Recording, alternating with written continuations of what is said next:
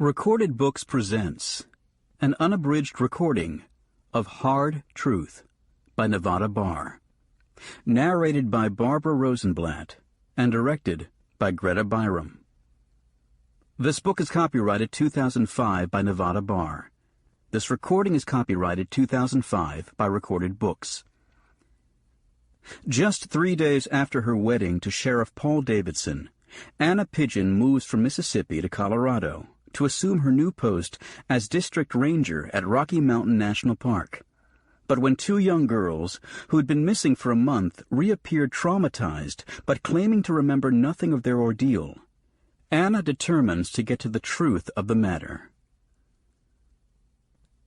And now, Hard Truth. Chapter 1.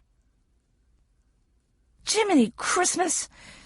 Heath resisted the call of stronger language out of respect for her aunt's southern sensibilities. Cross them or fold them or something. Don't just leave them laying there like a couple of dead carp. Heath looked away from her legs. Though they were tidily covered in denim trousers, and, to all intents and purposes, looked like the legs of any seated, trim, 41-year-old woman, she couldn't bear the sight of them. "How about I pretzel them?" Gwen said, turning from the campground's especially designed picnic table, where she was setting out a plate on the specially designed end so Heath's specially designed wheelchair would roll under oh so specially. "Why don't you get Wiley to do it? He's a highly trained helper." Heath looked to where the dog lay under the table, watching a mama mallard and her 3 late-season ducklings with an evil glint in his eyes. He was originally named Prince Theo III, but she and her aunt called him Wiley because of an uncanny resemblance he bore to the cartoon coyote after a run-in with roadrunners and sticks of TNT. "Wiley's off duty. Wiley's always off duty." Heath leaned over, her belly pressed against the wheelchair's safety belt, an indignity the doctors had promised she could forego when she got used to her altered circumstances and quit pitching face forward every time she leaned too far. With hands as angry and curved as talons, she grabbed her right ankle and jerked upward. She could feel the leg in her hands, but not her hands on her leg. It reminded her of a creepy childhood trick. Her best friend Sylvia would hold her palm to hers, then, feeling the backs of the fingers, one her own, one Heath's, she'd intone, "This is what dead people feel like," and the two of them would squeal in horrific delight. "This is what dead people feel like," Heath said. Gwen ignored her. Wiley watched the baby ducks picking at crumbs with a fluff of ducky butts and murmurs of ducky glee. Heath set her ankle on the opposite knee, like stacking firewood, and wondered if she'd cut off her circulation or done any other damage to her insensate lower half. At least the plastic tubes were gone. The modern-day Frankensteins who had reworked her lower half had cheerfully told her that regaining control of her bowels and bladder was a positive sign. She tried to be grateful for this small shred of autonomy and dignity left to her. For a couple months after the fall, she'd played Christopher Reeve, pretending to be as optimistic, as cheerful, but she was a lousy actor, and when the doctors told her, with a crushed 3rd lumbar vertebra, she had the chance of the proverbial snowball in hell of climbing again, she'd rung down the curtain, the first of many curtains. Little light now came into her spiritual house. "Shit," she said, for no other reason than it seemed to express the gestalt of the moment. Gwen turned, leaned on the prosthetically elongated end of the picnic table. Gwendolyn Littleton was Heath's aunt. She was 71, thin and in superb condition. Her hair was eternally and determinedly red. She swore she would go to the grave, clutching a bottle of Lady Clairol in one hand and a bottle of hormone replacement pills in the other. She wore her naturally frizzy hair up in a wild bird's nest she referred to as a Neo Gibson girl. Her face wasn't youthful or even pretty, but Heath loved it. Every wrinkle turned up at the end, forcing against gravity and life's myriad evils by Gwen's tendency to laugh at that which did not kill. She wasn't laughing now.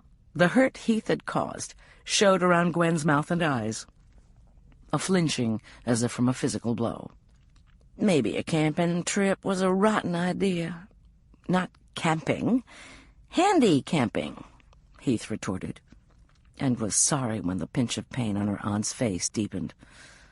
"Gotta call it something, sugar," Gwen said gently, her southern drawl making sugar the sweetest of words.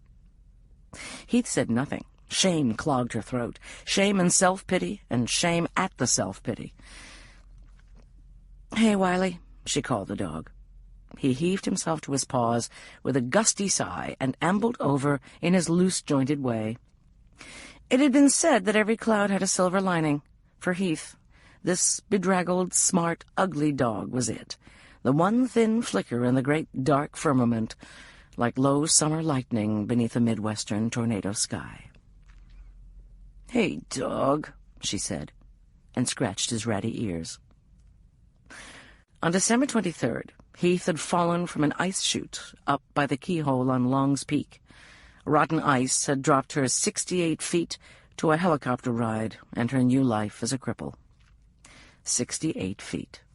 Lucky to be alive, everyone said. The hospital had been her world through March. Physical therapy, Prozac, more physical therapy, Effexor, pool therapy, Xanax. Lots of Xanax. Watching people in gaily colored scrubs, prattling in gaily banal conversation, manipulating chunks of flesh and bone she could no longer feel, gave Heath the creeps. On the Ides of March, she'd given up. Quit. The antidepressants she'd flushed down the john. She wasn't depressed because her brain didn't work. She was depressed because her life no longer worked. The wheelchair came in April, Wiley in June. The dog and Gwen kept Heath from folding like a cheap kite in a windstorm. "Lucky to be alive," Heath said, to see if it sounded true yet. It didn't. "Lucky for me," Gwen replied. And again Heath felt guilty. The late summer day had eased seamlessly into night. Stars appeared and disappeared as the last of the monsoons, the northern edge of them, visited Rocky, and thunder cells racketed around the mountains. Lightning flickered over Long's Peak and Flat Top. Thunder rolled down the canyons from the high places, bringing the ineffable perfume of rain on pines, an elixir that made even Heath feel alive. The feeling was followed immediately by the memory of a life. "What is it, darling?" Gwen asked, as she tidied away the ends of their meal, whisking the crumbs from the hot dog buns onto the ground for the ducklings. "You're feeding the wildlife," Heath accused, to avoid the question. "The crumbs just fell off." Gwen sat on the picnic table, feet on the bench. "You look so down. Mountain air's supposed to lift the spirits, make the heart sing." "Yeah," Heath agreed. Then the wine said, "It might work if I wasn't a fucking cripple." She smiled because Gwen wanted her to, but she could feel the riptide of alcohol and despair dragging her down to the cold, dark bottom of the sea, where one day she could drown in booze or bitterness. She tried to think of heroes, of Lance Armstrong, of the man who cut his arm off with a pocket knife rather than die in the wilderness, of those people who'd overcome and triumphed. But they could walk. An arm was nothing, a few toes, a foot, even one leg. From where she sat, those looked like a cakewalk. They, the lucky, the one-armed, the one-legged, the three-toed, were not helpless. It was the helplessness as much as the loss of her old life, her old self, that scared Heath witless. Scared her so bad she'd told no one, not even Gwen. Bears could eat her, fires burn her, criminals mug her, little boys torment her, and there was nothing she could do about it but rail pathetically or die. "Stop it," she said. "What?" Gwen, roused from contemplation of an ember in the barbecue grate, a poor understudy for a campfire, but all that was allowed in the park during fire season. "Wiley was licking my hand," Heath lied. Gwen looked at the relatively innocent dog lying some yards from the wheelchair, but said nothing. "I'm for bed. Not to sleep, to read," she assured her niece, and Heath wondered if the stab of fear she'd felt at being left alone had shown on her face. "I'm going for a walk. Roll," Heath announced, to prove fear wasn't what Gwen had seen. The older woman stopped, one foot in the tent, one out, the rain fly in her hand. Heath waited to be told not to go, or for Gwen to pretend she wanted to come along. After too long a silence, Gwen said, "Don't run over anybody," and ducked out of sight into the orange toadstool she was calling home for 3 nights. Heath would sleep in the back of the RV. It had been fitted out for her special needs. "Fucking Special Olympian," she muttered to herself, and unlocked the brakes on her chair, so Gwen would hear her rolling away and know she wasn't bluffing about the walk. Though she could afford a mechanized chair, she'd opted for the hand-powered variety. Rolling her own weight around was a small thing, but it mattered. Not much, but she had fallen from the realm of choosers into the realm of beggars, and she clung to it. The paths, Heath was enough of a snob she couldn't bring herself to call them trails, throughout the Sprague Lake handicamp, were wide and graveled. Like the picnic tables and toilets, they were designed to accommodate people with disabilities. The one she chose headed toward the lake, an exquisite shallow jewel of water, dammed in the early part of the 20th century to form a fishing lake for a lodge, long since dismantled. Having rolled a few yards, Heath stopped. The crunching of wheels on crushed rock should have convinced Gwen she'd really gone, and Gwen would be listening, worrying, waiting. Knowledge of this protective love grated on Heath's nerves. To be helpless was either to be alone or without privacy. The former was terrifying, the latter intolerable.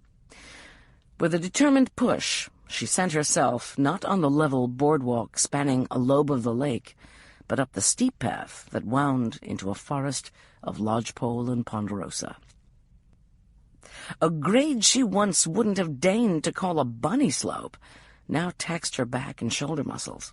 The vertebra she'd smashed was low enough she still had some motor control in her hips and butt. The doctors said that made her stronger. Stronger than what? She sweated and puffed. Effort filled the mind. Fear was not gone, only pushed back, just out of sight. It followed her, chasing her into the thicker darkness beneath the evergreens. Heath drove blind, but she didn't slow down. Knuckles brushed fur. Wiley had come unbidden.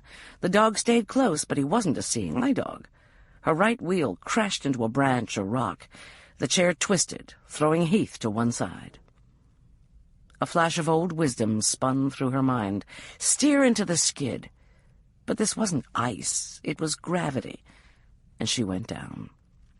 3 seconds in darkness, and not-so-free fall, took a long time and ended abruptly. Her elbow struck something soft. She had the decency to hope it wasn't Wiley. Above ear level, she could hear the spinning of a wheel. Only a few months had passed since she'd taken this seat that was to be hers for life, yet already she knew the wheelchair like liars claimed to know the backs of their hands. Each click and slip and groan spoke to her. By the clean whir of the hub, she knew the wheel hadn't been damaged. For half a minute she gave in to the rattle and hum of wheel and brainwaves sloshing against her reoriented skull. When her thoughts cleared, she took stock. Nothing hurt, but then half of her could be gashed and bleeding, and in the dark she'd never know it. "The hell with you, then," she muttered to her legs, and focused on that which was still sensate. The arm of the chair beneath her dug into her side. She could feel with a belt pulled across her abdomen. Because of the crazy-coiled wiring of nerves and sensations she retained, the medical wizards assured her she had the capacity to enjoy a fairly normal sex life, whenever that was. As a consolation prize, sex didn't cut it. Asked to choose between sex and a 513 pitch, Heath would have climbed. For a while, she lay still. The wheel spun. Mosquitoes whined in her ear. Strong in her nostrils, the smell of dirt and loam comforted her. Wiley licked her hands and face. Lying alone in the dark, A wreck of bone and metal suited her. Till she heard the snuffling. Then the fear she'd been running from caught up to her. Even fear had changed. When she was a real person, a whole person, herself, fear tingled and burned through her veins like lightning, electrifying brain and muscle, till she felt as if she could think her way through solid stone, outrun jaguars. Now it was a sick, cold thing that spread like poison, shutting her down, reeking out through her pores in a chill sweat. A woof. A piggy grunt. Bear. There were no grizzly bears in Rocky, but for the most part grizzlies weren't interested in eating people. They wanted to scare them away. Black bears, usually shy when they came to dine. A year before, a black bear had bitten into the skulls of 2 young men up at Fern Lake. They'd been sleeping in their tents. Surely even sleeping, 2 young men were more formidable than one middle-aged paraplegic strapped to an overturned chair. Sprague Lake Handicamp would be just the place for a hungry bear. Human snacks arranged on metal and plastic trays. The Park Service should have named the place Cantina de los Osos. Heath snorted at the thought, and the snuffling came again. Louder, closer this time. Wiley began to growl, low in his throat, the kind of growl that raised his hackles and hers. Primal in its intensity, fear ran through Heath like black ice. Even the quiescent flesh of her lower body seemed to thrum with it. Every cell demanded flight, and for one brief second, she believed she would rise up from the dirt and run from the woods. The adrenaline rush jerked her shoulders, but her legs remained dead weight. Wiley left her side, no longer growling, but rumbling deep in his chest. The bear would kill him, snap his scrawny neck with one swipe. The loss of the mangy-looking dog was more than Heath could stand. A modicum of courage returned. She could move. Fumbling at her waist, she undid the safety belt with more luck than dexterity. The weight of her legs pulled her over onto the dirt. She could feel it under both hands, beneath her chin.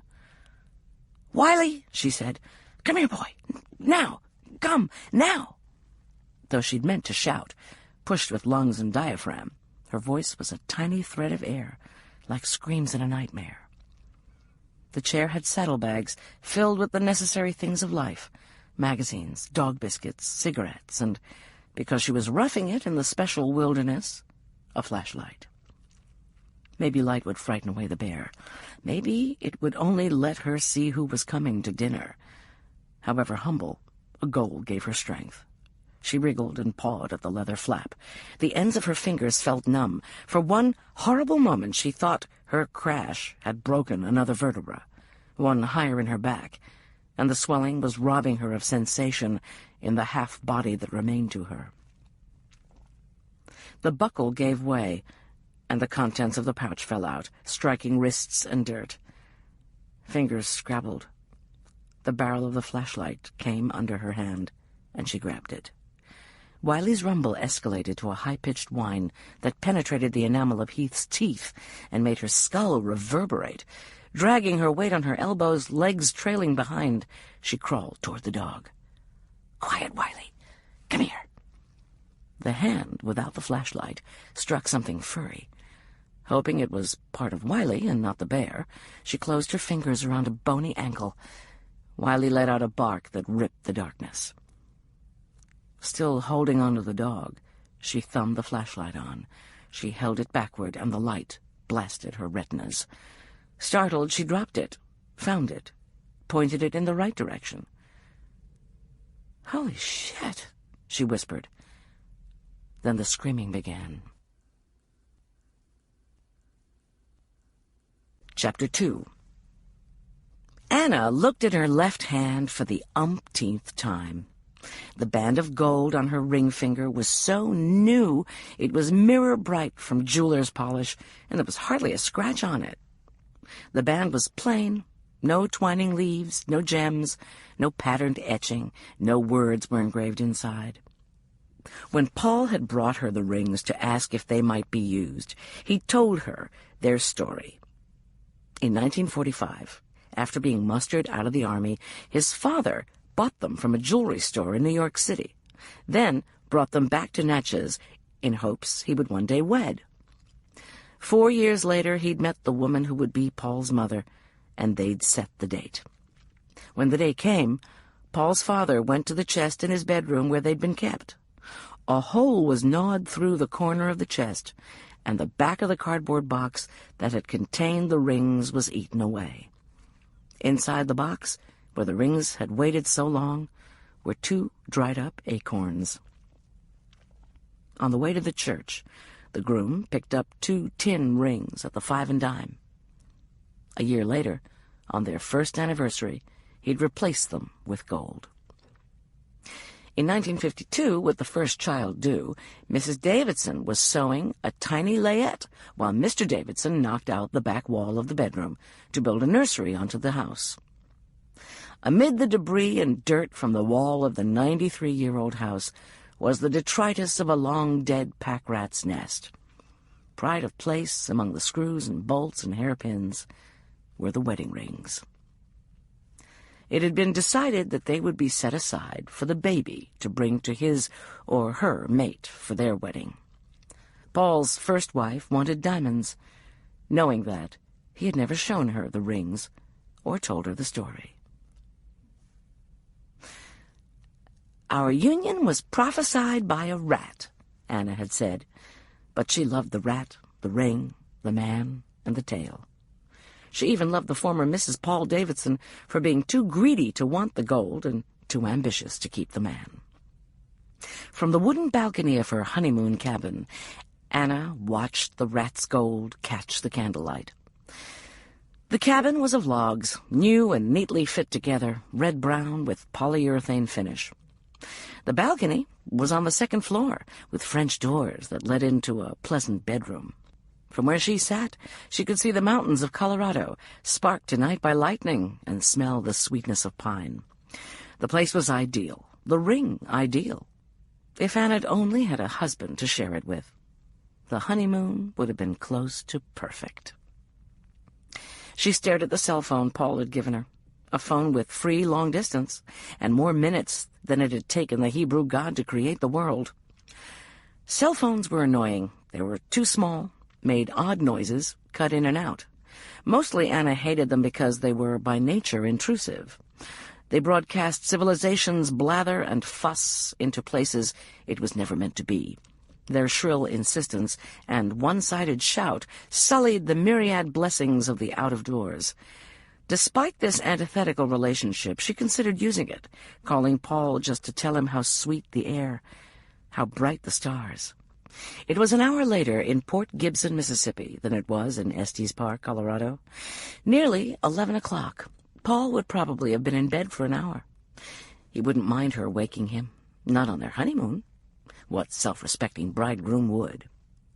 As she reached for the phone, the radio in the bedroom demanded her attention.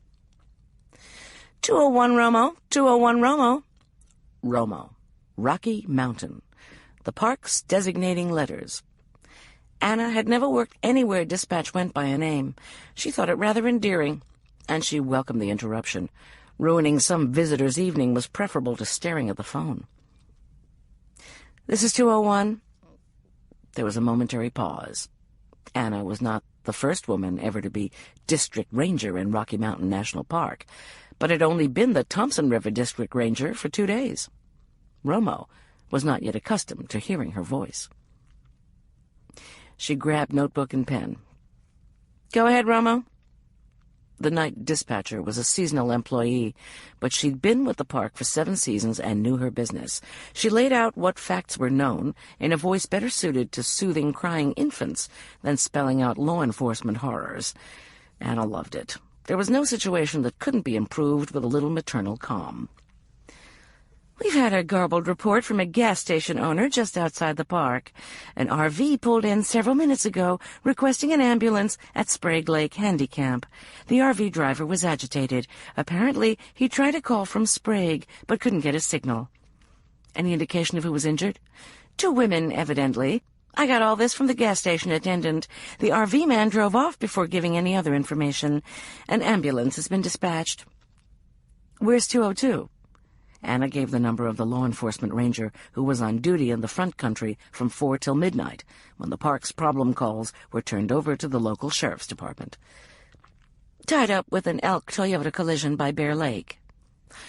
I should be at Sprague in 10 to 15 minutes, Anna said, and broke contact. The cabin she rented from the NPS was on the outskirts of the park across from the visitor center. She was so new to the place she had yet to unpack, and cardboard boxes took the place of furnishings. Most of her things hadn't been moved, only as much as could be loaded into a small U-Haul in a hurry. This proof of the unsettled nature of her life was sufficiently depressing. She was grateful when she could leave it. Out alone at night, the dark mountains around her, Moraine Meadow rolling out gray and silver to the west, the scent of rain and pine and dust gentle on the air blowing in through the car's window. Anna was reassured she'd made the right decision in leaving Mississippi, leaving Paul. District Ranger in Rocky Mountain was a pay grade higher on the government service scale, and the park itself considerably upped the food chain as far as glamour, adventure, and political clout went than her old duty station, the Natchez Trace Parkway. It was an opportunity that wouldn't knock often. The plum had only fallen to Anna by way of a series of fortuitous events. Lorraine Knight, the chief ranger at Yosemite, with whom Anna had worked in the past, had taken the deputy superintendent's position at Rocky.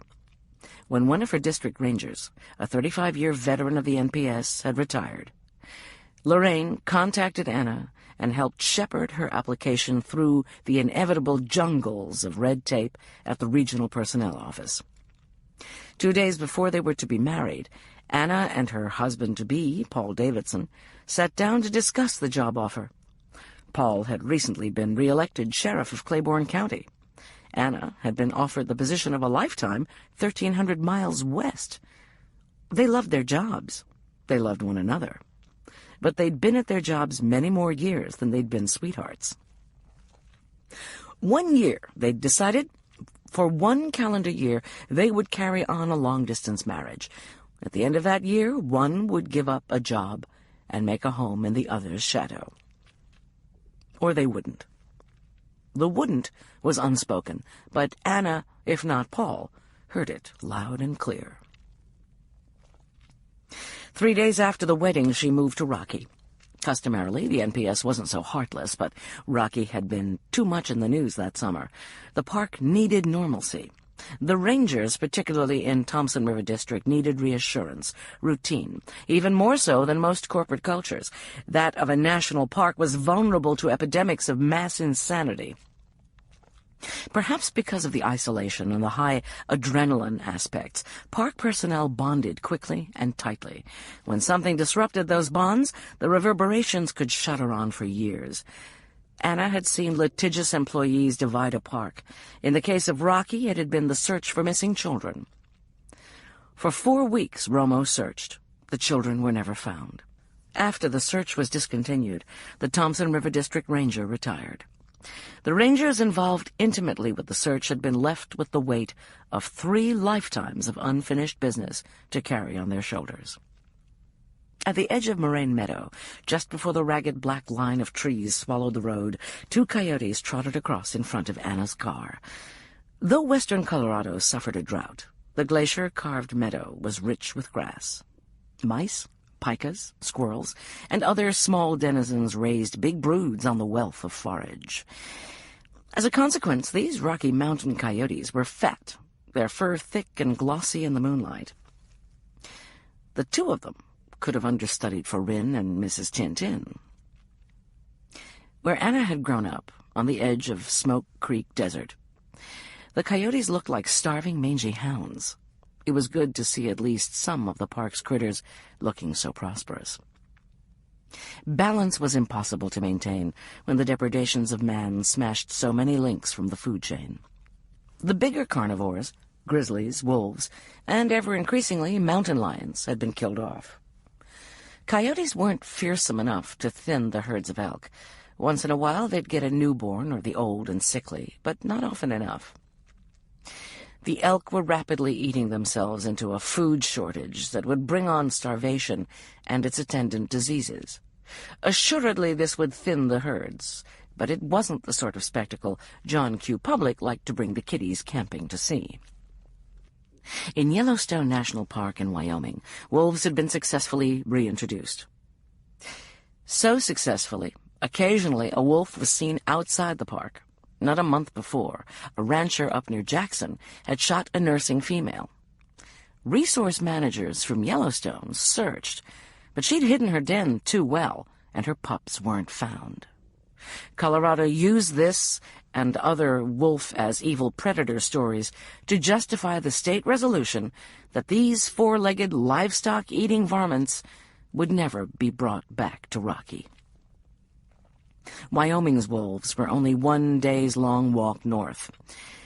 There were those hoping a few would take it into their heads to cross state lines.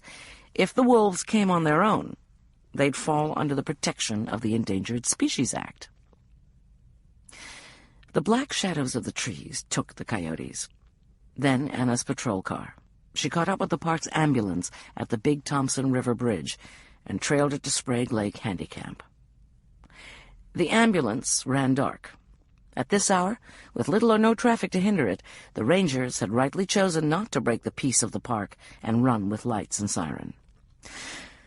Sprague Camp's toilets were on a center island in the middle of a large parking lot with spaces radiating out like spokes. The rim of this ovate wheel was where the sites were located, all of them with easy access by graveled path to the asphalt. The ambulance and Anna circled the lot slowly.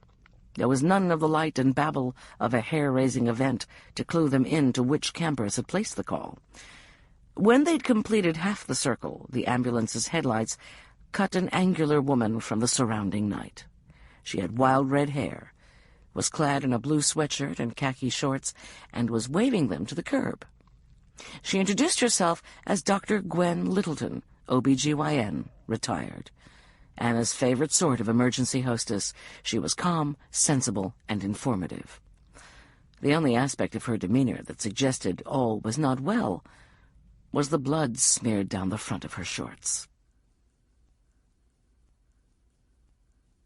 Chapter 3. "No, no," Heath was crying, but the screaming wouldn't stop. Her mind jumped to its feet and ran to them. The need and the response to it were so great it startled her to find she still lay on the ground, less ambulatory than a beached whale. With sudden inspiration, she turned the light back on herself. "See," she said, "a lady, just a crippled lady. See my chair? I crashed. I can't hurt you. Look." She shone the light down at her legs. "I can't walk. You're okay. Hush now. Hush." They couldn't have been more than 12 years old. Both were thin to the point bones stuck out at pelvis and collarbone. Heath could see this because they wore nothing but filthy underwear.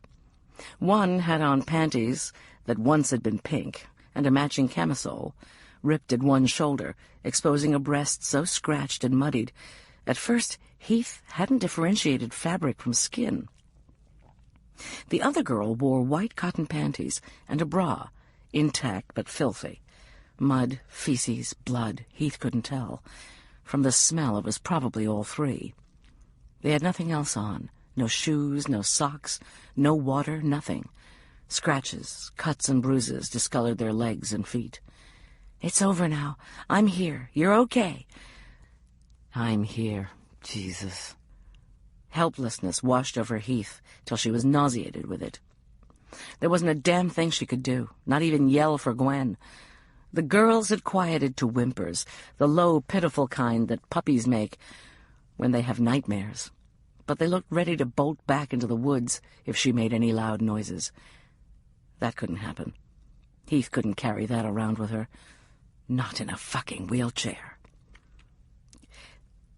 "Could you please help me?" she said finally, her voice as soft and kind as if she lured bunnies from their burrow. "See, I'm paralyzed, and my chair fell over, and I can't get myself up." In all the months since the accident, Heath had never once asked for help. Now that she did, she felt as if she were lying. The fact that it was true, and that she asked it of two little girls who couldn't even help themselves, struck her as horrifically funny. and she laughed. The sound struck the girls like a blow, and they skittered, ready to run. "Oh, my God, please!"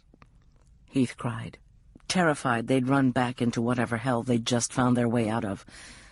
"I'm hurt. Please help me. I'm hurting." This last was a lie. Not only was there no feeling in half of Heath's body, but there was enough adrenaline in her veins, she doubted she'd have felt pain even if she'd crashed in a nest of yellow jackets. The girls stopped. One of them, the one with the bared breast, took a step closer. "I'm all tangled up, see?" Again Heath shone the flashlight on her legs and the overturned wheelchair. "We thought you were a bear," the girl said, in a voice years too young for the body it emanated from, the voice of a 3-year-old. "I thought you guys were bears," Heath told her. "I got scared and tried to get back to camp, but my wheelchair fell over." "Heath? Heath!"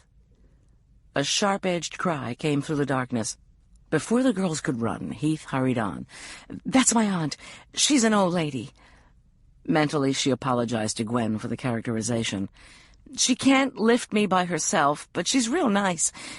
She made s'mores for dessert. They're real good. There's some left."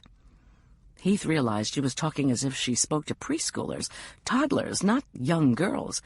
But these battered children had slipped back in time and mind, and treating them like babies felt right. "Heath, damn it, answer me!" Thunder sounded in the distance, underlining Gwen's shout. "Will you stay and help my aunt put me back together again?" Heath pleaded. "Humpty Dumpty," said the one who'd not yet spoken, and she giggled, a high, uneven sound with the broken notes of hysteria beneath. "Just like Humpty Dumpty," Heath said and smiled. "Okay, I'm going to holler for my aunt. Don't be scared. She's a nice person and a doctor. A lady doctor. Ready?" "Up here," Heath yelled. "Up the trail on the eastern side of the tent. Bring a light." "Heath!" Gwen cried again, and there was the sound of feet pounding up the trail. "Youch!" and damn it. And Gwen stumbled up to the overturned chair. "Are you all right? My God, I heard screaming. Gwen," Heath stopped her with a concrete tone, "I want you to meet some friends of mine." Heath shined her light on her aunt's face to show the girls Gwen was truly, if not as she represented her, at least a kindly soul who did not apparently devour lost children. "My aunt." Introduction made, she turned her light on the girls still in the woods, still poised as if for flight, or a blow. Gwen's light followed in natural succession, and the children cowered. "Oh, my heavens! My heavens, my darlings, poor babies! Y'all come here. Whatever happened? No, never you mind that. Whatever it is, it's over. Come on, sweethearts. Oh, look at your little feet." Gwen started toward them, propelled by a maternal instinct that had inspired her to deliver thousands of babies and take care of their sniffles, mumps, and other disasters, large and small, till they reached young adulthood. The girls were mesmerized by the soft southern flow of motherly love, but didn't leave their woodland darkness till Heath remembered Wiley. Or rather, Wiley intruded into her world again by pushing his nose under her arm. Good sense or good training had stopped his aggression the moment Heath had identified the girls as non-threatening. Something, probably the arrival of Gwen, a witness to his dereliction, made him decide it was time to come back on duty. "Bring them to me," Heath said to the dog, and pointed at the shivering, half-naked creatures. Obligingly, Wiley trotted into the circle of illumination made by the two flashlights. The dog Gwen had bought, in hopes of increasing Heath's so-called independence, might not have won a single show or even placed. He wasn't the best or smartest helper.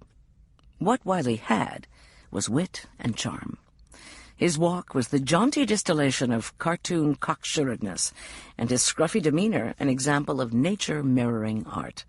Crooked whiskers, half-salute ears, baleful grin, raggedy fur. His maker had fashioned a Disney star. Only fate had decided he had a higher calling. "Ooh," the girls cooed, like a movie audience when baby tigers gambol onto the screen. "A dog." Wiley sat down neatly in front of them and cocked his head as if in approval of their astute zoological perception. That pose complete, he bowed down, front legs outstretched, chin on paws. "He's a ham," Heath said, half apologetically, from her bed of dirt and rock. Now that the excitement was over and Wiley had successfully taken the intruders captive, her elbows were registering complaints about supporting her body so long. The children followed Wiley out the 3 or 4 yards from forest to path. They were in sorry shape. How sorry, Heath guessed, from the sharp intake of breath full view of them elicited from her aunt. "Go ahead back to camp," Heath said. "I can get myself righted." No, I can't." Gwen looked from Heath to the girls and back, the look of panic on her face as she struggled with the minuscule Sophie's choice, whether to leave her crippled niece sprawled helpless in the dirt, or to get the children to safety and warmth before they bolted or collapsed, infuriated Heath. "I can do it," she hissed, hating herself because maybe she couldn't, and hating Gwen because maybe she knew it, and hating the sound of her voice, peevish and beseeching at the same time. Gwen hesitated just long enough Heath wanted to spit at her like an angry cat, or cry.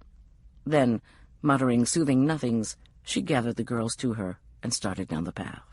Heath allowed herself to lay her head down for a moment, cushioned on her folded arms. She was exhausted in mind and body and soul, the kind of tired that gets in the bones, replacing marrow with tears. She couldn't get back in the chair. She doubted she could even set the chair back on its wheels. The fall from the ice hadn't merely taken her legs, it had taken her strength, her endurance, her willingness. Hot, none too sweet-smelling breath blew on the back of her neck. Wiley had stayed behind.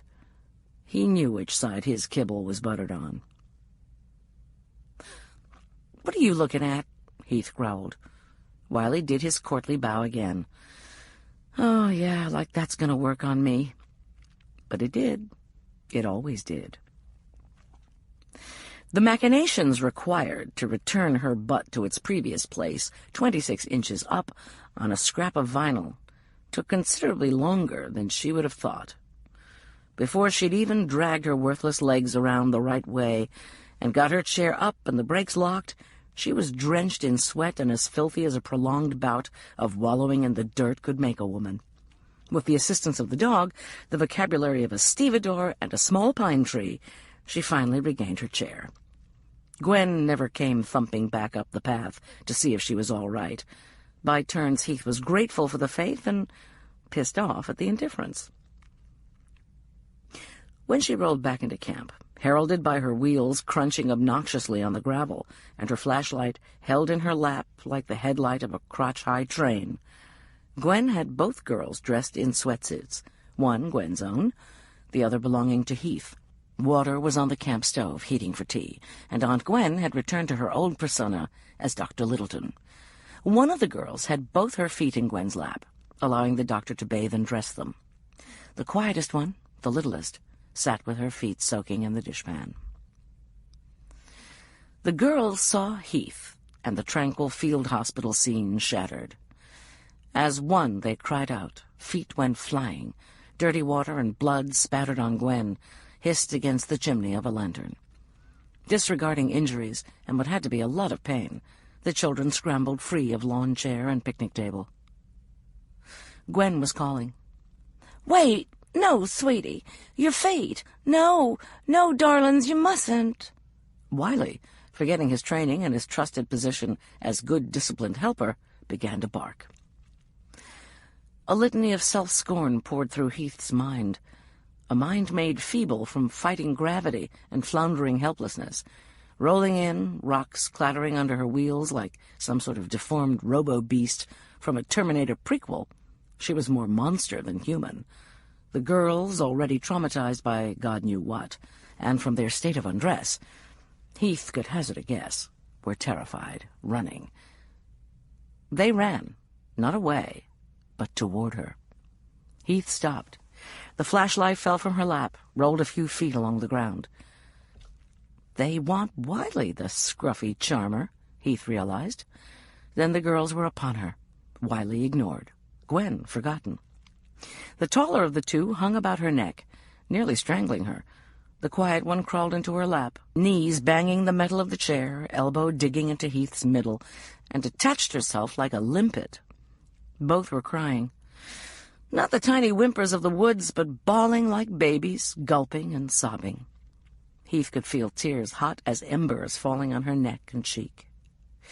These two battered girls saw her as their savior. Heath felt like a fraud. Wiley had found them. Gwen had rescued them. All Heath had done was writhe on the ground like a half-squashed earthworm. "You poor little buggers," she said softly. "You must have had a real bad rap." Gwen and Wiley shepherding, Heath blew out the last of her strength, pushing her wheels through the crushed rock with her added burden. The smaller girl did not want to leave her lap, and for reasons she wasn't certain of, Heath didn't want to make her. Maybe it was just that whatever had happened to the girl, it was probably ugly. Definitely ugly. Maybe uglier than anything that had ever befallen Heath. Even waking up in a hospital room and being told she'd never walk again. If sitting on a rolling lap, clinging to half a middle-aged ex-climber, comforted her, so be it. And maybe Heath needed a little comforting herself. Gwen coaxed the girls back to their former positions. The lap-sitter was finally lured to the bench and allowed her feet to be returned to the dishpan, but chose not to let go of Heath's hand. Wiley took up guard duty while Gwen redressed and bandaged the other child's feet. After the tightly knit darkness beneath the lodgepole pines, the light of Coleman lanterns was shockingly bright. For the first time, Heath was able to see what her dog had sniffed out and her aunt had brought home. The limpet, the darker, smaller girl, who'd flung herself into Heath's lap and still clung so tightly to her hand she wondered if she'd be able to use a knife and fork again, had jaw-length red hair and brown eyes. Shock or night or drugs had dilated her pupils till they looked as black and bottomless as deep wells. Dry wells.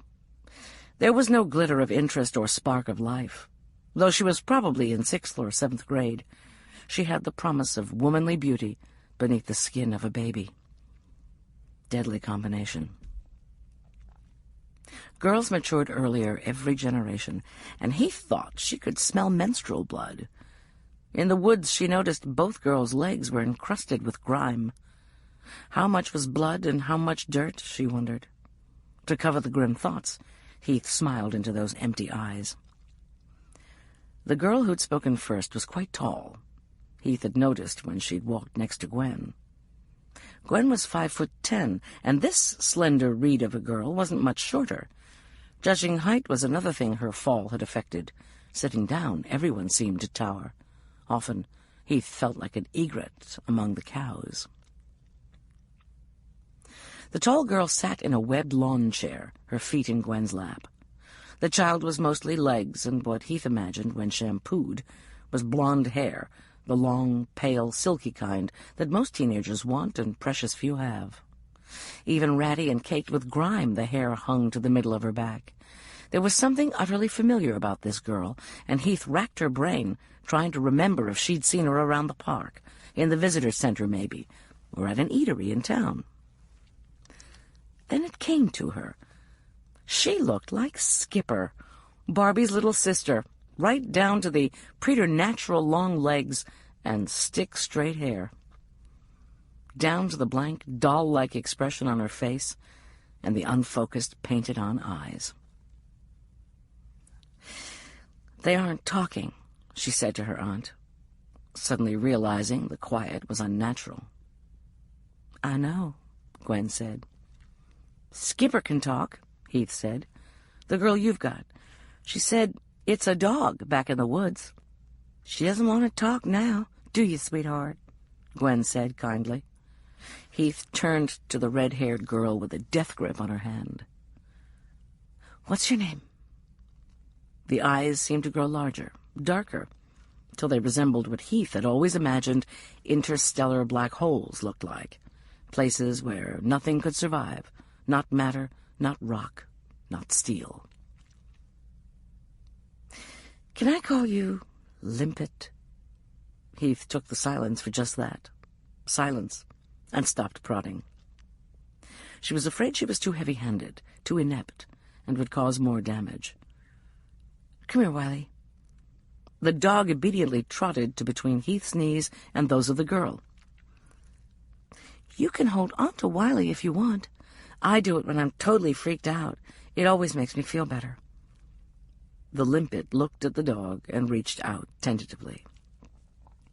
Her hand was babyish, dimples where knuckles would one day be, wrists barely defined. Her finger ends were raw and bloody, the black of dirt and old blood, caked under the nails, in the tiny creases in the once smooth skin. "Go ahead, pet him. He doesn't mind. I think it makes him feel important." The small hand closed in the thick fur of the dog's ruff. Wiley sat very still and grinned. "They can understand us at least," Heath said to her aunt. Then, "Oh, shit, we should call somebody," as she remembered her responsibilities. "I've already tried," Gwen said. Skipper's feet were cleaned and bound. The doctor set them gently on the ground and moved over to attend to the Limpet's feet. "Cell phone won't work in this canyon. The guy camped next to us offered to drive in toward town till he could get a signal and call the rangers." Good. Heath should have thought of that. Since the accident, things had been dropping through the cracks in her brain. Sometimes it felt as if, in losing her legs, her independence, and her mobility, she'd lost part of her mind as well. She'd wondered, but never dared to ask the doctors, for fear they'd add crazy to the list of things wrong with her, if the much-vaunted muscle memory was an actual real thing, bits of knowledge stored, not in the cells of the brain, but cached in cells in other parts of the body. When her brain had lost contact with her legs, had it also lost access to information, memory, and experience, as well as sensation? The sound of a truck engine vibrated out of the trees, and a boxy white ambulance came into view at the far end of the parking lot. "Your guy must have got a signal," Heath said. "Finish her." Gwen put the Limpet's dripping feet in Heath's lap and rose to go flag down the ambulance. Heath's little bears were in bad shape, but of the obvious injuries, those to their feet were the most serious. It was a testimony to their courage and fortitude, or their desperation and terror, that they'd kept on keeping on, putting one bloody, ragged little foot down in front of the other. And it was a testament to their peculiar attachment to her that they'd leaped up and run to her when she'd wheeled into camp. By the bright yet unilluminating glare of the Coleman lanterns, Heath could still make out the bloody prints their passage left on the crushed gravel. She cupped the battered heels, one in each of the palms of her hands, and looked into the hopeless darkness of the Limpet's eyes. Wind gusted through the trees, making the night sigh around them. "Hey, sweetie pie, where you been?" she whispered. The eyes might have glimmered. Something as tiny as a minnow at the bottom of a deep, night-bound pool seemed to flicker. The Limpet's lips parted in an exhaled breath. "What have you got for me?" came an alto voice, firm, authoritative, and loud as a sonic boom, in the fragile whisper of contact Heath had managed to establish with the child. A woman, mid-40s or early 50s, under the brim of her flat hat, collar-length hair waved more white than brown, walked into the light. She wore the green and gray of an MPS ranger and carried a gun that was probably standard size, but on her slender hips looked huge and black and in your face. Heath was teetering on disliking her for a number of reasons, starting with her untimely arrival and her doing so on two good legs, when the scales tipped suddenly from casual dislike to overt hostility. Skipper and the limpet began screaming as they'd done when she'd come upon them in the woods. The fragile calm she and Gwen had knit for them shredded. The fragment of light or life Heath had seen in the limpet's eyes dove into her internal darkness. The ranger raised both hands as if to show she was harmless and backed away, murmuring, "It's okay. Take it easy. Nobody's going to hurt you. You're okay." The tone and gesture might have struck Heath as commendable in another person at another time, but the girls had ceased their shrieking and began to cry, silently, not the snotty, gulping children's sobs they'd drenched her neck with, but the slow, unstoppable tears of old women who knew nothing but despair. Heath had great respect for the instinctive character judgment of dogs and children. True, Wiley was wagging his tail, but this time he'd been outvoted. Chapter 4. "It's okay. You're okay. My name's Anna." Anna had walked into a lot of situations over the years where people weren't all that happy she'd shown up, but she couldn't remember entire parties bursting into tears at the sight of her. The rangers behind her, EMTs who'd brought the ambulance, didn't seem to reassure the children either, though Ryan, a seasonal so cute he actually had an echoing dimple on his left dimple, usually reduced girls of this age to simpering, giggling blobs of hormonal adoration without even trying. The children weren't alone in their antipathy. A disabled woman, 50-ish, and probably fairly good-looking when her face wasn't screwed up preparatory to spitting nails, sat in a wheelchair near the picnic table. It was impossible to tell how tall she was, and briefly Anna wondered if the question of height became moot when one was relegated to a chair. Petite, probably, she was delicate-boned, her face almost a perfect oval and capped by short, very dark hair in a pixie cut. Cheekbones slashed hard lines below her eyes. Dark brows, straight as a die, ran parallel above them. On a good day, her lips might have softened the effect. Tonight, they were as uncompromising as brows and bones. One of the girls had thrown herself into the woman's lap when Anna had come on the scene. The kid was too big to be a lap baby, and her legs stuck out over the spoked wheels like jersey-clad sticks. Dr. Littleton had run to a tall, skinny child and wrapped an arm protectively about her narrow shoulders. This girl didn't cling, but sat rigid, her hands squeezed tightly between her knees, her chin tucked into her chest. Curtains of filthy, matted blonde hair hung over her face like vines over the mouth of a cave. Doing everything she could think of to make herself small and non-threatening, Anna backed to the edge of the light, squatted on her heels, and removed her Stetson. She raised a hand to keep the EMTs back. Neither girl had anything life-threatening that was readily apparent. What was apparent was that they were suffering severe emotional trauma. Anne wasn't in the mood to exacerbate it any more than she already had. At least the camp dog seemed glad to see her. He was a scruffy excuse for a helpmate, which Anna guessed he was by the vest he wore. A lab shepherd mix, maybe? One that had been washed with dark colors and tumbled in a too-hot dryer. "Hey, fella," she said. Wagging his tail amiably, the dog came over. The woman in the wheelchair shot one of them a filthy look. Anna couldn't tell if it was aimed at her for some unknown reason or at the dog for consorting with her. The pooch sat and presented his ears for scratching. For a minute, Anna tended to the animal, waiting for a bit of the tension that had come with her and the two EMTs to drain out of the camp. The weather gods were not helping. As they did most every afternoon, thunderheads had been building. Often, by nightfall, they'd dissipate. Not tonight.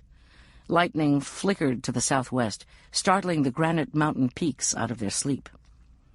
Thunder rolled around as if auditioning for the roadshow of Rip Van Winkle. Anna could smell rain and taste the ozone on the back of her tongue. It was a night when, had she been a cat, she would have raced from room to room, leaping at shadows.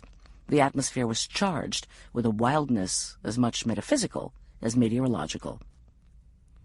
When the air felt less electric, without rising or leaving the dog, Anna addressed the older woman. "Dr. Littleton, can you tell me what happened?" The doctor rose, stepped into the light, and spread her hands as if she were about to give a formal oration. "My niece," she said. "This is my niece, Heath Jared." "Anna Pigeon, District Ranger." Anna introduced herself. Heath had gone for a walk. The word walk clanked against the metallic reality of the wheelchair, and the doctor came to a stop. "Which path did she take?" Anna asked, to get her over the rough patch. "Talk to me," the disabled woman demanded. She'd been growing more restive by the moment. Something had just reached critical mass. Anna could hear the ominous quiet of nuclear fission clicking behind her teeth. "What path did you take?" Anna repeated neutrally. It was too late. Miss Jared had apparently reached a psychic point of no return. Despite the fact she had, nominally at least, gotten what she wanted, she pushed on. "People think a chair makes a person stupid or invisible or deaf. I can hear you. This is a wheelchair, not a fucking cone of silence." Anna laughed before she could stop herself. A laugh might not have endeared her to the woman, but it served to startle her out of her fit of pique. "So you went up the path. Which one?" Anna asked. Question by question, she got what she could of the story. It was short and simple. Miss Jared wasn't inclined to be particularly helpful. The telling of the accident on the path and the discovery of the girls in their underwear was shortened to the point of haiku. "My chair, it tipped, fell. The girls were there in the woods. Aunt Gwen fixed their feet." The law enforcement officer in Anna was annoyed that any part of the girls that might contain trace evidence had been tampered with. The halfway decent human part of her was glad the children had been provided with some relief.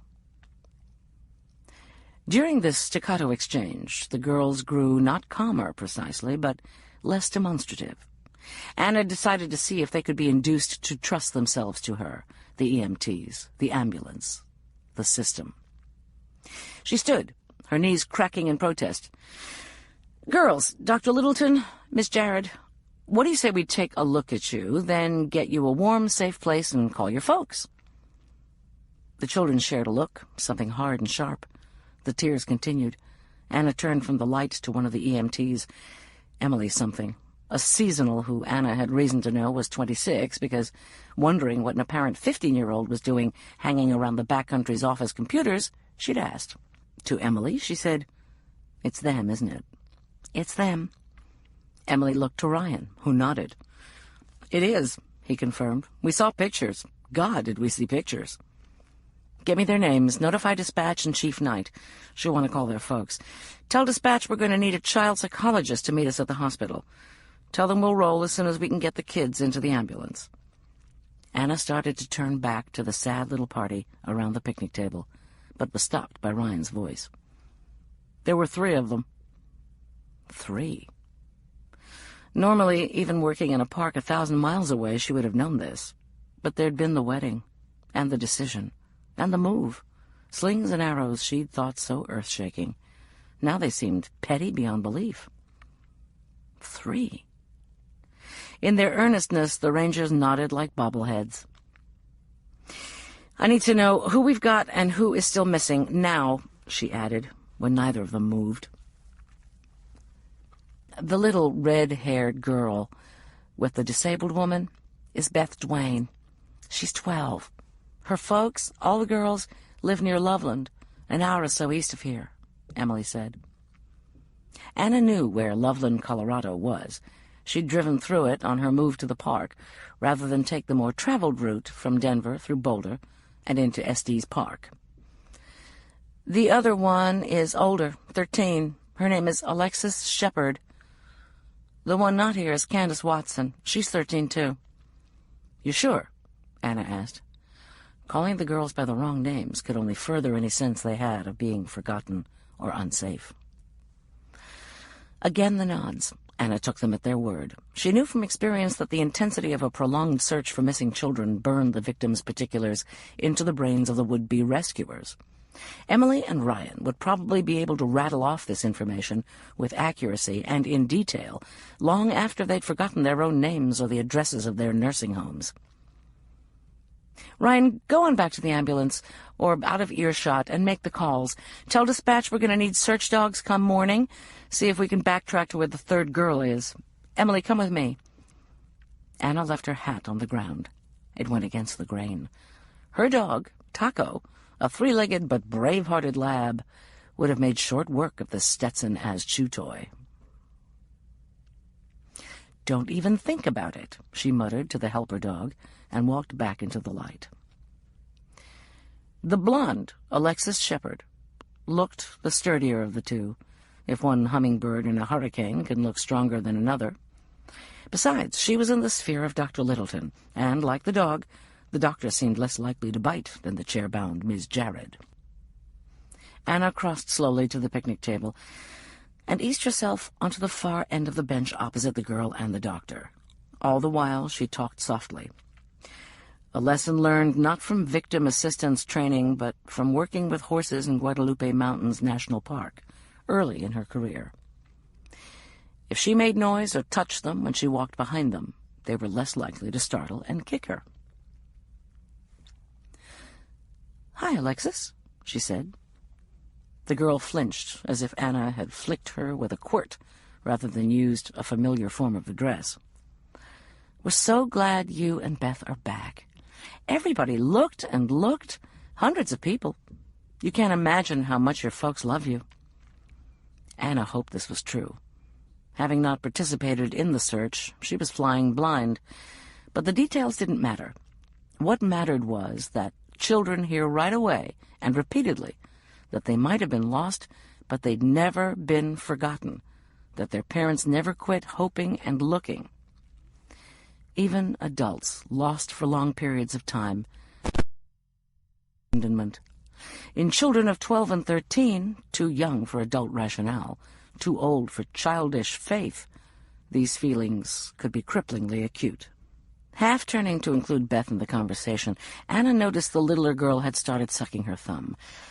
"Ryan, he's one of the rangers who came to help us take you to your families, has gone to call them so they can meet us at the hospital." "This here is Emily. She's a ranger, too. If you'll let her, she'd like to check real quick and see if you're hurt. Then we'll get you out of here. How does that sound?" Anna thought she'd made the whole thing sound pretty doggone spiffy, but both girls hung their heads. Literally let them hang from the very top vertebrae till their noses pointed at their navels. The tears fell unimpeded onto the fronts of the borrowed running suits. The Jared woman held the one girl in her arms like a bundle of laundry. She must be a good deal stronger than she looked, Anna thought. The kid would weigh close to 80 pounds. Dark thoughts crowded in. These kids didn't seem thrilled to be back, just relieved to be gone from where they'd been. They didn't cry for Mama and Daddy. The promise of home didn't bring on renewed energy or hope, but an increase in anxiety. Maybe they hadn't been lost. This kettle of worms had been thoroughly looked into long before Anna came to Rocky. The possibilities were runaways, stranger abduction, accidental death, or abduction by a family member. The lack of enthusiasm Beth and Alexis showed when the words parents and home were bandied about suggested either runaways or possible abduction by a family member. Anna let it go for the moment. The first order of business was to get them to a medical facility. Moving emotionally damaged children was not something she'd done much. Did one drag them shrieking to the ambulance and lock them in? Force them into the cage in the patrol car at gunpoint? They needed psychiatric care. They needed nurses, mommies, the kind of succor she couldn't even begin to offer.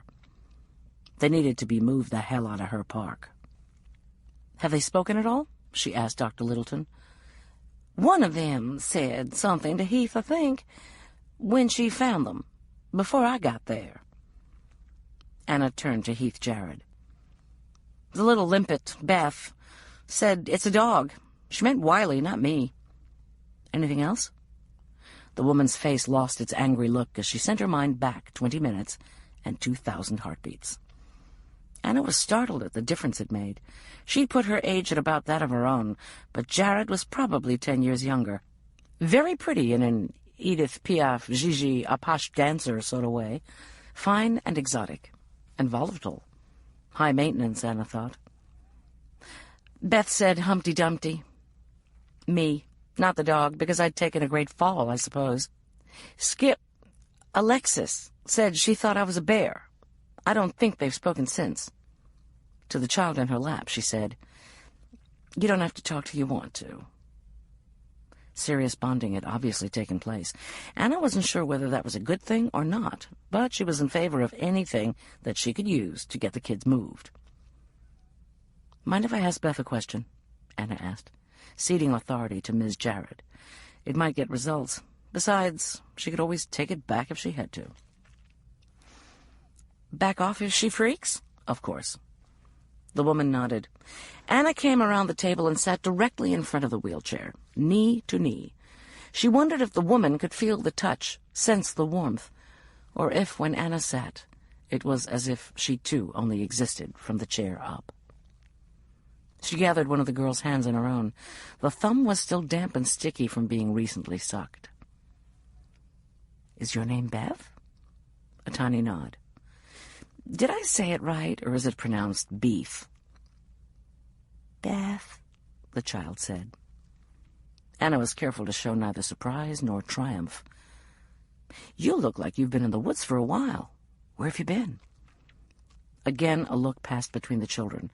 Confusion, complicity, reassurance, shared terror, accusation, surprise. Anna couldn't read it. Emotions were too high, the light too uncertain. "I don't know," Beth whispered. "How about you, Alexis? Do you know what happened to you?" The blonde shook her head. Anna turned back to Beth. "There were 3 of you. Candace Watson was with you. Do you know where Candace is?" The silence was so long, Anna thought the girl had clammed up again. Then Alexis said, "She stayed with Robert." "Shit," she heard Emily whisper from the far side of the picnic table. "Who's Robert?" Anna demanded. "Robert Prophet," Emily replied. "He was the Christian youth group leader who got lost himself looking for them, then reported the girls missing 24 hours after they'd disappeared. You wouldn't believe how tore up he was about the whole thing. Ran himself into pneumonia going out with the search teams. He said God had given them into his care, and he loved them like his own sisters." Emily's voice was even, professional, but her sweet young face had hardened to the point it was neither sweet nor young. Emily hated Robert? God? Herself? If she didn't watch it, Anna knew, one day that hatred could become a way of life. "Okay," Anna said. "Dr. Littleton, Ms. Jarrett, help me get the kids out of here. It's going to rain." Chapter 5. When the heavens finally opened and let loose a biblical downpour, Anna was glad. Alexis Shepherd allowed herself to be loaded into the ambulance without a fuss, without anything. She said nothing. Her face was emotionless. Her body moved sluggishly. The girl acted as Anna had witnessed scores of the undead. Zombies, wraiths, pod people. Even the occasional vampire behave on screen. Life without life. Movement without soul. Animation without spirit. Such was Alexis' apparent internal wasteland. Anna felt positively guilty when she found herself wishing a like fate on Beth Duane. She had returned to a state of selective mutism. She remained on the disabled woman's lap. She'd returned to her thumb-sucking. When Anna and Emily tried to remove her from the sanctuary she'd found between the spoked wheels, she'd closed her fists in the front of Jared's jacket, howled like a banshee, and kicked out.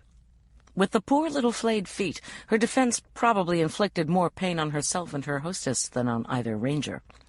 Ms. Jarrett's face became an unnatural shade of gray, and sweat beaded at her hairline despite the chilly edge of the wind.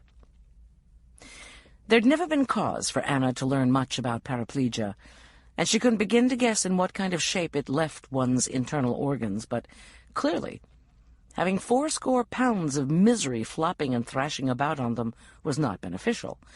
She had to give Jared credit for fortitude and stamina. She never complained and never lost patience with the little girl. The same courtesy was not shown Anna. She was snapped and snarled at more than once, and not by the silly-looking dog.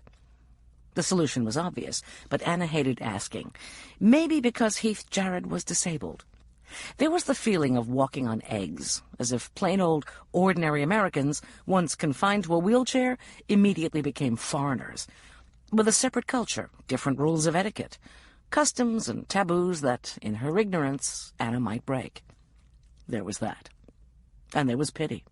That creeping, mealy-mouthed cousin of goodness that oozed out in a parody of empathy, leaving the perpetrator nauseated and the victim feeling worse than before. Pity was born of fear. Anna wasn't afraid to die, but to be broken so bad no one could fix it, and in such a way that life and comfort became dependent on being helped by others, that thought made her blood run cold.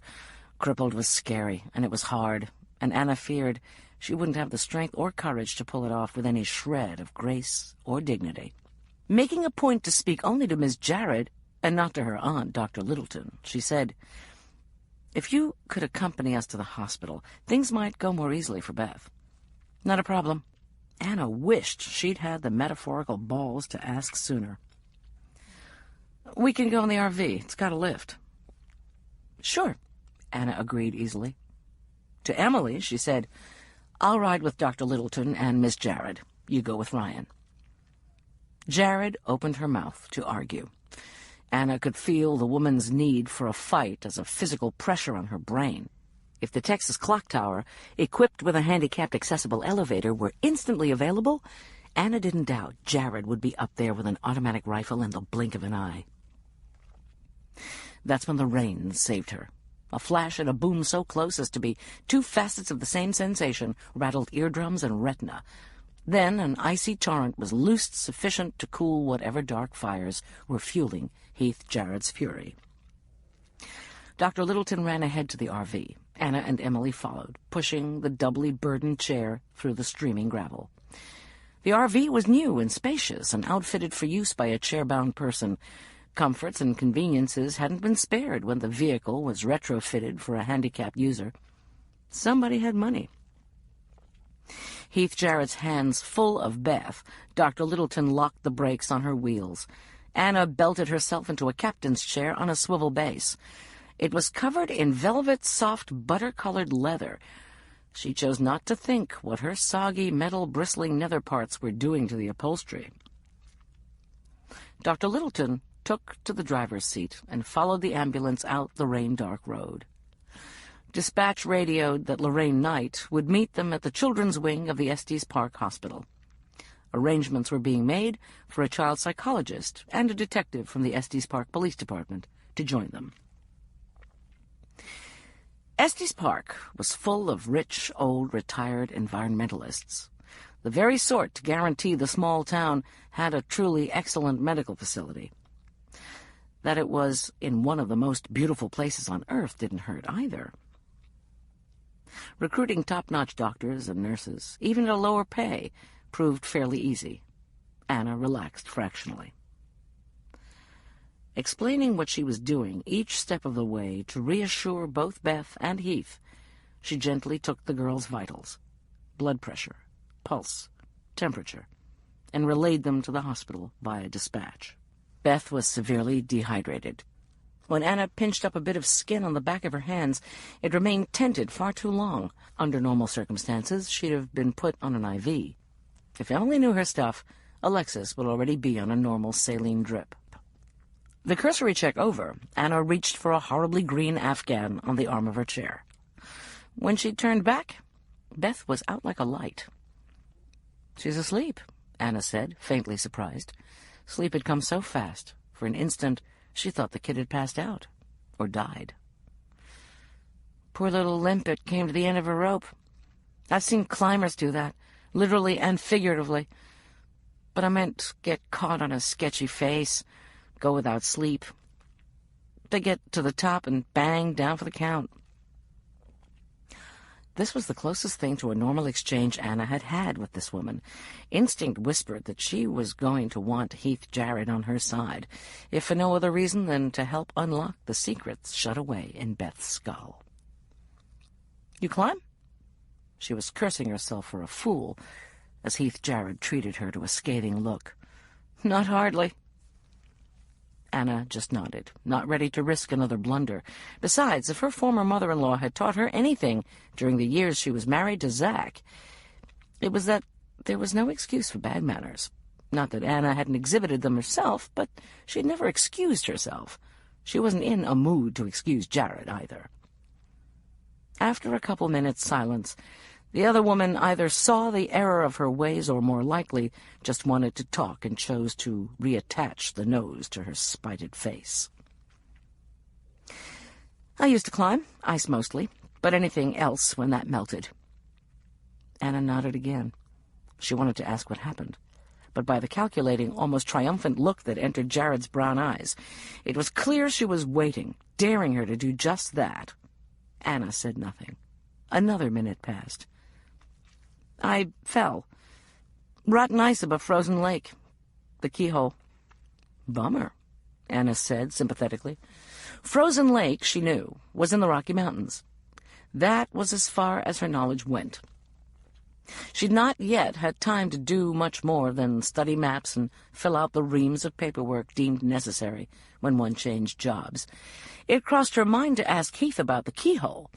There was no way quicker into another's heart than letting them be the expert. But something made Anna leery of exposing any weakness. Perhaps it was that Jared was fanatical about showing none herself.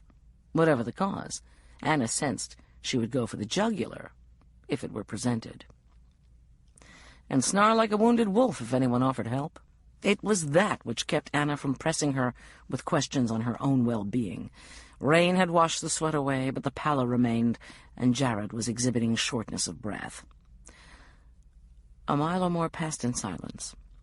When Heath Jared spoke again, her tone was slightly less pugnacious. "What can you tell me about the girls?" She looked down at Beth, sound asleep on her lap. "May I take her?" Anna asked, wanting to ease Heath's stress. Fight came up in Jared's eyes. "She must be cramping up," Anna said. "If I move her to the sofa, I can stretch her out." The appeal to Beth's comfort did what no other argument could have. Heath unlocked the clasped hands that had been keeping the girl from sliding off her splayed knees. Gently, Anna lifted the child. Half sitting in a moving vehicle, the dead weight pulled viciously at her lower back, but she remained steady until she had Beth resting on the sofa. For a moment, Anna listened to her breathing, assuring herself she was truly and deeply asleep. Then she set her mind to Heath's question. Jared could be said to have a right to know. During the time that had elapsed since she and the EMTs arrived on scene, much of the story of the 3 missing girls, read in daily snippets from the morning Ranger report, a rambling collection of incidents from parks all over the country, had resurfaced and coalesced in Anna's mind. The tale of the search had been published in broken pieces as it unfolded, pieces that were mixed in with the stories of wildfires burning out of control in Southern California, the badly decomposed corpse of a man wanted in the killings of 2 students at a boys' school in Pennsylvania turning up on the trace, apparently death by drinking battery acid, notes to the dead boys in his pockets, a series of rapes at Lake Mead, car lootings perpetrated by bears at Yosemite, and an organized ring of humans at Yellowstone. Dozens of ongoing sagas. Summers were busy in the parks. It took Anna a moment to sort out the relevant fragments pertaining to the girls and put them back together. A while back, 6 weeks, I think, a church group was up at Odessa Lake on a weekend campout. A youth group. Girls, 6 or 7 all told. They were slated to stay 2 nights, Friday and Saturday. The girls were teens and preteens. If I remember right, the youngest was 11 and the oldest maybe 15. It was some kind of religious outing, Bible study on the rocks or whatever. Heath's eyes narrowed fractionally, and Anna realized her cynicism was showing through the narrative. Since becoming engaged, married, she reminded herself, unconsciously turning the gold band on her ring finger, to an Episcopal priest come county sheriff, she had worked hard to keep her ungodly thoughts from poking into others' belief systems. At times like this, when a truly heinous act sent its unholy stink to high heaven, that resolution failed her.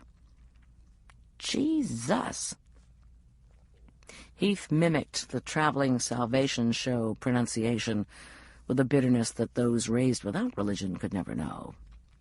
Anna wondered if the fall that took away the use of her legs had started Heath on a vendetta against her personal god.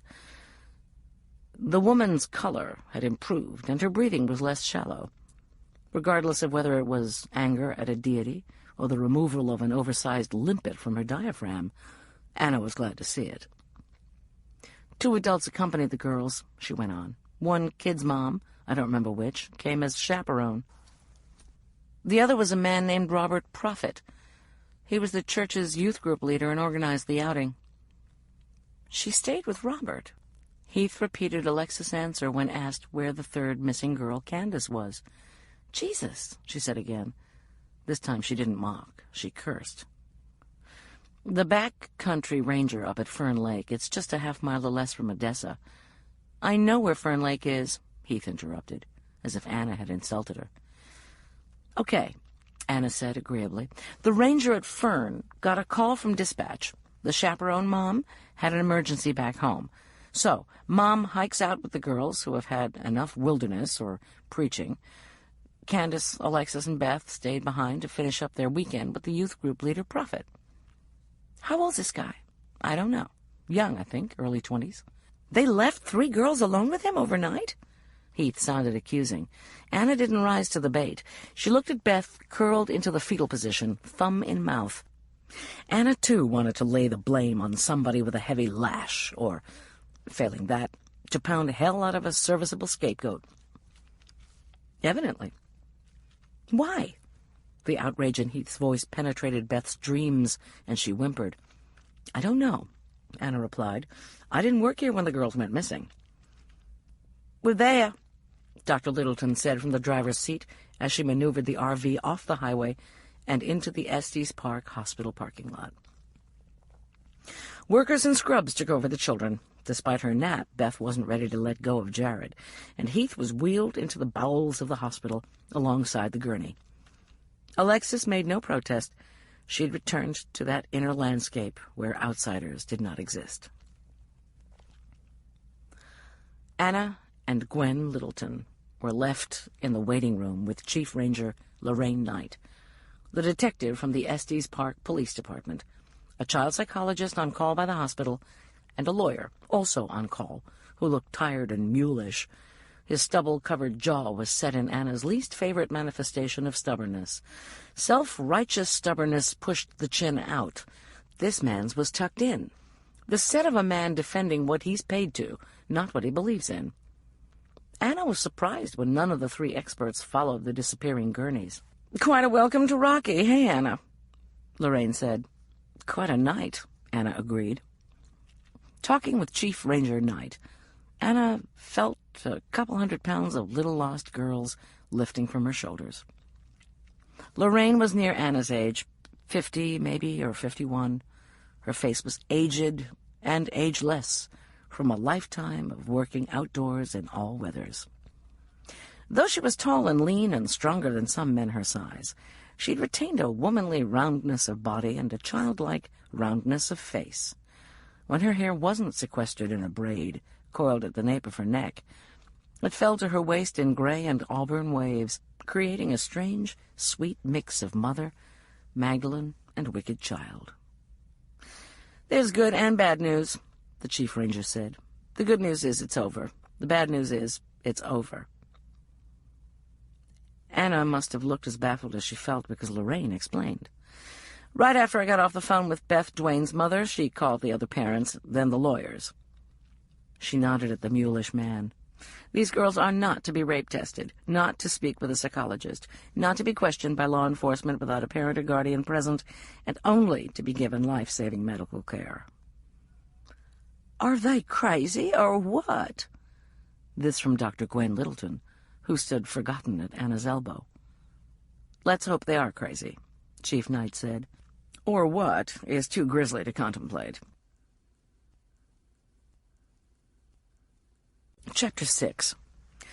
The chair might not have been a cone of silence, but it did strong duty as a cloak of invisibility. It was as if, once terminally seated, Heath had dropped below the spectrum of human sight. Like the high notes on a whistle, only dogs were aware of her. Since she'd been given a life sentence to sit in it, Heath had inwardly, and sometimes outwardly, raged against the phenomenon. This was the first time it had worked to her advantage. While the others were shut out, she'd been whisked into the room along with the limpet, parked in a corner, and promptly forgotten like a piece of portable equipment. Heath had become accustomed to hospitals, the smell, the sounds, muted and annoying. As if bad things were happening just out of earshot, the impersonal intrusions of total strangers, coldly intimate. Hospitals no longer frightened her. Though the emotion shamed her on a level too deep to question, she felt at home in them. They were the only place her disability served as a membership card. She was supposed to be there. In hospitals, everyone was broken. Too fucking pathetic, she castigated herself, and renewed a vow she made, broke and remade 1,000 times a day, to be a good little cripple, strong and brave and cheerful. Doctors and nurses came and went, muttered and poked. The limpet was attached to an intravenous tube. She cried silently, but made no protest when the borrowed sweatsuit was peeled off of her and her soiled underthings removed. One nurse, or maybe she was a doctor, with gender no longer a factor and everyone wearing what amounted to medical pajamas, startled Heath by actually seeing her. "You the mother?" she asked in a business-only tone of voice. Heath shook her head, for once annoyed that she'd been noticed. The woman turned away, and Heath again disappeared. The question launched an unpleasant train of thought. She was not the mother. She was not a mother, and now she never would be. Even at 41, she'd always thought there'd be time. Now there was time, endless time, and nothing with which to fill it. To derail this wretched locomotive, she concentrated on the limpet. Not praying. Praying was bullshit. She was done with that. Should she still believe in a personal, benevolent God who saw each sparrow fall, she would have cursed the son of a bitch for not catching them before they broke their little birdie backs on the rocks, never to fly again. She did still believe in the power of emotional support, one lonely, marooned human heart to another. Anyone who had climbed for a while did. On a cliff face there was only the rope, the rock, and the person with whom you climbed. Rope and rock were unforgiving. She'd learned the value of the person. Inching her chair closer, she took Beth's hand so the child would know she wasn't alone. Busyness ended. The parade of people in scrubs dwindled to nothing. Time hitched by one palsied minute at a time on the classroom-sized clock on the wall. Heath began to wonder where the others were, the cops, the rangers, the shrinks. Wonder if both she and the limpet had been forgotten. Still holding Beth's hand, she laid her head down on the bed and drifted. A dream came, the same dream she always had in one of its myriad forms. Ice falling away under her hand, anchors ripping out as she hurtled past. In dreams, the fall was endless, and, with a knowledge of the future, all the fear she'd not had the leisure to feel at the time, she now enjoyed at length, and in heart-stopping detail, each time she closed her eyes. This time, Sean, her climbing buddy, caught her hand, and for a moment she believed herself saved. As always, fingers slipped, and she fell. This night, she was caught a second time. A fist closed tight in her short, thick hair. Even while the dream had her trapped in its repetitive reality, some part of her brain registered change from the usual pattern. There on the cliff face of nightmare, she found herself muttering, "This is a new twist," as she waited for the monsters of her id to tire of mocking her with false saves, the fingers too loose, the inevitable crash, then the happy ending where she awoke in a wheelchair. The grip in her hair tightened, pulled at her scalp. For the first time since the dreams began, she was being pulled up, not down. Tugging continued until Heath was pulled out of the dream completely. Beth had a fistful of her hair and was tweaking it. "Are you asleep?" the girl whispered, as if afraid the sound of her voice would bring down the Mongol hordes in their dull green scrubs. "No," Heath whispered back for the same reason. "I was, but you saved me from a bad dream." "I had a real bad dream," Beth said. Heath didn't know if she referred to a sleeping dream or obliquely to whatever she'd been through over the last weeks. For the first time since they'd stumbled upon one another in the woods, Beth spoke. Not in broken fragments, but in a whole and responsive sentence. Her eyes were different as well, haunted still and mostly empty, but a little person had returned behind them. She no longer looked like a child from the village of the damned. Heath was staggered by the force of the joy she felt, and terrified by the sense of responsibility. This wisp of a girl, nearly lost in all that darkness, could be frightened away all too easily, maybe never to dare come forth again. "I dreamed I was falling, like I did when I broke my back. That's why I can't walk," Heath whispered. "What'd you dream?"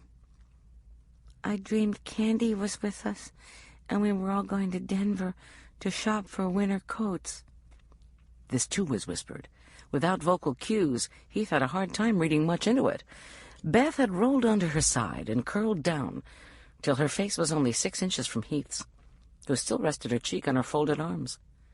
Each of the limpet's expressions was as clear as a fish in shallow water, and as hard to pin down.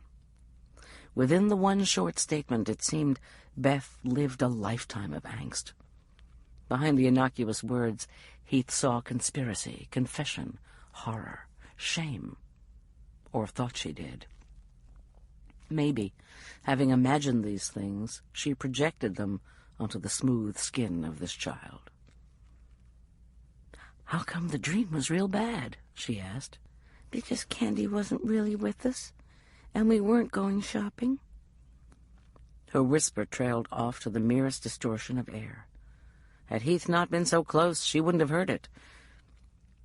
"We were going somewhere else." Heath's brain flooded with questions. Where was Candace? Where was somewhere else? Who was taking them shopping? What the hell had happened? The most pressing was where was Candace? But that had been asked and answered, though the answer had satisfied no one. Heath decided to leave interrogation to rangers or cops or whomever. She was Beth's climbing partner. Others could worry about the rest. "Somewhere else sounds like it sucks big time," she whispered back. Because Beth was 12 and Heath a grown-up, the word sucks won Heath a ghost of a smile from her young friend. "Sucks big time," Beth said. "You want to tell me about it?" Heath feared she'd pushed too hard too soon. Silence flowed between them, pooling and spreading till the air in the room grew thick with it, making sounds outside unnaturally loud. The clock's second hand's lurching progress around the dial snicked, lopping off tiny increments of life. The clock. Looking at it, Heath was surprised to see her nap had lasted over an hour. It was close to midnight. "Little animals," Beth said, her toddler's voice back. Heath waited. This time the silence wasn't true silence. Underneath were words, stories, revelations. A low murmur of voices crept in around the doorframe, the shuffle of feet as a hushed wave of people came down the hall. Heath closed her eyes the better to focus, if not in prayer, then in a fervent incantation for supernatural intervention. No. Bugger off, not now. It was now. The wave broke, and the door to the room swung quietly open. Heath looked first to Beth. The connection was broken. Big-eyed and slack-jawed, the child stared at the door. Heath couldn't tell if it was terror she saw, anticipation, or bone-breaking weariness. Chapter 7. "Let's sit," Lorraine said. The lawyer and the psychologist had melted away, probably to homes and beds. Dr. Littleton had excused herself to check on Wiley, Anna and the chief ranger sat, each on her own low, square sofa, the kind that ensures that those who wait also serve. The backs weren't high enough, the seats too deep, armrests lacking. Perched at right angles, leaning forward, they talked. "What gives?" Anna asked, for starters. "It's complicated." Anna waited while Lorraine untangled the complications into a coherent narrative. The chief ranger had aged in the months since Anna had last seen her. They'd worked together on a case that bore certain similarities to the one Lorraine had walked smack into when she'd transferred to Rocky Mountain. Young people lost, a search. Prolonged searches, particularly where children were involved, were emotionally scarring. 2 of them, back to back, had cost Lorraine. "A couple of the girls turned up in one piece," Anna said. It wasn't her custom to barge into other people's brown studies without knocking. Maybe she hoped counting blessings would ease the harsh lines digging between the chief ranger's brows. Maybe she was just being impatient. "One's still missing," Lorraine said. The shepherd and the lost sheep. The parable fit Lorraine Knight to a T. Anna admired Knight for genuinely caring about each and every visitor that came to her parks. Admired but didn't emulate. Counseling herself to patience, she leaned back, giving her boss space to think. "Okay," the chief ranger said, finally. "These folks are religious, real religious. Kids homeschooled, social life, personal life. Near as I can tell, everything is centered around their church. They call themselves Reformed Saints. At one point, they were Mormons, but the sect broke away. The chief of police in Loveland said it was because Salt Lake City decided African Americans could hold church offices. But I have no idea if that's part true. From interacting with them during the search, I do know they think of Salt Lake City as a modern Sodom. They're a real conservative bunch. The sheriff, they don't live in Loveland proper, but about 20 miles out of town in an enclave of sorts, has never had a problem with them. They're quiet, keep to themselves." "Sounds like every description of a serial killer," Anna said. Lorraine laughed. "It kind of does, doesn't it? I didn't mean to paint such a sinister picture. For what it's worth, I don't think they had anything to do with the girl's disappearance. Everyone I was in contact with, one of the dads and 2 moms, seemed devastated by their loss.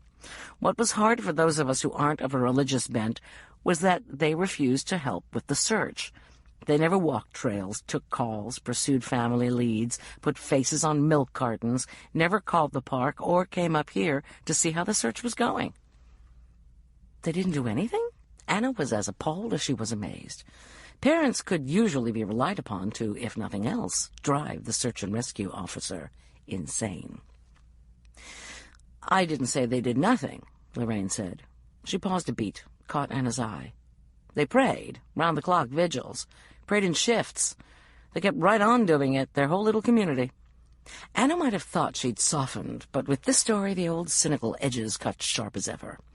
The closest she came to Christianity was to espouse its tenet that God helps those who help themselves. That way, if God didn't bother to show, she'd at least have done what she could. So far, that had always been enough. Not in abundance, necessarily, but sufficient to stay alive and move forward. Now that 2 of the girls were back, this coterie of petitioners would swear God had finally heard their prayers. 6 weeks. One would think an omnipotence hearing would be more acute. "Alexa's mother was praying night shift when I called with the good news," Lorraine said. "She had to get a replacement before she could come." "A replacement?" Anna scoffed. "What are they praying for now?" "Candace Watson." Anna had forgotten. Mama Watson must have shirked her prayers. The chief ranger shot her a hard look. "You'll watch that kind of talk when the families are here." Chastised, Anna was silent for a moment. Then she said, "So their religion is against medical intervention?" "Not that so much. They were fine with the girls getting medical care. It's the psychologists and the police they balked at. During the investigation subsequent to the search, they were less than forthcoming, uncooperative even." "Why? Are they running a meth lab out of their commune or something?" "Who knows? A lot of these fringe sects have a deep distrust of the government, especially the law enforcement arm. It could be no more than that. paranoia's run deep. So we wait till the parents come. We wait. They waited. Lorraine filled Anna in on the details of the search. Anna drank 2 cups of pretty good coffee, cadged from the nurse's station. Lorraine stopped in a last growling, thunderous threat to return the following afternoon. An hour passed, then 2. Finally, the automatic door slid open and 4 people came in. By the teary, anxious, joyful, tired faces, Anna knew it was family. They were known to Lorraine, and rushed over in a body, questions frothing from their lips. The chief ranger calmed the waters with the oil of normalcy. She made introductions. Mrs. Shepherd, Alexis' mom, was a tall woman, young but looking drawn and underweight, as if she'd not gotten up from her knees to eat or sleep since her daughter had gone missing. She wore no makeup and had on a loose denim jumper over a long-sleeved white T-shirt. Her long hair was pulled up severely and wound into a knot on the top of her head.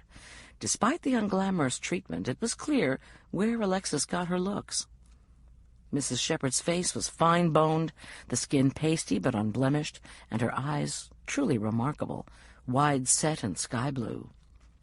Though she had a 13-year-old daughter, she didn't much look over 30, if that. Mr. Shepherd was considerably older than his wife, 20 or more years. He'd apparently eaten the meals his wife had missed and carried a pouch of hard fat under his belt. Mrs. Duane, Beth's mother, was dressed as conservatively as Mrs. Shepherd, in an ankle-length skirt, also of denim, and a cardigan, the kind Anna had worn as a little girl, pale pink with small plastic buttons from hem to neck. She was older than Mrs. Shepherd. Like Mrs. Shepherd, she wore her hair pulled up into a bun. As a concession to fashion, albeit one that had gone out 20 years before, the front was puffed up in an exaggerated pompadour. She clutched a pair of plastic cat-eye glasses in a sweaty hand. "Beth lost her glasses," they said. "I brought her old ones." She held them out, as if this proved she was worthy of seeing her daughter. No hands were offered. Anna nodded politely as each introduction was made, but her eyes and mind were fixed on the 4th member of the party, a young man, early 20s at a guess, with unruly dark hair and the intense burning eyes of a zealot, a lunatic, or an artist. He was an unquestionably attractive man, or at least the kind Anna had found irresistible in her youth. His body was lean and strong-looking, and passion radiated from him like heat from pavement in August. Before Lorraine put a name to him, Anna knew he had to be Robert Prophet, the youth group leader who had taken the girls into the wilderness, the one who had eschewed prayer to search tirelessly. The one Beth and Alexis had said the still-missing Candace had stayed with. Anne realized she'd not imparted this crucial bit of information to the chief ranger. Now it would have to wait. Lorraine was saying, "I know the girls will want to see you. Anna, could you show Mrs. Duane where Beth's room is?" Lorraine would go with Alexis' mom and dad. All bases covered, except Anna couldn't leave. The young prophet was moving, ready to follow the families into the ward. "I'll stay here with Mr. Prophet," she said. For this first visit, it might be best to keep it to immediate family. This assumption of authority was out of line. Lorraine bristled a little, like a dog that senses its territory is being invaded. Anna looked her plea as best she could, and was relieved to see trust counter the anger in Lorraine's face. "You're right. Mr. Prophet, stay here with Ranger Pigeon. Mr. and Mrs. Shepherd, Mrs. Duane."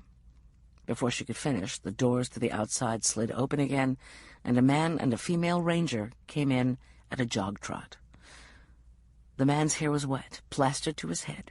Levi's and T-shirt were drenched as if he'd been caught in the rain and hadn't had time to change. The woman Anna recognized. Her name was Rita Perry. Her call number was 202. She was one of Anna's seasonal law enforcement rangers and a park paramedic. Rita was a striking woman, close to 6 feet tall, with a handsome face, lustrous brown hair, and a jaw that spoke of strength and determination, or stubbornness. Not slowing, the man ran up to the gathering, talking as he came. "They were found, the girls? I heard it on the radio. My God, this is great. Are they both okay? Where are they?" Anna had no idea who he was, and for a moment it looked as if Lorraine didn't either. The chief ranger's face cleared. "This is Raymond Bleeker," she said. "Ray's the backcountry ranger at Fern Lake. He put in more hours on the search than anyone in the park. Ray, these are the girls' folks."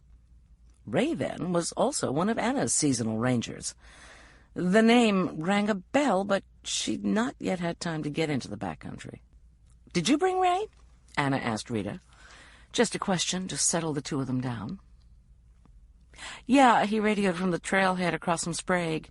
He'd heard the girls had been found, and he hiked out." As if Anna might censure Ray for leaving Fern Lake without a ranger for the night, Rita added, "We all got pretty invested in these girls." Anna had already chosen to let the matter slide. If Raymond Bleeker cared enough to hike an hour and a half in the dark and the rain, more power to him. He could hike back up to Fern come morning. "That's fine," Anna said. "I need to see my daughter now." Mrs. Duane cut off further pleasantries. "Of course," Lorraine said. "Then, Ray, why don't you take Mrs. Duane to Beth's room? It's 206. Rita, stay with Anna and Mr. Prophet." Ray was an NPS law enforcement ranger. Green as he might or might not be, Anna was glad he'd shown up. She hoped he was observant. Prophet watched them go, a look of intense something on his face. Longing, hope, love, Anna couldn't tell.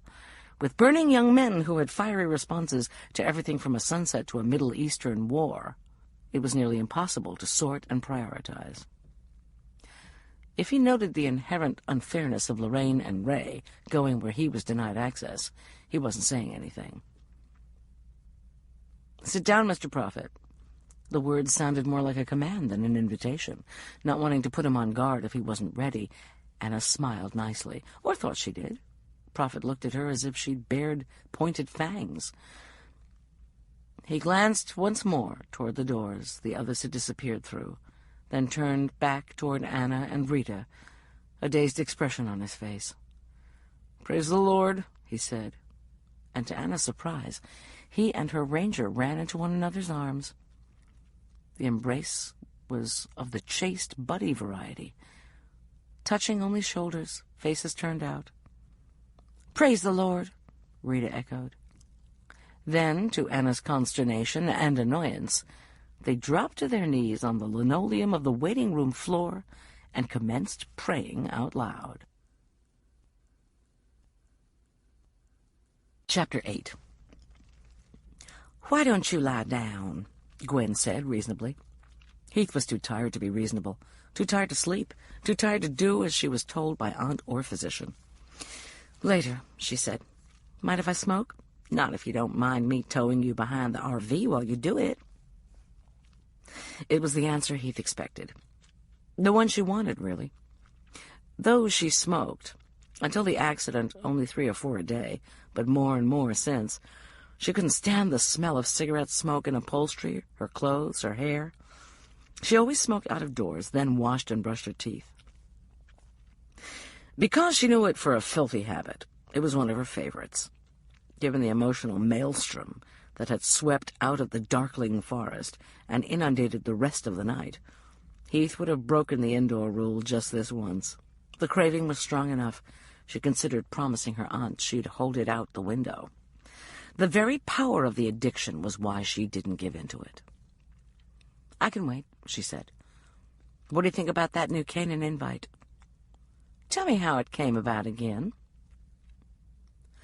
With anyone else, Heath would have thought they were stalling, begging the question. Aunt Gwen had done neither in Heath's lifelong experience of her. Heath's dad had often said of his older sister, "Gwen's not always right, but she's always right there." Till Heath was in her early 30s, she hadn't understood what he meant. Now, she doubted she would have made it through the last half-year without it. Gwen Littleton didn't evade, sidestep, lie, or equivocate. She lived by what one of her patients had referred to as the Bugs Bunny philosophy of life. Wherever you popped out of the ground, you dealt with what was right in front of you. Heath thought back as Gwen drove unchallenged through the entrance gate to Rocky Mountain National Park, the booths unmanned at this hour of the night. The account she'd given as they'd left the hospital had been rushed and garbled, as her thoughts were rushed and garbled. Dropping a hand down to touch Wiley where he slept, between the RV's front seats, she settled herself through the warmth and rightness of dog. "I'd say it was weird," she began. "But in comparison to what? This whole thing has been gnarly. Rat shit. Unnecessary roughness." Gwen was a football fan as well as a fan of refined language. "Sorry," Heath said, unoffended. "When I was left alone with the limpet, we both napped a little. When we woke up, she seemed better, clearer. I swear she was about to tell me what had happened. Little animals. Wasn't that what she said? I know, it doesn't make sense. But I think it might have if she could have told her story. Mrs. Duane chose that moment to bulldoze in with this guy. A ranger, I gathered, though he wasn't wearing the costume. Something is very wrong. Beth looked freaked when she saw her mother. I mean, freaked. She wet the bed and started to cry. Her mom tried to hold her, and she got hysterical. She leaped out of bed and started darting around, not going anywhere, just banging from wall to wall like a bird trapped in a fireplace. She was babbling, "She's not my mom," and stuff. I started to get up, go to her, but, hey, well, guess who remembered she was a cripple? Damn near fell on my face. Mrs. Duane starts crying and babbling. I'm flopping around trying to get my friggin' wheels unlocked. The guy that came in with her, I guess he'd been one of the main searchers, caught Beth in his arms, told her she was okay. Her mom was there, that she didn't have to talk, that sort of thing, and she calmed right down. After that, till the nurses came running in to see what the ruckus was about, she stayed close to him and seemed okay. But the child I'd glimpsed was gone. The limpet's eyes were back to black holes, with no alternate universe on the far side. Telling the story in chronological order, without the distraction of manipulating body and chair into the RV, helped her anxiety some. Not as much as a cigarette, but some. She no longer felt like she wanted to bend steel with her bare hands or bite the heads off chickens. The invite, Gwen nudged. Heath had gotten sufficiently wrapped up in her story she'd forgotten why she'd started the tale in the first place. "Right, New Canaan." Her left leg jumped, movement she'd at first taken as a sign of hope, but which now merely embarrassed her as a tic or an attack of hiccups might. Yet one more indication she had no control. The spasms were worse when she was tired. Squashing the leg with her hands, she went on. After the dust had settled a bit, the limpet came and huddled in my chair like Wiley does. She nearly added, "when I cry." But as she had hidden her tears from her aunt, along with everyone else, she chose not to confess now. The mom, Mrs. Duane, started cooing about taking Beth home. The limpet grabbed my hand and put it over her face. I mean, literally. She buried her nose in my palm, like it was an oxygen mask. She started keening. That high, thin wail you see Middle Eastern women sometimes doing on the news when their babies are killed. "Both girls are bonded with you," Gwen said. "The little one especially. You gave her something nobody else could. She feels safe with you." "It's Wiley or the chair," Heath said dismissively. Still, she was pleased in an odd way. Pleased to be needed. Pleased to be of help. I told Mrs. Duane how I'd come across the girls, and that the limpet had sort of attached herself to me. She more or less blew it off and tried to tug Beth away. Anyway, the limpet started crying, "No, she comes, Heath comes." A nurse walked in at that point to tell us all it was time to leave. The limpet keeps my hand and keeps shrieking. The nurse gets a doctor. The doctor wants to keep Beth. Mom refuses. They're taking the girls home tonight. Can you believe that? Tonight. So the doctor suggests, if possible, I visit. Then the ranger searcher guy starts talking to Mom and Limpet, saying, now that we know where she lives, we'll all come visit. The Limpet calms down again. Mom splits to have a confab with Alexa's folks. The dad comes back with her, takes a look at me, and says, okay. we should come. You must have a trustworthy face. Nobody can say no to a cripple. Gwen ignored the bitterness, as she always did. I've got the time, she said. I'm retired. By the way her aunt vocally stomped on the word I've, Heath knew she was thinking Heath didn't have the time, or shouldn't take the time. She should return to Denver and physical therapy. Heath was done with that. Done with the strapping up and dangling above treadmills, the swimming, the cheerful, encouraging therapists, everybody rooting for her to, through tremendous amounts of work and will, transform her half-life into a 9/16th life. The carrot of the possibility of limited recovery was considered sufficient to keep her going. Gwen sighed, discreetly, but Heath heard it, and it annoyed her. "We can park the RV in the driveway and stay with Beth as long as you like," Gwen said. "No, we can't. The Dad was firm on that. There's an RV camp about 10 miles away. We're to stay there." "Big show of gratitude," Gwen sniffed. Having traversed the dark, glorious miles into the park, Gwen maneuvered the vehicle into the circle of road at the handy camp. A ranger patrol vehicle was still parked in front of their site. Leaning against the hood, arms and ankles crossed, was the woman who'd ridden with them to the hospital. "Ranger Pigeon," Heath said. "What the hell does she want?" "You seem to have taken against her," Gwen said mildly. Heath only grunted. There was something about Pigeon that set her off. Not something, one thing. Ranger Pigeon could walk. Most people could, but they didn't offend Heath in the same way. Anna Pigeon walked like a big cat, sure-footed, graceful, her feet touching the ground lightly as if ready to spring. There was nothing of hesitation, nothing of fear. Around her, Heath felt her disability more acutely, was humiliated by it. When they'd ridden together to the hospital, she'd found herself needing to let Mrs. Pigeon know that she'd been a climber, that she was in the chair by accident, not by birth, as if that made one damn bit of difference. Gwen parked the RV. "I'll get your chair round," she said. "No, she can come in here." "I thought you were dying for a fag."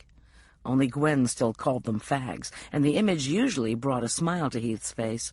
Not tonight. "I can wait," she said. "Suit yourself." Heath was doing it again, squirming inside. The truth was, in the swivel seat in the RV, she was like anyone else. She didn't want to lever herself out, drag her legs, cinch her straps, and wheel herself in front of Ranger Pigeon. It wasn't that she was afraid of seeing sympathy, or worse, pity in the woman's eyes. The ranger's face showed nothing but a polite, businesslike interest. But it was... she didn't know what it was. But she still hated herself for it. Ambient self-loathing. Gwen brought the ranger toward the RV. Heath swiveled her seat to face into the living space. "Get used to it," she muttered. Chapter 9. Rain and wear had removed visible traces of the blood, but the skid marks on the asphalt and 2 pieces of broken headlight assured Anna she'd left Bear Lake Road at the right place. An elk carcass wasn't a subtle thing. She'd thought finding it wouldn't be a problem, but then Rita Perry was a big woman, probably strong. Maybe she'd felt the need to carry it further back into the woods where visitors wouldn't accidentally get so much as a whiff of it. Every park had a way of disposing of animal remains that was idiosyncratic to its needs and the sensibilities of the superintendent. In Glacier, in northern Montana, at least in the backcountry, carcasses were let lie, and, knowing grizzly bears would be coming to clean the bones, area trails were closed. On the southernmost district of Natchez Trace, when a deer was killed by an automobile, the body was taken to the Catholic orphanage in Port Gibson, where good fresh meat was welcomed. In Rocky Mountain, where predators and motherless children were rare, the dead animals were simply dragged into the trees out of sight to return to the earth through the bellies of smaller omnivores. Anna had chosen to view these particular remains because she was new to the park. The dead were quite informative, and she wanted to see if the animal was crippled, old, flea-bitten, diseased, fat, sleek, male or female, if its coat was fine or mangy. Due to a chronic wasting disease, a freakish malady with a gruesome set of symptoms embracing the best of multiple sclerosis and Alzheimer's, Rocky's elk were some of the most closely watched ungulates in the wild. Reams of information were cached in the research center, available for the asking. Eventually, Anna would get around to reading it. For now, her brain worked better in fresh air, with visual, tactile, and olfactory show and tell. It was possible Rita had taken the carcass to the dump for some reason or another. If so, Anna wasn't going to pursue it. Not only didn't she have time before she headed into the backcountry, but she wasn't that dedicated to her education. She radioed 202. "What did you do with the dead elk?" she asked when Rita responded. "Dragged it off the road. Standard operating procedure here." "How far?" A moment crackled empty between the radios, then Rita's voice, hesitant and maybe a little sarcastic. "Just far enough, you know. There's no regs on the exact distance." Anna smiled. Any of her listening seasonals would be growing nervous, thinking the new district ranger was the sort to go creeping about the woods with a tape measure to be sure dead critters were disposed of according to the book. It was good for seasonals to be frightened now and again. "No," she said into the mic. "How far off the road did you drag your personal dead elk, the one from last night?" Another silence. Then, "Why?" This wasn't a why sort of question, and they didn't have a why sort of relationship. Anna gave the ranger a few seconds to mend her ways. Rita was a smart woman. "Maybe 15 feet or so," came over the airwaves. Anne had been up and down the road a quarter of a mile in either direction from the point of impact. On this particular stretch of the road, there weren't a lot of options. The western side was a dirt cut several yards high, the eastern side a fairly thin tract of trees running down to a creek. "Thanks." Anna let go of the mic button. Something had dragged off the elk's remains. Coyotes didn't have the strength. They just ate their fill and wandered away to sleep it off. Mountain lions sometimes cached their food. Nothing fancy like the grizzly bears, but often they'd drag it to a more easily defensible place. It would take a mighty big lion to move even a small adult elk. That left only the black bear. People thought of black bears as cute little animals the size of St. Bernards. They were cute, but could grow to 300 pounds.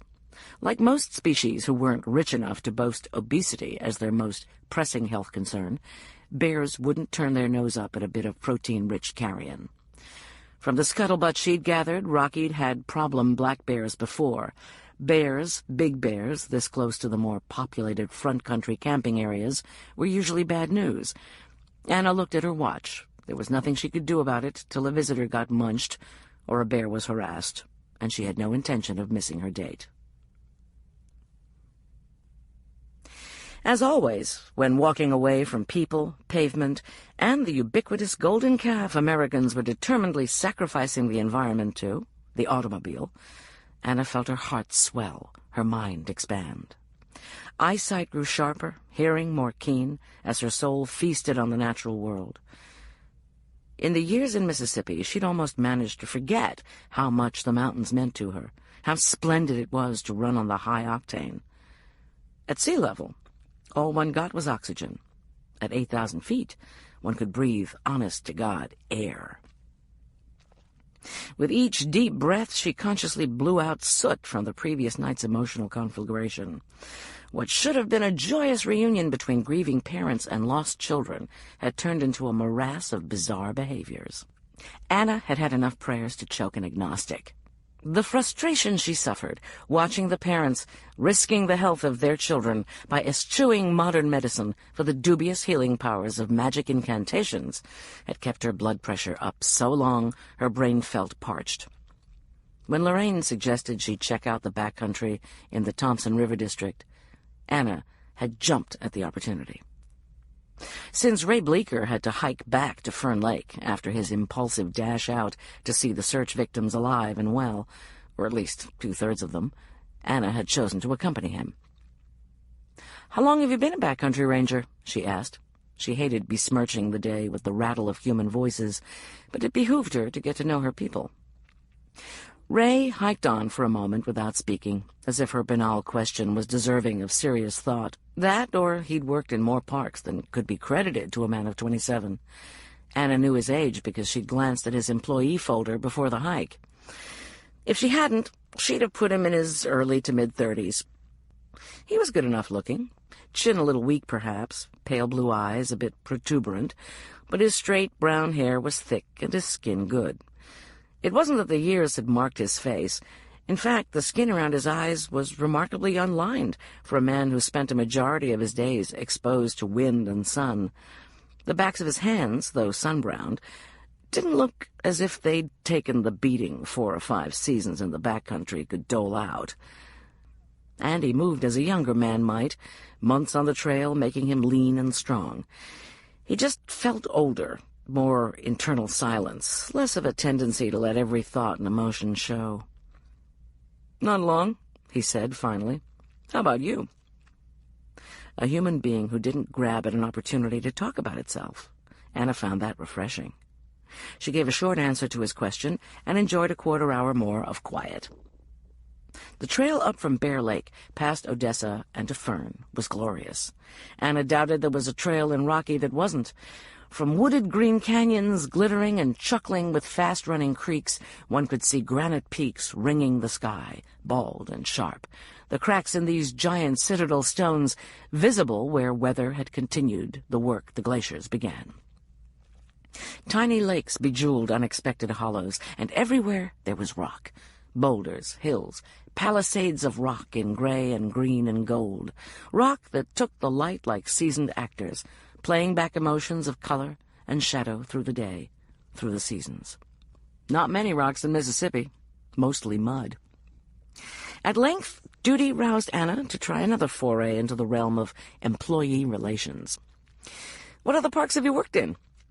That question was as standard in the NPS as "Did you get all your classes?" was when Anna was in college.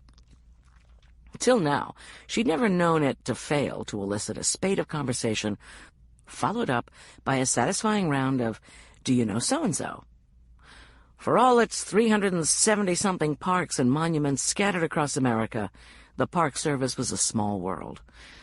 A little digging invariably turned up mutual acquaintances. "Mostly the upper Midwest," was the only answer Anna got from Bleecker. Perhaps he had gravitated into backcountry work for the solitude. That Anna could understand. Duty done as far as was polite. She would have been content to walk with only the whispering of trees for companionship, but there was more than enough human interaction even without Ray. Rocky wasn't a huge park, slightly over 250,000 acres, yet each year it had over 3.5 million visitors arriving and departing in hundreds of thousands of automobiles. At the peak of the season, there was hardly a place in the park, front or backcountry, where one was guaranteed to be alone. Summer was nearly over, the kids back in school. But there were still plenty of hikers on Bear Creek Trail, leading, as it did, to 2 popular backcountry campsites. Purposely, Anna had chosen not to wear her uniform. Middle-aged, female, in civilian clothes, she could fade neatly into the background each time a group of hikers met them on the trail. She was too new to the park to be of much use answering resource questions, and, too, she wanted to watch Ray work. The childhood admonition to listen and learn had always stood her in good stead. With visitors, Ray Bleecker was outgoing and friendly, with just enough charm to be genuinely charming, but not oily. He seemed a little weak on park knowledge. Once, Anna noticed he invented a new name for larkspur, a common enough wildflower, though nearly past its blooming season. She let it pass. Rangers had been known to make things up before. By 1:30, the thunderheads began building. They stepped up the pace so lightning wouldn't catch them on the exposed slopes, down a rocky defile named Tourmaline Gorge, and lined winter and spring with stunning waterfalls, was Odessa Lake Campground, the site from which Beth, Candace, and Alexis had disappeared. The name on the trail sign dragged Anna's mind from the majestic threat of the grumbling thunder cells to the darker mystery of where the girls had been during the weeks between their vanishing and reappearing. "Tell me about the search," she said, and accidentally stumbled upon the way to Ray's heart, or at least his language center. The man was a search-and-rescue junkie. For 20 minutes he held forth on the intricacies and thoroughness of the operation, how the area had been gridded and walked. Dogs had been brought in, helicopters, rangers on horseback and on foot, volunteers from Estes Park. He seemed almost gleeful as he told her of each dead end, of clues that came to nothing, dogs who'd followed their noses to abandoned privy holes. Because Anna had a touch of adrenaline addiction herself, and because she'd seen the depth of his concern when he'd hiked out to see the girls, she forgave him this callous enjoyment. It was the nature of the job. Contrary to popular belief, firefighters loved fires, rescuers loved to rescue, EMTs loved to stick needles in people, and searchers loved the beauty of the search process. It couldn't have hurt that Ray's cabin at Fern Lake, just half a mile from the ground zero, had been the hub of the effort.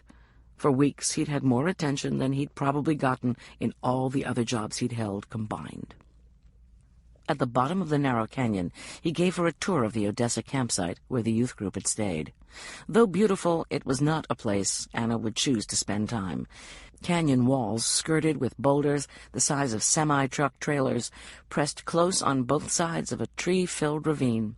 The campsites were dwarfed. This tangle of fallen pines and huge stones made Anna claustrophobic. Instead of natural order, it struck her as disorder, as if the earth had become confused.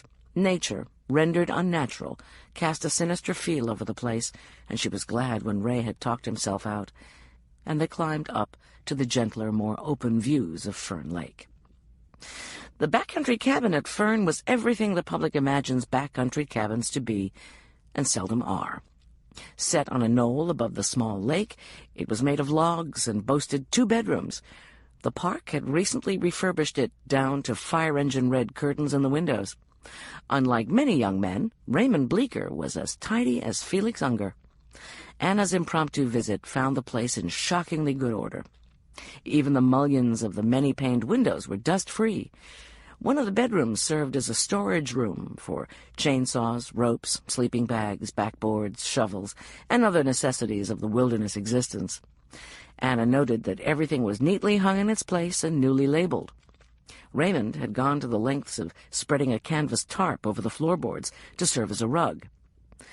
The other bedroom had bunk beds for the cabin's human inhabitants.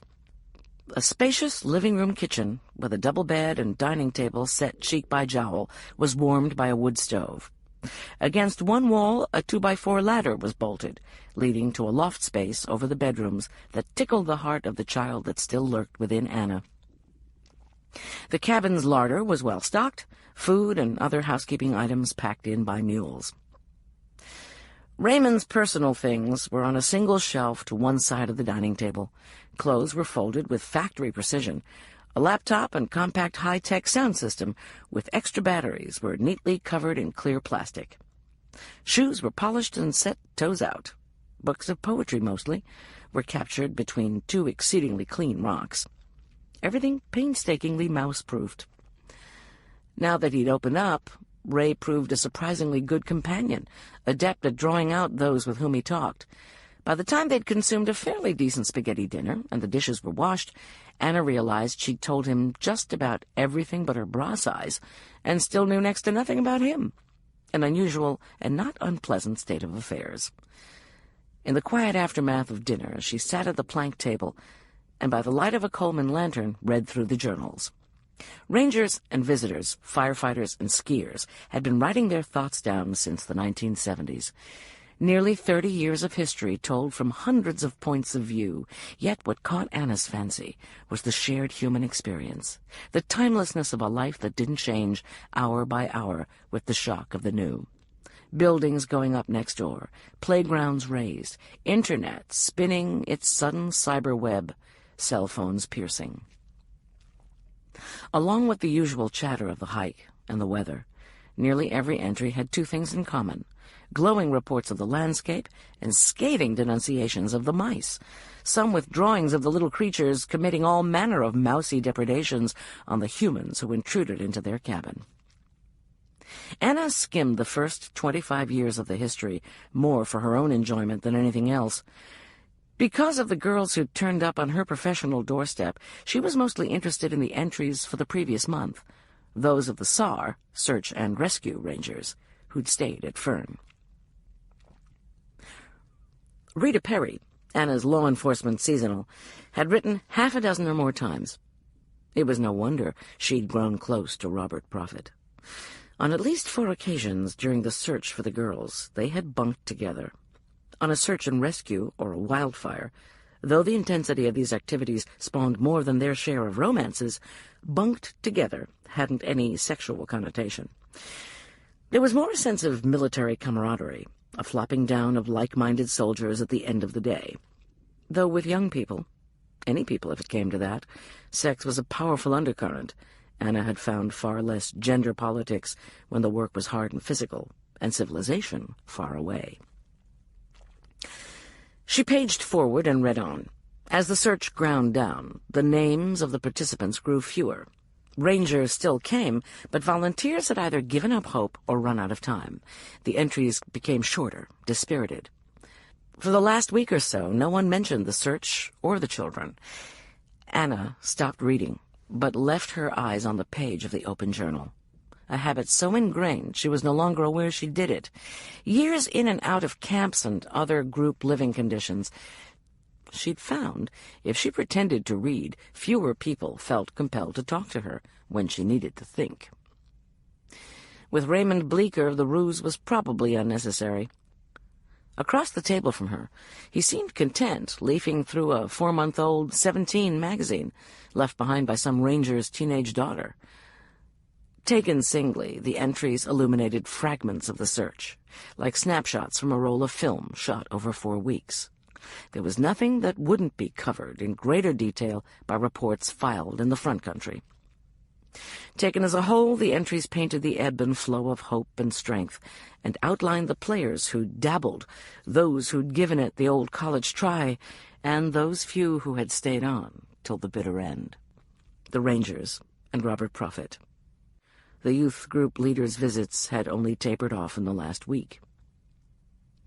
Perhaps his employers told him if he didn't stop this futile searching and join them in the real work of wearing down God with endless prayer, he was out of a job. "Looks like you've got some days off coming to you," she said to Ray. From the varied mentions he'd gotten in the journal, it looked as if he hadn't taken many Lou days since the girls went missing. "I needed the overtime," he said, but Anna knew it was more than that. After a few weeks in the backcountry, even she was ready to forego hard cash for a hot shower and a couple hours of TV. "I get out," he said, as if reading her mind. "Lots of afternoons, sometimes overnight, to get fresh clothes, that kind of thing. Why don't you take a few days? Rita will be more than happy to cover. I've gotten the idea road patrol is not really her thing." "Rita's one gnarly ranger," Ray said with a grin. Gnarly. Anna had heard that adjective before. In Rocky Mountain, it seemed a compliment, suggesting skill and machismo. Or conversely, if referring to cliffs or other non-human objects, a reference to difficulty and obstacle. "You can hike out with me," she said, and rose.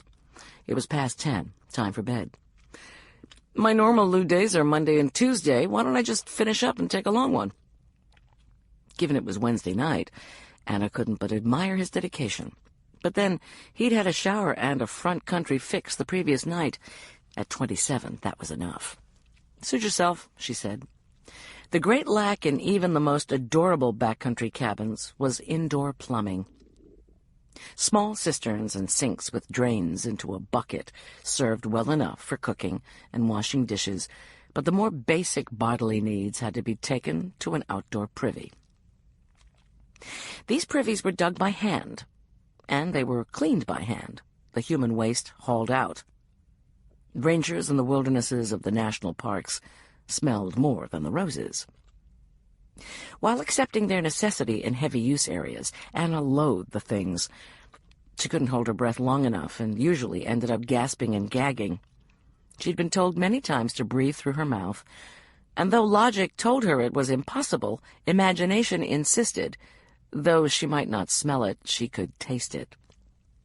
When nature did not insist she add solid waste to the collection, she always opted for the outdoors and deposited only the paper in the privy pit. Following her flashlight beam down the well-worn path from the cabin's back door, she passed the horse paddock, now empty, and went behind the outhouse into the trees. She was just exposing her delicate white flesh to the mosquitoes when she noticed it. Riding atop the reek emanating from the rear of the privy was the unmistakable odor of rotting flesh. Chapter 10. The smell of death overrode nature's other calls. Denying the mosquitoes their hoped-for banquet, Anna pulled up her trousers and buckled her belt. For a moment she stood in the crisp darkness and sniffed the air. Pine, damp needles, the odor from the privy. Slowly she turned full circle. Faint but unmistakable, the sweet smell of decaying flesh was emanating from the direction of the outhouse. With the child, Candace, still missing, Anna's mind conjured up ghastly images of human waste and human parts commingling. Surely the smell of the first would drown the smell of the second, but then maybe that was the point. She clicked on her flashlight and pointed it toward the small wooden structure. "Jesus," she whispered. Relief and revulsion vied for predominance in her brain. Not one death, but 9, 11, 13, she counted, as she traveled the few yards to the back of the privy.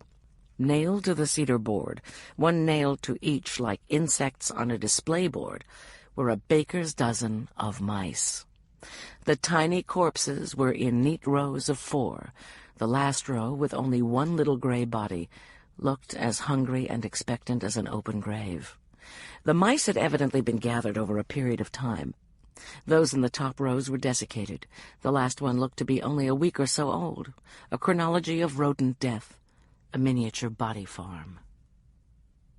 Anna's eyes adjusted to the macabre, and she began to see past the obvious. Beneath the mice, on the cedar, were hairline marks in dark brown. Scratching. The mice had been crucified alive, their tiny claws scrabbling in their own blood till they died. Having seen enough, sickened and ineffably saddened, she made her way back toward the cabin. Tears stung at the corners of her eyes, and she cursed the sentimentality of middle age. Mice were routinely killed in the ongoing war between humans and rodents.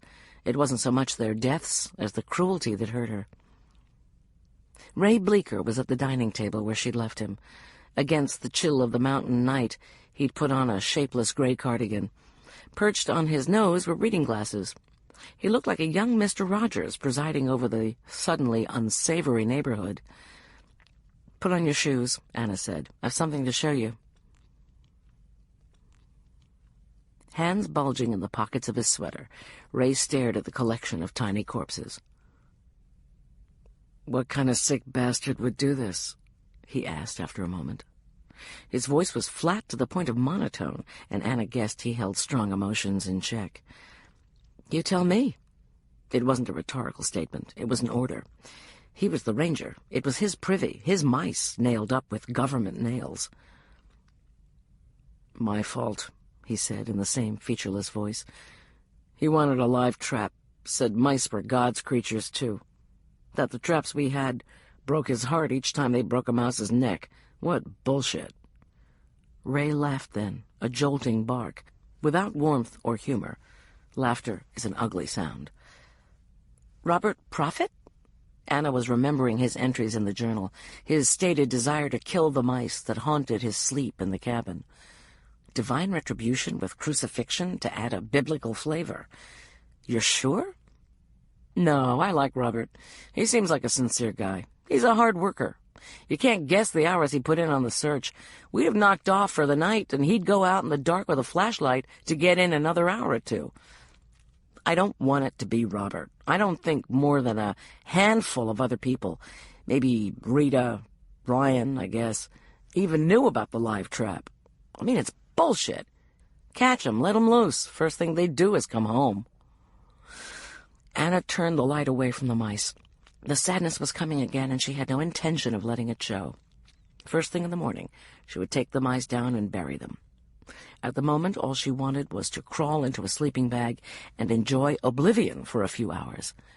As they walked back over the ragged land to the cabin's back door, she sent an abrupt prayer in the direction of her husband's God, that her sleep would not be filled with dreams of bloody, scrabbling little claws. The following morning, after the one-shovel funeral, Anna hiked out.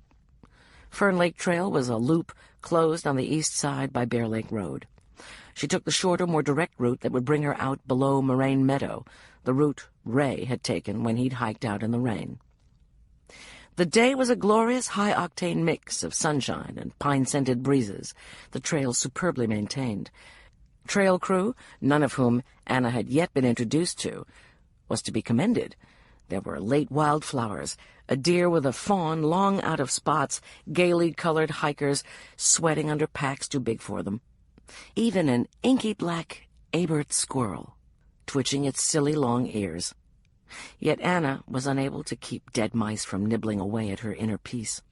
She walked fast, scarcely seeing anything but the pictures in her mind.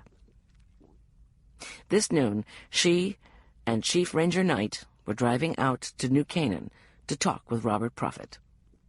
Anna wanted to get on with it. Kidnapping little Christians entrusted to one's care was a bad enough crime to be suspected of. Harassing, torturing, and murdering the wildlife in a national park was nigh on unforgivable.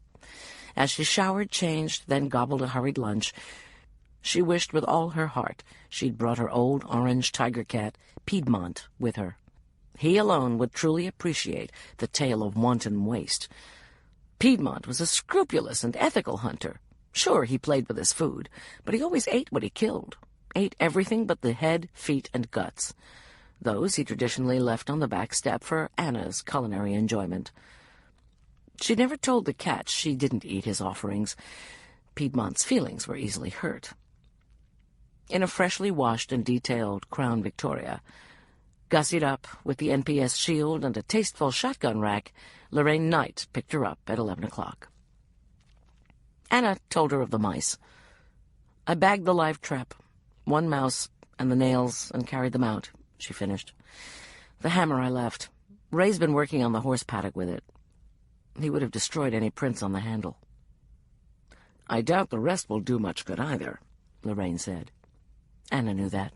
She'd gathered evidence more to be doing something than out of any real hope there'd be signs of the perpetrator. Murdering mice wasn't illegal. It was technically against park rules. Mice were, after all, indigenous wildlife, but park employees did it all the time. Under normal circumstances, the incident would have been reported but not followed up on, as with many after-the-fact resource depredations rangers encountered. There simply wasn't enough money or personnel to chase after small fry that would, in all probability, never be caught. Circumstances at Rocky Mountain were not ordinary at the moment. "I'll follow up on it anyway," Anna said. "What the hell?" "Keep me posted," was all the chief ranger said.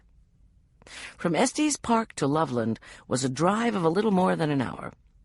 Beauty robbed Anna of impatience, and she was almost sorry when they emerged from a chasm in the granite mountain range to find themselves suddenly facing the Great Plains. The Front Range had virtually no foothills, but reared up out of the flatlands with stunning abruptness. Driving out from the embrace of great walls of stone at 60 miles an hour gave Anna a brief sensation akin to that of falling.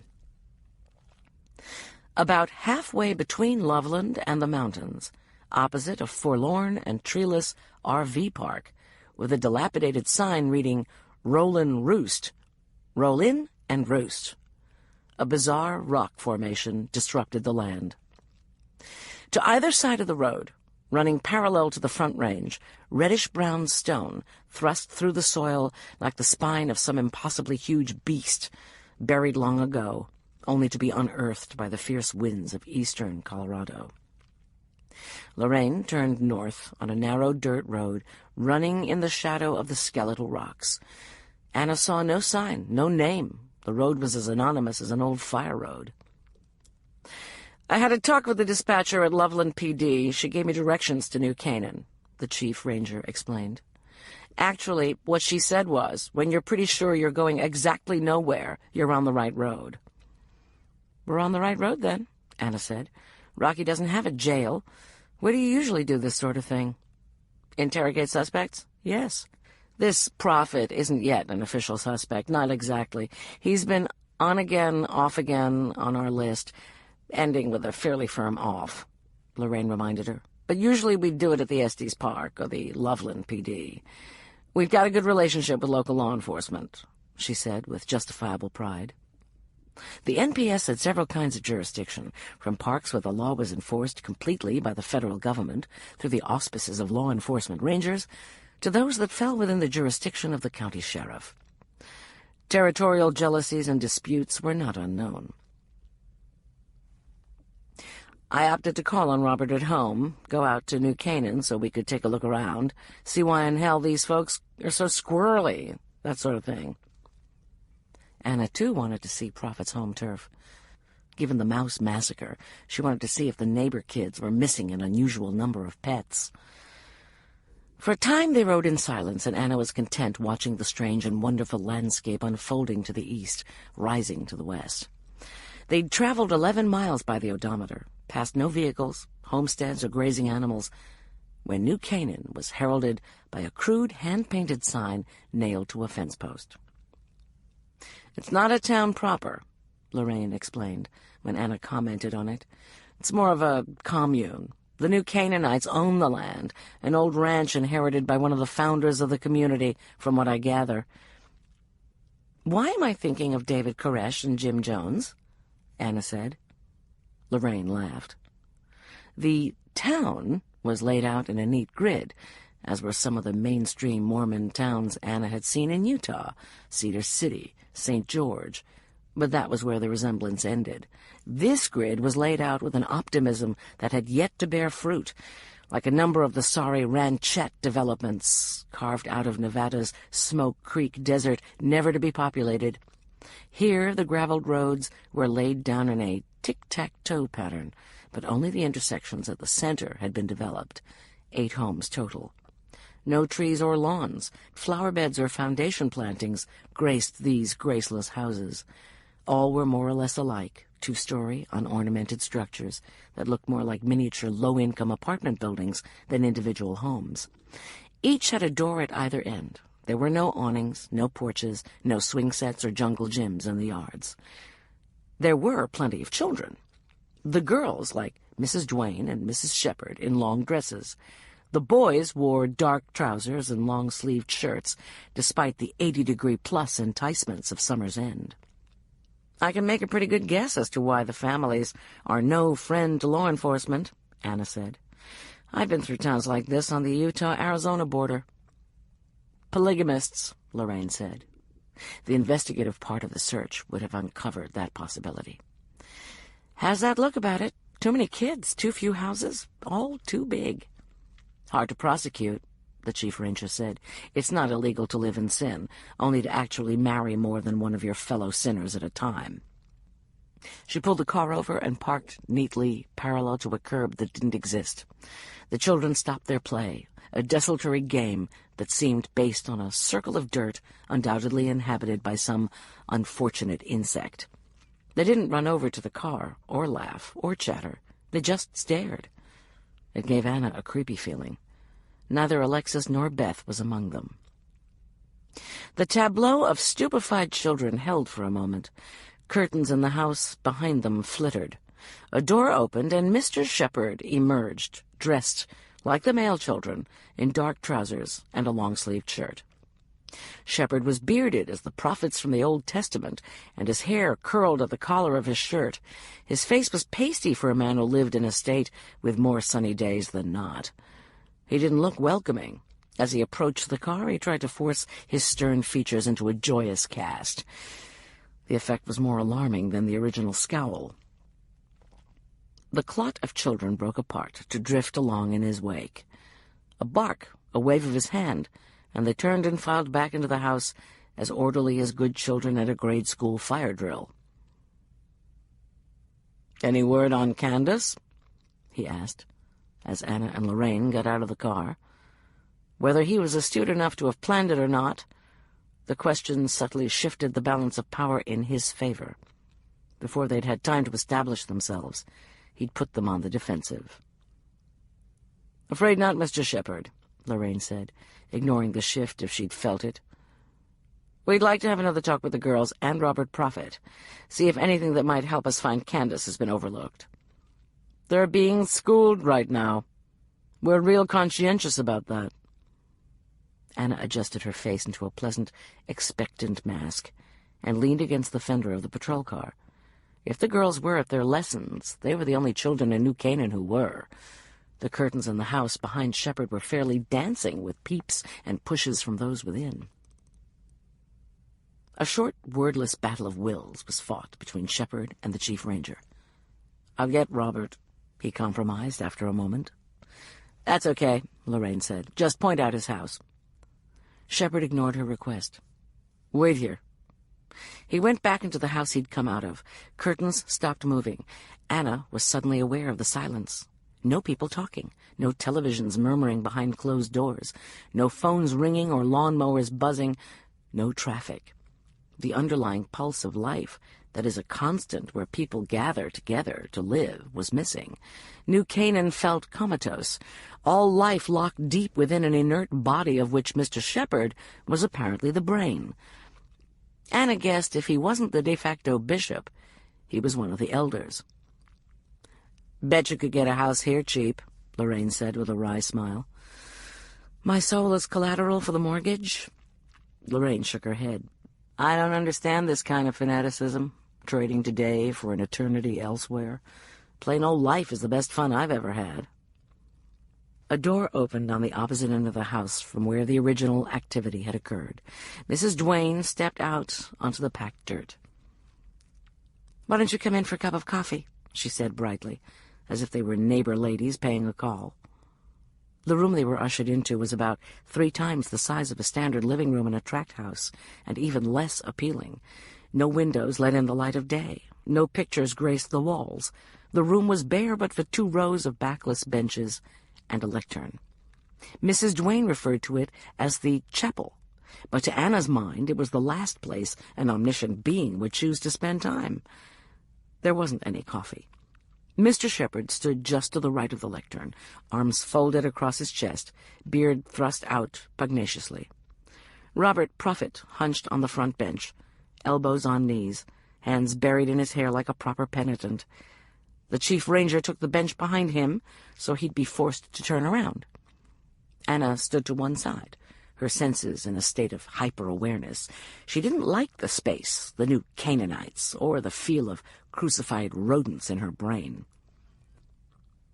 "Mr. Prophet," Lorraine said, her voice warm and motherly, "we've been told Candace stayed with you when the other 2 girls went for their walk." That brought his head out of his hands. He twisted around to face her. The shock on his face looked genuine enough, but were he a manipulative psychotic, it might have been shock that one of his victims had the temerity to rat him out. "Who told you that?" he said. Not, "It's not true," or "That's absurd," but a demand for identification of his accuser. "Who would know?" the chief countered. In conscious or habitual drama, he reburied his head in his hands, fingers raking the long, curling hair into a crazed thatch. "The girls wouldn't tell you that," he muttered to the floor between his feet. "They know I love them. They're like my own children, God's children, put into my care. I love them in a way those not followers of the Lord can never know." "You're barking up the wrong tree," Mr. Shepherd added a dash of the prosaic to Prophet's rhapsodizing. "What would be the right tree?" Lorraine asked. Her question went unanswered. Prophet began to pray or converse with his knees. Anna wasn't sure which. Lorraine met her eye for a second. Time to go to work. Straddling the bench beside Prophet, her knee nudging his, Anna leaned into him and said, "Hey, Robert, what do you think of mice?" "Mice?" He squawked and levitated at least 6 inches off the bench, looking around him wildly. Had he been a cartoon elephant, he would have leaped atop the lectern and balanced on his 4 feeties. "Where?" "Mice in general," Anna said, when he'd settled a bit. "Don't do that," he said, with an odd mixture of ferocity and plaintiveness. Then, "I don't much care for mice. They're filthy things. Diseased, a lot of them." "So you kill them to clean up the planet?" Prophet had recovered from Anna's mouse assault. Vulnerability went underground. The gaze he turned on her was sharp, focused. For the first time it occurred to her that he might be smart.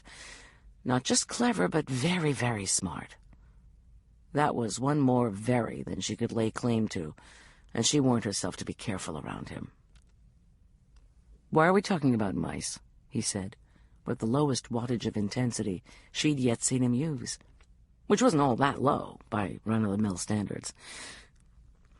"It has something to do with my kids, with Candace, doesn't it? Mice, Rocky, my kids, something about Fern Lake Cabin." He'd done the equation in record-breaking time. Either he was the X-Factor himself or a real whiz at brain teasers. "We found 13 dead mice there, nailed to the back of the outhouse," Anna said. "They'd been nailed up alive." Mrs. Duane squeaked in a mouse-like fashion, and Robert Prophet flinched. Anna was unsure whether the sudden cringing was due to mouse phobia or guilt. "Who would do a thing like that to any one of God's creatures, however lowly?" The words rang hollow, gutted either by revulsion at the deed or because they were the oft-repeated platitude of a hypocrite. "That's what we were wondering," she said as she rose. Prophet had had time to school his emotions and cool his febrile thought processes. She wasn't going to get any more out of him, at least not in this interview. Time had come to shake up the variables. Mr. Shepherd, with his quelling influence, couldn't be in 2 places at once. Since there was no legal way to send him out of his own chapel, she decided to put him on edge. Till the rain, she said, "I think I'll go outside, get some air." The chief ranger nodded her permission. Once outdoors, Anna realized how desperately she did want to get some air. The windowless room, redolent with stifled dreams and isolation, had begun to close in on her, a sense of poison pressing in through the pores of her skin. Taking off her hat, she combed her fingers through her thick hair. It was grown long enough to fall in her eyes and curl at the collar of her uniform shirt. She'd let it grow because Paul liked it. After years of independence, it was good to have a man worth catering to now and again, especially if there was a payoff. With Paul, so far, the payoff had been pretty good. Higher praise than that, Anna chose not to voice. Even in the soundproofed rooms of her own skull, hope and joy were double-edged things when their fulfillment depended upon another person. Like a horse ridding itself of flies, Anna shook off the toxins that had settled on her skin. Breathing deep of air so dry and thin it burned her lungs, she wondered why life wasn't enough for most people. Why they had to hide in cathedrals, mosques, and temples and rehearse human-born fictions of something yet to come, practice infinite subtleties of castigation of flesh and mind, as if by limiting pleasure and freedom in their one guaranteed existence, they might earn kudos in another, one from which no explorers had ever returned alive. "Ranger Pigeon?" The sound was but a whisper of air, soft as the voices one hears in the murmur of fast-moving streams. Anna might have thought she'd suffered a visitation, but for the fact ghosts seldom called one by one's formal title. Turning her face from the cleansing carcinogens of the sun, she replaced her hat. Mrs. Duane, looking older, frumpier, and more careworn in the uncompromising light of day, had followed her out. "The girls aren't doing so good," she said in a whisper. A furtive look toward the chapel door confirmed Anna's suspicions of just who was not to overhear this tete-a-tete. "Especially Beth. She won't eat unless she eats with that crippled lady. And Mr. Shepherd doesn't like that, even though I'm always with her. That other one's a woman doctor. They've not got husbands or kids, either one of them. This last was unquestionably a condemnation of Dr. Littleton and Heath Jarrett's moral and spiritual states. "But I keep on. Beth is so thin, and the dreams... Poor child tries to stay awake. I found her asleep on her feet in the door jamb. She'd been walking so she wouldn't fall asleep. Alexis, too, but not so bad. But then she has her dad for comfort." The last was said with such bitterness, Anna wondered what Mrs. Duane had against the ubiquitous Mr. Shepherd. Before she could finish her thought, the woman suddenly sucked her breath back into her lungs as if she would suck back the words she'd spoken with it. Anything she wasn't supposed to know was particularly attractive to Anna. "She has her dad," she echoed neutrally. "Mr. Shepherd, a father makes you feel safer. He's a father to all of us, but especially some of us. Blood, you know." Mrs. Duane was babbling, still in a whisper, overbright smile discordantly pasted on her face, hands animated, an amateur actor's rendition of happy talk. Anna let her continue this peculiar whispering monologue till it was clear she wasn't going to say anything she oughtn't. Then she interrupted to Mrs. Duane's obvious relief. "Have Beth or Alexis told you anything about where they were? What happened? Anything about Candace?" "Nothing. They say they don't remember anything. I really think they don't. Even Mr. Shepherd couldn't get anything out of them." The inference was that Mr. Shepherd could pry the thoughts from a marble statue. Maybe he could, but Anna doubted the statue would have much market value after he'd done with it. "What do you think happened to them?" Mrs. Duane looked slightly startled that anyone would want her opinion on what had befallen her child. "Satan," she said without hesitation. "He likes children best because they are precious to our Lord. This world is a battleground, and he will use anything he can to get at God. He hates him so. Even here, tucked away from the world, he is at work. Ritual tortures, sacrifices, they are especially active around Halloween and Good Friday because that was the day they killed our Lord." Anna was half sorry she'd asked. It crossed her mind to tell the woman that, because of persistent rumors, the FBI had done an exhaustive investigation of the satanic cults in America. The investigation was somewhat disappointing. They couldn't find any. Like razor blades and Halloween apples, satanic cults with black Sabbaths and infant sacrifices were an urban myth. In the end, she didn't waste her breath. Mrs. Duane would not have been comforted, only alarmed that the belief system on which her world was based was being challenged. A grand battle between Lucifer and God, with humankind as cannon fodder, was more appealing than the unglamorous responsibility of dealing on a daily basis with petty, mean, human evil. "Tell me about Beth's dreams," Anna said. She had little belief in the value of dream interpretation as a crime-solving tool, or a tool to solving the subconscious, but a scared girl might just tell things that were true as if they were only dreams. A way of communicating the forbidden. "They're demonic," Mrs. Duane said, unsurprisingly, given her earlier revelation. "Beth wakes screaming and crying. She wet the bed, something she hasn't done since she was 3 years old. Mr. Shepherd was firm about that. It's just a matter of choosing the good over the evil. Beth talked about darkness and crying things and being sorry. She asked God to forgive her over and over. She dreamed of a wolf howling, dreams of slaughter as in the end of days." "May I talk with Beth? I'd like to see her." Mrs. Duane shook her head. "No, Mr. Shepherd thinks it would only confuse the girls further. He says they are to stay at prayers until God sends his forgiveness."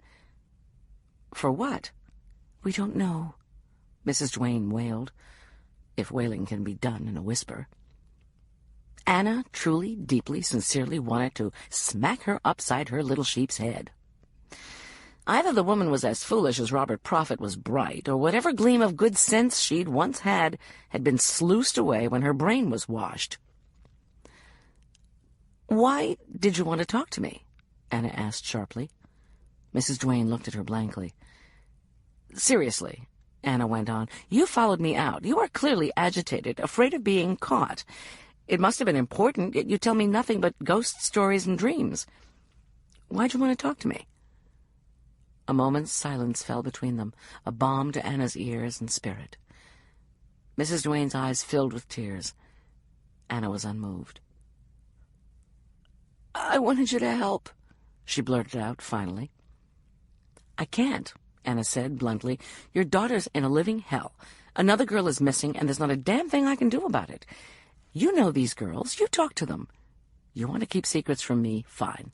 But without you, without being able to talk to Beth, what do you expect me to do? Arrest Beelzebub on loitering charges and interrogate him?" Anna dropped the anger as suddenly as she'd taken it up. It had done its work. Mrs. Duane was at least awakened from her trance of victimhood. Gently, Anna said, Help me find out." For the briefest moment, Anna thought she'd gotten through. Then the woman bleated, "Mr. Shepherd," and feeling her way like someone in a blinding sandstorm, she turned to the house. "What's his first name?" Anna called after her.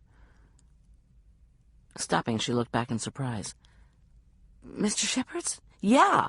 What's his first name?" "Duane," the woman said. "That would have been my best guess," Anna said. Mrs. Duane fled toward the chapel door. Chapter 11. Solitude had changed since Heath had broken her back. Once she'd loved it, craved it, savored it. Now she craved it, but when it was given her, she found her feelings in conflict. Before, she'd not known why people were scared to be alone. She wished she could have gone to the grave in happy ignorance of this knowledge. Still in all, she was enjoying it, possibly out of sheer perverse willfulness. Gwen had taken the Cushman scooter, a retro-styled aqua and white with matching helmet, and left the Roland Roost to scoot the 5 or so miles into Loveland. Her excuse was groceries, but for that she could have taken the RV. The truth was, she and Heath needed time apart, just a breather. Only in solitude could certain places in the psyche renew themselves, or so Gwen was fond of saying, and so Heath once had believed. The other truth was that Heath's Aunt Gwen loved her scooter. On it, she became the wild, red-haired American girl who'd ridden madcap through the streets of Florence in her college days, the girl who'd broken hearts, drunk too much wine, studied art and medicine, gotten her own heart broken, and come home to Tulane University in Louisiana to become a healer of women. Though a 71-year-old wild woman on a scooter and a herd of SUVs scared Heath witless, she never said anything. That could change, she thought, as she looked at her watch. The sun had gone behind the mountains. The sky was drifting from blue to green to the soft gray that invited the first of night's stars. And Gwen had yet to return. Refreshingly, Heath noted, she was concerned mostly with her aunt's welfare. Being self-involved was more tiring than one would think. Sipping a mediocre but functional Merlot, she watched the purest fade of light in the east, where night seeped out over the plains. A climber by inclination and trade, she'd taught at the Wilderness Skills Training Center in Colorado Springs for the past 7 years. Heath had given the earth's flat places short shrift. Unless they had a deep cave one might climb down in, what possible good were they? With wheels instead of crampons, she would have to make her peace with a relatively two-dimensional world. That, or get a job as an elevator operator, she thought wryly. Idly wondering if there were even any elevator operators left, she drank again, then lit a cigarette. Wiley, lying 6 feet from her chair, chin on paws, raised an eyebrow. Like most animals of good sense, he didn't like the smell of smoke. "Don't start," Heath said, and took a drag. She was smoking a little too much, drinking a little too much, but tonight they were comparatively happy excesses. "Joyous addicts are less tiresome than morbid addicts," she said to the dog. He heaved a great and weary sigh and fell over on his side. One needn't even be an anthropomorphist to assign attitudes to Wiley. A cell phone Heath had been resisting the temptation to use to check on her aunt tootled. Gwen had it trained to play Dixieland. It was her aunt asking permission to stay an hour later to attend a premiere in Loveland's burgeoning arts district. Worry over her aunt laid to rest, worry over herself drowned, Heath lit the kerosene lamp, poured a third glass of wine, and settled into the universe. Darkness pooled in the east, bled west to the mountains. Night was complete. Heath was in a pleasant half-dreaming state, half-hypnotized by the steady fire of the lamp, when Wiley began to growl. The mean kind of growl that warns of intent to make the bite worse than the bark. At once alert, if not fully sober, Heath ordered him quiet. He'd come to stand guard near her chair, and she closed her fist in the prickling fur of his ruff, more to reassure herself than to restrain him. Nothing. "Coyotes," she said, because a pack of these most adaptable canines would tear apart a domestic dog, even one as brave and fierce as Wiley thought he was. She took his leash from her saddlebag, clipped one end to his collar, and tied the other firmly around the arm of her chair. He didn't growl again, but neither did he relax. Heath couldn't either. It was time to go in. She was leaning down to untangle her lap rug from beneath her wheels when a faint trickle of sound flowed into the campsite. High-pitched, barely audible, it came from all directions and none. Voices heard from a distant playground, one at which the games were of pain and fear. She felt the dog go rigid under her hand. "Shh," she whispered. The voices grew louder. Children's voices. "Please, please, please, no!" The sound trailed off, and Heath leaned forward unconsciously, trying to follow it. Again it swelled. "Please leave us alone! Please go away! Leave us alone!" That was the limpet's voice. She was sure of it. "Beth?" she called into the darkness, then waited. "Leave us alone!" "Beth, come out where I can see you." Heath squinted into the darkness that had wound tightly around her camp. Mindlessly staring into the lamp had blinded her, and phantom flames followed wherever she looked. "Leave us alone!" This so small, so weak, as if the child speaking, not Beth, he thought but wasn't sure, was dying or fading away. Then, sudden and so clear, Heath screamed, "Leave us alone or I'll kill you! I swear I will!" The kerosene lamp on the picnic table exploded. Gobbets of fire flew into the air. Rivers of fire poured over the tabletop and down onto the benches. Wiley shrieked and tried to run, but he was tethered to the chair. As he hit the end of the leash, the force pulled the wheelchair over, pulled Heath into the fire-running liquid beneath the table. Wiley was burning. The laprobe flamed up. The acrid bite of kerosene mixed with the smell of burning wool. Heath could see nothing but living fire. Her eyes and the backs of her eyes and her brain were burning. Wiley was barking, high and wild and desperate. Fear is essentially a tardy emotion, demanding the luxury of time. Apocalypse was happening too fast for it to take root. Not much giving a damn whether her worthless legs burned or not. Heath began pulling on the leash, reeling in Wiley. Her hands were on his fur, closed into fists. She pulled him to her chest and beneath her chest, and smothered the flames that danced with such unholy glee along his back and left side. A lifetime's worth of reflexes came to bear. She was kicking free of the burning lap rug. It was a shock when nothing moved. With a screamed curse, she grabbed at the blanket and threw it from her and her dog. The end of the world didn't take as long as she'd thought it might. Within a heartbeat or two, the fire was out. The kerosene had burned itself up. Neither table nor benches had caught. The world, presuming there still was one, was black and utterly silent. "Don't make us do it," hissed from the void, was made more terrible by the children lost within it. "Don't make us do it!" Louder now. They were coming, the childish voices with their rain of fire. Heath could not regain her chair, could not even see her chair. Had she miraculously been reseated, she hadn't the wherewithal to fiddle with ramp and sliding door. Murmuring four-letter words like panicked endearments into the ears of the dog, she unhooked the leash from his collar, and Wiley clutched to her chest. She wriggled commando-style underneath the RV. Once there, she curled herself around Wiley as best she could, with no bend in her knees, no tuck in her thighs, and buried her face in his fur. Both were whimpering. Voices turned to laughter, unholy laughter of insane children circling around the RV. Wiley struggled to get free. He barked to put the fear of God into whatever demons were attacking his mistress. Heath wouldn't let him go. The laughter swelled, ebbed, drifted, cut. The sound of feet pattered around wheel to wheel. "Kill it!" a child screamed, and a stick or knife jabbed Heath in the back. "Kill it! Kill it! Make it die!"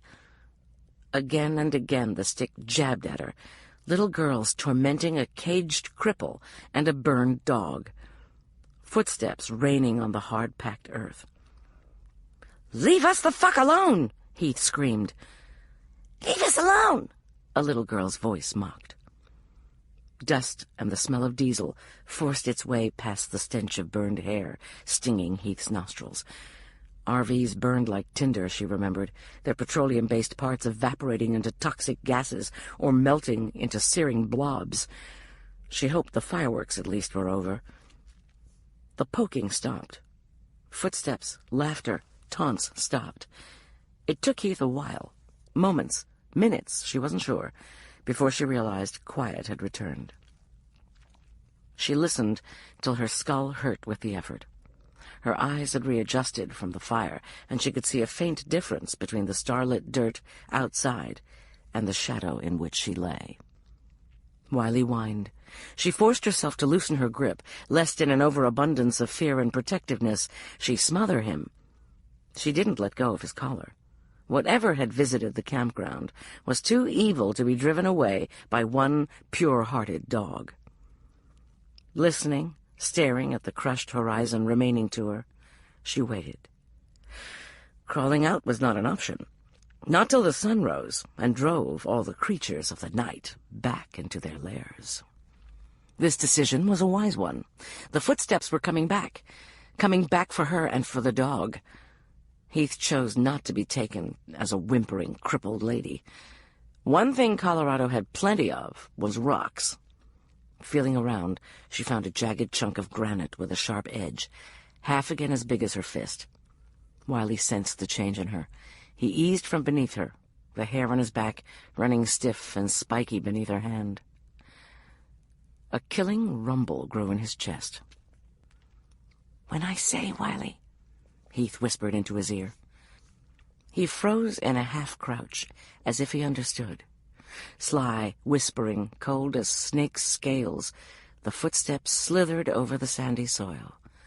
Around the RV, soft as moccasined feet, bare feet, cat feet, little girl's feet. Near the front tire on the driver's side, they stopped. "Now!" Heath screamed, and both she and her dog struck long and low from beneath the vehicle. Chapter 12. Anna was having second thoughts about this visit. It was after 9. People were, if not already in bed, settled in for the night. She'd intended to come earlier, but had gotten roped into an acrimonious campground dispute over a prime site and couldn't decently get away till 8. Having driven too far to give it up, she pulled into the dusty little RV camp where Dr. Littleton and her niece were reputed to be staying. Only 2 of perhaps a dozen sites were occupied, one by a recreational vehicle so big a camera was mounted on the rear to facilitate backing up. The other Anna recognized as Dr. Littleton's. So they wouldn't rake rudely across the camper's windows, she switched the lights off in her 1999 Honda Accord, a wedding present from Paul. He had, and rightly so, been concerned the battered Rambler American she'd driven over 200,000 miles might not make one more cross-country trip. Littleton and Jared's vehicle was dark. Anna would be waking them. For a moment she sat behind the steering wheel, deciding whether or not to turn around and drive back to Estes Park. She was reaching for the ignition key to do just that when the peculiar sculpture between picnic table and van came into darkling focus. An overturned chair wheeled to the sky. The window in her car door was down, and Anna could hear the absolute stillness of the night, and nothing else. Where the hell was the helper dog? Why wasn't he announcing her in proper canine fashion? Again, the crucified mice danced in her head. How much of a step from mice to dogs, dogs to women? A bad feeling crawled up her spine and tightened the skin at the back of her neck. Moving quietly, she took her old Colt .357 from the glove box and eased from the car. Her leather-soled moccasins almost silent on the packed earth, she walked over to the RV. There was a smell of burning, a small blanket thrown aside. Taking blind corners with care, she walked around the vehicle. At the driver's side window, she stopped to look inside. A shriek stopped her heart, and a screaming pain shot up from her foot.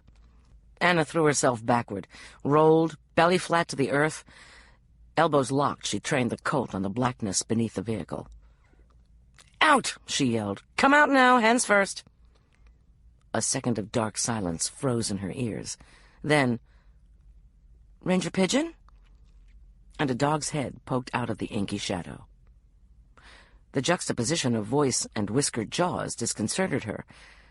For the briefest of instants, she thought Wiley addressed her. "Miss Jared?" she returned when the instant thawed. "Yeah." The dog crawled out on dog elbows and knees. Rather than rising to all fours, he continued to crawl over to her, then licked her fingers where they curled around the butt of the gun. He smelled of singed hair and kerosene. Jared didn't appear, so Anna didn't put away the revolver, though it was hard to maintain a killing edge with a scruffy hound slavering one's trigger finger. "You alone under there?" Anna demanded. "Yes, I am." Anna waited a bit, but nothing transpired. "Are you coming out?" "Yes, I am." This reluctantly. "Wiley's leash has me tangled up." "You want help?" "No." "Suit yourself." Anna sat up and took a long and careful look around her. There was nothing but low, scrubby bushes, and not many of them. In a rolling countryside cut with ravines, she knew a man could hide himself even without what would normally be considered cover. "Should I be worried about what's out here with me, or were you and Wiley just hanging out under there for the hell of it?" she said to the darkness under the RV. Now that the excitement was over, Anna's foot had begun to throb where Heath Jarrett had smashed it with whatever she'd smashed it with. Pain made her cranky. "You should be worried," came the disembodied voice. "What the heck are you doing under there? Don't get dressed on my account." "Balls." "What should I worry about?" Anna came to her knees and watched out over the undulating landscape to where it skirted the bones of rock. "That's a little hard to say." Finally, the scuffling became directional. First Jared's hands came out, then her head, as she dragged her weight over the ground. Wiley left off sucking up to Anna and went to his mistress. Taking her collar delicately between his teeth, he began pulling, helping her move. Anna hadn't seen anything like it since Lassie had pulled Timmy out of everything from dry wells to abandoned mine shafts. She sat down again, the Colt held loosely in her lap, legs folded tailor fashion. With her empty hand, she squeezed her injured foot. The counter-pressure seemed to alleviate the throbbing from within. Anyway, it was something to do. Eyes completely adjusted to the darkness, a bit of moon climbing in the east, and more stars than God could count, Anna could see with surprising clarity. Fascinated, she watched Heath Jarrett, with the help of her faithful dog, work her way painfully out from under the chassis, inch by hard-won inch, a small berm of dirt plowed up by her chest, the dark hair sticking to her forehead in sweaty curls, despite the chill of the night. Questions piled up in Anna's mind. starting with why she and the dog were under the RV, and what was worrisome but hard to speak of. With forced discipline, she held her tongue. There would be time enough when the woman was done with her extrication. Besides, Anna could see how much the work was costing. Jared would have little breath to spare for talking. The energetic ministrations of the dog, coupled with Heath Jared's grunting, gave the scene a cartoon quality that made Anna smile. Jared caught her at it. "Enjoying yourself?" she gasped. "Pretty much," Anna admitted. "Except for my foot. I think you might have broken some of the little bones in my toes. There's no treatment for that, you know." "I feel your pain," Heath panted sarcastically. "Or used to." She'd gotten herself out as far as her hips. By rolling over and using the front tire for support, she managed to sit up. From that position, and again with tug and tooth thrown in by the faithful Wiley, she was able to grab hold of her legs and drag them out in front of her. "Shit!" she sighed when she'd done. She leaned back against the tire and closed her eyes. "Check Wiley. Check my dog. I think he got burned. I know he got burned. I saw the flames. There's a flashlight in my saddlebag." Anna fetched the flashlight. Wiley stood patiently, stoically, while she checked him. Heath stroked his head. "Fur's burned, but it doesn't look like it got to his skin," Anna said at last. "I reached him pretty quick." Anna didn't ask how. Her foot ached with the swiftness and power that still resided in this former climber's upper body. "Give him a bath and a clip, to be sure, but he looks good." Anna had been a ranger and an emergency medical technician for too many years to let anyone suffer in silence or peace. "Let me take a look at you." "I'm fine. It'll just take a second." To her surprise, Heath didn't continue quarreling, but held both her hands out, palms up. They were filthy, of course, but other than a bit of slight blistering along the edge of her left palm and little finger, she was more roughed up than burned. The front of her shirt was scorched over an area about the size of a dinner plate and burned through just below Heath's left breast. "Mind if I unbutton your blouse?" Heath didn't open her eyes. "Give me my cigarettes and you can take the damn thing off," she said. "They're in the saddlebag. Same side as you found the flashlight." Anna got up and limped around the front of the truck again. "Might as well bring the chair while you're up," Heath called. "And watch out for broken glass." Anna did as she was asked.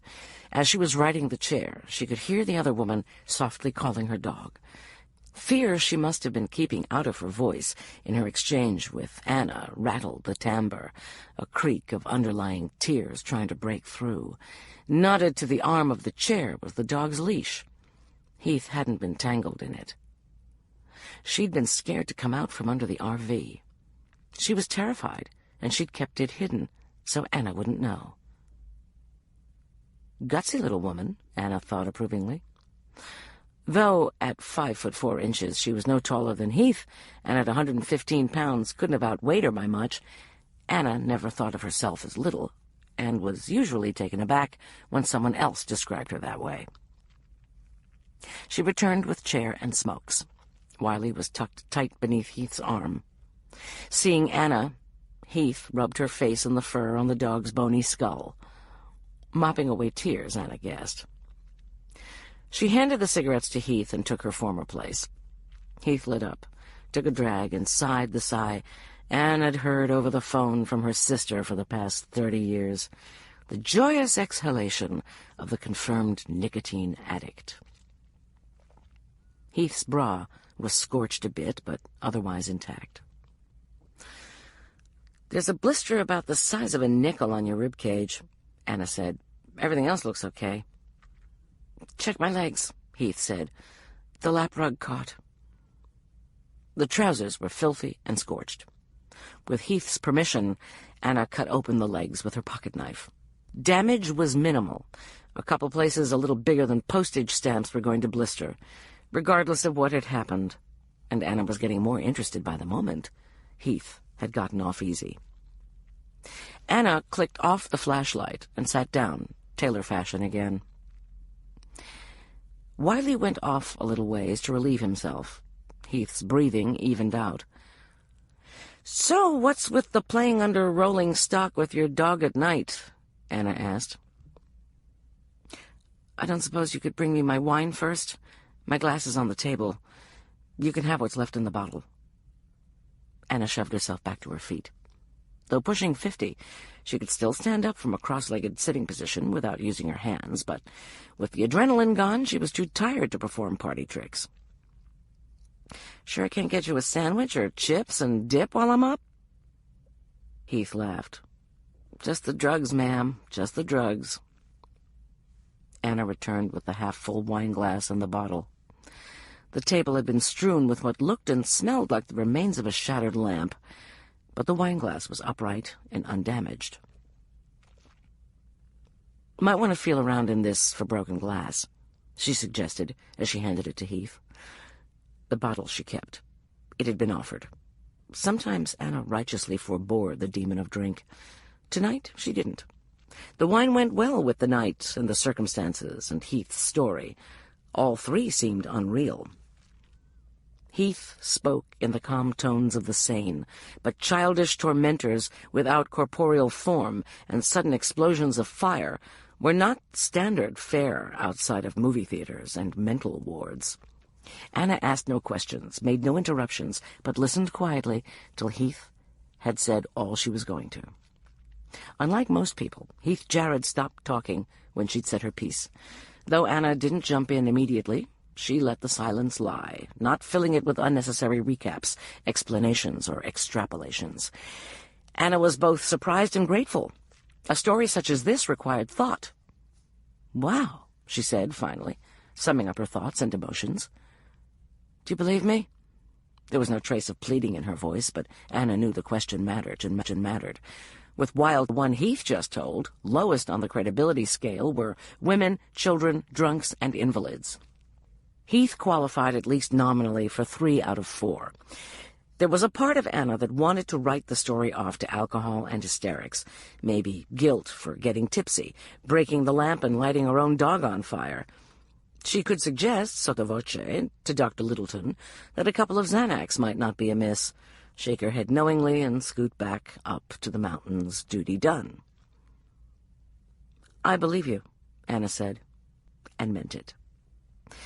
"The chief ranger and I were up to New Canaan today. It's one disturbing town, a place where it's warped for the greater glory of somebody, probably Dwayne Shepherd. They've got this whole Christian fundamentalism going, with a layer of Mormon fundamentalism to keep the sex plentiful." "Plentiful for the aforementioned Dwayne Shepherd?" "That's my guess, but Mrs. Dwayne, who I suspect is Mrs. Shepherd, number 1 or 2, got on about demons, Satan, Halloween, the whole ball of wax, and I don't doubt for a moment that she was sincere." "Are Mormons big on the demon thing?" Heath asked.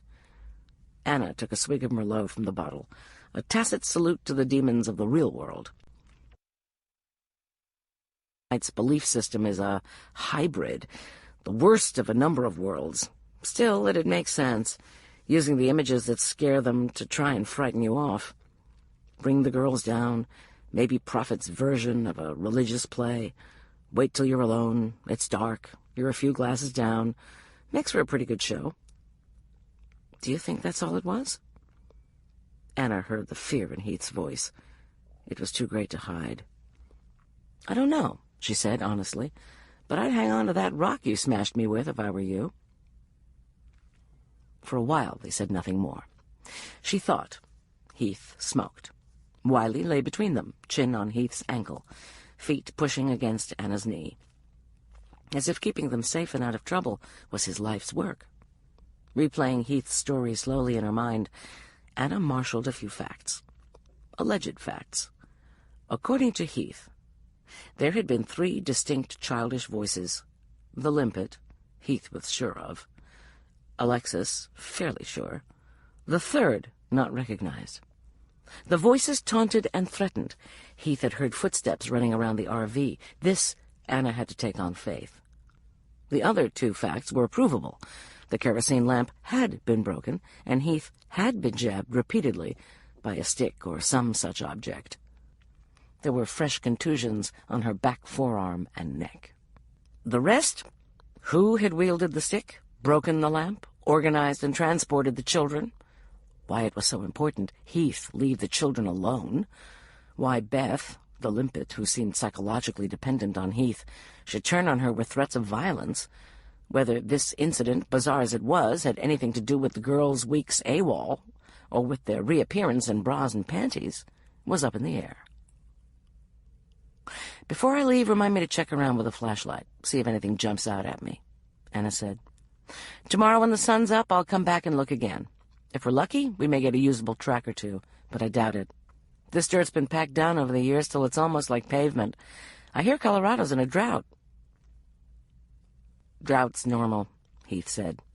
"It was the last 20 freakishly wet years that screwed us. Zillions of people moved here.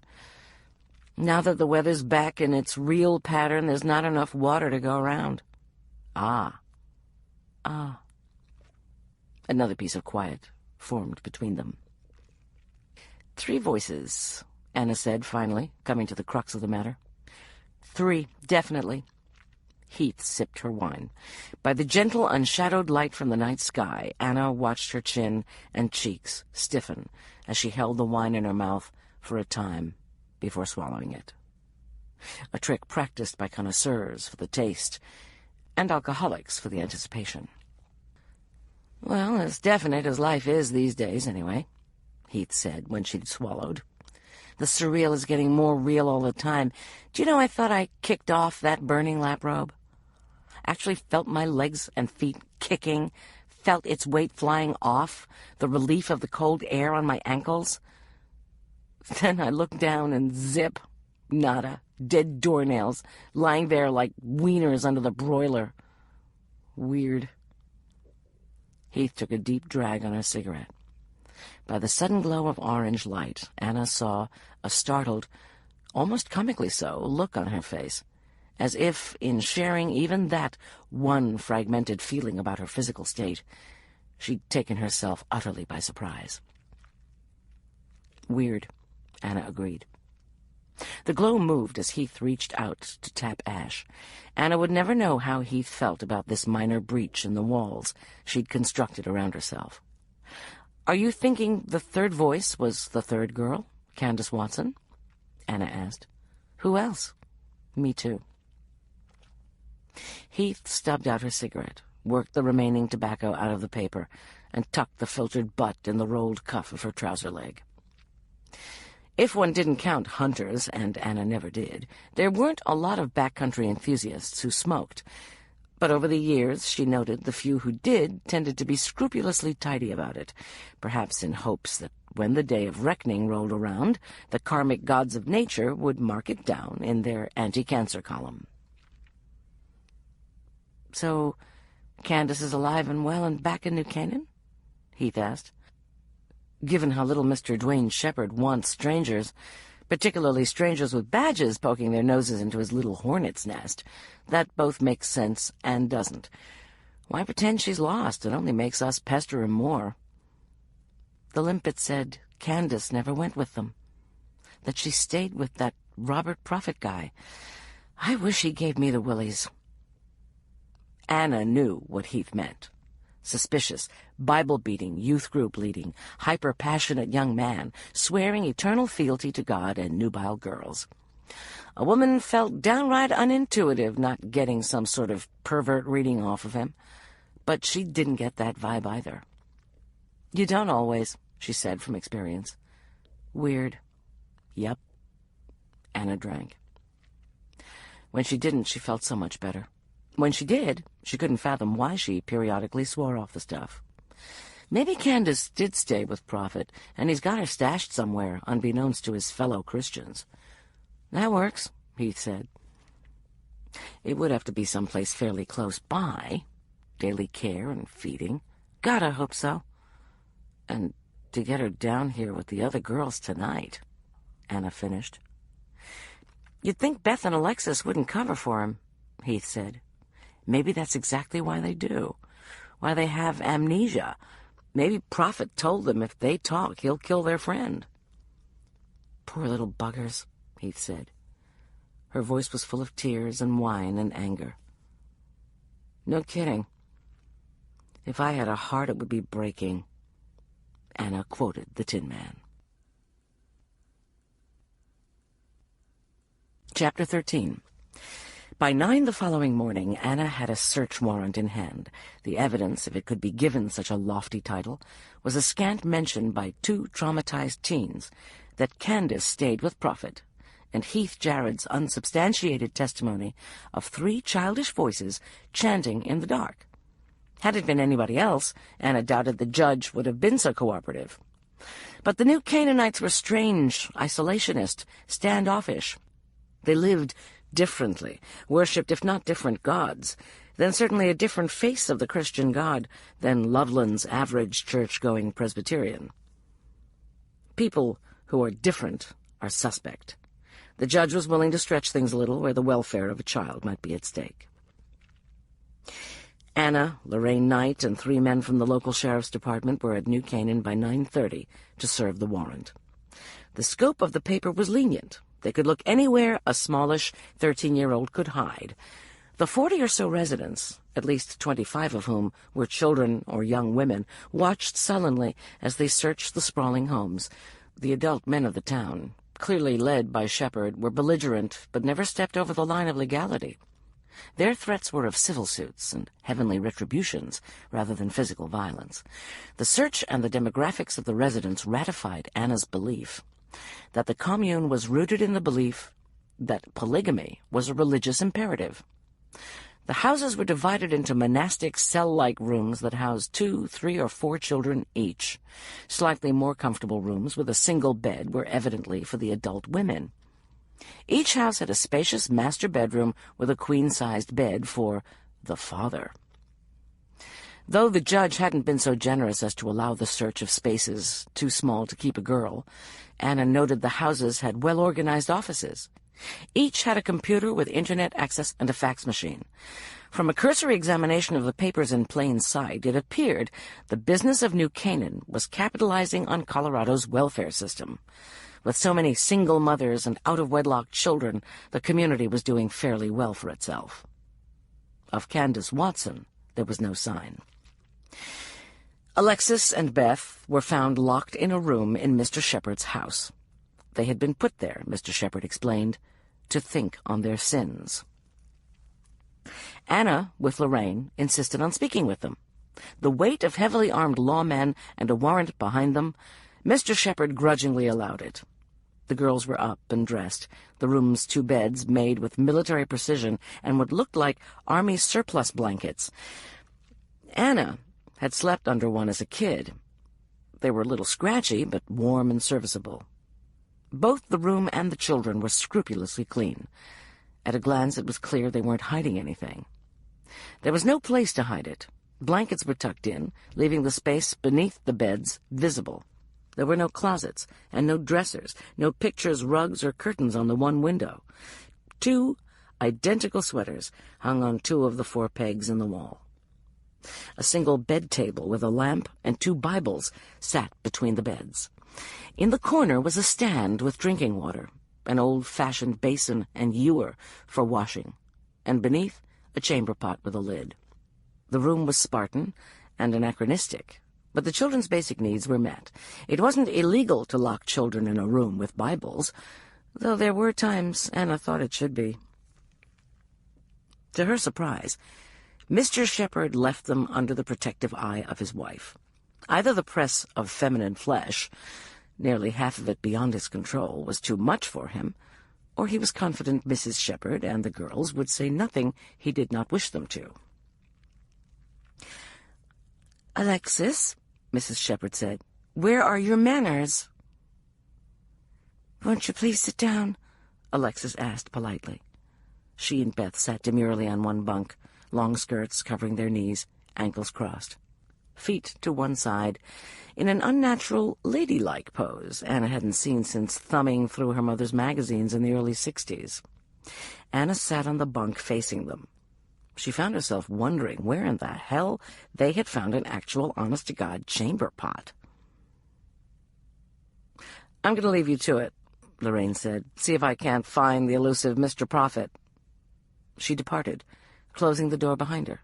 Mrs. Shepard remained standing, one hand on Alexis' shoulder. Anna's attention was caught by her long, slender fingers. The woman's face was aged, not so much by wrinkles or bags, but by the careworn, almost pained expression she habitually wore. Her hand was smooth, young, very young, younger than Anna had first thought. Anna looked at her throat. It, too, was young. Mrs. Shepherd couldn't have been much more than 14 years older than her daughter, if that. She'd been little more than a child herself when she married. Anna left off studying her and focused on the girls, letting silence grow among the four of them. Silence worked better with adults than children. Children hadn't yet acquired the compulsion to fill it, but it was worth a try, considering she had no better opening gambit. Seconds oozed by, thick as mud in the small closed room. Both children sat quietly, looking at her with nervous, expectant faces. Mrs. Shepherd was equally unmoved. It occurred to Anna that mother and children had probably been trained not to speak until spoken to be seen and not heard, to be used as the master saw fit. "So you're under house arrest," Anna said amiably. "What did you guys do to get locked up?" "We lied," said Alexis. "Lying's a sin," said Beth. "Who did you lie to?" Anna asked. "You. Everybody," Alexis replied. That caught Anna off guard. She'd been expecting something more domestic, lying about chores unfinished or cookies gone missing. "What lie did you tell me?" Alexis fielded this question as well. "We told everybody, that Candace hadn't gone with us on the hike, that she'd stayed behind with Robert, but it wasn't true." For a moment, Anna was too stunned to speak. The one shred of evidence they had was being snatched away. If they had lied, she was back to square one. If they were lying now, she was back to square one. "Okay," she said slowly. "Why did you say that if it wasn't true?" This time Beth answered. "When we came back, Candace wasn't with us, and we thought we'd be in trouble because we'd left her." There was a very believable edge of despair in her voice, and Anna found herself halfway believing her. "Where did you leave her?" A look was exchanged between the girls. Nothing big, nothing flashy. Anna might not have noted it had she not seen that same look spark between them when she'd first come upon them in Heath's camp. "We can't remember," Beth said. "Why did you decide to tell the truth now, about Candace not staying behind with Robert?" Anna asked. "Because we got him in trouble. We never meant to," Beth said earnestly. "We didn't think of it like that. We just—" "Didn't want to get in trouble?" Anna finished for her. "No." The limpet's face was open, her needs transparent. Anna could have sworn she was telling the truth, or what she'd been made to believe was the truth. Alexis was harder to read. She had a way of hiding emotions that was beyond her years. "Did Robert tell you you'd gotten him in trouble?" Anna asked. "No, Mr. Shepherd told us," Beth said. "Robert forgave us. He said it was okay, and he loved us." "When did you see Robert?" Mrs. Shepherd cut in sharply. The limpet looked horrified. "Now you've done it," Alexis hissed.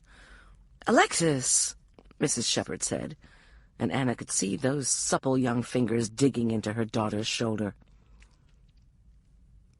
"Robert came by last night," Alexis confessed. "He talked to us through the window." She began to cry. "Did you go out with Robert last night?" Anna asked. "The door was locked," Beth answered for her friend, or half-sister, or whatever the hell their convoluted family relationship was. That wasn't a straight answer.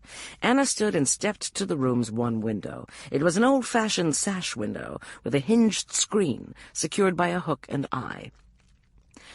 As a girl, Anna had slipped in and out of a window very like it more times than she could remember.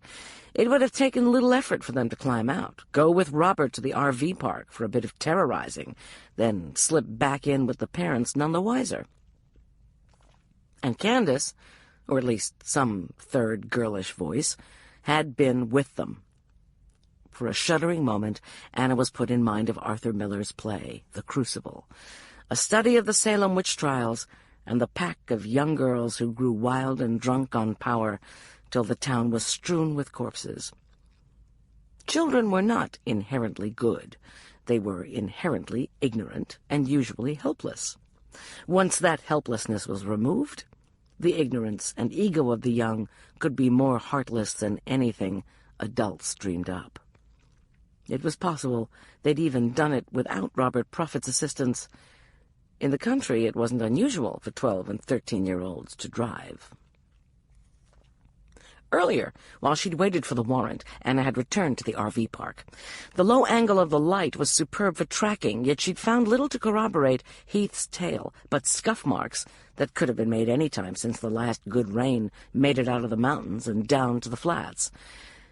Anna turned back to the room where her captive audience watched her with an attention that would have flattered the most jaded actor. She looked at the girl's shoes. They were well used but clean. If they'd been rampaging the previous night, they had literally and figuratively covered their tracks. "Heath Jarrett told me you'd paid her a visit last night," Anna said abruptly. "Tell me about that, Beth." The girl looked dumbfounded, eyes wide and uncomprehending, mouth slightly agape. Genuine surprise. Anna was about to consign Heath to the loony bin. Then Beth's eyes filled with tears, and the unlined face contorted into a spasm of guilt so heartfelt, Anna felt guilty for seeing it. "Is Heath all right?" she asked. Her voice returned to the babyish tremor it had been when she'd first walked out of the woods. Alexis took Beth's hand. It wasn't to comfort her. Anna could see the smaller girl wince from the pressure Alexis put into the squeeze. "We were here all night, both of us," Alexis said, "praying and reading our Bibles. Ask my mother." Anna wondered whom she was going to say at first. Robert Prophet? Maybe she'd concluded his nocturnal visit to the bedroom window of two underaged girls had damaged his credibility in the eyes of the law. Because she'd been invited to, Anna said, "Well, Mrs. Shepherd?" Mrs. Shepherd was looking at her daughter in a new way. The featureless stoicism or repressed pain that had kept her face locked since Anna had first seen her was broken. She stared at Alexis as if she'd metamorphosed into a Kafka-esque cockroach before their very eyes. "The window isn't nailed shut," she said flatly. Alexis began to cry again, her face hidden in her hands. "Sharon!" Alexis cried in shock. Her mother slapped her. Sharon. She called her mother Sharon, and her father Mr. Shepherd. Such a warm, fuzzy family. The bedroom door opened. "Prophet's gone," Lorraine said, without preamble. "He took some clothes in his car." "He went to find Candace," Beth volunteered.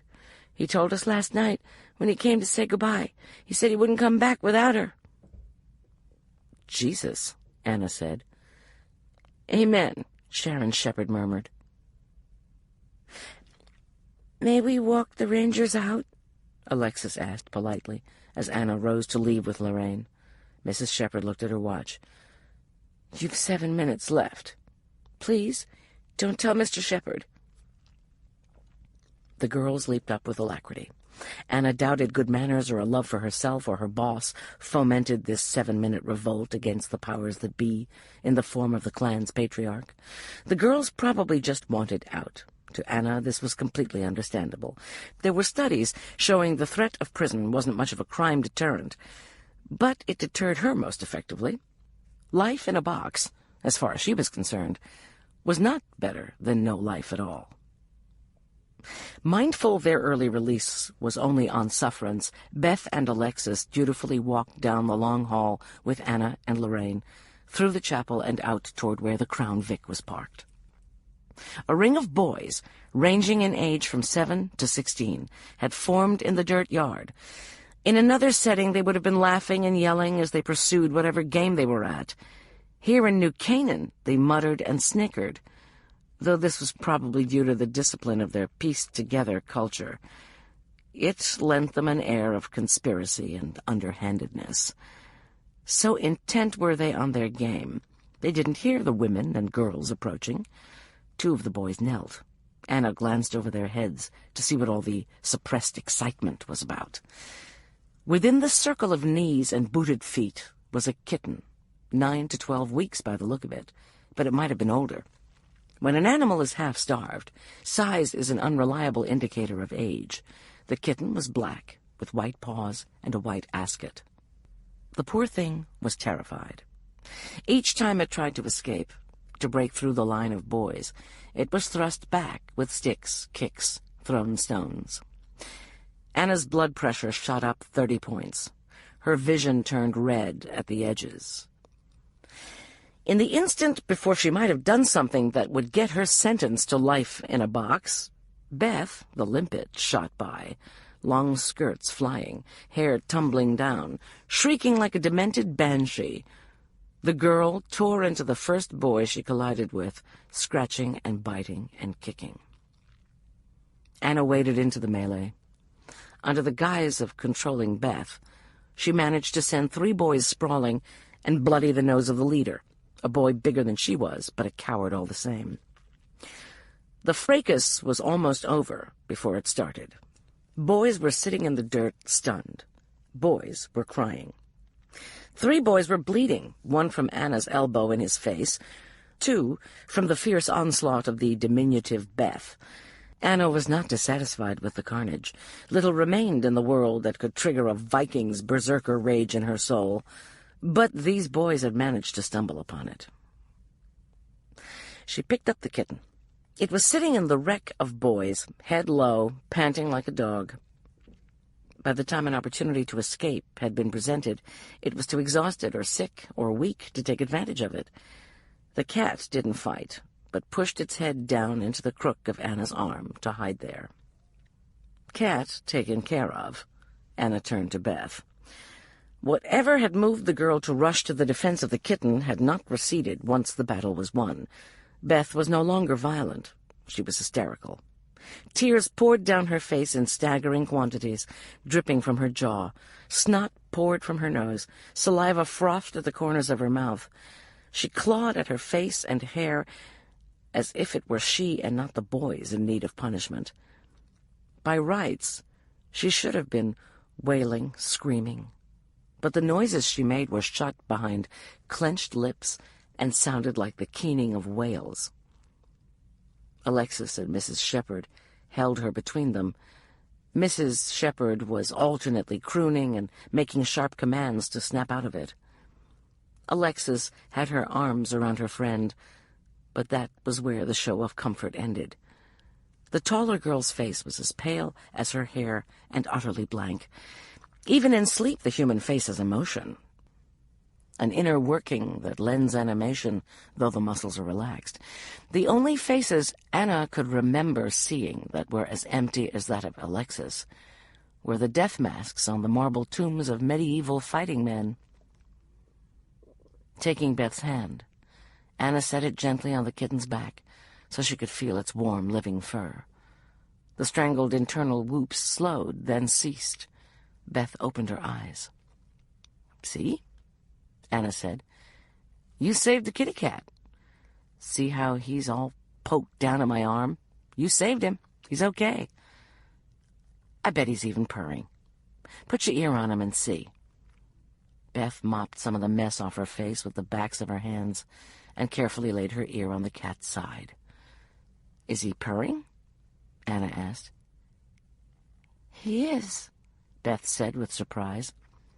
"He's happy you saved him," Anna said. Cats not only purred when they were happy, but often when they were hungry or scared, but Beth didn't need to know that. "Are you going to be okay?" Anna asked. Beth stopped petting the kitten and crossed her arms tightly over her chest. "Okay," she managed. The tears began again. "What are you going to name your kitty?" Mrs. Shepherd asked kindly, relieved that a key to the child's sanity had been recovered. "No," Beth cried. "I don't want it." She tore free of Alexis' embrace and ran for the house. Mrs. Shepherd ran after her. Alexis never moved. Her face remained a death mask. Anna reached toward her, then hesitated, overtaken by the unsettling fancy that if she touched her, the girl would shatter, or her flesh would be as cold as the morgue. Chapter 14.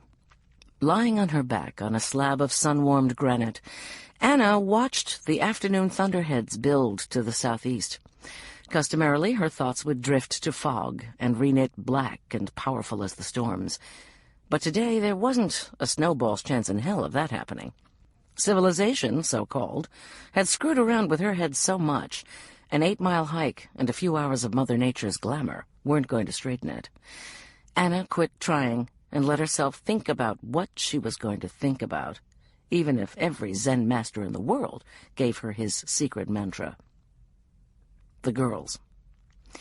The room where they were sent to pray. The pitter-patter of little demon hooves, with little children's voices around Heath's trailer. Demons poking at Heath with sticks. Demonic boys poking at a kitten with sticks. Beth saving the cat's failure to save Beth. Beth running for the house. Alexis turned to a pillar of salt as sure as if she'd looked back at Sodom and Gomorrah. Beth, Alexis and Beth. They'd left the camp, if the missing prophet were to be believed, alone and under their own power. They'd reappeared near Heath's camp alone and under their own power. They both claimed complete amnesia. Both lied, maybe, about Candace. Both their voices were recognized by Heath as mocking and threatening.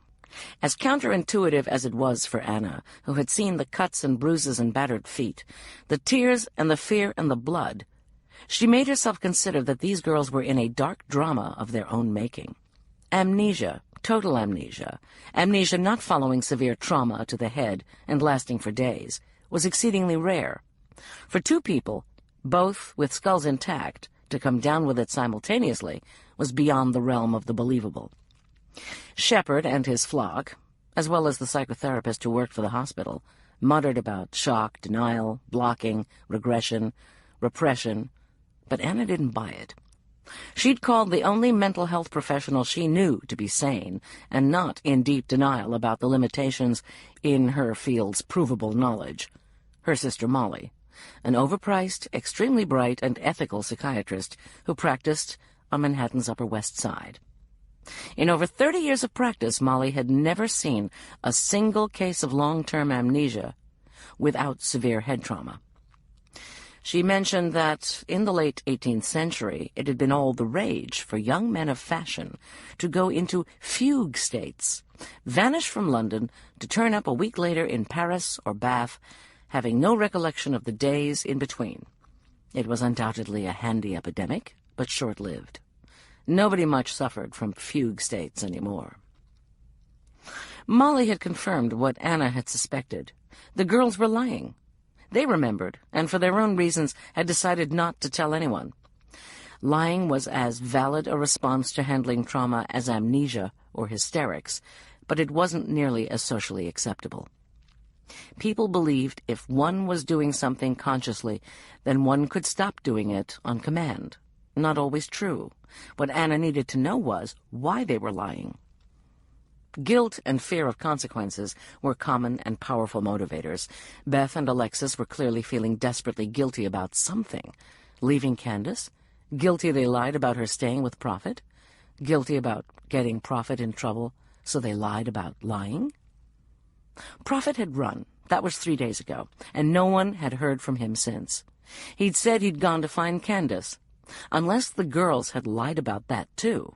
Law enforcement in Colorado was keeping an eye out for him as a courtesy, but so far as anyone could prove, he'd broken no laws. Had the three girls and Prophet planned the disappearance between them, and something went terribly awry? Or was the guilt Beth and Alexis suffered not because they'd left Candace behind, but because they had killed her themselves in a girlish rendition of Lord of the Flies? That would certainly account for the persistent bout of amnesia. And why had Beth been willing to take on every boy in town to rescue a kitten, then fled in horror when it was suggested she keep it herself? The only silver lining so far was that Anna had gotten a heck of a nice cat out of the deal. She'd named it Hector, then changed it to Hecuba when the vet informed her she'd sexed it incorrectly. When Piedmont came to Estes Park, she would have some explaining to do. It was bad enough that she'd brought home Taco, but Taco, after all, was only a dog. Another cat could be viewed as serious competition. Anna looked at her watch. Ray was late. Much as she enjoyed lounging about in glorious solitude, the Thunderheads were getting ever more serious. This time of year, outings in the Rockies were timed around the inevitable lightning. Today, Raymond was to take Anna up to Gabletop Mountain, one of the less used climbing areas. The eastern face of it rose in a steep, fractured cliff face above Tourmaline, a jewel of a lake. The hike in was longer and rougher than that to Long's Peak, and the climbing routes less varied and spectacular, so fewer people scaled it. Gabletop was at the head of steep-sided Tourmaline Gorge, which terminated at Odessa Lake. On her earlier trip to Fern, Anna hiked down the gorge. Today she'd crossed at midpoint and hiked up along an unimproved trail to a rendezvous point where a fallen slab of granite jutted out, providing a glorious view of Gabletop in one direction and Odessa in the other. The day before, while they'd hiked to Frozen Lake, Rita had told her about the place. It was a favorite lunching spot, uncreatively dubbed Picnic Rock, of the backcountry rangers. Though grateful to have a job where one's first duties were to hike through beautiful country with well-informed park rangers, Anna had suggested for today's outing Ray meet her here. It made a shorter hike for him, and she got to do at least the first half of this professional adventure alone. In the interest of looking more manager-like when Ray arrived, Anna pulled herself to a sitting position and dangled her feet over the edge of the slab. The flat chunk of granite was cantilevered over the canyon's rim a dozen feet. Below was a sheer drop of 20 feet or so to a scree and scrub slope. When heights were precipitous but not dangerous, Anna loved them. Loved the bird's-eye view, the rush of the nearness of empty space, and the knowledge that a moment's insanity could hurl one into the winds. Perhaps it was the choice not taken that made these places so rich in life force. As the crunching of boots on the rocky trail let her know her date had arrived, an eagle appeared in the valley below her boot soles, closer than she'd ever seen one, except in the heartbreaking confines of zoo aviaries. "My God," she whispered. It was a golden eagle, its white tailband spread and glittering in the hard noon light. The creature's wingspan was an easy 6 feet. Anna felt like Thumbelina. She could leave the earth and ride on its back to warm and wonderful lands. "Ray," she whispered, not daring to look away. "See my golden eagle?" Softly, for a heavily booted man, he crept up beside her. Then, oh my, on a breath of air. He, too, was captivated by the singular beauty and the blessing of being witness to it. Though Anna expected it from fellow rangers, all the same it pleased her. More people were joining the NPS because it was a good government job, rather than because they loved the parks, an unexpected downside to recent pay increases. The eagle caught a thermal and corkscrewed out of the canyon in effortless circles. Rapt, Anna's eyes followed it, till the man standing over her intruded into her view. It wasn't Raymond Bleecker. "Robert Prophet," she said, pretending the sight of him hadn't jolted her down to the marrow of her bones. He was standing too close. The precipitous height she'd been so enjoying became suddenly precarious. "Step back, if you would," she said pleasantly. "It makes me nervous, you standing so close to the edge." "A good gust of wind, and you'd be another search and rescue report I'd have to write up." Prophet backed up obediently. Not as far as Anna would have liked. Not enough she felt comfortable standing up. Once again she was hiking in civilian clothes, the better to observe her rangers interacting with the public. Once again she wasn't carrying her service weapon. She'd planned on hiking with Bleecker. 2 semi-automatics seemed like overkill for an afternoon's jaunt in the woods. Now she wasn't all that sure. The sun was directly behind Prophet's head. Anna couldn't see his face against the glare. "We've been looking for you," she said conversationally. "I've been around." He turned from her, looking toward Gabletop Mountain. Light caught the sharp line of jaw and cheekbone. There was no meat on him, and it looked as if there once had been. His was the worn thinness of obsession or stress, not the lean, wiry sort of skinny Anna often saw on people in the backcountry. His eyes narrowed against the light. He stared up canyon with an intensity that let Anna know he wanted to run away from her. Given she'd stacked the deck against herself in every way possible, perched over a sheer drop, blinded by the sun, seated and unarmed, she was comforted by the idea that he was afraid of her. Scared people could be extremely dangerous, but usually not unless one strayed between them and their means of escape. "Got a minute to talk?" she asked, before he could act on the impulse to run. With an obvious effort, he tore his eyes away from the mountain. "Yeah, I guess." "Where are you headed? Gabletop?" "Yeah. No, nowhere really." The other times she had an opportunity to observe Robert Prophet, he had been anguished, ardent, passionate, theatrical, charming, and confident in his righteousness. This Robert Prophet was none of those things. He shuffled, he sniffed, he avoided eye contact. He acted guilty as hell. "The girls recanted," Anna said, to see if that was what was giving him the fidgets. "They told us they'd lied about Candace Watson staying behind with you." "Yeah, they told me they would. They're good kids, just scared." "What are they scared of, Robert?" He looked down where she sat, extraneous movement and mental vagueness gone. "I don't know," he said earnestly, real earnestly. Anna couldn't tell if he'd stopped acting guilty because she was on the wrong track and he felt safe with this line of conversation, or because he was a born actor and the moment he trod the boards, his stage fright vanished. Or maybe he was simply an earnest young man addressing a subject he cared deeply about. "Sit down," Anna said. "Take your backpack off and rest a bit. I'm getting a crick in my neck looking up at you." He shed his pack. By the thunk as it landed, Anna guessed he carried a hefty load.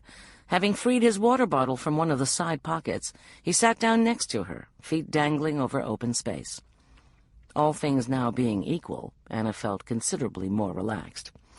Alone in the wilderness on the edge of a precipice wasn't the ideal place to interrogate a man suspected of abduction and murder, but a girl had to take what she could get. The appearance of the Golden Eagle and her assumption that the man behind her was Raymond Bleecker had given Prophet the perfect opportunity. Had he murder on his mind, he could have shoved her over in a trice and no one would ever have been the wiser. The fact that she still lived was a point in his favor, as far as she was concerned. "I thought you were going to arrest me," Prophet confessed. "Should I?" "No, but that doesn't mean much. Many are taken in his name." "Do you think this is a religious persecution?" "Not exactly, but when Beth and Alexis said they'd left Candace with me, I knew I'd be in trouble." "So you ran?" "No, I didn't run. I'm going to find Candace." "Do you know where she is?" "No, I just have to keep looking, that's all." "Is that what you're doing up here? Looking for Candace?" "Mostly. Anna waited for him to finish, but he thought better of it and busied himself with his water bottle. "The night you left New Canaan, you talked with the girls at that room they were sent to." "Yes." "Did they climb out the window, go anywhere with you?" "No, why?" The question seemed genuine enough, but then everybody in this bizarre case seemed genuine and guilty by turns, with neither rhyme nor reason separating the two states. "Did you know Heath Jarrett was camped out on the main road?" The lady in the wheelchair? Yeah, Beth wanted her close. She wouldn't eat till Mr. Shepherd okayed it. Did you go to Miss Jarrett's camp that night? No. Didn't take the girls out there? No. What are you getting at? Just asking, Anna said mildly. For a minute, maybe two, they sat in a surprisingly companionable silence. Surprising to Anna because she'd never known Prophet to be so still. Not simply unmoving, but internally still. When Anna was a girl, there'd been a woman named Loretha, a handsome black woman who came twice a week with fresh eggs. Loretha had carried such deep stillness within her that the dogs, who barked at every falling leaf and passing fancy, never barked at her. She did not disturb the ether with inner fussiness. Robert Prophet had in no way reached the level of spiritual quiet of the egg lady, but Anna sensed a lot of his internal histrionics were gone. Gone, too, was the exaggerated portrayal of them, the clutching of hair and gnashing of teeth. "You've come to a decision," she declared, having not the foggiest notion what that decision might be about. "I guess I have, in a way." He tossed a pebble into the canyon below. "Want to let me in on it?" "I don't see why I should." "Me neither. I'm not going back to New Canaan." Though there was a good deal about him Anna didn't trust, didn't like much, she didn't doubt that he did what he did for what he considered to be godly reasons. This softened her suspicion not one whit. Reasons touted as godly were responsible for more deaths than a whole host of deadly diseases combined. Why not? Now that it had been established that neither of them thought he should confide in her, he seemed almost eager to do so. "I got my degree at Brigham Young, a master's in liturgical music. After that I worked in a couple of temples, one in Salt Lake City and one in Provo. The hypocrisy sickened me. The people smoking, drinking, committing adultery and fornication like it was going out of style. And all the time keeping up this front that they're better, more godly than the rest of the smokers, drinkers, and adulterers. I wanted to go back to a time when we were close to God, when we lived as the Bible and the Book of Mormon told us to live. That's when I hooked up with Mr. Shepherd and his flock. They were living outside of St. George in a trailer park then. At first it was like stepping back in time. I thought my prayers had been answered." Anna said nothing. Her views on the subject were probably too acerbic for even a disillusioned Christian. Besides that, she didn't much care about his spiritual journey, except as it related to the three girls. "I guess things never were the way they'd been. Anyway, it was pretty much the same in the Shepherd group, except for the smoking and drinking. At first there were more of us, but most of the younger guys split. They wanted families and all." From this, Anna surmised that Mr. Shepherd and a handful of the older men had first dibs on all the females, each of them taking multiple wives, and the young men left to their own devices, or vices, as the case may be. Then Mr. Johansson, one of the elders, inherited the ranch, and the group moved here. "And you came with them," Anna said. "Why?" "Partly because I had no money and no place else to go, but mostly because I'd begun working with the kids, the young teen and preteens, girls for the most part, and I'd fallen in love for the first time in my life. Not like you think. You don't know any better," he added, with unself-conscious condescension. "For the first time I knew what God wanted me to do, how I was to serve him." And just how was that? Anna thought she'd kept every molecule of cynicism out of her voice, but the look he shot her let her know she'd not been entirely successful. "I was to help them to see God's grace, to feel his love for them." Anna said nothing. Men helping girls, or boys for that matter, to feel God's love, could easily morph into precisely the kind of behavior that had gotten the Catholic Church in such hot water. Prophet might swear his love was spiritual while he was busily expressing it in corporeal terms. And I wanted to get them." He stopped, maybe remembering with whom he spoke. "Get them away?" Anna finished for him. He didn't respond. "What happened to get you to abandon them now?" Anna asked. "I haven't abandoned them," Prophet said. "You told me you weren't returning to New Canaan." "No, I didn't. I said I wasn't going back." "You lost me there," Anna admitted. "I have to get on," Prophet said abruptly, as if realizing that he'd either tarried too long or shared too much.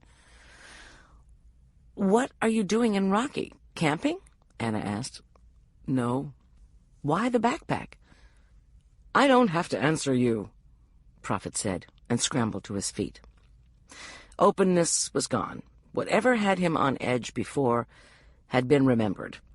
He wanted to get away from her. Stooping, he dragged his pack toward him, readying himself to take its weight. The pack was leaking blood from its lower back corner. Against the gray gold of the granite, the blood was a breathtakingly red cartoon blood, but it never crossed Anna's mind for a second that it was anything else. Blood has a life energy that is hard to mimic with paints or dyes. Robert Prophet, the Jesus-loving servant God had called to look after his helpless girl children, saw the blood at the same moment she did. Their eyes rose from the spreading red stain and met. For a second, less, they looked into one another's souls, or so it seemed to Anna. In, on, beyond his dark hazel eyes, with their thick feminine lashes, she could have sworn this bloody prophet pleaded with her. What he saw in hers, she didn't know. The instant passed. Anna gathered her feet under her and began to rise, as Prophet grabbed hold of the backpack's shoulder straps and swung. The full weight of the pack caught her on the left shoulder. Before she could think, she was in mid-air, falling backward. In her field of vision was Prophet, his bloody pack clutched to his chest. Not wanting Robert Prophet to be the last thing she saw, Anna looked to the sky. It was that which was filling her vision when she struck the ground. Chapter 15. The breath slammed out of her, and the world dimmed. Into this dark fog, full of holes and noise and flecks of red, came the grind and crush of rocks moving. An avalanche. Anna felt no pain, but pressure on her legs. The holes closed, fog grew solid, and she saw nothing. Light returned before air. She was paralyzed, full of the unique terror only a lack of oxygen can cause, and wondering if her lungs would ever work again. In scratchy sips, she pulled in enough air to live. It primed the pump, and she began breathing again. Air, expanding her lungs, sent a sheet of agony down her back.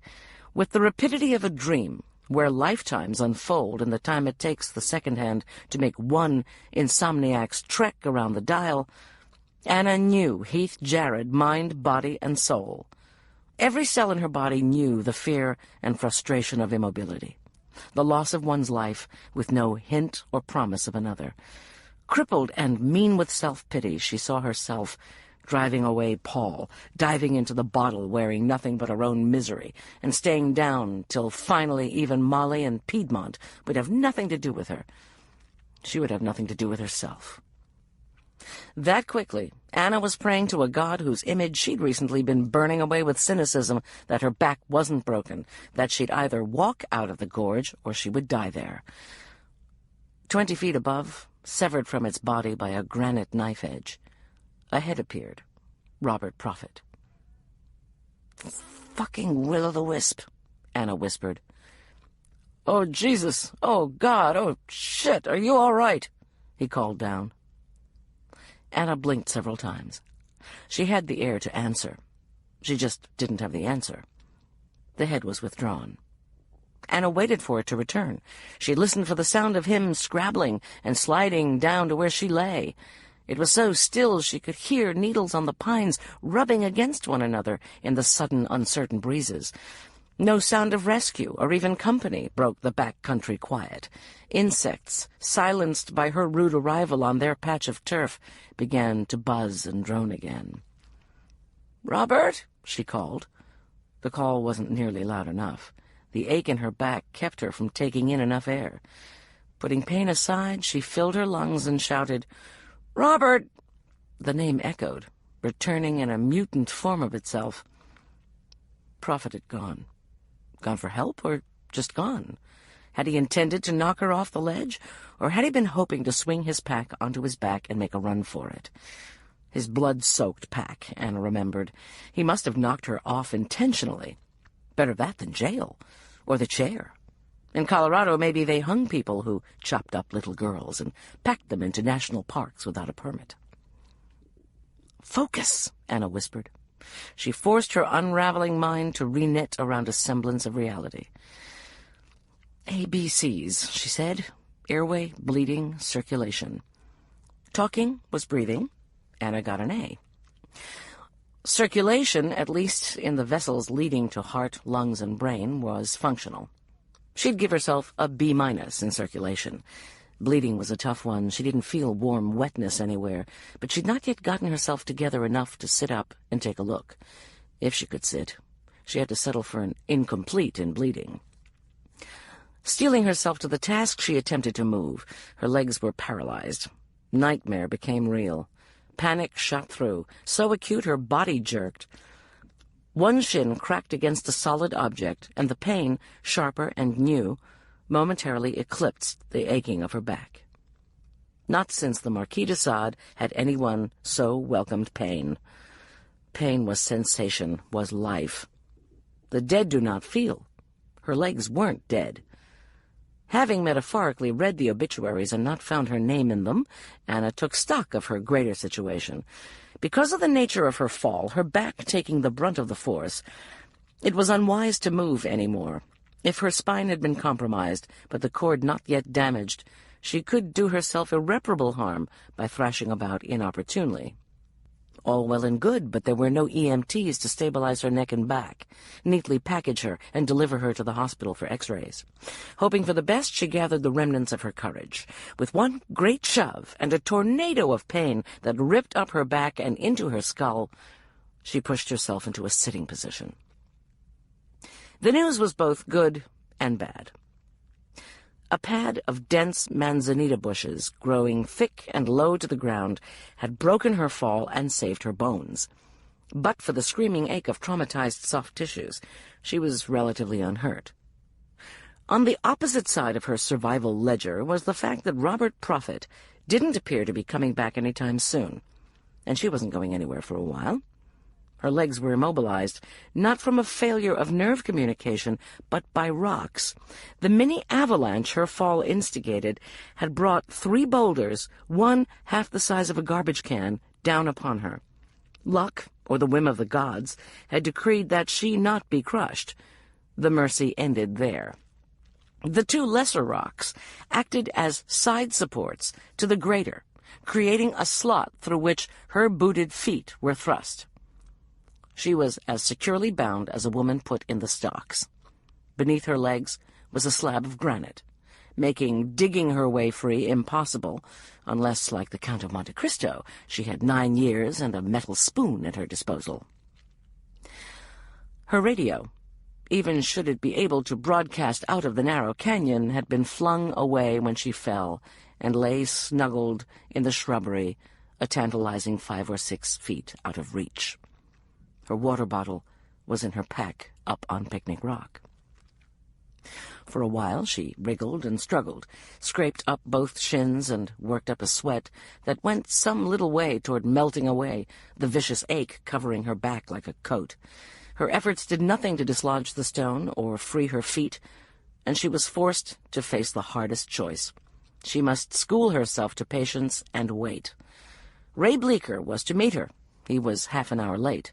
There was nothing to do but to save her breath and strength, so when he deigned to keep their appointment, she could shout for help. With 2 people, one of whom could stand, gain purchase, and fetch levers, she had no doubt the rock could be shifted. With care, it could be moved in such a way her feet wouldn't be squashed in the process, and she could walk out on her own. New to the park, the first female district ranger in Rocky, the thought of being the centerpiece of a carryout was easily more frightening than lying pinned under a rock for a bit longer. And longer. And longer. An hour passed, then 2. Bleecker never showed. Periodically, her radio bleated to life with the usual business of the park. The first couple of times, the nearness of dispatch and the voices of the rangers drove her to fish for the damn thing with the stunted, twiggy branches of the manzanita. Then she tried catching it with the buckle of her belt. Failing that, she secured her shirt to her belt buckle and, using it as a net, attempted to capture and drag it. Tucked down in the foliage as it was, she never managed to move it more than 1/4 of an inch, and nearly lost her shirt in the process. Finally she gave up. Not from despair. The situation had come nowhere near to the place where despair waited. Not yet, at any rate. She stopped because she'd begun working up a thirst and had no access to water. Intellectually, she knew she could live about 3 days without water, especially in the cool of the high country. But her body, having lived many years in deserts, knew thirst was one of the most uncomfortable ways of suffering deprivation. Thirst put starvation to shame when it came to the miseries of the flesh. One never heard of dissidents going on thirst strikes to call attention to their causes. Maybe it was because 3 days wasn't long enough to get the media interested. Or maybe it was because it was just too miserable. As the sky clouded and the breezes grew sharp and fragrant, she lay still, conserving her energies and hoping to be rescued. She missed fighting with the boulder and coaxing the radio. At least it had been something to do. It helped pass the time. Supine, bored, tired of the stress of the situation, and ignoring the aching in her back, shoulders, and neck, she kept falling into light dozes. The temptation to give in to sleep was enormous, but the fear of being overlooked by Ray Bleecker, when he arrived, kept her prodding herself awake. By 4:30, the storms she'd watched forming from her perch on Picnic Rock reached Tourmaline Gorge, and a cold rain began to fall. Anna had been expecting it, and had dithered about the best use she might make of it, given that Bleecker seemed to have stood her up and might not come looking for her till she didn't show up at Fern Lake Cabin, where she was to spend the night. She could either remove her shirt and spread it to catch the most rain possible, in hopes she could save the water to wring out and drink, or she could shove the shirt under the small of her back to keep it dry, so she wouldn't die of hypothermia should she end up spending the night trapped in the gorge.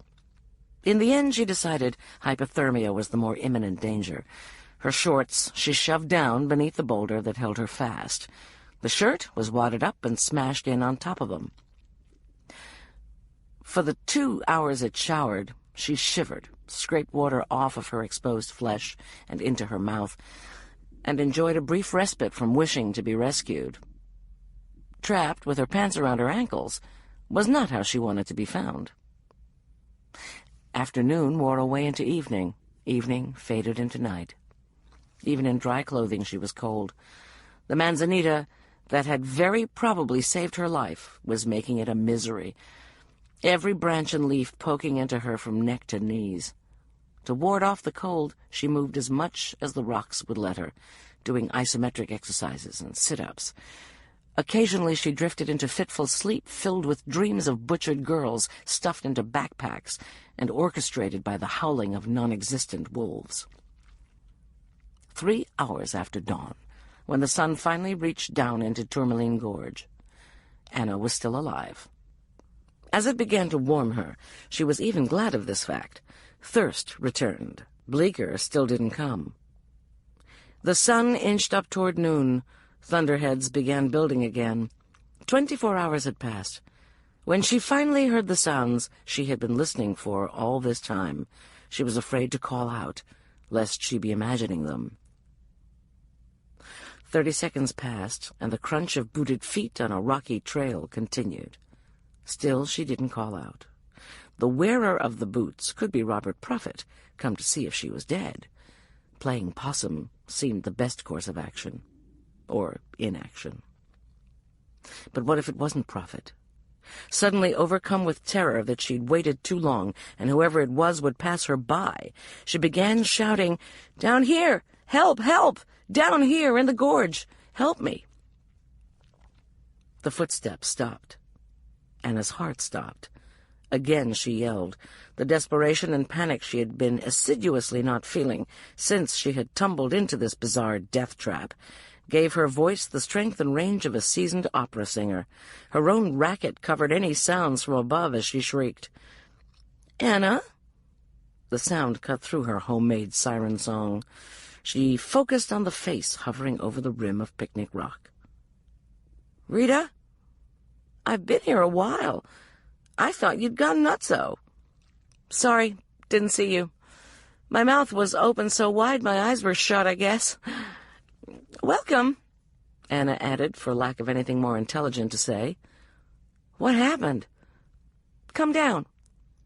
Rita's face was withdrawn, and Anna was overcome with a sense of déjà vu, of watching Robert Prophet vanish, and had to clench her teeth to keep from crying out, "Don't go!" This time she was not to be abandoned. In less than 5 minutes, an exceedingly long 5 minutes, she heard the reassuring sounds of Rita making her way into the gorge from down the trail, where seasonal runoff had carved a rough-and-tumble stairway of stone.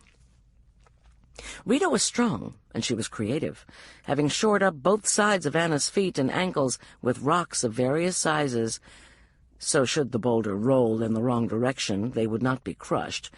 She found 2 sturdy limbs and put one beneath the boulder on either side of Anna's knees. On a 3 count, they pried. Rita provided most of the muscle, Anna doing what she could from her awkward position to steer the boulder along the line of least collateral damage. The plan was a complete success. Within half an hour of Rita's arrival, Anna was free. Walking was out of the question till she got the kinks worked out and the blood flowing. Because she had shared those moments of terror with Heath Jarrett, or at least the Heath Jarrett of her imagining, Anna was grateful for the shooting pains, the tingles that verged on manic itches, all the slings and arrows of sensation, letting her know she would walk home in the near future. As she kneaded and stretched, she told Rita the story of how she'd come to be found under a rock in Tourmaline Gorge. Anna had expected the satisfaction of her subordinate's righteous anger and edgy mystification at the relating of the bleeding backpack. She was disappointed.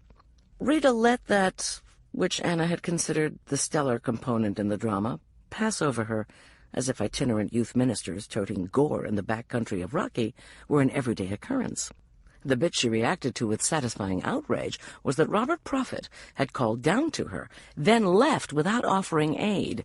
For a stumbling minute or two, time during which Anna remembered Rita and Prophet in the emergency room praying together like old seminary buddies, Rita tried to find excuses for Robert's abandonment of a person in need. Evidently it was hard to accept that he was a rotten Samaritan. Anna had told her story in repayment for Rita's rescuing her from what was beginning to look like a cold, thirsty, ignoble death. That done, she asked the question that had been nagging her since she'd been able to think of anything more complex than crawling out from under her rock. "How did you know I was here?" Rita was probably not much good at lying because Anna could see the temptation to do it clearly on her face in the seconds before she answered. "Robert told me," she said with reluctance. "You've seen Robert?" "He left me a note," Rita amended. "I found it when I came home for lunch." Anna noted that she'd not answered precisely. She decided to let it pass, for now. "A note. It said, 'I can't do this anymore. I have to go. Tell Ranger Pigeon it was an accident.'" "That's all?" "Yes, just that." Anna digested this information for a brief moment. Then again she asked, "How did you know I was here?" Rita opened her mouth once or twice in the time-honored tradition of goldfish. After these false starts, she said, "I didn't know you were here exactly. I just knew where he was hiking yesterday." Anna waited, but Rita seemed to think she'd said enough. She stood, began gathering up her day pack, as if a decision had been made to decamp. "Sit down," Anna ordered. "It'll be dark soon," Rita said. "We should head down." It wasn't yet 3 o'clock, and they weren't more than 2.5 hours from the Bear Lake parking lot. Anna said nothing. After a bit of shuffling, Rita took off her pack and sat down as she'd been bidden. Anna eased herself up gingerly with the help of one of the many boulders so she could practice standing while she grilled Rita. "This hasn't been a particularly good day for me," she said, after the first wave of pain and dizziness broke and began to recede. "What with one thing and another, I've pretty much run out of patience. Suffice to say, I'm in a real bad mood. You rescued me. I'm grateful. But if you keep jerking me around with these bullshit half-answers, that gratitude could turn to pure meanness. Let's try this again." Rita sat quietly through this tongue-lashing, but not docilely.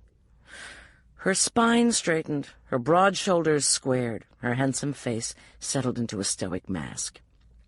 Watching this subtle transformation, Anna realized she'd not triggered sullenness, guilt, defensiveness, slyness, or any of the many things she'd expected, given Rita's evasiveness.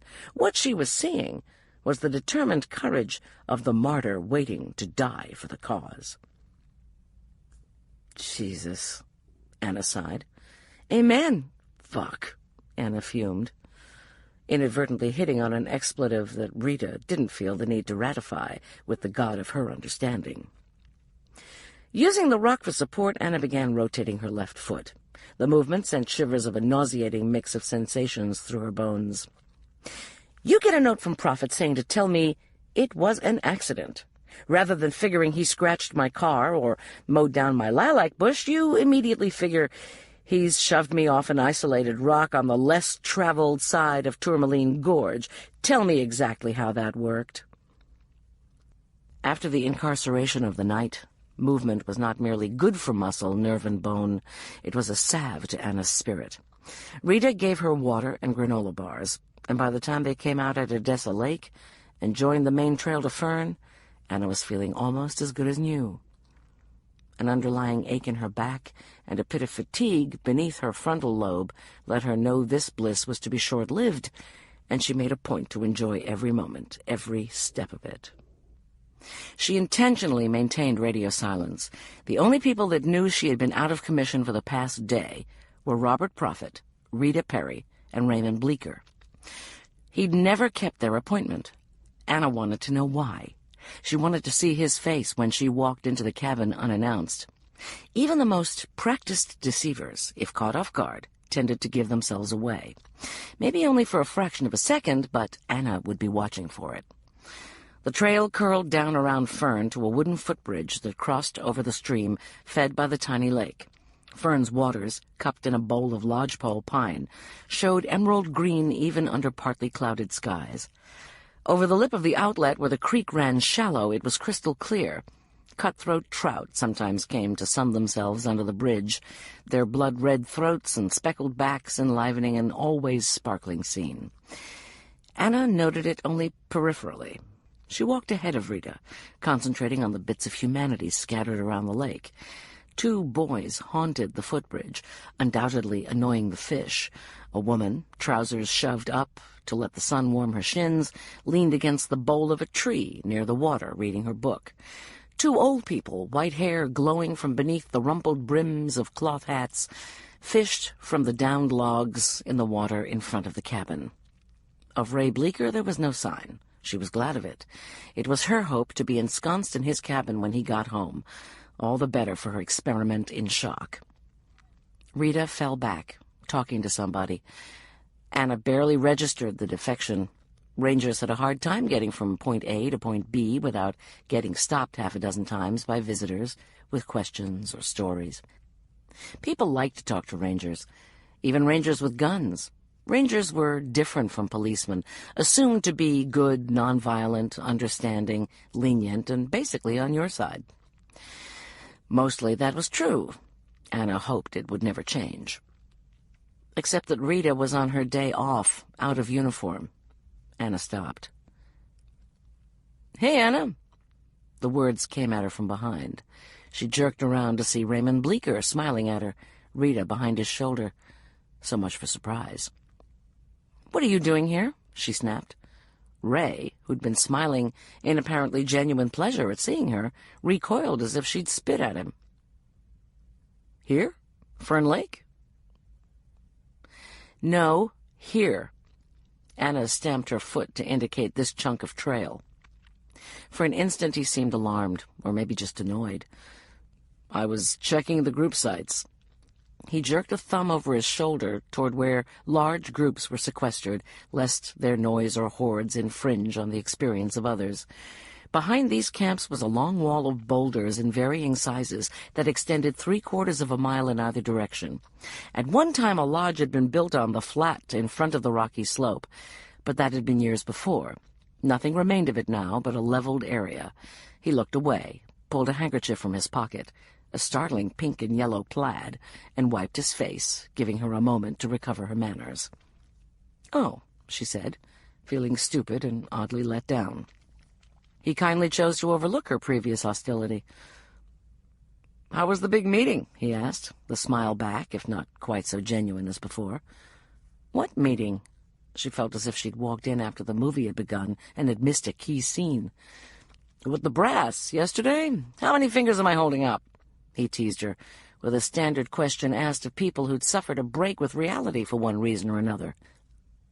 "I had no meeting yesterday," she said slowly, trying to piece together this joking, smiling man with the crestfallen, groveling, or evasive subordinate she'd been expecting after being stood up with such uncomfortable consequences.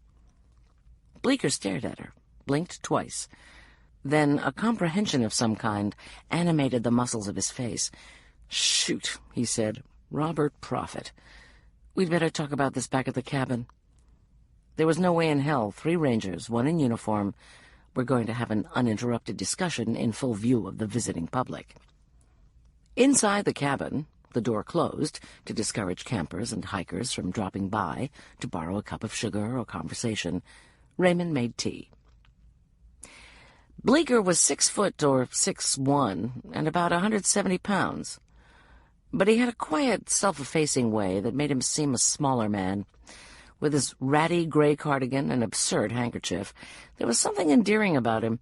One wanted to trust him, and Anna found herself nodding agreeably as he told his story. At a little before 1 o'clock, as he was hiking up the trail to the rendezvous with her for their hike to Gabletop Mountain, he met with Robert Prophet. Prophet, he said, was sitting in the shade of a pine tree beside the trail, waiting for him. Prophet told him he'd met Ranger Pigeon earlier, and she'd asked that he give Ray a message. She'd tried to radio but couldn't get a signal.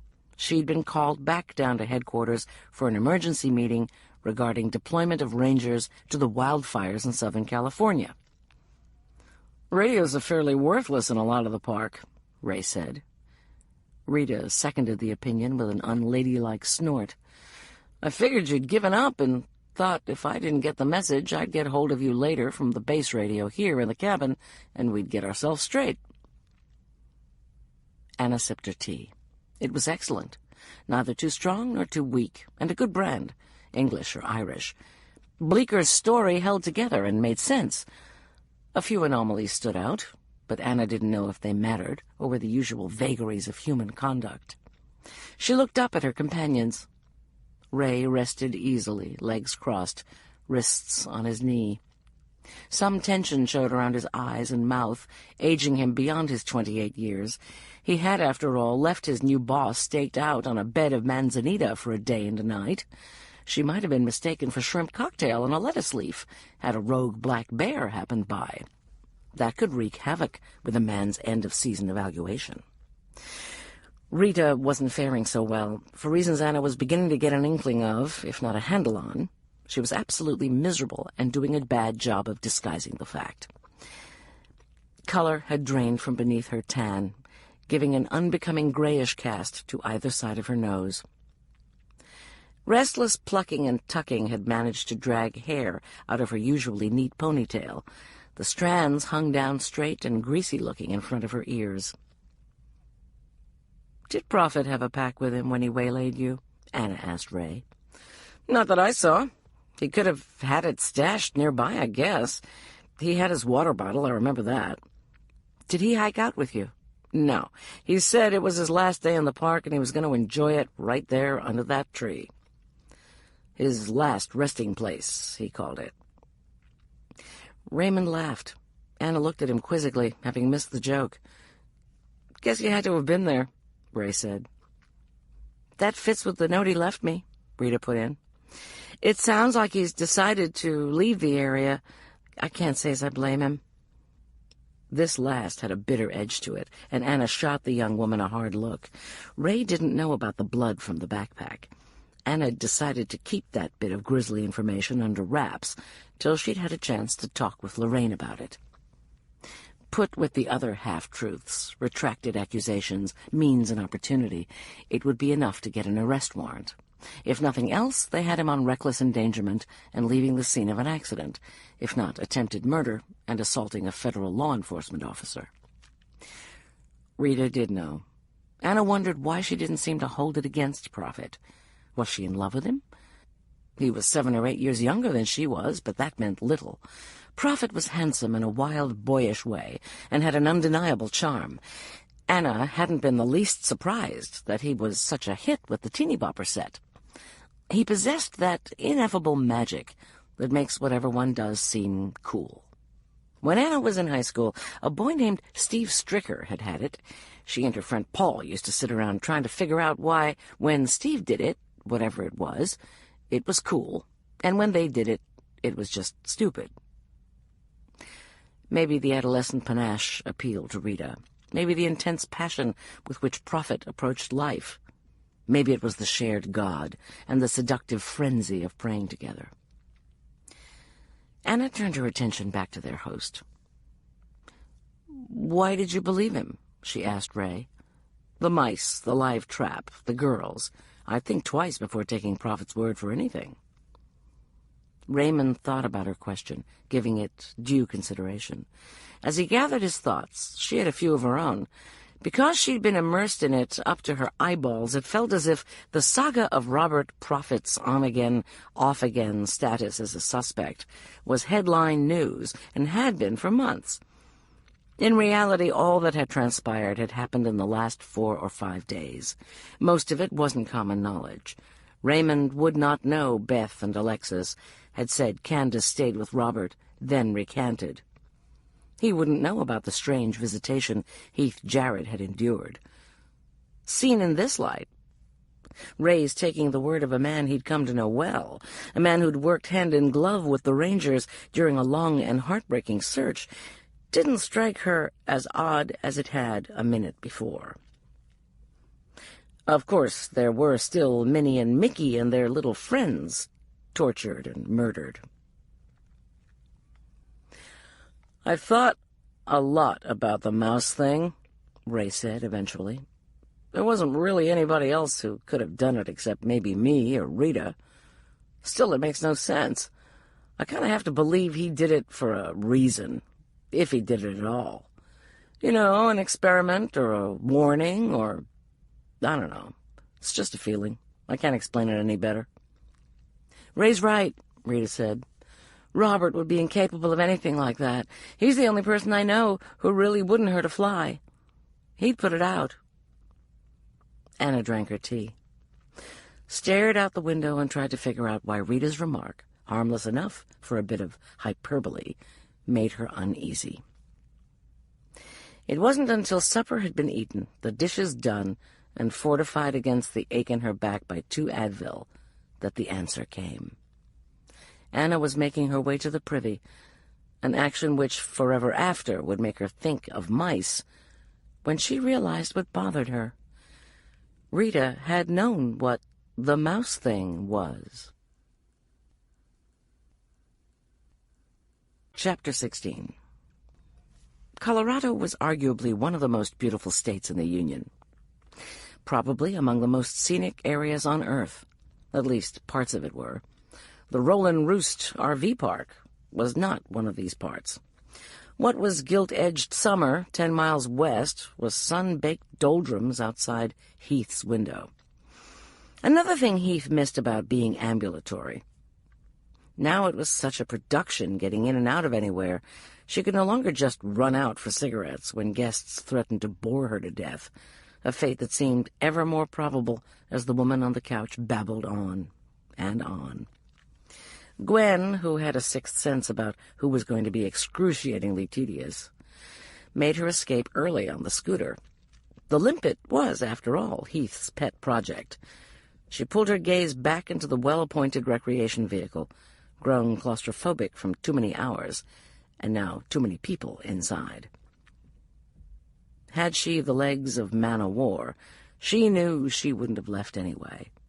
The hungry, hurt, hopeful, hopeless face of Beth Duane, her very own limpet, kept her more firmly rooted to her seat than her damaged spinal cord could. This was the third supervised visit that had been allowed since she and her aunt moved into the Rollin' Roost 4 days before. The first had been with full retinue, Mama, Papa, and Alexis Shepherd filling in what space remained after the plump Mrs. Duane and her daughter squeezed in around Heath's wheelchair. Later it was just Sharon Shepherd and Mrs. Duane in attendance, now just Mrs. Duane. Heath asked after Alexis, but had been told only that she hadn't been feeling well. Heath had hoped, finally, she'd have a chance to really talk with Beth, but that wasn't happening. Beth's mom had grown way too comfortable. For the past hour, Heath glanced at her watch. Half hour, just 4 o'clock, 60 minutes before alcohol was socially acceptable. Mrs. Duane had been droning on about Mr. Shepherd, his great deeds, his love of the Lord, his special connection with heaven and with Mrs. Duane. Anna Pigeon suspected Mrs. Duane of being another Mrs. Shepherd, and Heath agreed. Had the woman not been so god-awful boring, she might even have felt sympathy for her. She was dumpy and plain, and older than the lithe blonde Mrs. Shepherd. The green-eyed monster was Catholic in nature, and no respecter of cults, creeds, or customs. Again she looked at her watch, 4:02. Heath was rather surprised she'd not given up and gone home to her cozy condo in Boulder. In this first great outdoor adventure, she and Gwen hadn't traveled more than a couple hours from home. More than once, more than 100 times, were she honest with herself, she'd thought of it. Each time the limpet's eyes stopped her, for reasons that Heath didn't understand.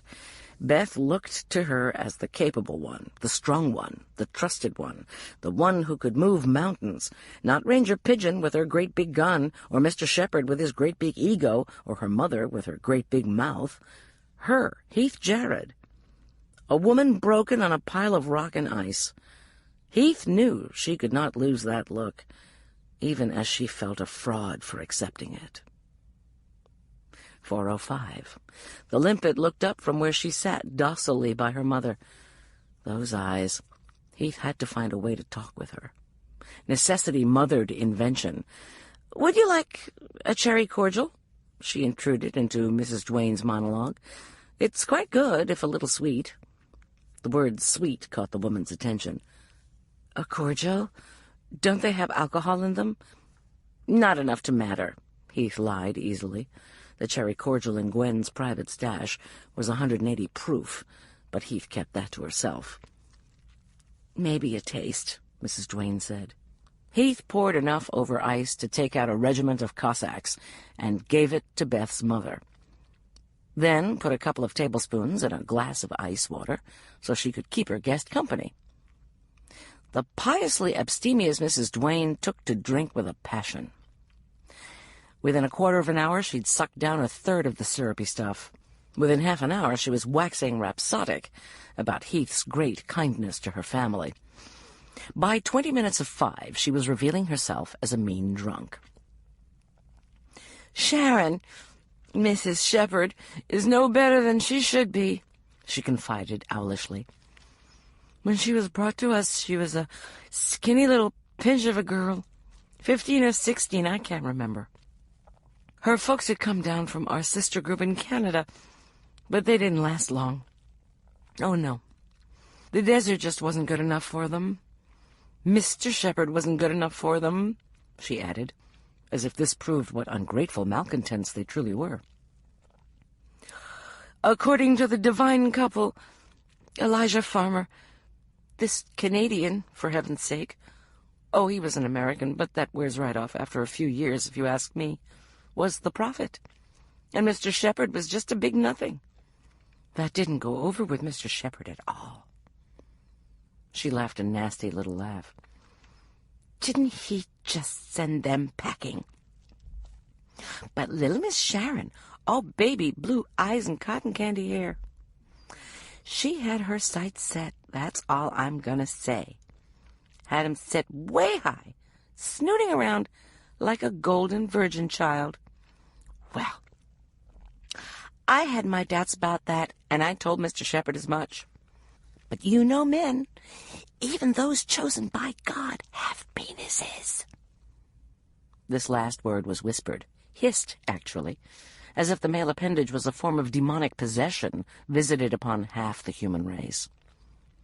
It made him crazy for her. He would have her, so he did. And Alexis is no better. Little tramp. Serves Sharon right. She's getting just what she deserves. It wouldn't surprise me one little bit if Alexis took the girls up into the hills for whatever, then came traipsing back when she'd tired of the game. Mrs. Duane had begun slurring her words. The glass was empty. Heath smiled. "Can I get you another glass? Talking is thirsty work," she offered. "Just a wee sip," Mrs. Duane demurred. By 6, the woman was out cold, slumped in an untidy heap on the sofa, snoring loudly. Heath took the glass from her hand and set it on the counter. For what seemed like a very long time, Beth stared at the grumbling heap that was her mother.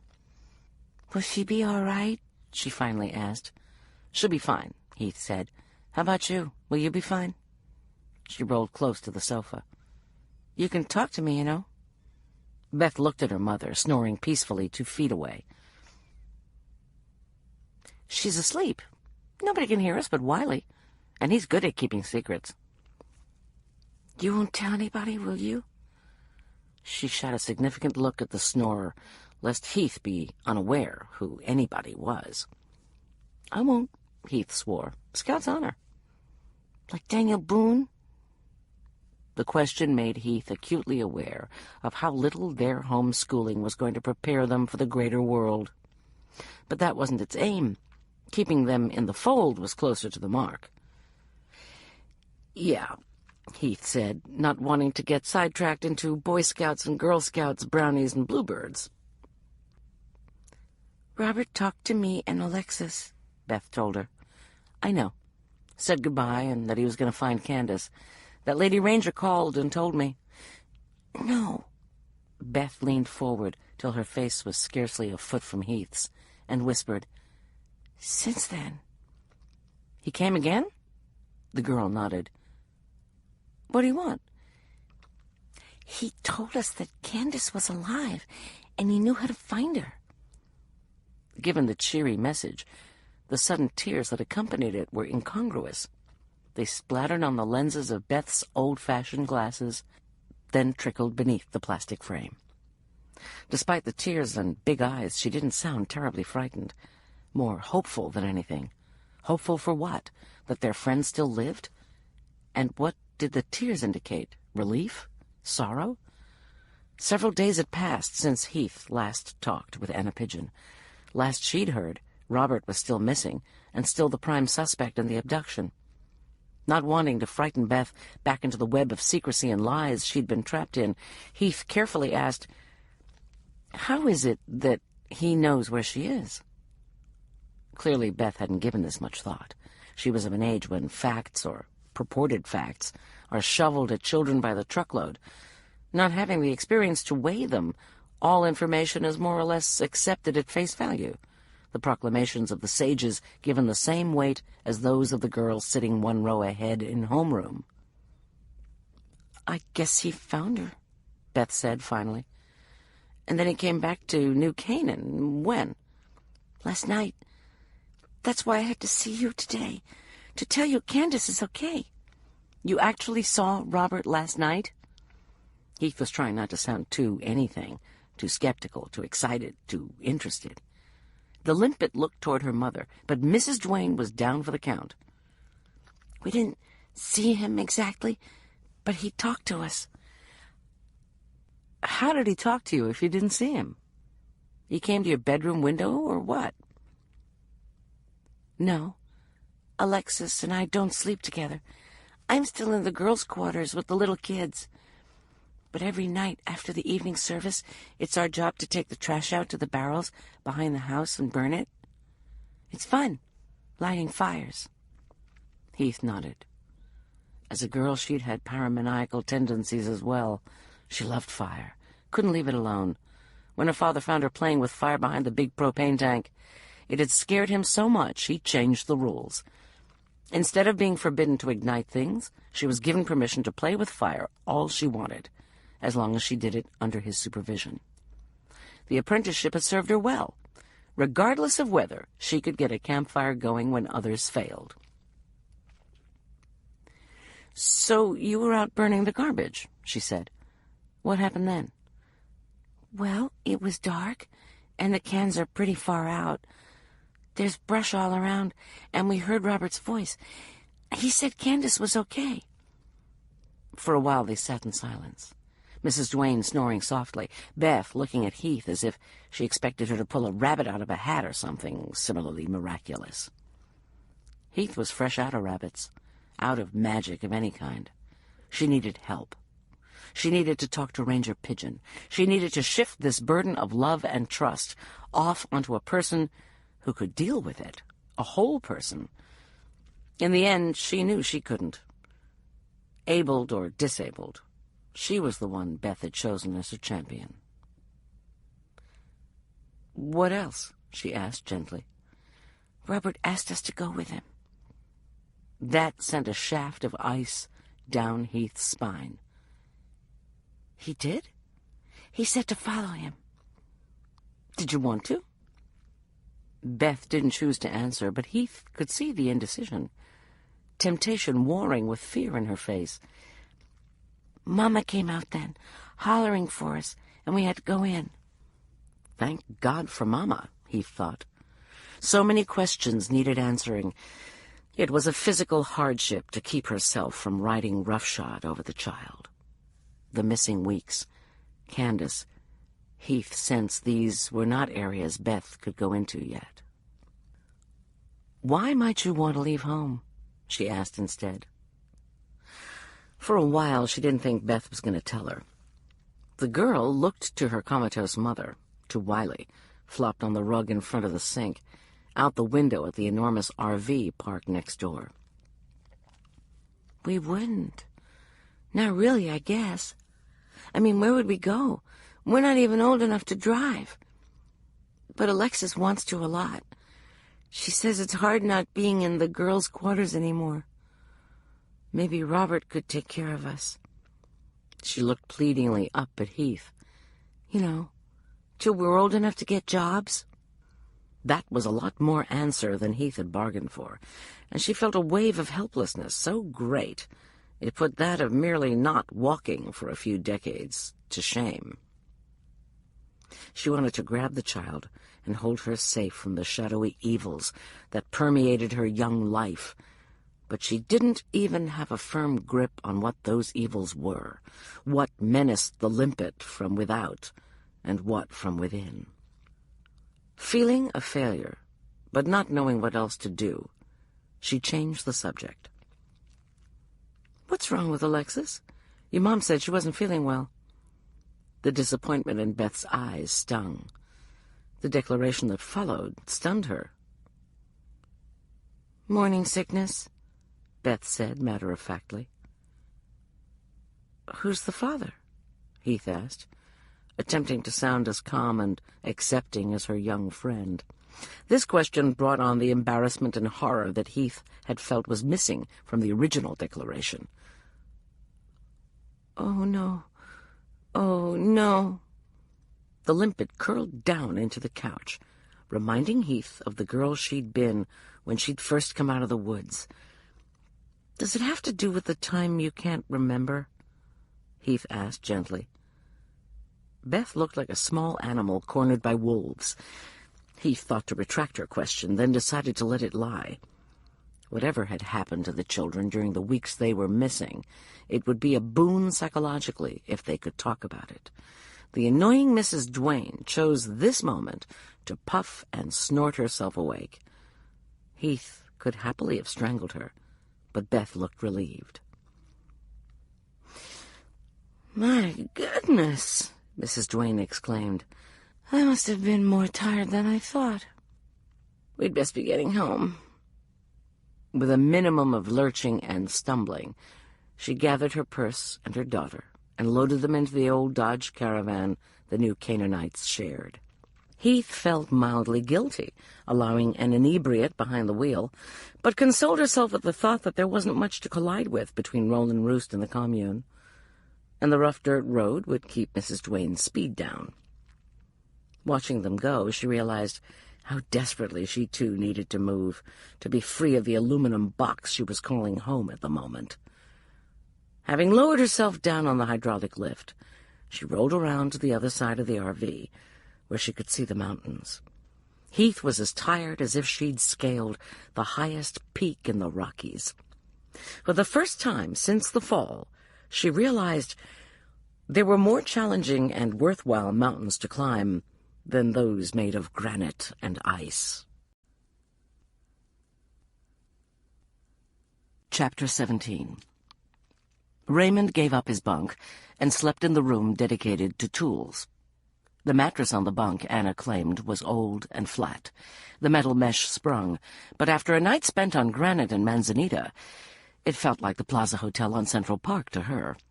She was asleep long before Rita deemed it time to turn in. Regardless of the relentless ache from nape to knees, she might have gone on sleeping through the night had it not been for Fern Lake Cabin's legacy of mice, or what she first took to be mice. A noise which, to a sleep-drugged mind, sounded like the squeak of a sizable rodent, forced Anna awake in the strange, chill hours between midnight and dawn. Through the wall she bunked against came the sounds of mutterings and thrashings and bumpings, too big to be mice.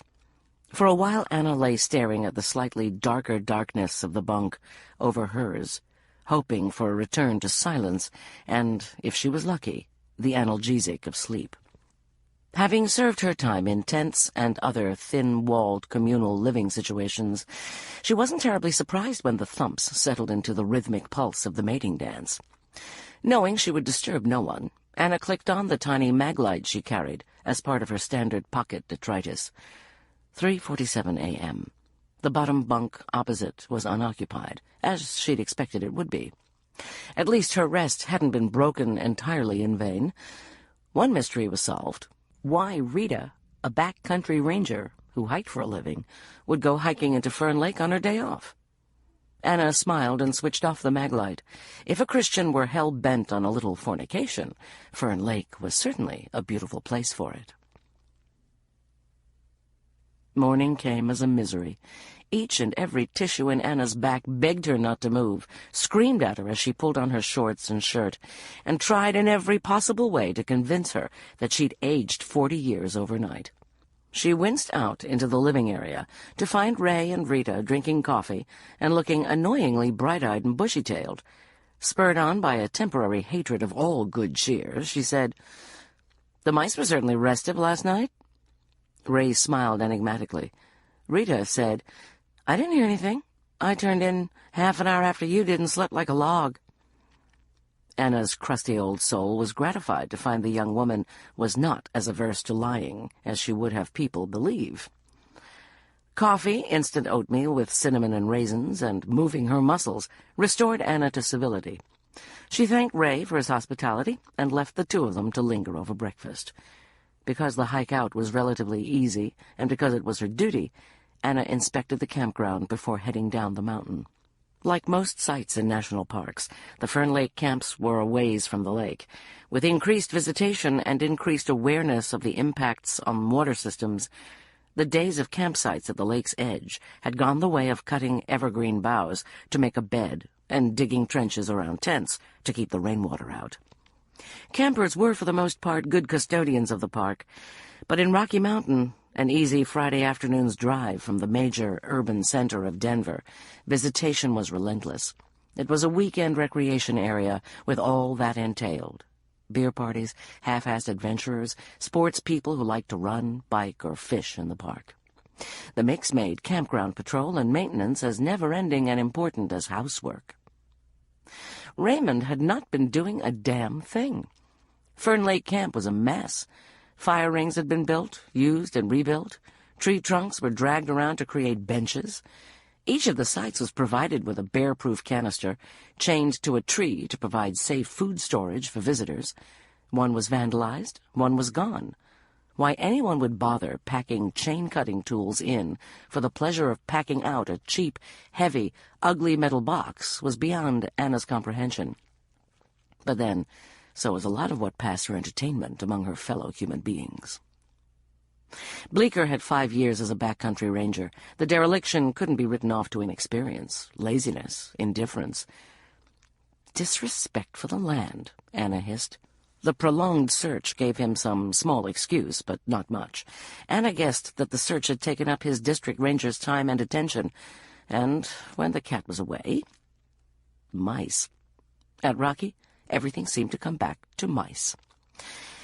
It crossed her mind to hike back to the cabin and discuss campground responsibilities, but she decided against it. Bleecker needed to be called down and addressed in the confines of the ranger station on Anna's turf and Anna's schedule. Ray Bleecker's season ended September 17th. 2 weeks. Less, she realized, as she reached into her brain to retrieve the day's date. There wasn't much point in firing him, but neither would he be working at Rocky Mountain next summer. Not if Anna had any say in the matter. He would be reprimanded. It was to be hoped that would be sufficient to motivate him to do his work. Destroying and rehabilitating the fire rings would take him at least 3 days. About 30 minutes down the trail, she found the bear-proof food storage box. It had been tossed into a pile of broken granite when the thief realized he wasn't having as much fun with a chunk of metal alloy as he'd thought he was going to. Having retrieved it, she tied it to her day pack.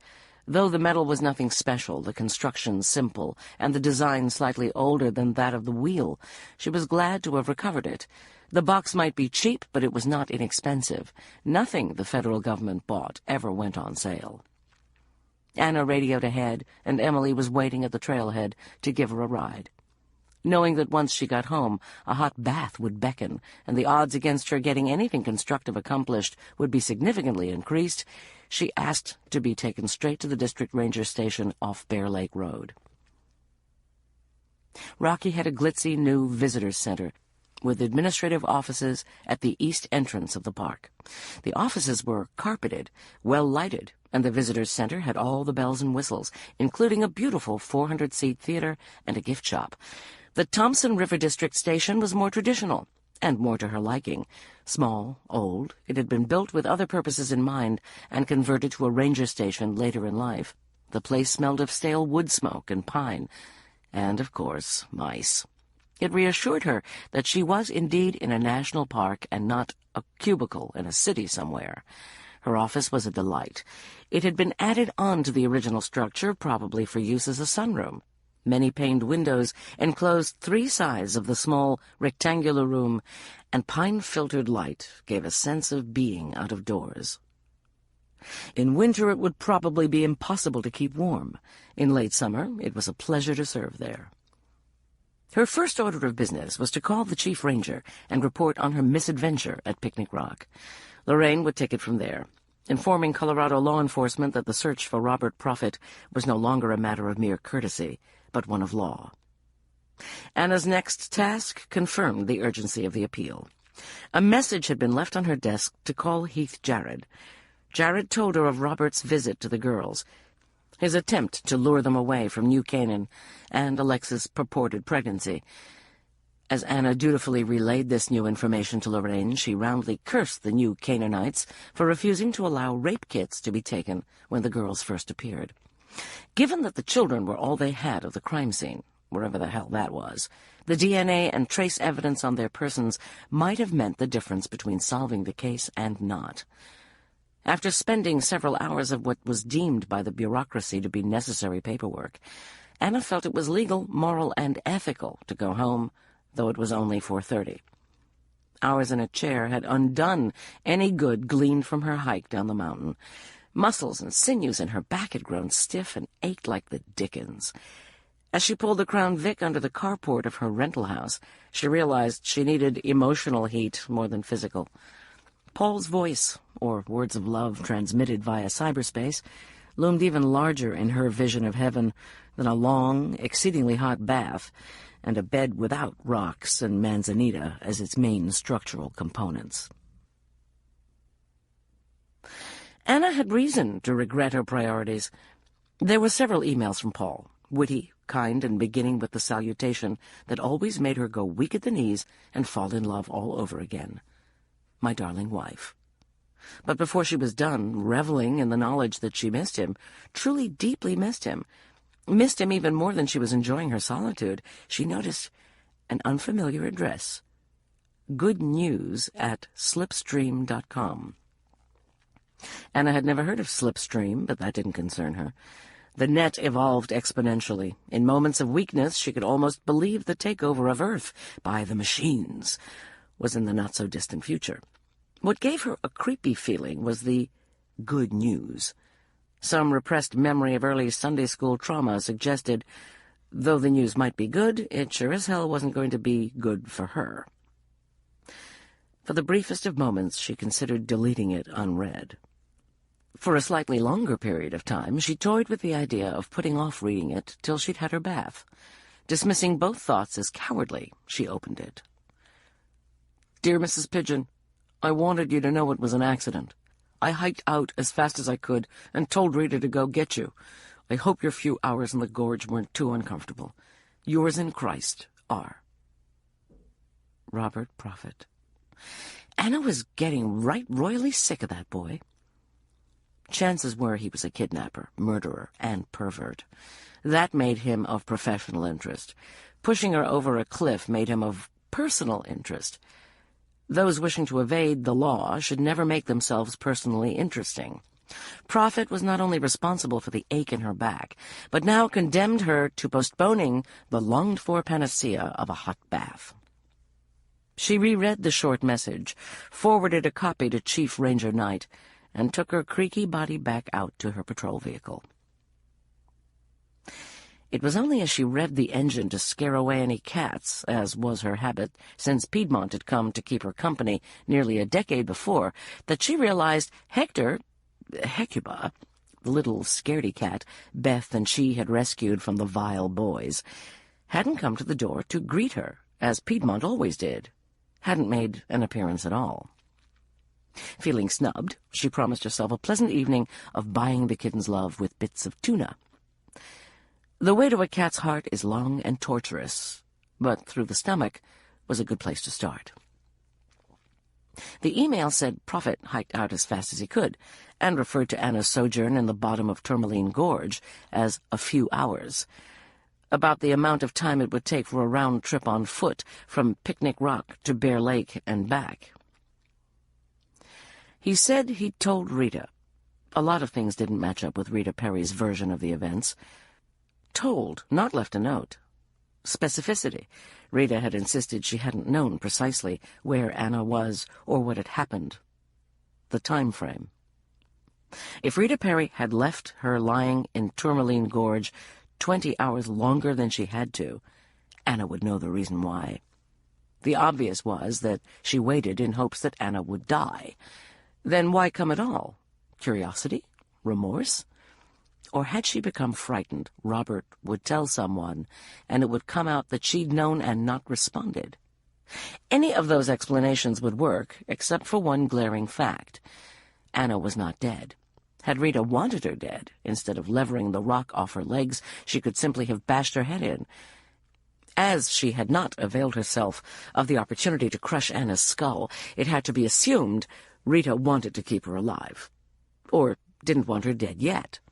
It was possible Rita had left her there overnight because she wanted Anna out of the way for 24 hours. No, Rita was too sane to rely on the fact that the person she wanted out of the way was going to accidentally get knocked off a big rock and get trapped under a boulder, at precisely the right moment in time. The other possibility was that Robert Prophet was lying. But then so was Rita, even if only by omission. Rita's quarters were next door to the district ranger station on Bear Lake Road. She shared a snug little two-bedroom house with one of the female research seasonals, a woman in her 50s or 60s whom Anna had met but hadn't had a chance to get to know. The rules of search and seizure forbade Anna from breaking into Rita's quarters. But if Rita's roommate invited her in, which she was sure to do, Anna could check out the shared portions of the house where Rita could not be said to have an expectation of privacy. Sort of like a vampire, Anna thought, once invited in by one dwelling there. The turn into the ranger station always came as a surprise. A narrow break in the trees, a hairpin drive dropping steeply down to the left. Rita's car was parked in the gravel pullout, but then it would be.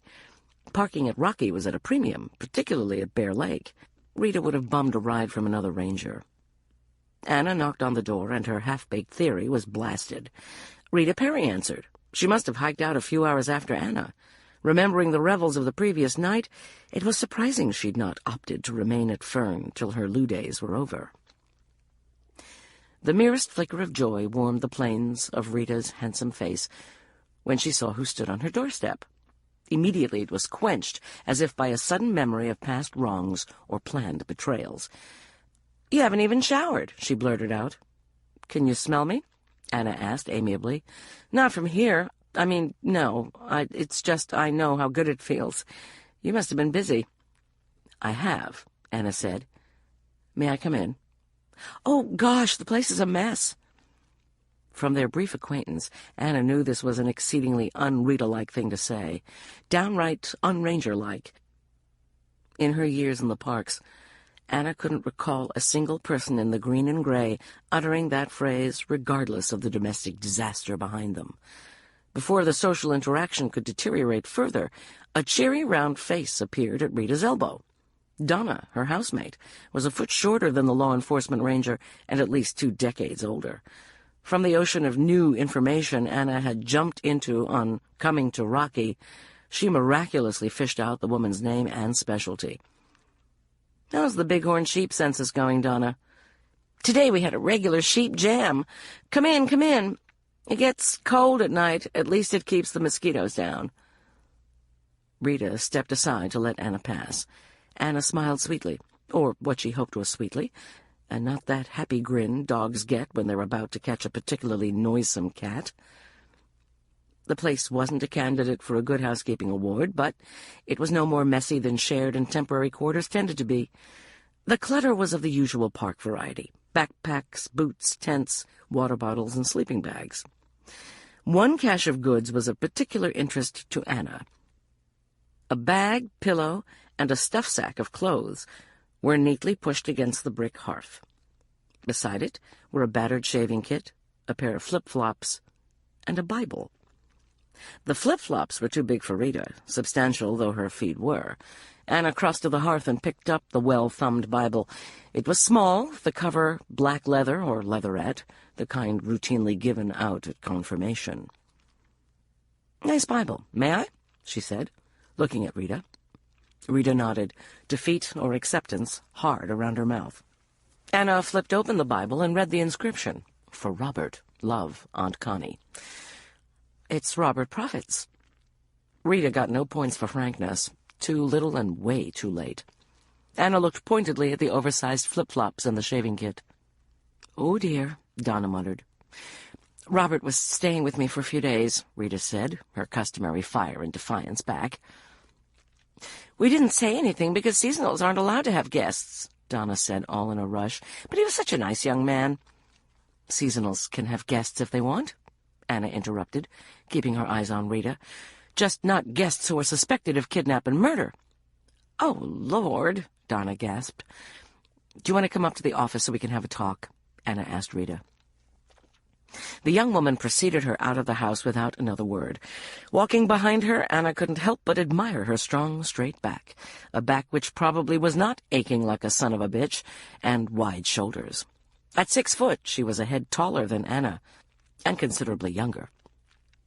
In a fair fight, there was no doubt she would prevail. Anna never fought fair. On the rare occasions she had resorted to the crude imperative of physical force, she'd fought to win, or at least survive. Tonight she wasn't much concerned with self-defense. Rita had had her chance.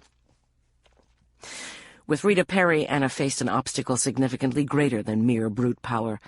The look of the martyr about to die for the faith had returned. Surely Prophet wasn't whom she was metaphorically willing to burn at the stake for. Not after the hijinks Anna had been an oral witness to the previous night, but one never knew. Religion often found justification for appetite. Rita unlocked the ranger station and went inside. Anna switched on the overhead light. The sun had gone behind the mountains, and twilight in the trees came early. "Have a seat." She nodded to the formica-topped folding table in front of a stone fireplace that looked as if it hadn't been used or cleaned since JFK was president. Rita did as she was asked. Anna sat across from her, wincing as she lowered herself into the chair. "Ooh, ouch, are you hurting bad?" Rita asked sympathetically. "I can probably get you some Valium. We've got an excellent working relationship with our on-call. You're going to seize up tonight's my bet. Second night's the worst." The sympathy annoyed Anna, not because she thought it was feigned. Rita, like Robert Prophet, Anna reminded herself, was ultimately quite believable. Anna believed her, but she'd learned the hard way that simply because one believes they see little green men, pink elephants, gray-skinned aliens, or angels, does not mean these creatures are really there. Personal truth is a subjective thing, and Anna had yet to discover any universal truths.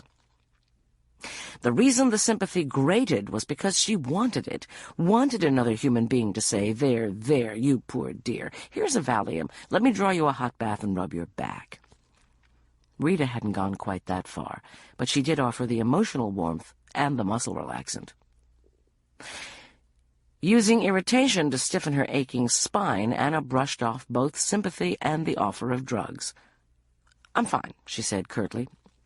"I'd have been better had I not lain on a rock and pointy sticks for 24 hours.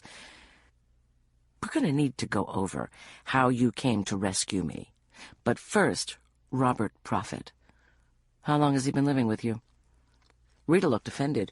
"He wasn't living with me. He was staying with me." Anna hadn't made the distinction.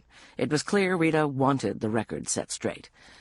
She wasn't having sexual intercourse with Robert. If she worried about her reputation as a good Christian girl, she should keep in mind how thin the cabin walls are, Anna thought sourly.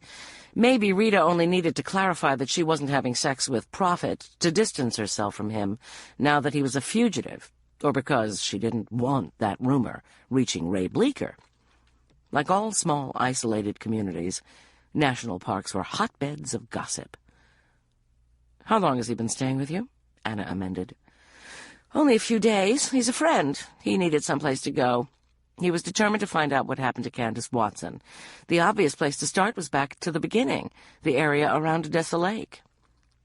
"Okay," Anna said. "Not informing me Robert was in the park when you knew I wanted to talk to him might have been rude, inconsiderate, stupid, or even dangerous, but it wasn't illegal, and it wasn't against NPS regulations. While I might not like it, I won't make you suffer for your decision. Now Robert Prophet is wanted for questioning. He's a suspect in the kidnap of the girls, the possible kidnap murder of Candace Watson, and knocking me off a rock. You help him again, and you are aiding and abetting a fugitive. I will come down on you with both feet. Is that understood?" "Yes, ma'am." A few years before, Anna might have been impressed by the ma'am, but Mississippi had spoiled her. Everybody called her ma'am, except the very little kids, and they called her Miss Anna, which delighted her no end. "You are a federal law enforcement officer. Your responsibility goes deeper than that of an ordinary citizen. If Prophet calls you, you tell me. If he comes by for his stuff, you tell me. If he writes, sends email, or smoke signals, you tell me." "Yes, ma'am." "Good." Anna relaxed the hard-nosed boss persona and let the crackle of anger drain from the room. The discovery that Prophet had been living 20 yards from where she parked her patrol car every morning irked her more than she cared to admit. Nobody liked being made a fool of. When her rattled nerves settled and Rita Perry recovered from the lecture, Anna began again. "Rita, stuck to her story. Robert hadn't seen her. He'd left a note. The note said only to tell Anna it was an accident and that he was leaving. No, she didn't still have the note. She'd thrown it in the trash. Yes, the trash had been taken to the dump. Asked the same questions for the second time, Rita acted more affronted than guilty until Anna brought up the bloody backpack. Again, Anna was struck by the lengths Rita went, not to tell an outright lie. Sexual misconduct was evidently the only transgression she felt heinous enough to warrant true dissembling. All I can tell you is that I love this park. I've worked here every year since college. This is my park. I wait tables and coach girls basketball in Jackson the 6 months I'm not here, just marking time till my season starts again. I would never ever do anything that might hurt the park. And I would do anything, almost anything, for the park's welfare. Not an answer to Anna's question, but a good enough little speech delivered with just the right touch of fanaticism.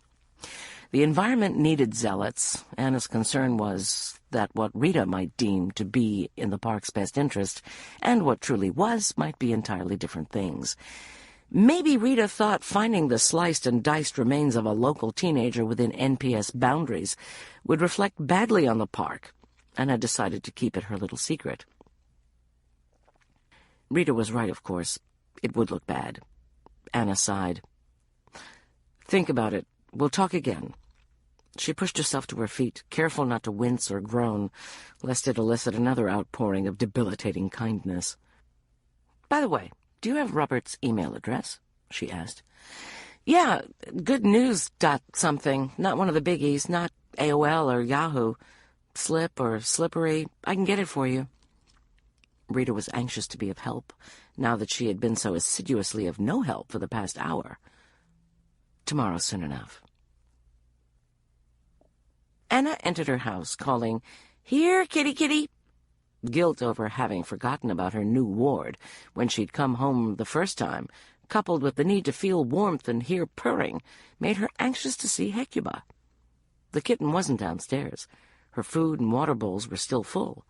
Bedroom and bath were on the second floor, and the bath was calling her nearly as forcefully as the need to reconnect with feline kind. Nearly. Shucking clothes as she went upstairs, Anna talked kitty-cat nonsense to lure the little beast out from wherever she'd hidden. Entering the bedroom, she switched on the overhead light. Her bed was a charnel house. Burns and blood and bile was smeared over half the coverlet. In the middle of the mess were the charred remains of a kitten-sized corpse, bits of black fur in pathetic patches between burns so deep bones showed through. Sorrow, so heavy she couldn't stand under the weight of it, settled on Anna. Keeping her back to the carnage, she sat on the corner of the bed and buried her face in her hands. She didn't cry. The misery of knowing anyone could destroy so perfect a life was too great for the release of tears. A part of her knew she should be afraid. This taker of beauty and lives might still be in the house. Fear did not move her. Surely cruelty that great would leave a palpable miasma of evil behind. She might have stayed paralyzed on the edge of the defiled coverlet for some time, had not something reached out from beneath the bed and grabbed her ankle. Chapter 18. Gwen wasn't happy, Heath could tell. But her aunt had steeled herself to say nothing, and she appreciated it. Gwen had wanted her to find a new interest in life. She simply hadn't bargained on that interest, being a damaged child who brought with her ghosts with sharp sticks, and a commune lorded over by a patriarch who was far from reassuring. Though retired, Dr. Littleton still delivered babies for a chosen few. Many of the babies she delivered were now having babies of their own, and wanted no one but her to preside over their introduction to the world. She'd been called back to Boulder to attend just such an event, and she had to go. Heath had to stay. She'd dropped her aunt off at her condominium in the center of the small, booming city, and driven the RV back to the glamorous outpost of Rollin' Roost. When she'd told Gwen she planned to stay on at the RV park for a while, her aunt had asked her what good she thought she could do. Heath hadn't been able to articulate an answer. She just had to be here, rather like her grandfather, who attended all weddings, funerals, bar mitzvahs, and ball games.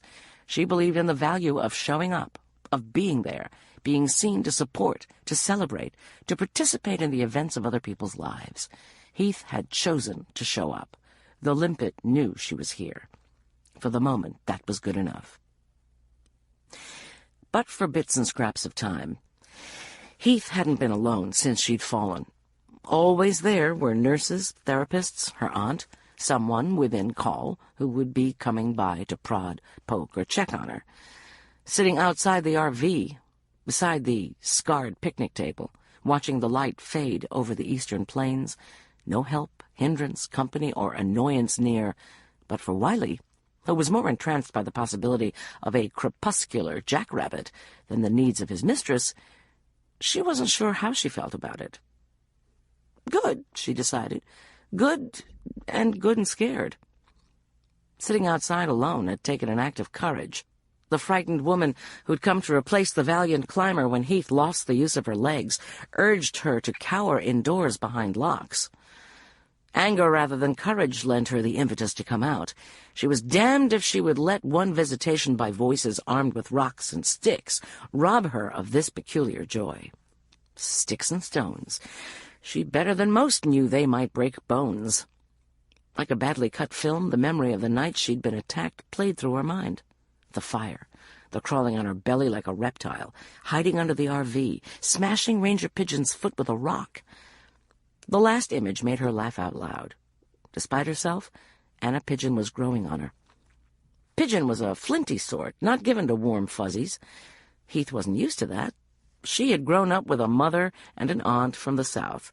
Still and all, she had come to rather like the fact that Anna treated her without deference.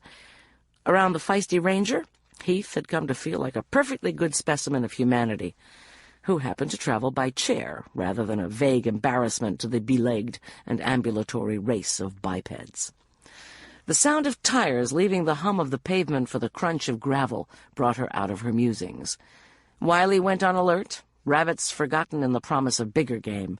The car, lights blinding Heath to make and model, drove past the one other occupant of the scabrous camp and came toward her sight.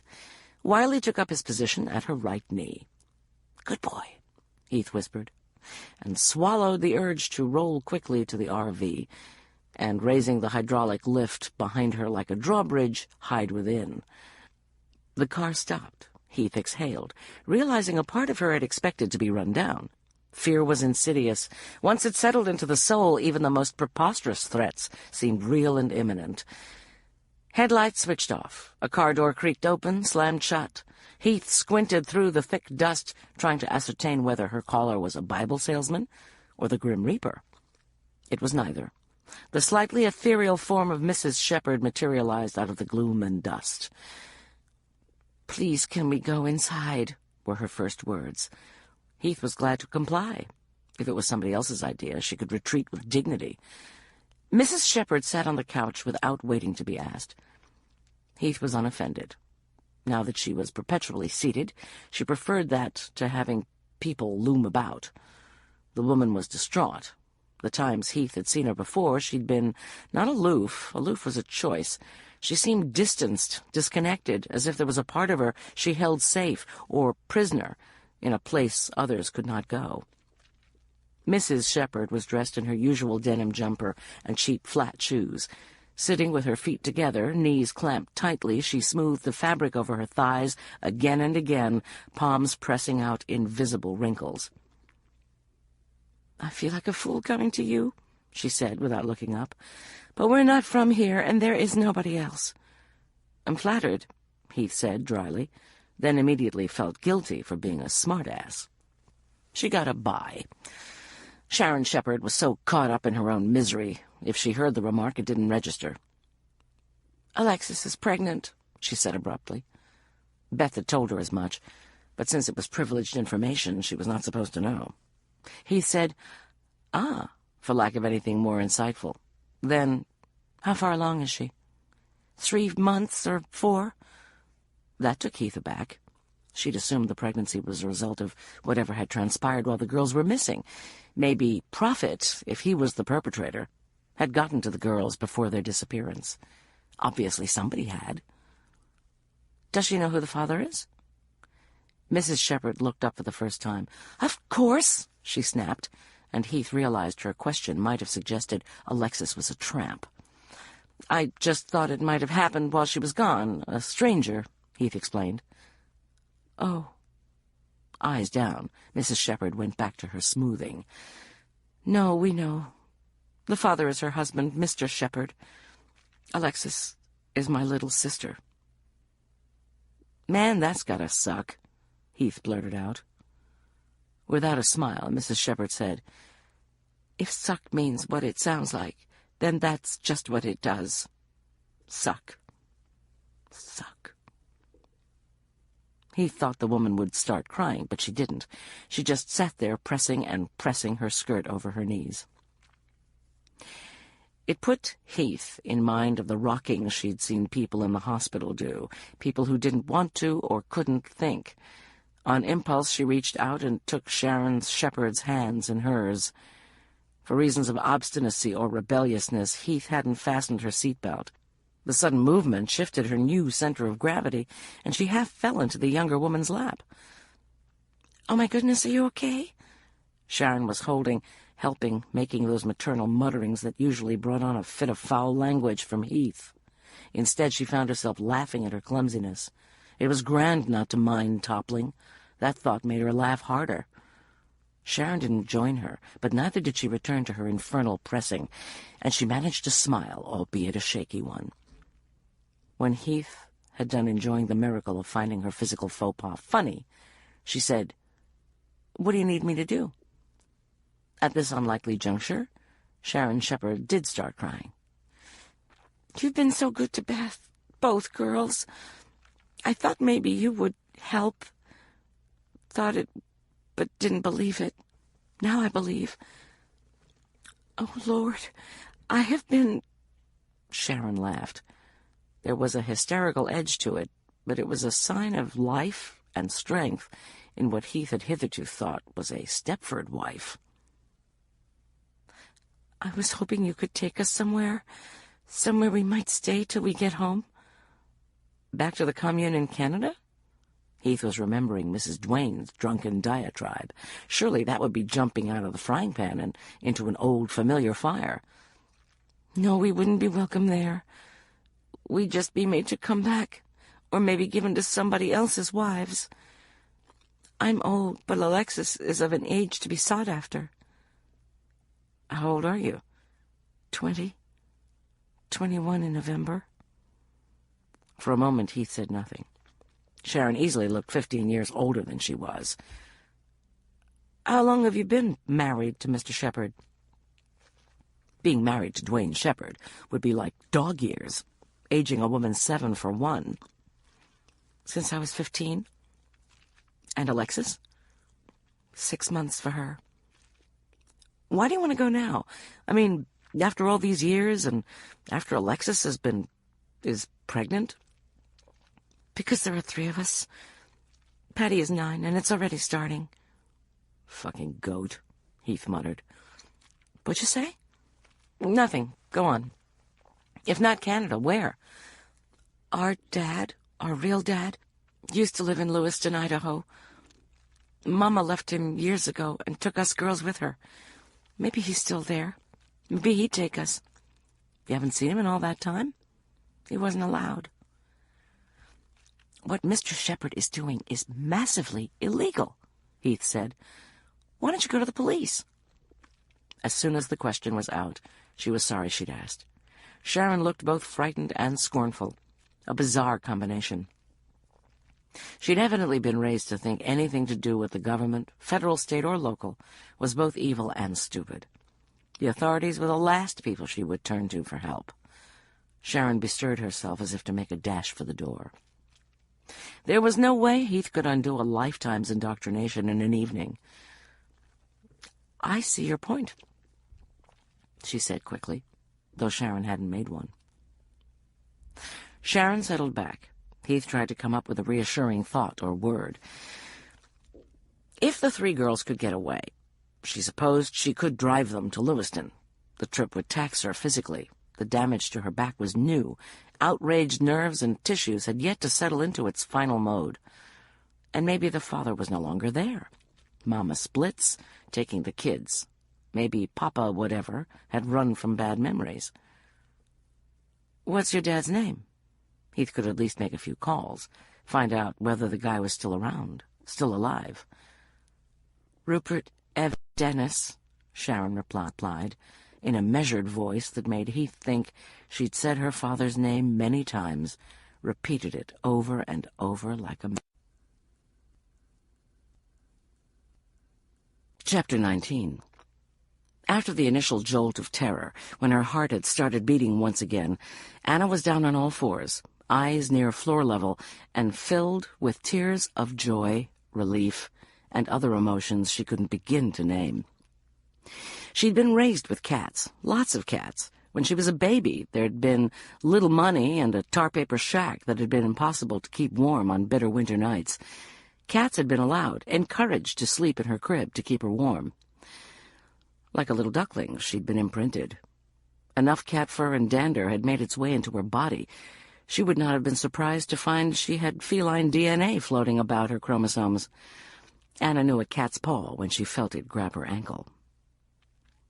Hecuba, the little scaredy cat, had learned survival skills under the rough tutelage of wicked boys. She had hidden under the bed and probably saved herself from a painful death.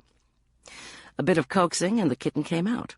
Dropping tears and kisses indiscriminately on the little creature's head, Anna carried her down to the kitchen and a belated supper out of a can that promised chicken, vegetables, and a healthy urinary tract. Like a lot of kittens, especially those snatched away from their mothers too soon, this little cat purred while she ate.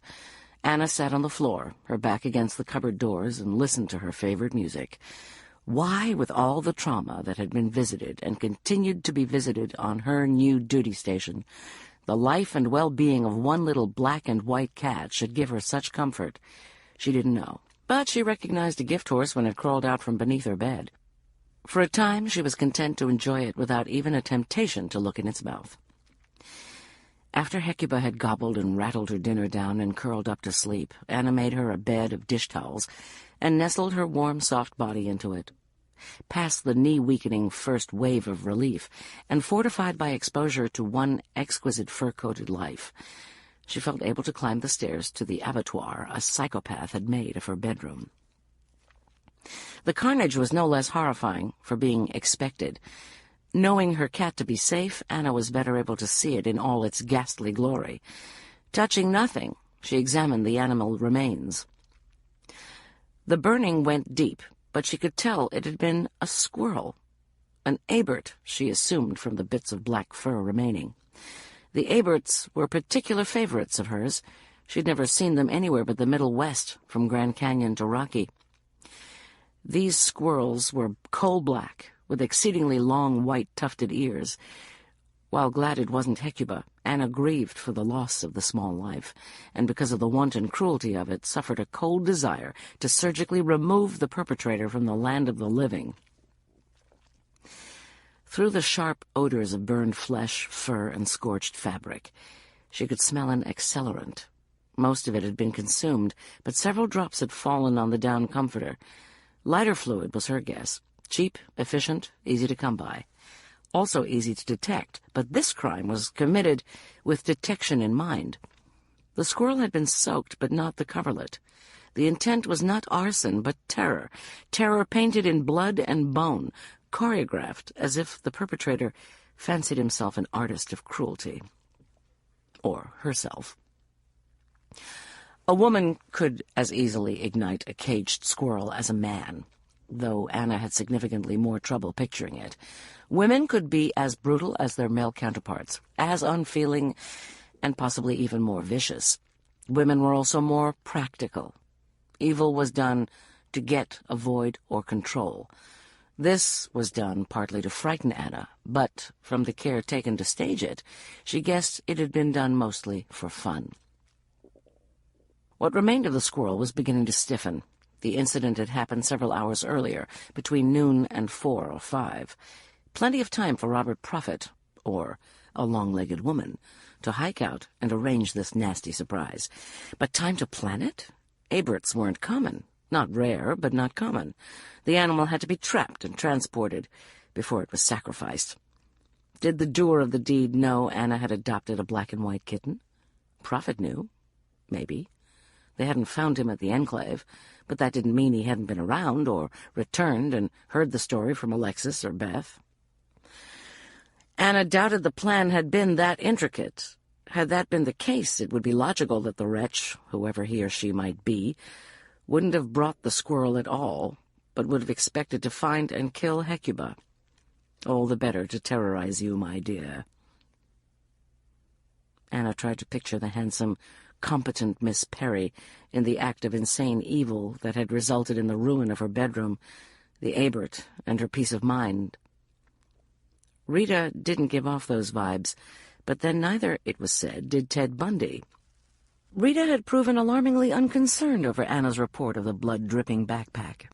With her passion for an as-yet undiscovered greater good, Rita could probably bring herself to slaughter a squirrel for the cause, whatever it was. Slaughter, maybe, but Anna couldn't see her torturing it, or nailing 13 living mice to an outhouse wall. The individual she could easily picture tormenting small, helpless creatures was Mr. Shepherd. What he might hope to gain from such a theatrical display of wanton cruelty wasn't readily apparent. The crime, though aimed at frightening Anna, was anonymous. There wasn't much that was more personal than butchering an animal in one's bed. Anyone who'd seen The Godfather knew that. She was being warned away from what was unspecified. Given the only case she'd been in Rocky long enough to be associated with was the kidnap of the girls, she had to make certain assumptions. Had Shepherd, for reasons of his own, spirited the girls away? Was that why Alexis and Beth were less than anxious to be reunited with their families when they'd finally reappeared? Why they wouldn't say where they'd been, where Candace still was? Had Candace been killed? Or had she chosen to stay gone, taken a bus or hitchhiked out of the clutches of Shepherd? Speculation was giving Anna a headache, or rather adding to the ache that locked back, shoulder, and neck in an unkind embrace. The hot bath, like the Holy Grail, seemed a chimera, leading her onward, yet never letting her get any closer. With a sense of doing her duty, yet without much hope that duty would pay off, she called the chief ranger to report the breaking and entering. In truth, no actual breakage had occurred. Anna hadn't bothered to lock her doors, a situation that would change until this butcher of squirrels, abductor of teenage girls, and disembodied taunter of disabled rock climbers was behind bars. While she waited for Lorraine and whoever else she deemed necessary to arrive, Anna photographed the grisly bedspread and Abert remains with her 35mm camera. One day, the NPS would graduate to digital, maybe after patrol rangers were issued cell phones. The rangers came. Rita Perry wasn't with them. Due to the renewed search for Candace Watson, ranger schedules had been scrambled. Rita was on 6 10-hour days, off 4. She still had 2 Lou days coming this rotation. The crime scene investigation was carried out with diligence, if not optimism. Nothing so delicious as a dusty footprint on the hardwood floors, or a hair follicle with DNA was found. The furnishings in Anna's room had been used in Mississippi, packed by broad-shouldered strangers, moved by the kind auspices of half a dozen park employees. Fingerprinting and trace evidence was a complex nightmare that there wasn't time, money, or expertise to unravel. The incident, after all, was merely a gruesome prank involving only the death of a squirrel. Possible motives were bandied about: resentment of Anna as the first female district ranger hired, hostility from family members of the former owners of the house who'd taken umbrage when their widowed mother sold out to the NPS to rent to government employees and moved to Florida with a man half her age, the search, Mr. Shepherd, Robert Prophet. Anna didn't bring up Rita Perry's name. She had too little to go on, and the new kid on the block wasn't going to earn any points accusing a beloved seasonal who was both younger and prettier than she was. After an excessively long interval, during which the ranger surmised, speculated, and fumed, Anna resisted the urge to scream and throw herself on the floor in a tantrum of fatigue and muscle rebellion. Finally, the party broke up. Anna gathered the four corners of her comforter together and deposited the ruined Abert in his oversized goose-down shroud in the garbage can outside. Having locked every door, checked the closets, even those too small to harbor a criminal over the age of 6, and carried Hecuba up the stairs for company, she at long last lowered her stinking, raging body into a bath so hot it stung the skin. Her deep groan of relief brought an answering chirp from the kitten, who sat on the edge of the tub, the better to witness this disgusting immersion ritual. Hecuba was still young enough. Her brain wasn't yet aware her tail was part of the same cat. She allowed it to fall over the edge, the last 2 inches in the water. Anna smiled. Smiling was about the only movement that didn't hurt. She wished she hadn't blown off Rita's offer of Valium. Not that she'd feel particularly comfortable at the moment ingesting any drug provided by her front country ranger. It crossed her mind to drag Molly or Paul into the tub with her by way of the cell phone. Fearing the sound of a loving voice would be the undoing of her, she settled into the heat with only the cat for company. As she slid down in the niggardly prefab tub, sacrificing her knees to the chill air that she might soak both spine and skull in the hot water, she set about ordering this unconscionably long week in her mind. Mice. Unkempt campsites. Bleeding pack. 24 hours on the Manzanita. The note from Prophet. Rita's lying about it. Prophet's voice luring children. Alexis pregnant. Candace and the other girls, unseen but laughing, prodding at Heath under the RV. Prophet bunking at Rita's, a stone's throw from the Thompson River District Ranger Station. The butchered Abert. Working at Rocky Mountain National Park was way more exciting than Anna had bargained for. The days just flew by when others were having fun at one's expense. Hoping the hot water heater was a big one, she nudged the left knob with her big toe. Her fragmented thoughts floated on the sound of the running water. She didn't examine them too closely, just allowed them to brush by each other, seeing if any connections could be made. 2 things formed out of the mental mist, one that was there too often, and one conspicuous by its absence. Nowhere could she detect money or personal gain. The cases she'd worked in the parks, other than those of spontaneous combustion, a fistfight over a campsite, domestic violence, were fueled by greed. Lust for money, power, prestige. Mostly money. Money could buy the other 2. Lesser crimes had been fomented by lesser demons: jealousy, revenge, spite. In Rocky's mess of mice and squirrels, battered girls, and bloody Christians, there didn't seem to be anything to gain. At least nothing a sane person would find alluring. That brought Anna to the other thing, the thing that appeared too often, the through line, the consistent theme. Murder of the mice was psychotic. Burning the squirrel, psychotic. Disembodied voices poking at a paraplegic with pointy sticks, psychotic. Battered girls in panties, psychotic. Stuffing bleeding flesh into backpacks, major psychotic. A sudden chill took her, despite the steaming water. The winter before, in the high country of Yosemite National Park, she dealt with an individual she felt to be genuinely evil. The kind of evil that suffers such a cold indifference to the wants and needs, the very lives of those around it, that to kill a busload of rabbis on their way to temple simply to obtain an olive for one's martini wouldn't give the monster pause. Though she found it unsettling on several levels, Anna could understand that sort of criminal. Dormant, comatose, she told herself with more fervency than an innocent woman would have required, that evil dwelt within her. In the snow of the Sierra, it had been called forth. Perhaps it had saved her life.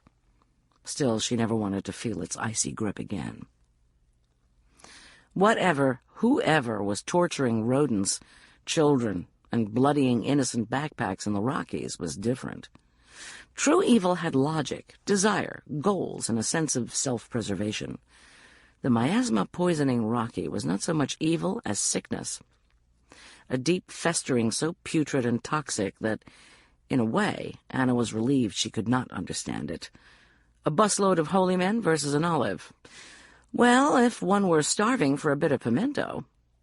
But to understand why one would torture the helpless for no other reason than personal enjoyment would be a glimpse into a part of one's mind better left unknown. One or more persons in or around Rocky was a serial killer of small animals.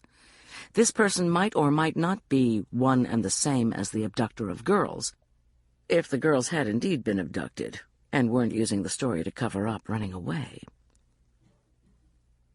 Most of what Anna knew of psychopaths she had gleaned from movies and books, fiction, not documentary or texts. In America there was a great and fluctuating sea of common knowledge, dispersed and ratified by the popular media's echoing what they gleaned from other popular media sources. A lot was inaccurate. Not all of it. That would be too easy. But a lot of it.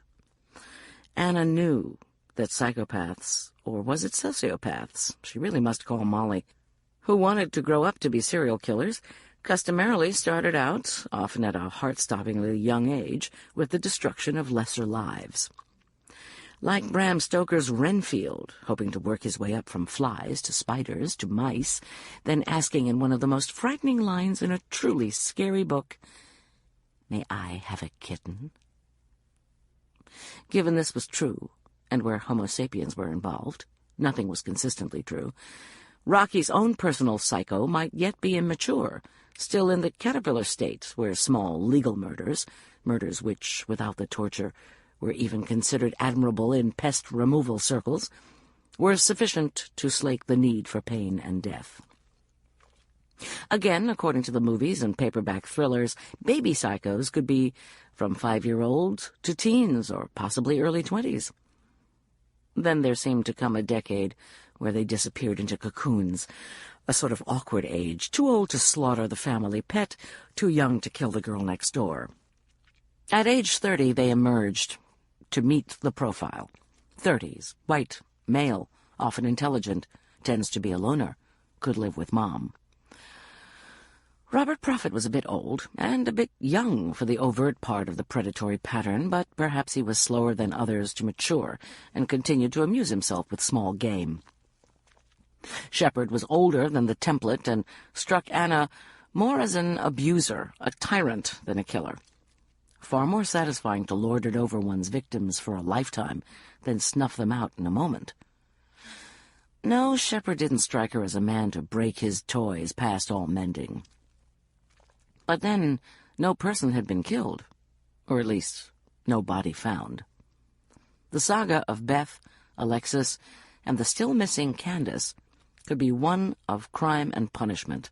The crime, running away. Maybe the punishment, whatever it was what Anna was being warned away from sticking her nose in. Rita Perry resurfaced in Anna's mind. Rita knew of the live mousetrap, the bleeding pack. Rita harbored Robert Prophet. Rita was sleeping with, euphemistically speaking, the Fern Lake Ranger, Raymond Bleeker. Having been handed much guiltier-looking prospects, Anna would have preferred to overlook Bleeker. He had proximity to the mouse incident, the live trap, Odessa Lake, and Picnic Rock. The new Canaan Enclave and Rollin' Roost were a bit of a stretch, but he was young, strong, owned a car, and, judging by the look of the Fern Lake campground, hadn't been spending a whole lot of time doing his job. As with all law enforcement personnel, Bleeker had undergone a thorough background check prior to being hired. Anna had read it. Nothing popped up in the way of red flags. The man had never been arrested or accused of so much as shoplifting or vandalism. Neither the high school nor the college he attended had anything to say against him, but remarked on a tendency to tardiness. His reviews from previous parks were uniformly glowing. In a litigious, feel-good, politically correct world where victimhood was claimed and lauded by many, the rating system for seasonals had become as inflated as the grades in most schools. But managers found ways of cluing in one another, things not said, damning with faint praise. In retrospect, the good reports surprised Anna. Maybe Ray had done a better job in other parks than he was doing at Fern Lake. Rita might be proving a distraction. Backcountry, front country romances required a lot of hours on the trail. Shepard would have been checked out by both the NPS and local law enforcement during the search. Such was the cynical nature of the law. When children went missing, moms and dads were front and center on the list of suspected kidnappers. Same for Robert Prophet, a handsome young man who went out of his way to work with 7th and 8th grade girls would not go unnoticed. If there had been anything untoward in either of their records, Lorraine would have told her. Anna would recheck the background reports, see what she could find by way of alibis for the time the squirrel was killed.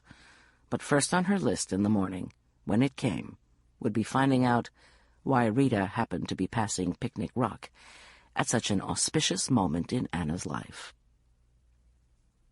Tired as she was, Anna was not sorry when her alarm woke her at 4:30 a.m. The hot bath and Advil had done her back a world of good, but lying in one place for so long had brought back the ache. Movement was what was needed, warm blood flowing through the damaged soft tissues. Her days as an iron woman of 35 were long gone. Strength and endurance had waned a bit. What took their place served her better. The stubbornness of keeping on, keeping on. Perhaps it was only an increased ability to suffer discomfort. Whatever it was, it had carried her up steeper trails than the one she would tackle today. Having locked the house, she loaded Hecuba, her litter box, food, and water into the Crown Vic. The little cat would spend her day at the Thompson River District office. Anna didn't want to waste time wondering if there would be bleeding cat parts festooning her house when she got home. This being the third of Rita Perry's 4 days off, Anna hoped she might again make the hike to Fern Lake, or the Tourmaline Gorge area, to do whatever it was she did up there other than pry boulders off the legs of the girl rangers and have wild, unhallowed sex with the boy rangers. The kitten settled in. She grabbed a flashlight she'd found in the bottom drawer of her desk. The sun would be up in half an hour. To the east, she could have seen the faint hope of dawn had she not been down in tall pines. Beneath the lodge poles it was as chilly and dark as a November midnight in Mississippi. Anna was pleased. What she was doing wasn't illegal or particularly unethical. Still, she didn't want any witnesses.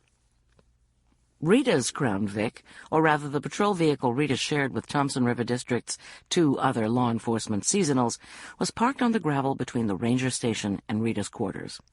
In a shared government vehicle, there can be no expectation of privacy. Anna was well within her rights to search it to her heart's content. Had Anna been required to tell a judge specifically what she sought for the purposes for warrant, she wouldn't have been able to do it. Anna was fishing, hoping to snag any bit of information that might illuminate the enigma that was Rita. She was definitely a woman with secrets. Anna could smell them on her like a man's cologne after a long embrace. At the best of times, Anna had trouble resisting a secret. When that secret might pertain to budding psychos and destruction of park wildlife, and her best comforter, she didn't even try. The vehicle yielded nothing but a weakness for Hershey kisses on the part of one of the seasonals. The ranger with the sweet tooth hadn't been so rude as to leave wadded-up pieces of foil littering the seat or cluttering up the ashtray, but several of the candy's thin strips of paper reading "Kiss, Kiss, Kiss" had escaped, blown under the seat, worked their way into crevices. One had wended or wafted through the cage to settle on the floor of the back seat. That one Anna left in place, a cheery message for the next person arrested. The trunk contained the customary patrol paraphernalia: flares, first aid pack, accident investigation kit, field drug testing kit. Pretty much a waste of space, but somewhere along the line it became part of the gear. Breathalyzer, a couple of traffic cones, tow chain. The only thing unexpected was the tidiness with which these items had been stowed, and the cleanliness of the carpeted area beneath them. Rangers' trunks were occasionally tidy, but seldom clean. They suffered too much use. Items used in rain, mud, sand, and forest duff were routinely chucked in. This carpet looked freshly vacuumed. No law forbade employees from detailing their patrol vehicles, even unto the inside of the trunk. Under most circumstances, Anna would have found it commendable. Given the hellacious schedules the rangers were working at the tail end of the tourist season, while burdened with search and rescue assignments and out-of-park fire details, Anna found it suspicious. Working quickly and quietly, she removed the gear, then played her light carefully over the exposed carpeting. Clean, vacuumed, but not shampooed. On the right rear side, near the wheel well, there was a dark stain. Two sides of it, ruler straight, where a tarp or canvas had been laid down, the other edge irregular, as if liquid had spilled over. Pinching up a bit of the dried substance, Anna spit on her fingers and rubbed them together, a quick and dirty field test. The brownish particles reconstituted to blood red. Finding yet one more use for her battered Swiss Army knife, she neatly cut out a 2-by-2-inch square of the carpeting and slipped it into a small manila evidence envelope. That done, she pocketed it and restored the items to the trunk in the same order in which she had found them. By the time she finished, dawn had made it over the mountains and was reaching fog-colored fingers down into the trees. Time to go. She ascended the shorter, if no less steep, route to Fern Lake that began at the Bierstadt Lake trailhead. The trip up was more time-consuming than the trek down had been. She reached the campground near 8 o'clock. Most sites were full. Campers were stirring about in a sleepy chill, metal and plastic cups of hot beverages clasped between their hands. Anna liked campgrounds best in the early hours. Removed from their safe houses and comfortable routines, human beings showed a vulnerable, more benevolent aspect of themselves. People hiked without alarm clocks, and those who were sensible enough to experience the natural rhythms of the earth maintained elastic itineraries. Around a morning camp at a vacation spot, there was none of the mindless hurrying of a workday morning. There was also the heady smell of campfire smoke. The perfume calmed Anna, the way lavender was purported to soothe agitated Victorian ladies, until she remembered fires were banned in all but a few of the front country sites.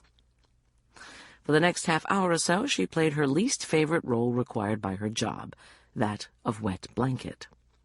The campers made the usual excuses. A woman said they were unaware of the regulation, never saw any of the multitude of signs or read any of the brochures or the regulations printed on the backcountry permit. A man, gruff at first but growing more amenable when he found Anna was going to give him a warning rather than a citation, went for the classic excuse. "The other ranger said I could." Though Anna had heard that more times than she could count, and under practically every illegal circumstance she could think of, this time it was the reason she issued only warnings. After the conditions she'd noted on her previous visit, conditions that had not been rectified in her short absence, if not actually giving visitors permission to have fires, Ray was certainly turning a blind eye to it. Bleecker was up and dressed, as he damn well better be, Anna thought sourly, having spent the last 3/4 of an hour doing his job for him. Sitting in the morning sun on the cabin's front steps, he greeted her with a smile. "Coffee's on," he said, as if he were expecting her. Probably he was. While she was fiddling about with her firebugs, fisher persons making the early commute from camp to lake would likely have told him. People like to tell rangers things they didn't already know. "You changed your hair," Anna said. His sandy-brown baby-fine hair had been dyed a dramatic dark brown, almost black. "You like?" He tilted his head and struck a pose in such a perfect mimicry of a fashion model that Anna laughed. "Hair's a renewable resource," she said equitably. "Might as well amuse yourself with it. If I take after my dad, mine's an endangered species. Figured I might as well enjoy it while it lasts." Anna followed him into the cabin, once more struck by how immaculate he kept it. Too bad his housekeeping skills didn't bleed over into campground maintenance. Over excellent coffee, she talked with him about this professional shortcoming. When she first broached the subject, what she took to be startlingly cold fury froze his eyes, and she braced herself for a long and ugly bout of justifications, shifting blame and counter-accusations. Apparently the look had not been fury, but chagrin. He readily admitted that he'd let the campground chores slide. Apologizing profusely, he promised to be vigilant in the future. Anna hoped he was telling the truth. His ready acceptance of blame put her in mind of a landlord she'd had in college. Complaints on the part of his tenants were handled with the same mix of sorry and I'll get right on it. He never did. Moving the man was like trying to move a warm wall of mud with nothing but one's bare hands. Anna moved on. Prophet, Rita, and Ray were the only people she knew for certain could have been in place for both the murder of the mice and the Abert squirrel in her bedroom. Of the three, only Prophet seemed to have a motive, if psychosis could be called a motive. Rita had the ghost of one, her association with Prophet. Ray might have had reasons of his own. Unlike the shadow, Anna didn't know what evil lurked in the hearts of men. Ray could have hiked out the previous afternoon. He assured her he'd been in the high country all that day, but could think of no way to prove it. Anna wasn't surprised. Fern Lake was not isolated. Campers came and went, knocked on the door for shelter when it rained, sugar if they'd forgotten it, or simply because the cabin was cute and they wanted a peek inside. In the non-park world, this would have provided a plethora of witnesses to a person's whereabouts on a given afternoon. Here, people were mostly nameless vacation nomads. For a minute or so, a long and not uncomfortable silence, they sipped their coffee. "I led a nature walk from 2 till maybe 3:30, he volunteered.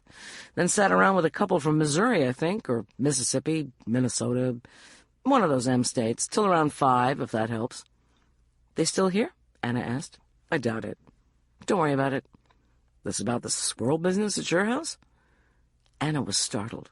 She'd not mentioned the nature of her disturbance over the radio. Then she remembered cell phones. She'd been warned the reception was nil at Fern Lake, but a mile up the Bear Lake Trail one could call Istanbul if necessary. "Yeah." "Checking alibis?" "Yeah." "Why do you have to check mine?" He seemed merely interested, not defensive or angry. Anna was relieved at the professionalism. "The mice on the outhouse?" "Ah, weirdness personified. Makes sense." "No, it doesn't. That's the problem." "It must make sense to somebody."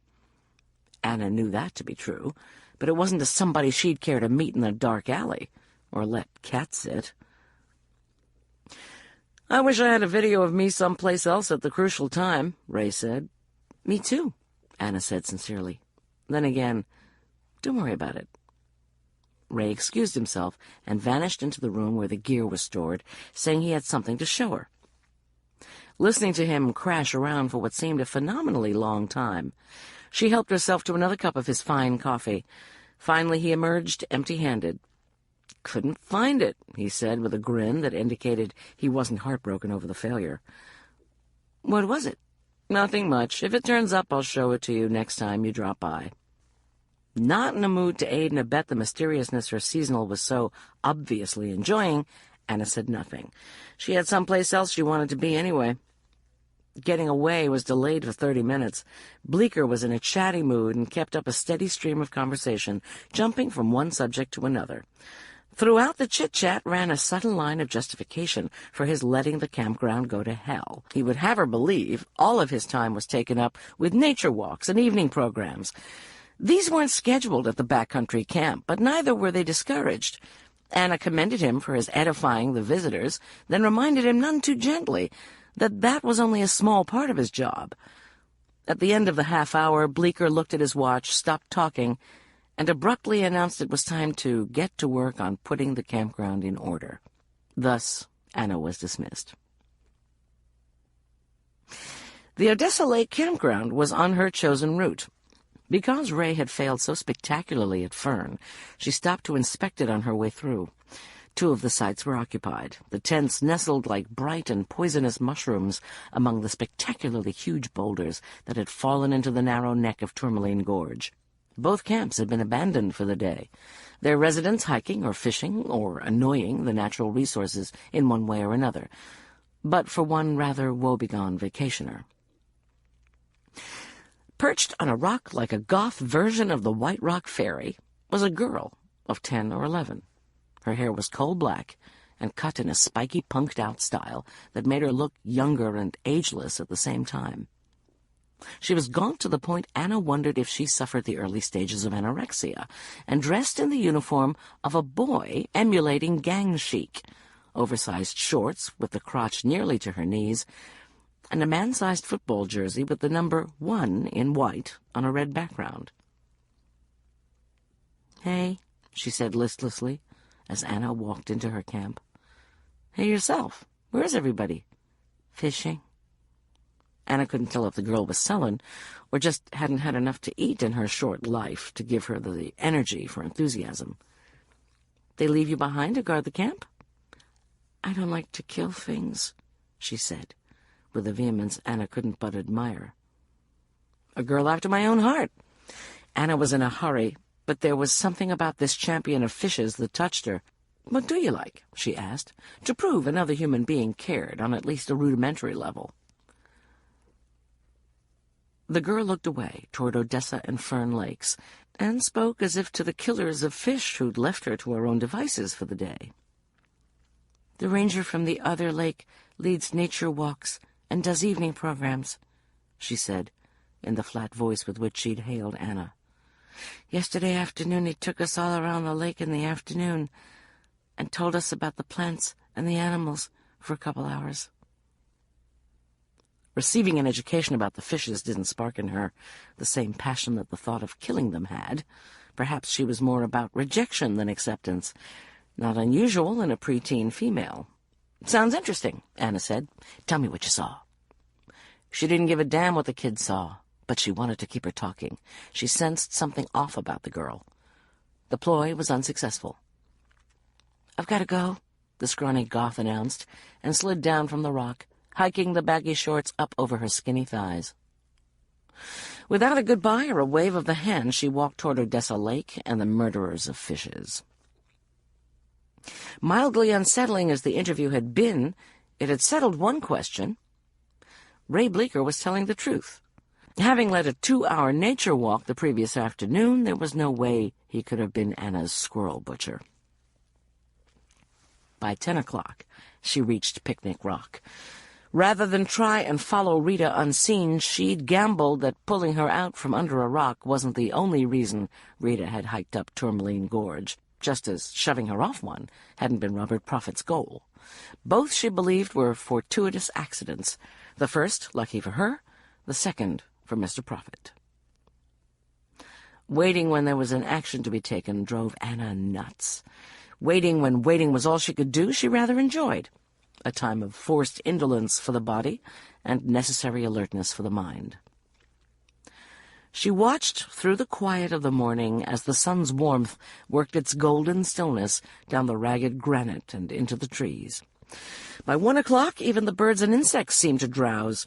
The golden eagle never returned, but she imagined him close, and twice saw shadows glide across the sparkling gray of the granite slab. At 2 o'clock, the first white cloud appeared. Soon it was joined by others, and their subtle grumbling suggested there was lightning within, and they were not averse to loosing it on the unwary hiker who dared climb too near their heaven.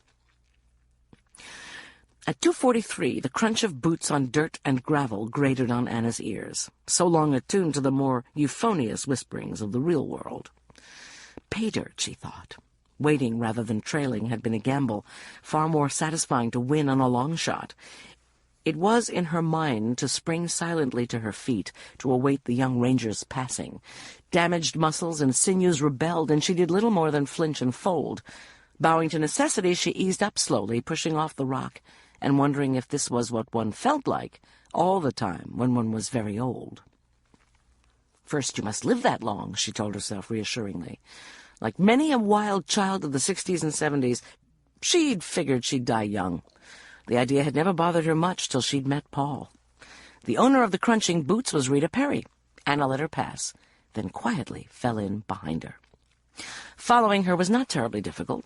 People not expecting a stalker travel in blind cocoons of thought, a phenomenon muggers count on to further their predatory ends. Anna had taken the rudimentary precaution of wearing pine and dirt-hued shorts and shirt. There was no shortage of this unexciting palette in her wardrobe. It was as if, wearing the National Park uniform for so many years, she'd come to think of variations on the green and gray as the only suitable color for clothing. For a couple of miles, maybe less, Rita followed the trail up toward Gabletop Mountain. Since Gabletop was not a terribly popular destination in the park, the trail wasn't maintained with the assiduity of those to Long's Peak or Frozen Lake, or a dozen other heavily visited destinations.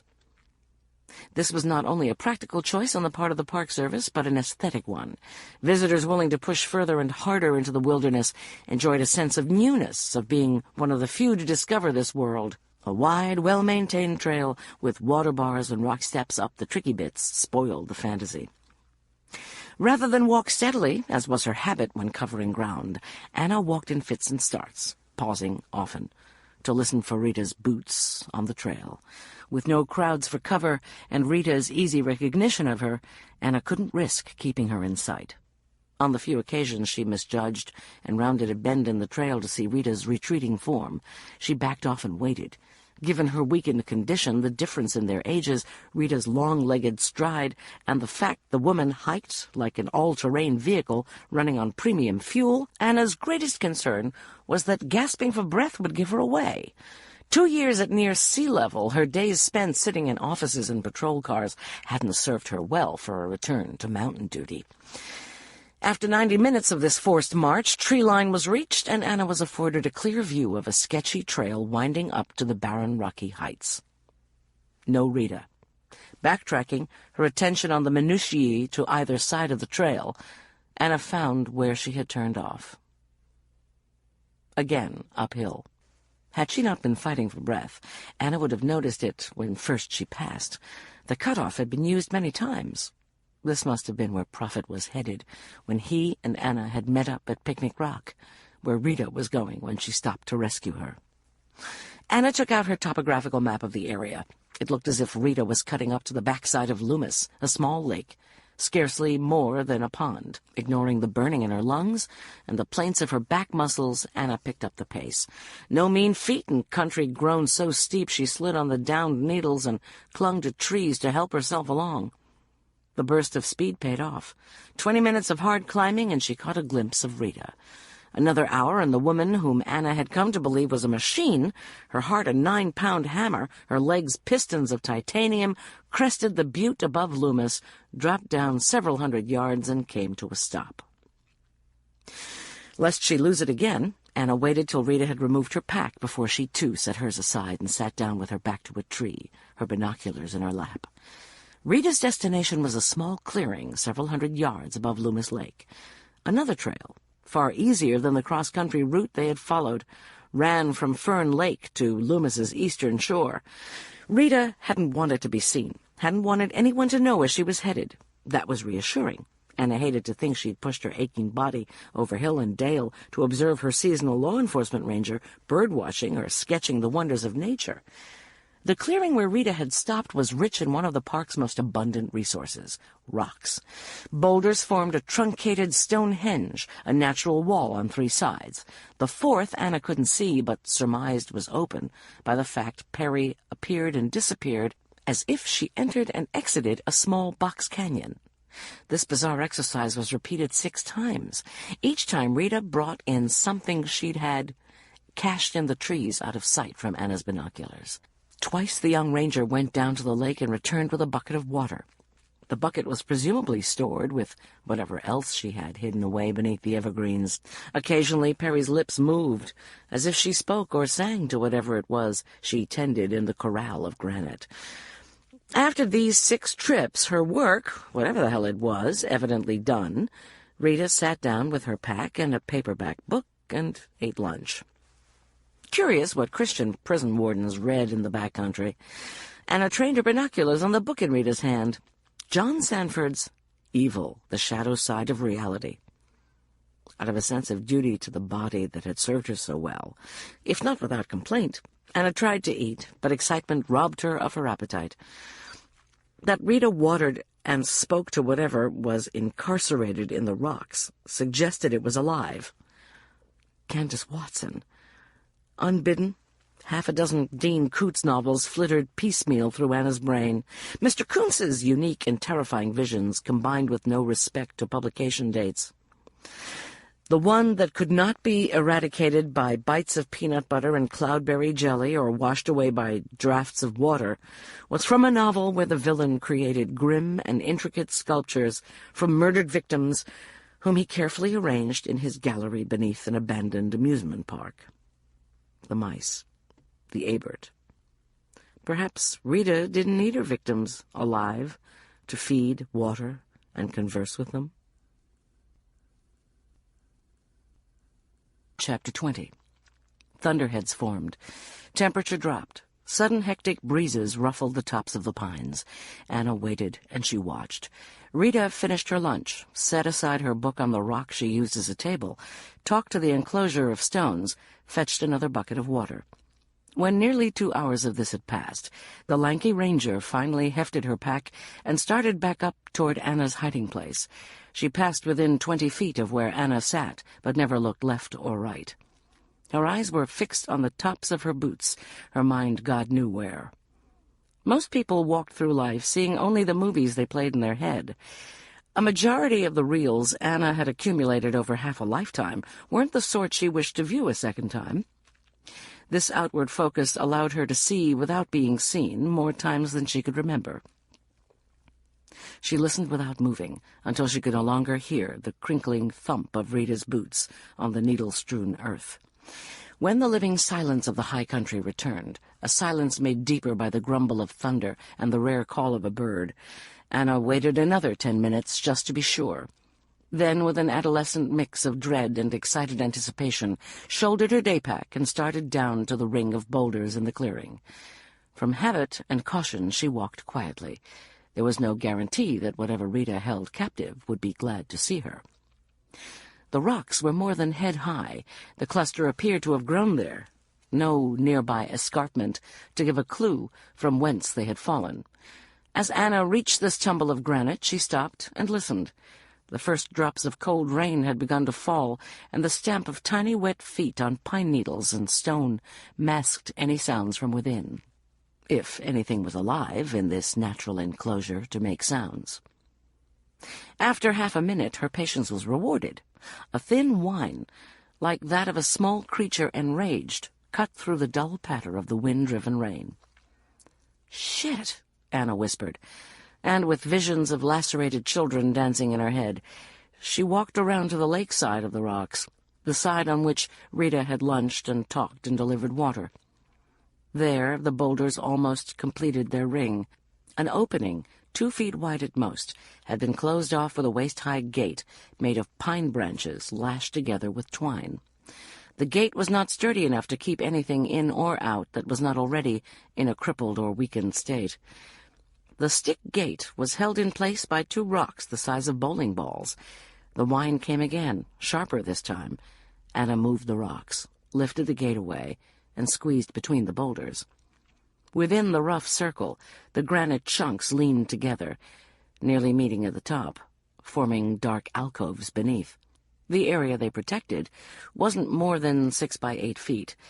With the overcast sky, light was at a premium. What Anna could see appeared to be empty. The air was tainted with the smell of rotting flesh. Movement, faint and furtive, from the dark crevice to her left, caught her eye. Then a whine, and the flash of eyes. Anna crouched and shined her maglite under the overhang of rock. Puppies.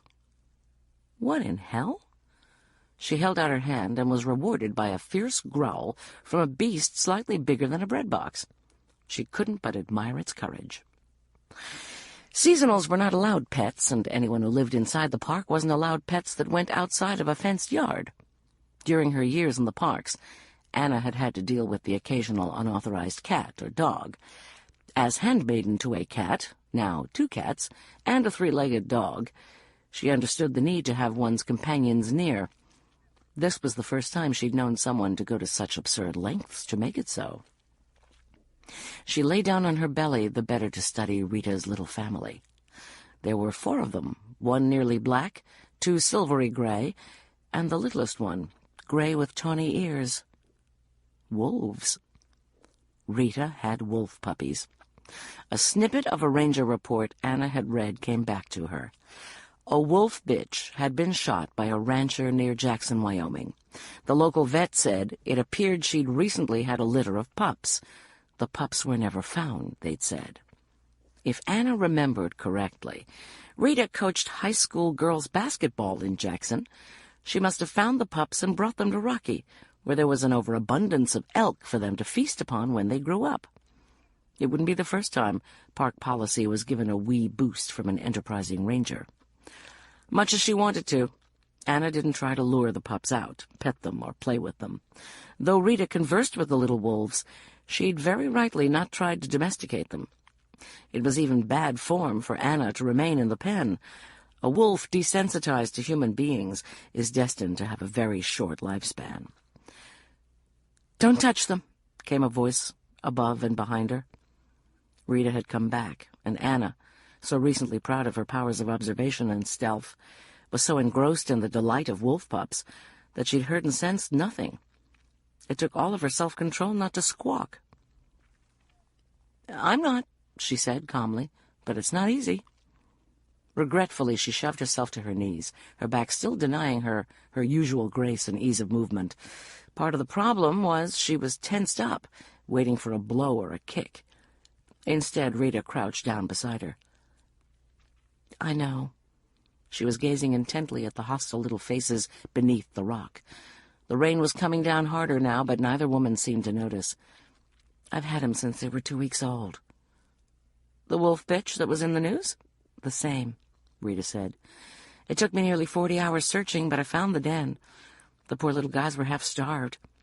I guess when they're so young it doesn't take all that long. A good thing, really. It's not like they can count on Health and Human Services finding foster homes for them when Mom is murdered." "You bottle-fed them?" Anna asked. She wasn't quite successful in keeping the envy out of her voice. Rita heard it and smiled. "For as short a time as possible. I was afraid of making pets out of them. As soon as I could, I got them on meat. I haven't touched them since, and I throw the meat in." "You feed them elk meat," Anna said, the bloody truth of the backpack dawning on her. "The resource manager, Ellen, told me they should be habituated to their natural food source. Ellen knows nothing about this," Rita added quickly. "She thought we were just talking what-ifs." "Roadkill elk," Anna said, remembering the vanished elk carcass on Bear Lake Road and the bloodied bit of carpet she'd excised from the trunk of Rita's patrol vehicle. Rita nodded.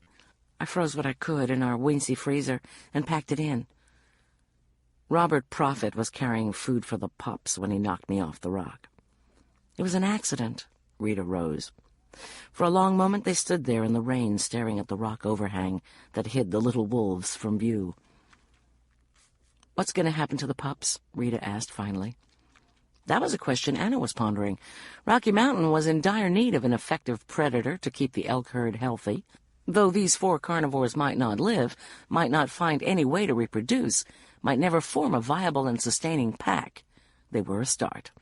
Once it was established that wolves had returned to these mountains of their own volition, Rita's abducting and reintroducing them remaining a secret, the endangered species protections would kick in.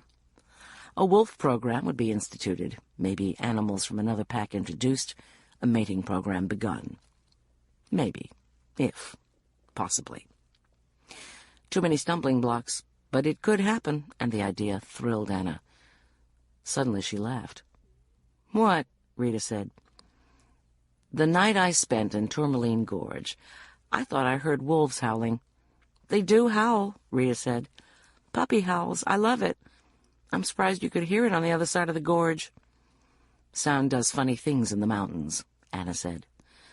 "It was a still night, and Lord knows I wasn't sleeping all that soundly." "It was an accident." "Yeah. Come on," Rita said. "I usually don't come into the pen. I don't want them associating people with lunch." Anna looked at her watch. "More like high tea," she said. Rita disappeared through the narrow entrance to the pen. The pups, seeming to sense that these intruders were departing, began to scuffle and growl happy little puppy growls.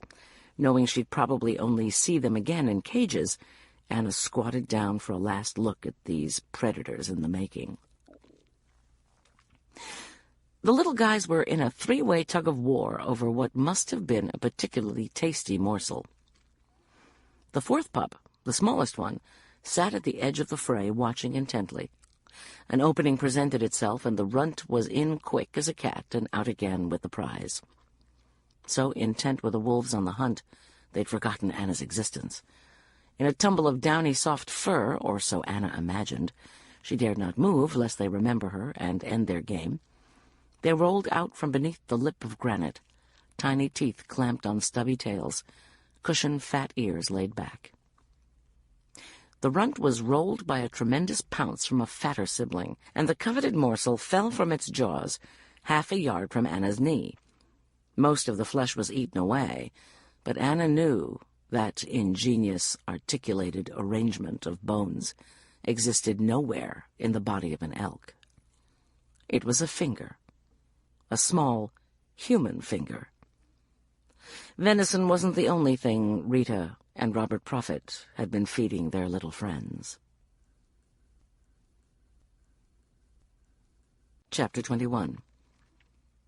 Mrs. Shepherd, Mrs. Sharon Shepherd, as opposed to her pregnant 14-year-old sister, Mrs. Alexis Shepherd, and the dumpy, middle-aged Mrs. Duane Shepherd, had left Heath's RV home in a panicked fluster of, "I've got to get back.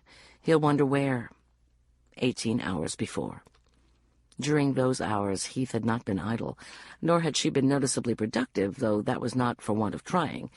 She'd made a dozen calls to Idaho, starting with Lewiston, in an attempt to track down Alexis and Sharon's father, Rupert Evan Dennis. The closest she'd gotten was a vague suggestion from a Robert Dennis, no relation or admitting to none, that he thought there were some Dennises in Pocatello.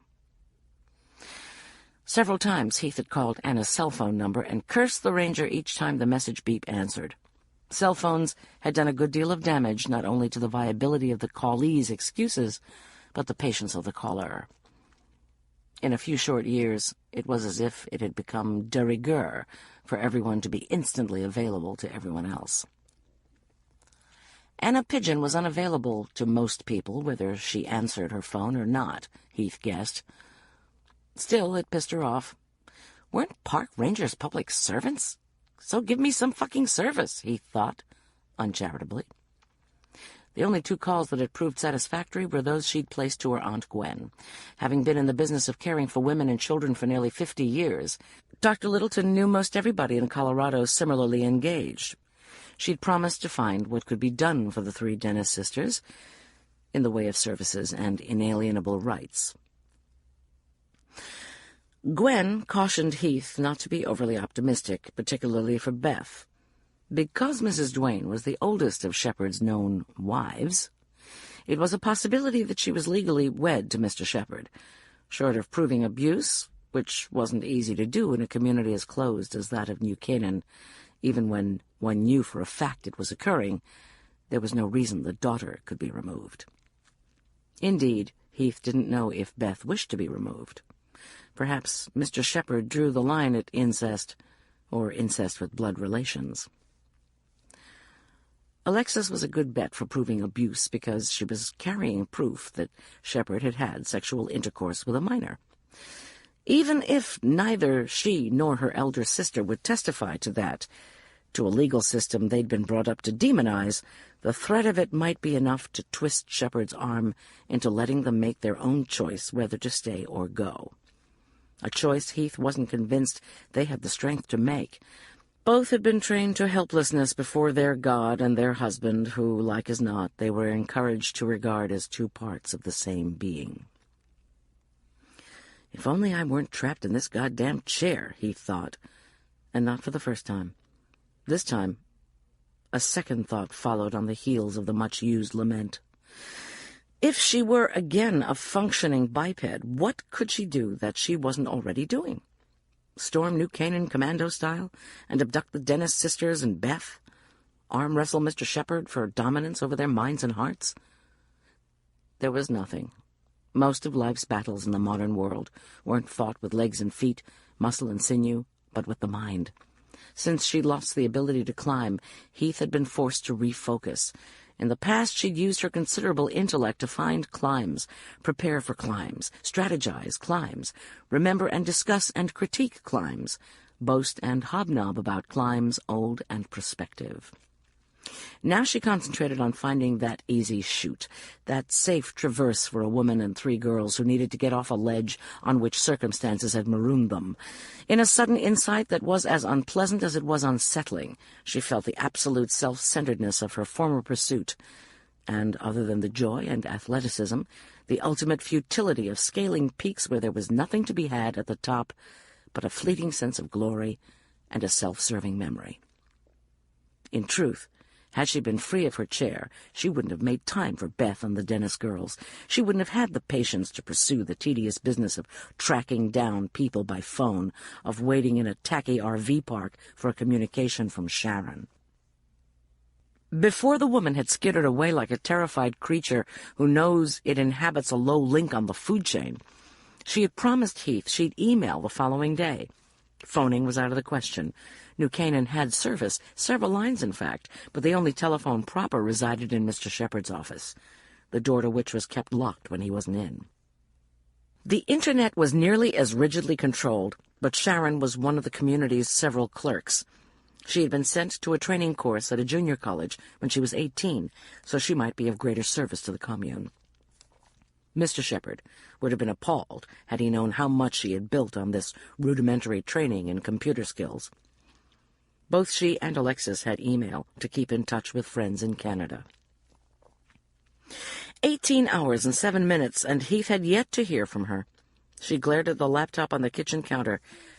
Computers had never captured her imagination. As a consequence, she used them when necessary, but had never become fast friends with the things.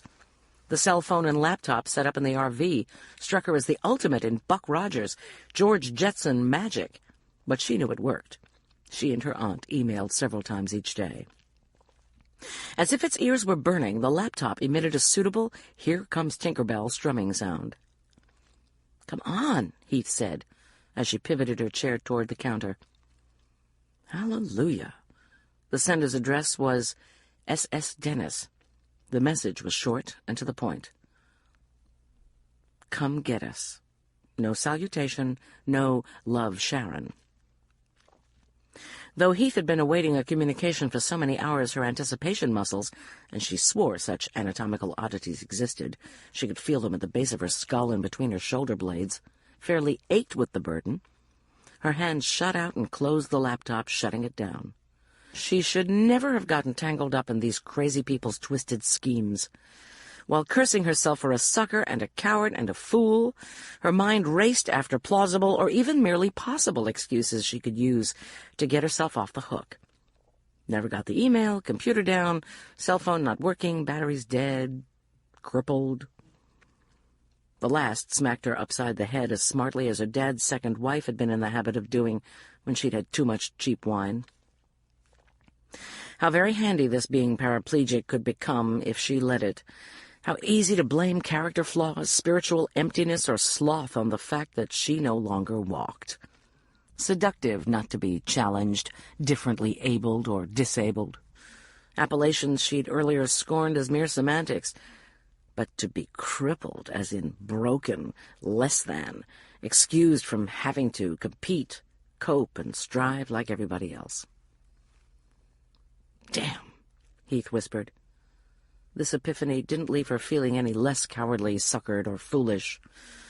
It merely spoiled the escape plans she was busily hatching.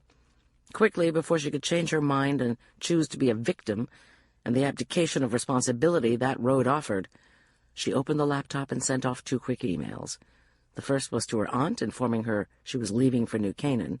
The second, to S.S. Dennis. I'm on my way. Chapter 22. Before Anna could recover and snatch up this macabre trophy, a pup pounced on it with a ferocious growl, snatched the bones up and ran back beneath the rock overhang, the other 3 little wolves in plump and gangly pursuit. No wonder they were so fat, Anna thought. Elk and Homo sapiens.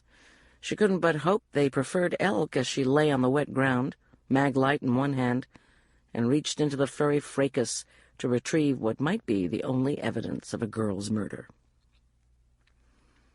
The struggle was quick and fierce.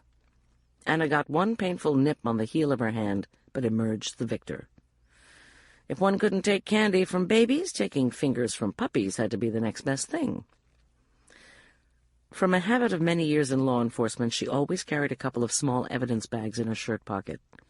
If used for nothing else, during the long, idyllic spells when the parks were quiescent, the bags were handy for storing cigarette butts found along the trails. "Sorry, guys," she whispered, as she dropped her gory acquisition into one and sealed it up. "Have a hoof." By way of restitution, she tossed a well-chewed elk's foot gently into the growling darkness. The gnawed finger she stowed in a side pocket of her pack. She was rising to her feet when Rita reappeared in the narrow gateway flanked by the rocks. "We really can't be getting the pups used to human—" Rita began in that half-exasperated, half-apologetic voice people adopt when admonishing a superior officer. She stopped when she noticed Anna's bedraggled, mud-soaked clothes, needles from elbows to boot heels. "What happened?" "I fell." "We'll walk out slow," Rita promised. Anna could sense that, had Rita been a Boy Scout, she would have harassed perfectly good old ladies in her zeal to help them across the street. Anna said nothing, just followed her out. When she had passed the homemade wicket gate, she picked it up and turned to Rita. "Do me a favor," she said. "Hold this for a second." Dutifully, Rita took the gate in both hands. Anna reached under her rain jacket and drew her service weapon from its pancake holder on her belt. "Get mud in your gun?" Rita asked. For a perpetrator of murder and dismemberment, she was breathtakingly unconcerned. Either she was innocent, a psychopath, or a fine actress. Anna wasn't sure which of the three was the more dangerous, and was in no position to gamble. "Back up a tad," she said. Rita did. When there were a couple of yards between them, Anna moved out from the tight embrace of the granite and leveled the gun at Rita's middle. "You can go ahead and put the gate in place," Anna said. "Keep the pups from getting away. Carefully. Hands where I can see them. Roll the rocks in place with your foot." "Good." "This isn't necessary," Rita said, somewhere between shock and righteousness. "I doubt it's a felony. You'd shoot me for doing something that the park needs so desperately?" "Take your weapon off. You know the drill. Carefully. Don't scare me into pulling the trigger." With a humph that struck Anna more as that of a snotty teenager than a raging homicidal maniac, Rita complied. Anna then had Rita hug a good-sized pine tree and cuffed her wrists together. Cuffing suspects to inanimate objects was against regulations, but no other solution came to mind. With every minute of delay, evidence was being devoured by wolves. Dogs eating my homework, Anna thought. "Where do you keep your handcuff key?" Anna demanded. "Watch pocket." Anna took it. "Where's your spare?" Rita said nothing. "Bugger all," Anna muttered, and began searching her seasonal. The spare was in her right breast pocket. Anna took it as well. The sun was close to setting and the sky overcast, making it difficult to pick and choose between one lump of meat and the next, but it appeared as though, had more of the finger's original owner ever been in the enclosure, it was now transformed by the alchemy of digestion into sharp teeth and warm fur coats. Not a bad end, Anna couldn't help thinking. Burial was barbaric, and cremation struck her as clean, but wasteful. To be on the safe side, she bagged every gruesome bite that wasn't clearly elk meat, then returned to her prisoner, unlocked her from her forced romance with the tree, and recuffed her hands in front so she could steady herself on the hike out, and so the cuffs would be hidden in the sleeves of her rain parka. It wouldn't do to have the public see a ranger marched out of the wilderness in chains, so to speak. During the process, Rita complained with scathing bitterness that she should be treated like a common criminal, ready to tear out Anna's throat merely because she fed an already dead elk to a few needy puppies.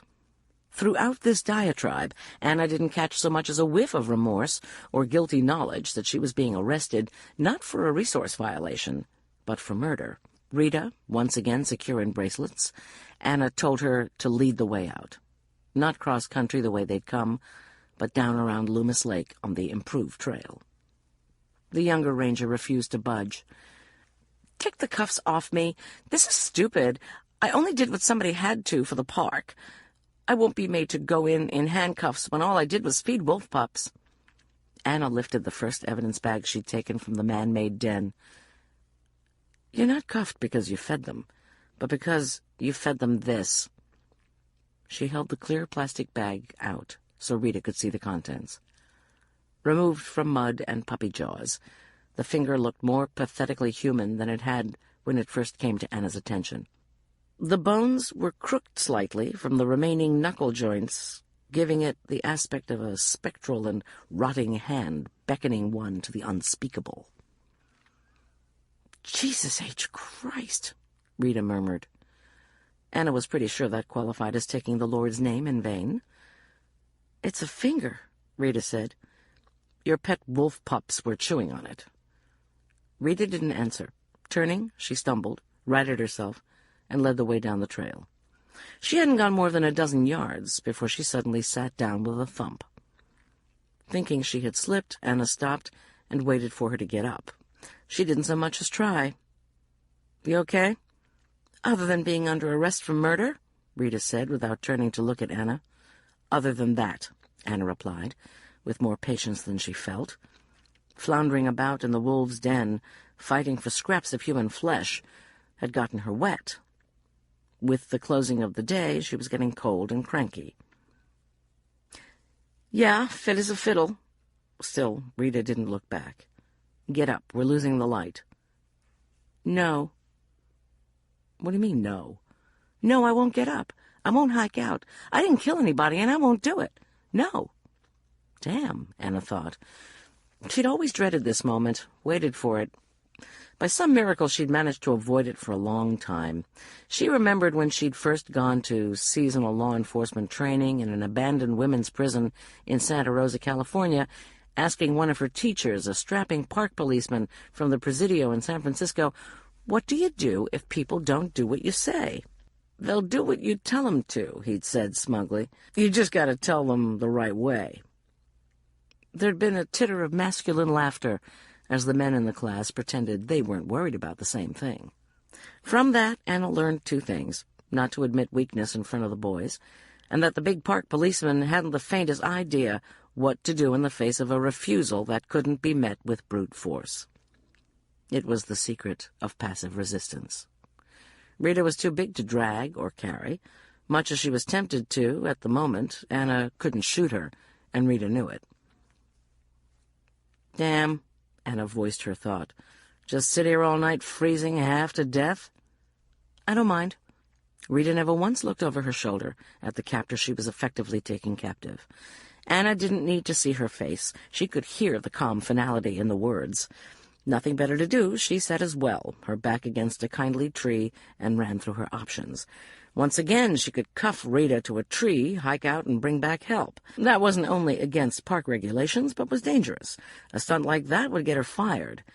She could try and radio to request backup which wouldn't arrive till way after dark, in which case they could all spend the night by Loomis Lake. Carrying out a good-sized woman at night was too risky to try, if it wasn't life or death. Not to mention that nasty part where Anna would have to broadcast over the airwaves that her prisoner, her seasonal employee for heaven's sake, wouldn't obey her, and could some big, strong somebody please come make her. This being the 21st century, it might be expected that a helicopter could be called on to swoop down and carry them both to civilization, but Anna knew that wasn't the case. Night landing, no lights, roving storm cells wreaking havoc with the air currents. Pilots weren't willing to risk their lives, nor owners their machinery, under such conditions. Possibly not even if it were a life-and-death situation. "How about just down to Fern Lake?" Anna compromised. There was no sense in blustering or playing at heavy-handed authority. Being rational was the lesser of evils. "At least we'd be warm and dry and fed." "No." "I'll just call for backup, and first thing in the morning you'll be hauled ignominiously out, a spectacle for all your friends. Wouldn't it be better to walk out quietly? Who knows, maybe you'll get off easy, a slap on the wrist, hailed as a hero, restoring the natural order and whatnot." What about the finger? That's going to be a problem, Anna admitted. They sat in silence for a while. Soon Anna would have to radio dispatch and report the situation. Not yet, though. She still had hopes of getting Rita back on her feet and moving. Silences were usually easy for Anna, a boon in an overly noisy world. This one was not. It was full of the racket of questions she wanted to ask about the fingers, the pups, the girls, Prophet. As soon as the cuffs went on and Rita was officially under arrest, as in no longer free to come and go as she pleased, Anna didn't choose to ask a single one. Rita had yet to request a lawyer, but judges tended to look on interrogation post-arrest with a jaundiced eye. Law enforcement had become a good deal more complicated since Matt Dillon first rode into Dodge. What do you hope to gain by sitting here all night? Other than a cold butt and a lousy end-of-season review? That question seemed safe enough. Rita said nothing for a while. Then, I haven't thought it through. I just know I'm not going out like this. I don't know where that finger came from, if it's even a finger. The last rang hollow. They both knew it was a finger. Romo 201, Anna radioed dispatch. There wasn't light to drag Rita out, but someone could hike in with a flashlight to bring food, sleeping bags, and the comfort of backup. Romo 201? Can't get out from here, Rita said with weary satisfaction. You'll have to hike back up the way we came. On the ridge you can get a signal. Anne had been afraid of that. In a world of soaring granite peaks and deep stone canyons, radio accessibility was spotty at best. Don't suppose you'd come with me? Nope. More time passed. Dusk became dark. Anna got colder, achier. Her thoughts grew more sinister. She had found blood in Rita's patrol vehicle, followed her, caught her flagrantly breaking park regulations, discovered a human finger amid the scraps of meat Rita fed to her pups, arrested the woman, and yet through all that, she'd not seen Rita as a threat. Not really. Why would Rita plop down on a trail, putting herself and Anna through a long, cold night for nothing? The confusion of innocence? The stubbornness of righteousness? Or because she expected a friend to come along and help her even the odds? Again, Anna considered her options. It was a good 20-minute hike to the ridge where she could establish radio communications. 40 minutes there and back. During that time, the annoying Miss Perry would have to be tethered to a tree. In Rocky's back country, there were a few remaining predators, not counting the 4 Rita had imported from Wyoming. Black bears, cougars. There was little chance that one would come upon one particular ranger tied to one particular tree. If this did transpire, chances were the beast would run away rather than attack. The chances whomever or whatever Rita waited for coming by and freeing her, then waiting in ambush for Anna to return in the dark, were incalculable. "You're a royal pain in the patootie, you know that?" Anna said irritably. "Uncuff me and we'll walk out." Anna levered herself up from the cold, damp earth and unlocked the cuff from Rita's left wrist. Before the woman could finish, Anna clamped her thumb and elbow in a pain compliance hold, forced her to the nearest tree, and recuffed her with the trunk in her embrace. "I'll be back as soon as I can," Anna said. "Don't feed the wildlife." Chapter 23. Heath hadn't degenerated into a total idiot.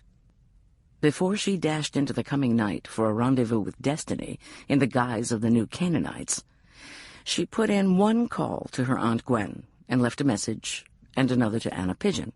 Again she left a message. It would have given her greater courage to have talked to a real live person, but she could think of no one else to call. Certainly not the Loveland police. They were probably fine fellows, all in all. But she wasn't 100% sure what she was doing was legal.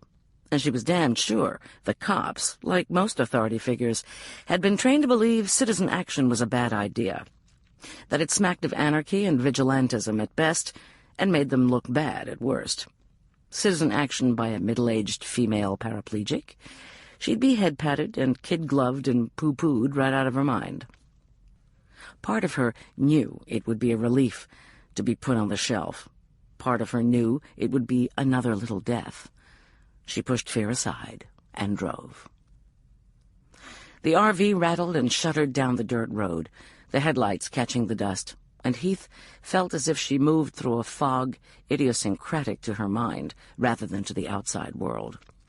This blurring of mental and ocular vision deepened a sense of unreality that had been growing since she'd returned Sharon's email. Surely she was out of her head. Commuting through the world in a wheelchair brought with it a host of concerns she was not yet accustomed to addressing. Would the girls be waiting outside? If she were expected to go in, help them pack, or unchain them from their prayer benches, would the compound be wheelchair-friendly? Did her enemies have handicap-accessible dwellings? Panic began to rise, a welling up of liquid terror so cold it tightened her scalp and blurred her already impaired vision. Then Heath suddenly laughed, grumbling down a one-lane road to nowhere in a vehicle half the size of Rhode Island, to rescue 3 sisters from an old goat of a patriarch, bent on bedding them all. A sense of unreality was the sanest reaction she could have. Discovering herself to be sane did nothing to alleviate the fear. The hand-scrawled New Canaan sign loomed up like a signpost on a dream road to hell. Just past it, a ghostly apparition, the American equivalent of Wilkie Collins' Woman in White, drifted into the road. Heath was almost relieved to see her too real sense of unreality, made manifest by the appearance of occult phenomena. Not a ghost, of course. Perhaps on England's moors, ectoplasmic beings could wander with impunity for centuries. On the front range of the Rockies, the poor specters would be burnt, or frozen, or blown away before they could get a good haunt going. Heath tapped the brake. She'd been going too fast. The RV was too heavy, the road surface bad. The great lumbering vehicle slid on the gravel for a stomach-churning second before lurching to a stop. Her ghost vanished in a cloud of dust, then reappeared, coughing, tapping on the driver's side window. Heath pushed the magic button, and the glass hummed discreetly into the door. "Where are the others?" she asked. "Wait." Sharon quickly ran to the bushes and returned with a gray-blue, hard-sided suitcase, the kind all the girls wanted when Heath was 15, the kind that came with a square overnight case with a mirror in the lid. "Where are the others?"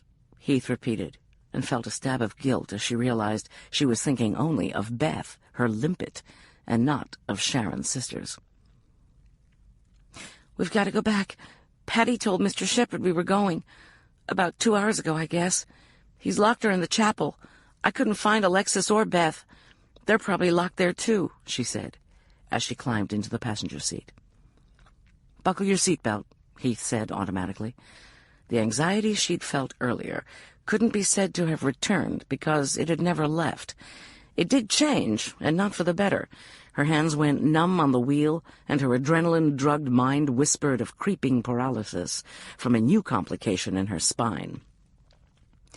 Though she could see, it was as if she looked through a tunnel, and Sharon's words reached her ears a fraction later than normal. Her voice sounded tinny and far away, as if a tiny person whined from deep inside her skull. "What are we supposed to do?" she asked.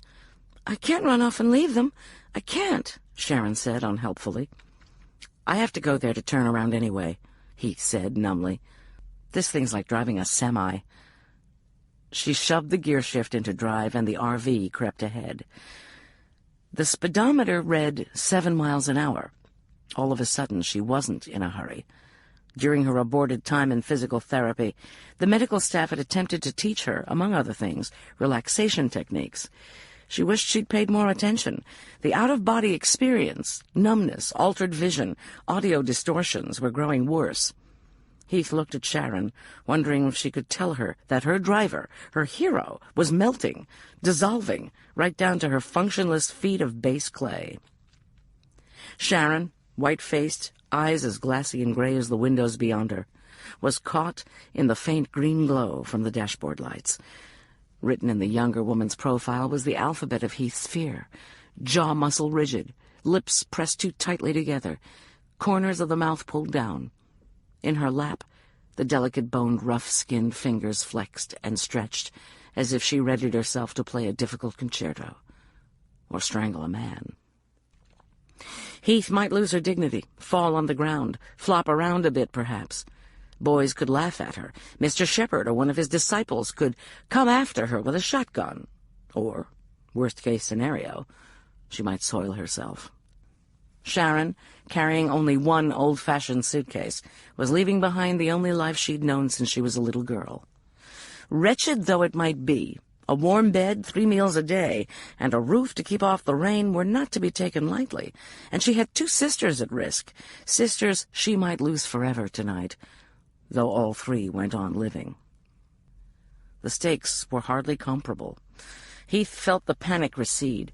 Not much, but enough she could unclench her jaw, enough she could loose the death grip she had on the steering wheel. Reach over and take Sharon's hand. "It'll be okay," she said, and felt better for saying it. "Mr. Shepherd can't lock us all up. My aunt and that ranger and a Pigeon know what we're doing. They'll come if we don't call." "Patty and Alexis, we have to get them out," Sharon said. "I don't care about me. I'm over." Heath gave Sharon a startled glance, not because the sentiment was unique, but because it was one she shared. To hear it from a woman 20 years younger than she, a woman with 2 good legs for walking through the long life that presumably lay ahead, jolted her into the realization that giving up was the saddest disability of them all. "You're not over till it's over," she said harshly. The condemnation in her tone was for herself, not Sharon, but she didn't apologize. In front of the building housing the Shepherd clan, Heath stopped the RV. Only a single light showed. No dogs barked. No one came out to greet or banish them. She put the vehicle in park, the engine idling. They might be leaving in a hurry. "The cars are gone," Sharon said. "We have 2, all of us, 2 cars. He's taken the girls somewhere." "Maybe not," Heath said, and was ashamed at the part of her that hoped it was true, hoped to avoid a confrontation. "You said he locked them in the chapel?" "Patty, yes." "We'd better check it out," Heath said, before she could chicken out and change her mind. "You'll come with me?" Sharon's voice had gone thin and wispy. Being back in New Canaan robbed her of what was left of her courage. Heath knew if she didn't go, Sharon wouldn't leave the van. "I'll come as far as I can," she promised. The process of swiveling the driver's seat, transferring herself to her chair, and engaging the hydraulic lift went without a hitch. Knowing she might be driving the getaway car, Heath had rehearsed it a dozen times during the hours she'd awaited word from New Canaan. "Stay, Wiley. Guard the fort." The dog wasn't pleased, but, being a professional, dutifully trotted to the driver's seat, leaped up, and settled in to keep watch. Or nap. Pressed as close to the side of the RV as she could get, without actually melding with the metal and fiberglass, Sharon waited as the lift descended. "The kitchen door has no steps. Do you need me to push you?" Heath started to snarl no, as had become her habit when being offered help, but she didn't. Sharon needed something to do, something to think about besides her own fear. If Heath's infirmity could give her a fleeting sense of strength and control, a little humility was a small price to pay. "I'd appreciate it," she said, with a graciousness she'd not known she still possessed. So quiet was the compound. Heath's wheels on the rocky soil seemed excessively loud. In her mind, if not in actuality, the noise echoed like the approach of a tank battalion. She wished she felt as formidable. Sharon came around the chair and opened the door on the side of the building. Heath wheeled herself through, the wide tread of her rubber tires moving easily over the doorsill. The kitchen, of industrial size as it would have to be for a family with at least 3 wives and heaven knew how many children, was dark and deserted. Dinner hour had come and gone, yet a kitchen, the heart of a house, should still be bustling. "Where is everyone?" Heath whispered. "Locked down," Sharon whispered back. "Mr. Shepherd must have ordered it after I got away." Not left, got away. When things are some way he doesn't like, everybody is confined to quarters until he says they can come out again. I was ordered to my room after he locked Patty in the chapel. I don't think he believed I would leave without my sisters. I went out the window and waited for you. He must have figured I'd gone. And gone out looking for you, Heath said, thinking of the missing cars. I didn't pass anybody on the road. There's a lot of dirt roads, old ranch roads. He might have thought I'd gone out one and hid. During this whispered exchange, Sharon had again taken the driver's position and pushed Heath through the oversized kitchen and into a long hallway that ran from the kitchen at one end to the chapel at the other. Closed doors lined either side like a dormitory after lights out. We have to hurry. Sharon leaned down so close, Heath felt the warm breath stir her hair. Mr. Shepherd won't have gone far. Urgency could not counteract the fear that had entered her bones. She continued to push Heath at a lame snail's pace. Fear had settled in Heath's bones as well, though of precisely what she wasn't sure. Not death. Fear of something worse than life in a wheelchair. Though she couldn't think what that might be at this moment. Over the last week she'd come to know it existed. Grabbing the wheels, she rolled herself forward. The handles of her chair slipped from Sharon's grasp. The tires squealed on the linoleum. Moving fast, Heath could hear Sharon's keds snuffling on the hard floor in her wake. Ahead was the door to the chapel. Heath wished she carried a lance or a battering ram. She wanted to hit something hard, and she was afraid if she stopped, she'd never find the courage to start again. One of the side doors opened abruptly. Heath was going too fast to swerve. Her left wheel clipped it. Then she struck the opposite wall. The hall, the darkness, the miasma of twisting emotions oozing under closed doors conspired with this sudden violence, and Heath exploded in a battery of language so foul it was a wonder the walls didn't melt and the flooring curl. Not a door opened. No voice called out to ask what was happening. Lockdown was a serious matter in New Canaan. Mrs. Duane stepped into the hall between them and the chapel door. Light from her room, or the room she'd come out of, lit half of her face and cast long shadows over the other. The usually innocuous dumpling visage was ugly, frightening. "Filth," she hissed. "You're nothing but filth, the both of you. Get out before I call Mr. Shepherd." Her hands were fisted on lumpy hips. Jowls quivered at her jawline. Spittle flew, obvious as moths in the unilateral light. Mrs. Duane was a caricature of the harridan, but Heath had no desire to laugh. A face like that could countenance murder and never suffer a moment's remorse. The fear that had been shuddering through Heath's frame since Sharon had called for help was suddenly gone. She didn't feel brave, just unafraid. All the ugly and crippled in the world was embodied in the woman standing before her. None was left over for Heath. She felt free. "Mr. Shepherd's not here," she said, marveling at how reasonable she sounded and felt. "Oh?" Mrs. Duane said. Then, "I don't believe you." But she did, Heath could tell. She didn't want to admit that her beloved kept her as much in the dark as he did his other wives. For a long moment neither moved, caught in the tension of the dark hallway, tethered by the rope of yellow light coming from Mrs. Duane's doorway. "You've come for that little slut Patty," Mrs. Duane said finally. Heath felt her chair shiver as a spider might feel a helpless thing twitching in its web. Sharon had come up behind her and taken hold of the handles.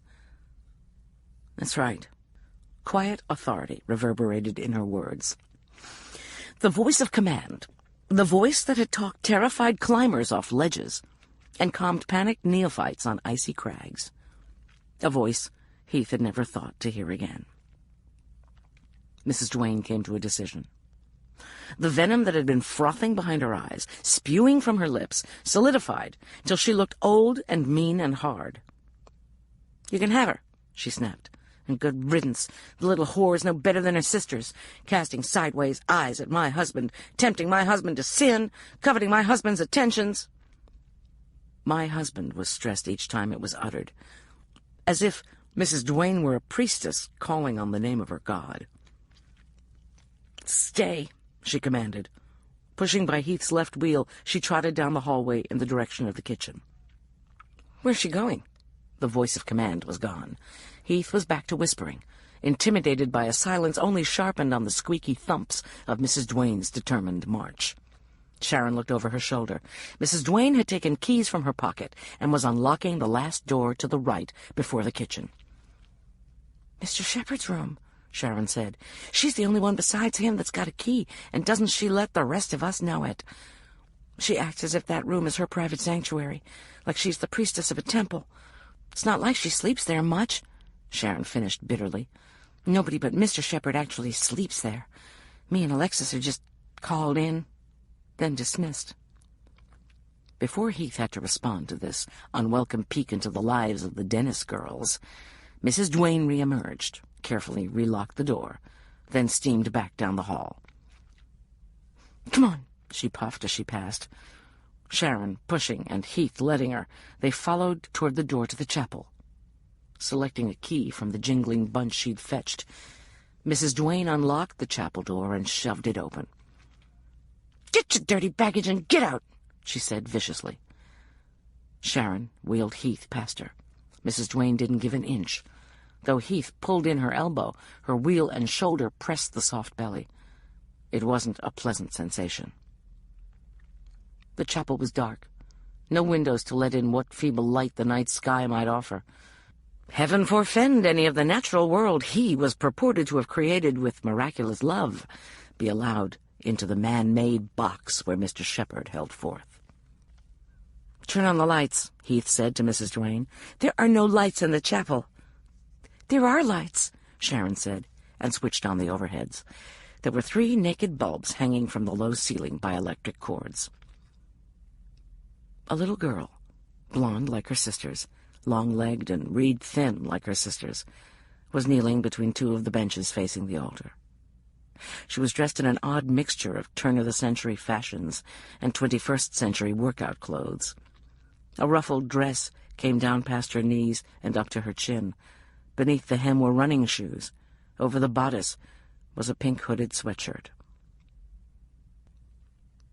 "Sharon," she breathed, when she saw who'd come for her. Bursting into a storm of tears, she jumped to her feet and ran to her sister. "He told me you'd gone, taken Alexis and left me behind." Sharon met the little girl halfway and folded her in her arms. "Where's Beth?" Mrs. Duane asked. "What have you done with my daughter?" she screamed, just as Sharon was crying, "Alexis!" The shouts canceled each other out. Much as they hated one another, there was no doubt that both were genuinely ignorant of the older girl's whereabouts. Not knowing where the limpet was opened a pit inside Heath. She felt the falling sensation she suffered each night in her nightmares. "Mr. Shepherd, he's taken them," Sharon accused. "So what if he has?" Mrs. Duane shot back. "They are his to do with as he will." It looked as if Sharon would launch herself at her co-wife. Heath would have genuinely enjoyed seeing the harridan taken down, but time was at a premium. Besides, Sharon would come out the loser. Probably she'd never been strong, and the time with Mr. Shepherd and his flock had worn away what resilience youth might once have lent her. "Sharon, she doesn't know he took them," Heath said firmly, as she wheeled herself between the 2 Mrs. Shepherds. "Hell, she didn't even know her husband was gone. She's as much in the dark as we are. Let's get Patty someplace safe. Then we'll worry about—" The sound of an automobile approaching stopped Heath mid-sentence. Heads cocked, eyes wary, the 3 women and the girl listened as rabbits might listen to the coyotes howling. "Out the back," Mrs. Duane said quickly. Heath didn't for an instant believe she had decided to help them from empathy or altruism, but she trusted her all the same. They shared a common goal, to get the Dennis girls out of Mr. Shepherd's bed. Leading Patty by the hand, Sharon ran to a door left of the lectern that opened to the rear of the building. "Hurry," she urged, as Mrs. Duane fumbled with the keys. Mr. Shepherd had outfitted the compound like a prison. Outer doors needed keys to open from both the inside and out. Heath was willing to bet that the doors of the women's and girls' quarters could only be locked from the outside. Men's voices broke through the enforced stillness of New Canaan. The kitchen door slammed shut. "Hurry," Heath repeated Sharon's plea. "Ouch!" hissed Mrs. Duane as she got the key, turned, and jerked the door open. Sharon and Patty didn't hesitate, but bolted down the steps. Steps. From the bottom, the sisters looked back. Light from the overhead bulbs in the chapel touched only the planes of their faces and their eyes, giving them the soulful, disembodied stare of the cheap velvet paintings Heath remembered from the mid-70s. "We could help you down," Sharon offered faintly. They couldn't. It would have been a struggle for the two of them to lift a pudgy dachshund, let alone a woman. A woman in a chair. Mr. Shepherd would figure out where they were in a moment, if he hadn't already. "Go," Heath said. "Get in the RV, lock the doors. If anybody bothers you, drive off. Don't go to the park. Someplace else. I'll be okay. Shepherd won't dare touch me. I've got my cell phone," she finished, as if a cell phone were a magic talisman. In a way it was. According to the tales, magic was a whimsical thing, working least when needed most. Cell phones were much like that. Maybe the Dennis girls trusted her. Maybe they didn't give a damn about her. Either way, they ran into the darkness without another word. Mrs. Duane did, too, but turned left toward the long end of the building rather than right, around the corner of the chapel.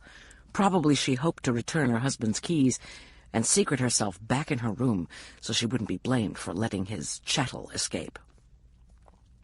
Heath closed the exit door, hearing the lock snick into place, then moved soundlessly across the chapel, her rubber wheels silent on the hard floor. Having switched off the lights, she rolled into the hallway and shut the chapel door behind her. "I hope the son of a bitch draws the line at hitting cripples," she muttered, and set the brakes on her chair. Chapter 24. The maglite was tiny, more for peeping at locks and finding keyholes than any true illumination, and its batteries were small. Anna didn't want to waste her only source of light, and so she ran, chasing the last gray mirage of light to the top of the ridge. At least, she ran as much as her middle-aged body and Flatlander's lungs would allow. It was a good half-hour and full dark by the time she reached the elevation from which it was purported her radio would work. Drenched in sweat and panting, she threw herself down on the nearest rock to recover before calling dispatch. Purported to work. It was Rita, her felonious seasonal ranger, now handcuffed to a pine tree, who had told her where the best place to call out was. Sitting in the duff, Anna wondered why she had believed her so readily.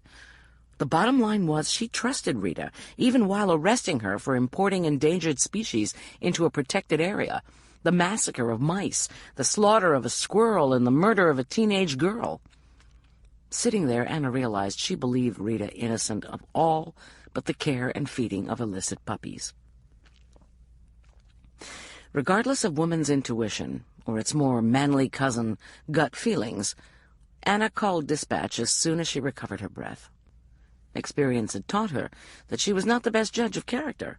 More than once she'd been dead wrong, or nearly dead wrong, about her fellow human beings. She would not bet her life that this time she was right. The chief ranger was out of pocket, the dispatcher informed Anna. She'd gone to the Denver Resource Center and wouldn't be back in the park till the following afternoon. Lorraine would have grasped the gist of things without a lengthy explanation. Anyone else would require chapter and verse. Anna's situation was complicated. Baby wolves, a ranger flaunting park regulations and state laws, suspected of murder. She didn't want to broadcast details to the entire park, as well as anyone else who might choose to listen in. In the end, she merely asked that the Fall River District Ranger be contacted and asked to send a couple rangers up in the morning to assist in walking out a prisoner in a routine arrest. Her next call was to Fern Lake and Raymond Bleecker.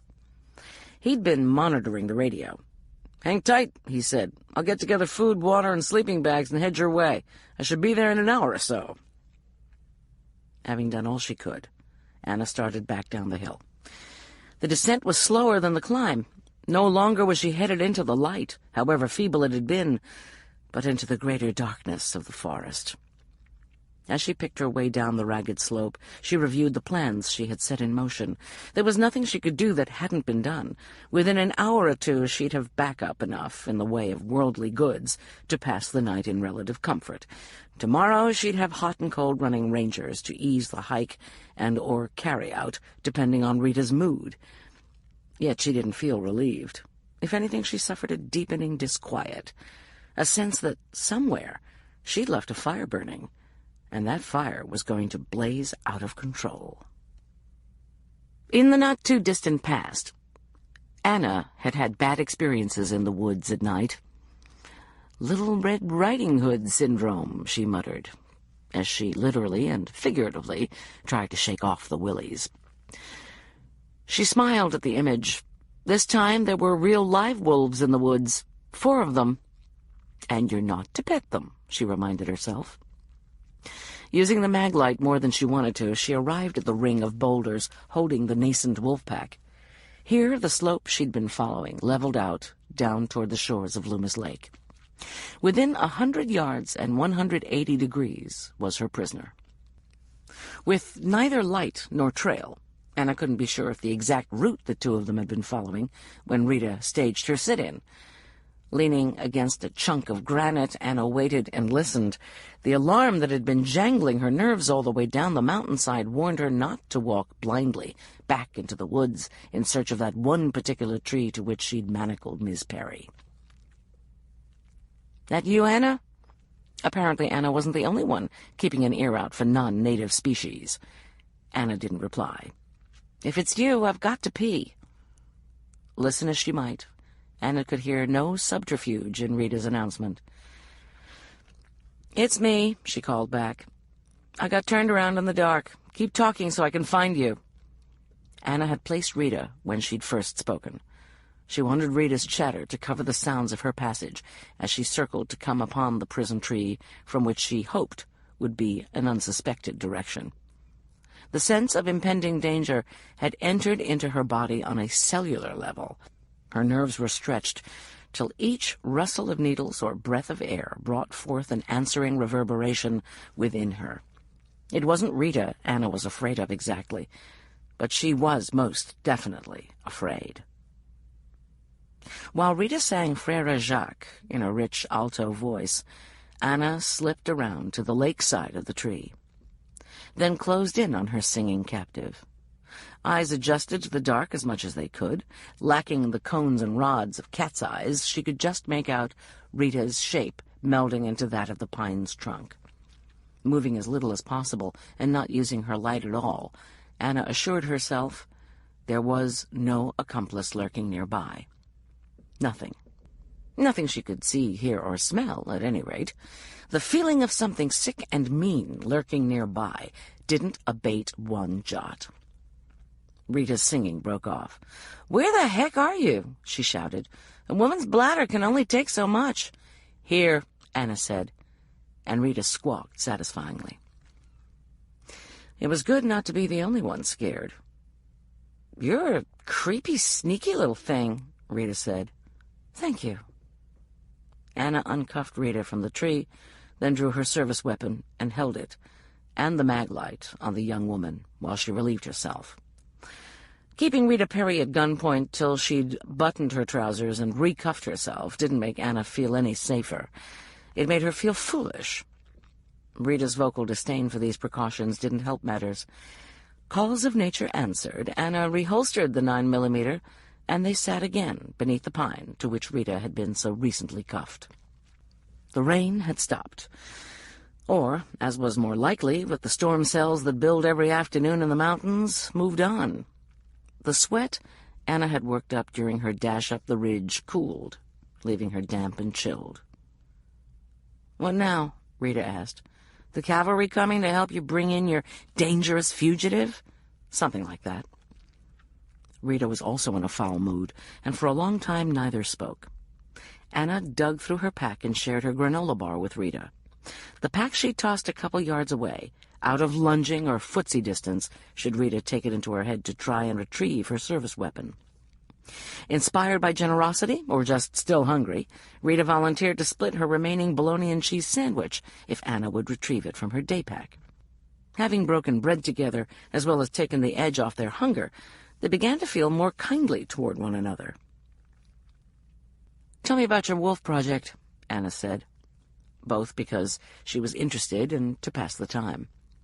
There would be no sleep tonight, at least not for her. Rita liked talking about the pups and told Anna how, once the little family had fallen into her hands, she had researched reintroduction techniques that had been used successfully in other parks, put together a pen and a plan, then smuggled the pups in.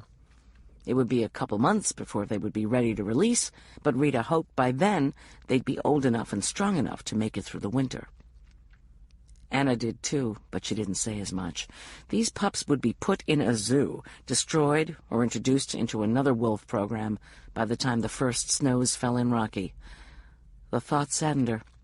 Reports filtered in occasionally of grizzlies, sharks, and increasingly mountain lions attacking humans as their territory and food sources were reduced by encroaching development. To keep herself out of hot water, Anna pretended to be on the side of the people attacked. She did feel sympathy of a sort for the fear and pain they endured. When they were killed, she managed genuine compassion for the friends and relatives who mourned them. Inside, though, down deep, she was really pleased the critters got lunch.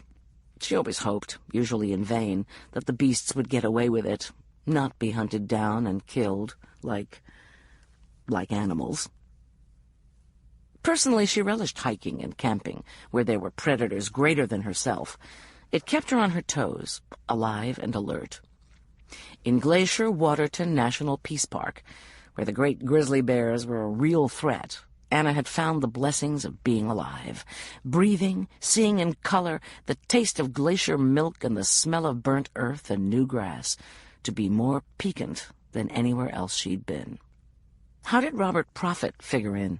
Anna asked. For a long time, Rita didn't respond. The storm cells had spent themselves. A quarter moon rose above the mountain to the east, rendering the darkness beneath the trees incomplete. The faint silvery light caught raindrops on the needles, creating a pale nimbus that allowed Anna to distinguish the pines from sky and Rita from the pines. Weak as this illumination was, it raised Anna's spirits. Time lost in Lechuguilla Cavern and a bloody black night in the high country of Yosemite had engendered in her a fear of the dark, the real dark, the kind that settled into the pores and clogged the lungs. At length, Rita raised her head.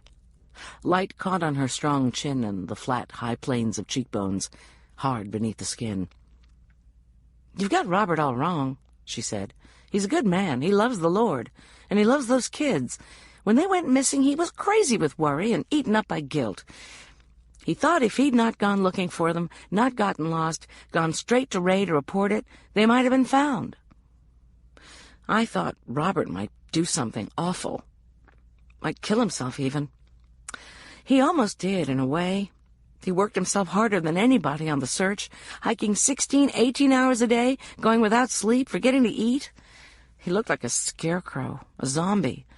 Even after the park had given up, he kept on. The people at New Canaan tried to stop him. They'd more or less decided the loss of the girls was God's will. Robert never bought it. I think he came to think it was a judgment against him, a test of some kind. That sounds egocentric to me, thinking it was all about him," Anna commented. "It wasn't like that," Rita said. "He wasn't thinking of himself, not the way you mean it. Robert didn't think God's will was focused on Robert Prophet and everybody else was just pawns in a cosmic game. It was more of the God within him, his own faith. When the girls went missing, he felt himself losing it. Every day we'd all come back tired and depressed, and nothing to show for it. I could tell he felt that God turned away from him, or that he was turning away from God. After a while, he no longer believed that God would look after his lost lambs. He quit the prayer vigils the new Canaanites held and spent all of his time searching, thinking God was gone and there was only him left in a godless world to find Beth and Alexis and Candace. He found my wolves. He was the only one who did. There wasn't any place up here he didn't cover more than once. We got to know each other then. He started helping me out when I couldn't get up to take care of the little guys. He'd have been up here searching anyway. I think when Beth and Alexis came back, he got his soul back. Most of it, anyway. Never gave up? Candace doesn't count? According to you, he knocked me over a cliff, fed the puppies, left you a note, and split. I don't know why he left, Rita said simply. I only know he had a good and honorable reason. You can't understand a man like him. Anna wasn't sure whether she understood or not. She was only sure that she wanted to. Keeping Rita talking, keeping her stirred up and on the defensive, was a way she might achieve that. This was the one plan that might actually be helped by isolation, discomfort, and darkness. That in itself made it worth trying. "Oh, I understand perfectly," Anna said. Prophet puts himself in a position where he is in the company of and has control over young girls. Circumstances call away the chaperone. He sees his chance and takes it. 2 of the girls run away, traumatized by his advances. The third isn't so lucky. He kills her to shut her up, then works his tail off trying to find the 2 witnesses before they're found by anyone else. He fails. The girls turn up too freaked out to talk. He starts trying to get next to them, to kill them, keep them quiet, whatever. Anna spun the theory to provoke Rita, but having put it together, she found she rather liked it. "It wasn't like that," Rita snapped. "Sure it was. You just don't want to admit he grabbed onto you, using God as his handle so he could keep an eye and ear on how the search was progressing, not to mention a connection to get him in good with the Park Service so he could base himself out of the cabin at Fern Lake. You can't stand the thought that you've been used." "That's not true," Rita spat. "Robert loves me." The trite phrase and the vehemence with which Rita uttered it took Anna aback. Admittedly, she'd been fishing in dark waters with improvised bait. Still, her catch surprised her. Usually with a man and a woman and a secret, sex or love would have been the first thing that came to mind. Part of this oversight was because of the disparity in their ages. Robert was 22, Rita 8 or 9 years older. The one time she'd seen them together, there'd been hugging and praying, but the heat had seemed more for their adventure and their God than one another. Other vibes coming off them had struck her as platonic. The reddest of herrings, however, had been Rita's night of passionate disporting with Raymond Bleecker. Annoyed at herself for being fooled by a woman who used piety to cover both promiscuity and dishonesty, Anna said with more of a sneer than was necessary to keep the pot boiling, "What does good old Ray think of all this?" Dead silence met her query. Anna was attuned to the language of silence. Lack of noise had many notes: hostile, uneasy, comfortable, dead. Till now she'd believed the sense of a silence was transmitted by the eye. Not so. The darkness, though not perfect, was sufficient to hide the nuances of facial expressions. And still she knew. Apparently silences had a tone, a timbre that didn't require sight. This one played the dull blank symphony of confusion. So rapidly was her brain working. She scarcely heard Rita when she put voice to her silent music. Why would Ray think anything about it? Pictures were held up in Anna's brain like flashcards in the hands of a manic tutor. Ray in funny reading glasses. Ray with an odd pink-flowered handkerchief. Ray with punk dark hair. Ray disappearing to fetch something to show her, something he seemed pleased not to have found. You and Ray didn't have sex half the night when you and I stayed at Fern? Anna interrupted her own thoughts. No. Ish, no. I came to bed right after you. I told you that. I woke up in the middle of the night. Thumping, grunting, voices from the storage room. I shined my light. You weren't in the bunk. Where were you? Anna didn't succeed in keeping the pleading out of her voice. She wanted Rita to be lying. "I was in the top bunk. The bottom one on that side is too sprung. Ask anybody." More flashcards. Beth, in her old replacement glasses, the underweight girl on the rock at Odessa. A girl with punk dark hair, inexpertly cut. A girl who verified Bleeker's alibi in such a timely fashion. Anna pressed the tiny button on her watch, and the face lit up. Over an hour had passed since she'd radioed Fern Lake. "Give me your hands," she demanded of Rita. Working by feel, she unlocked the cuffs. "What?" Rita began. Anna cut her off. "We've got to get the hell out of here." Chapter 25. The door to the kitchen banged open with such force that when it struck the wall, the hallway reverberated. Lights had been turned on in the kitchen, throwing Mr. Shepherd into stark silhouette. He looked huge, black, and menacing. Heath remembered him as a stocky man, but of no more than middling height, 5'9" tops. Stomping on legs like pistons, his short, thick arms pumping, he came down the hall like a juggernaut. He struck each door he passed with a fist, calling, "Out, out, out! Where are they? Anyone hiding or helping them will answer to me."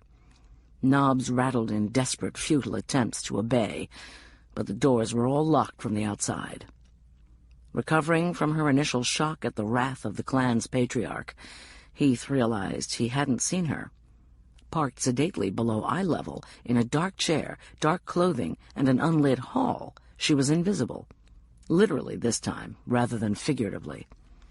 Reaching to the walls on either side of her, Heath felt for the switches. Most halls had them at both ends. This one was no exception. Putting her palm over the 3 toggles, she waited. When he was 5 or 6 feet away from plowing into her, she switched on the overhead lights. The effect was gratifying. Shepherd stopped so suddenly the soles of his shoes screeched on the floor, and he blinked at her as if she had appeared in a puff of magician's smoke. From the tangle of his beard, his mouth formed a neat O. Heath was put in mind of other orifices. "Hello," she said, with what, given the circumstances, was a miraculous impression of calm. "I was hoping you'd get back. I need the keys to the chapel. I've come to pick up Patty Dennis." Her feigned innocence, or her sheer effrontery, held Shepherd motionless for a moment. With a peculiar sense of detachment, she studied him as she'd once studied the ice, looking for flaws, rotten places, handholds, traverses. Shepherd was overweight and over 60. He would have lost speed, endurance, and agility, but looked to be at the height of his strength. His mouth, partially hidden by facial hair, showed more of rigid fanaticism than outright cruelty. The lips were pulled thin by determination, no sensuality to soften the corners or warm the eyes. It proved nothing, but Heath had a strong sense that he'd never admit to being a hedonist or a run-of-the-mill pervert who impregnated 13-year-olds and kept women locked in their rooms and their narrow lives. He'd believe he did it because it was his duty as a more exalted being, because he was personally told to by God. Hearing voices. Was one any less crazy when they were purported to come from God rather than the fillings in one's teeth or the family dog? The other facet of Shepherd's face was hatred. Whether a strength or weakness or both, Heath guessed it ruled his life and the lives of those around him. Hatred was an outgrowth of fear. Suddenly, Heath knew that too well. With a clarity that dropped her jaw, she knew she didn't hate this new way of living, moving, relating. She was scared to death of it. She didn't hate the words disabled, other-abled, physically challenged. She was terrified of what they meant. It wasn't even never being able to climb again that she hated, though she would miss it terribly. Mostly she was frightened she wouldn't find something else that made her feel so alive, as powerful. Looking up at Shepherd, she knew the man lived in fear of nearly everything. The government, the church, women, foreigners, the past, the future, his God. Fear, paralyzed in its early stages, turned to hate. It became dangerous, and right now it was focused on her. The moment of insight and contemplation shattered. "Move," Shepard ordered, in a cold, flat voice. Fists were balled at his sides, knuckles knobbed and sprouting black hairs. Heath was certain only the fact she sat in a wheelchair stopped him from striking her, and it wouldn't stop him long. "I can't," she said reasonably, hoping he would overlook the fact that she was facing in a direction that attested to where she'd come from. "There's not room to get by you. Hand me the keys and I'll just unlock the door and back in." She nodded to the oversized ring of keys he sported at his belt in the time-honored tradition of jailers. Shepard didn't respond. Behind his eyes, things began to move. His beard rippled as he clenched and unclenched his jaws. Either he was thinking hard or about to suffer a psychotic break. Into this strange standoff came the sound of an engine revving, gravel being thrown by tires too quickly started in motion. Sharon and Patty had gotten to the RV. They were getting away. That unacceptable truth dawned in Shepard's eyes. "Filthy bitch," he snarled. Heath didn't know if he referred to her or Sharon. She was given no time to figure it out. Holding to the wheel of her chair for balance, Shepard drove his heel past her shoulder, kicking open the door behind her. "Goddamn filthy bitch," he reiterated, and backhanded Heath to one side as he pushed by her. The blow caught on her ear. Pain was sudden and paralyzing. Her head snapped toward the wall. Her thoughts exploded into red fragments. Shepard pushed. She could smell his sweat and feel the repulsive softness of his belly against her hand and arm. Maybe if he hadn't hit her, she wouldn't have found the courage to do what she did. Face burning from the blow, too furious to be sensibly scared, she lifted the hook that held the keys on his belt. Stench and softness were gone. Shepard was in the chapel. Heath heard the heavy fall of his feet as he charged toward the outer door, then a bestial roar when he found it locked. She tried to move, but the chair seemed rooted to the ground. The brakes. She'd set the brakes. A crash resounded behind her, Shepard kicking at another door. The chapel doors opened inward and wouldn't give. Frustration brought another guttural burst of sound from the man's considerable lungs. Heath released the brake and spun her wheels. Pounding thundered behind her. Too much adrenaline coursed through Heath's veins to coordinate fine motor control. Careening down the hall, weaving like a drunkard, the chair veered left, the wheel scraping the wall. Shepard was upon her. Meaty hands grabbed at her chair. During the past week, a metamorphosis she'd been told of had occurred. The wheelchair ceased to be the other, a vile contraption in which she was imprisoned and had become an extension of her body. The pressure of his blunt fingers on the chair's handles felt like a violation of her person. "Keys!" he yelled. His breath, smelling sweetly of cinnamon and mint, was hot on her cheek. The odor jarred her. It should have reeked of the grave, the corruption of flesh. Snatching the keys from where she'd dropped them in her lap, she turned as far as she could and hurled them back down the hall toward the chapel. "Filthy bitch," Shepard growled. It was apparently his only description of females who were not under his control. Heath covered her ears with her hands and tensed for another blow, but he had more pressing abuses to mete out. He raced after the keys. Doors banged open, slammed shut. Muffled shouts came faintly from outside. Adrenaline's strength and courage deserted Heath, leaving behind only a quaking fatigue. It was all she could do to breathe, to not cry. Noises from out of doors abated. Noise behind the closed doors began murmuring out through keyholes. The kitchen light was switched off, as was the hallway light, by a hand Heath never saw. Somewhere along the line she stopped, gasping like a landed fish. Time proved its relativity. She couldn't have testified as to whether she sat in the hall for 3 minutes or 30. Apparently Mr. Shepard wasn't returning to wring her neck. But neither was the local sheriff's department coming to rescue her. Not that she'd expected the latter. Sharon's terror of the United States government in all its many guises was too deeply ingrained to allow her to dial 911. Heath roused herself from this post-traumatic torpor and began to move slowly toward the kitchen. As she rolled past each door on silent rubber wheels, she could feel the lives behind, waiting, scared, excited, frustrated, bored. This sensitivity was so pronounced, she wondered if loss of the use of her legs, coupled with her recent adventures, had rendered her psychic or just made her crazy. Besieged by the real or imagined emotions of others, she traversed the length of the hallway and entered the darkened kitchen. At the threshold she experienced a twinge, not of anxiety precisely, but of expectation, awaiting for a corporeal life form to manifest so that she might know she herself was real, and this bizarre night wasn't a dream brought on by too much wine, too many cigarettes. Cigarettes. At the thought came an overpowering craving. Alone in the deserted kitchen, she fumbled in her saddlebags, retrieved a pack and lighter. The first drag was heaven, comfort in a toxic cloud, and Heath savored it. Again flicking the lighter to life, she held it above her head. Nothing, no one lurked in the shadows. Oddly at peace, or at a loss, at the moment they felt one and the same, she sat quietly in the darkness and enjoyed her smoke. When she finished, in an act of supreme disrespect, she dropped the butt on the kitchen floor and ground it out with 2 careful passes of a wheel. Revived by nicotine and minor vandalism, she bumped over the door sill and onto the gravel outside.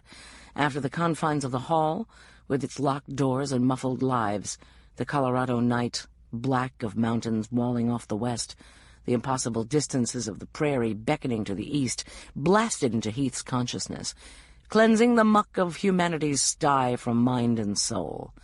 Stilling her thoughts and her wheels, she absorbed the immensity and beauty of the real, the eternal, cosmic reality. Unfortunately, the wee human intellect cannot encompass the divine for more than an instant or two. Following a rush of gratitude so intense she felt as if she might levitate, the sense of wonder vanished, leaving her in the middle of nowhere with people who did not wish her well. The instinct for self-preservation reasserted itself. Heath took stock of her surroundings.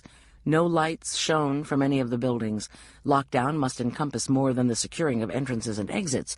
A flashlight beam poked under the hood of an old Chevy van, the only vehicle in evidence.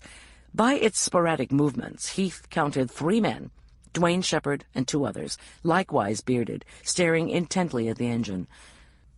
The sedan Mrs. Dwayne, then Sharon, had driven to the RV park was not in evidence.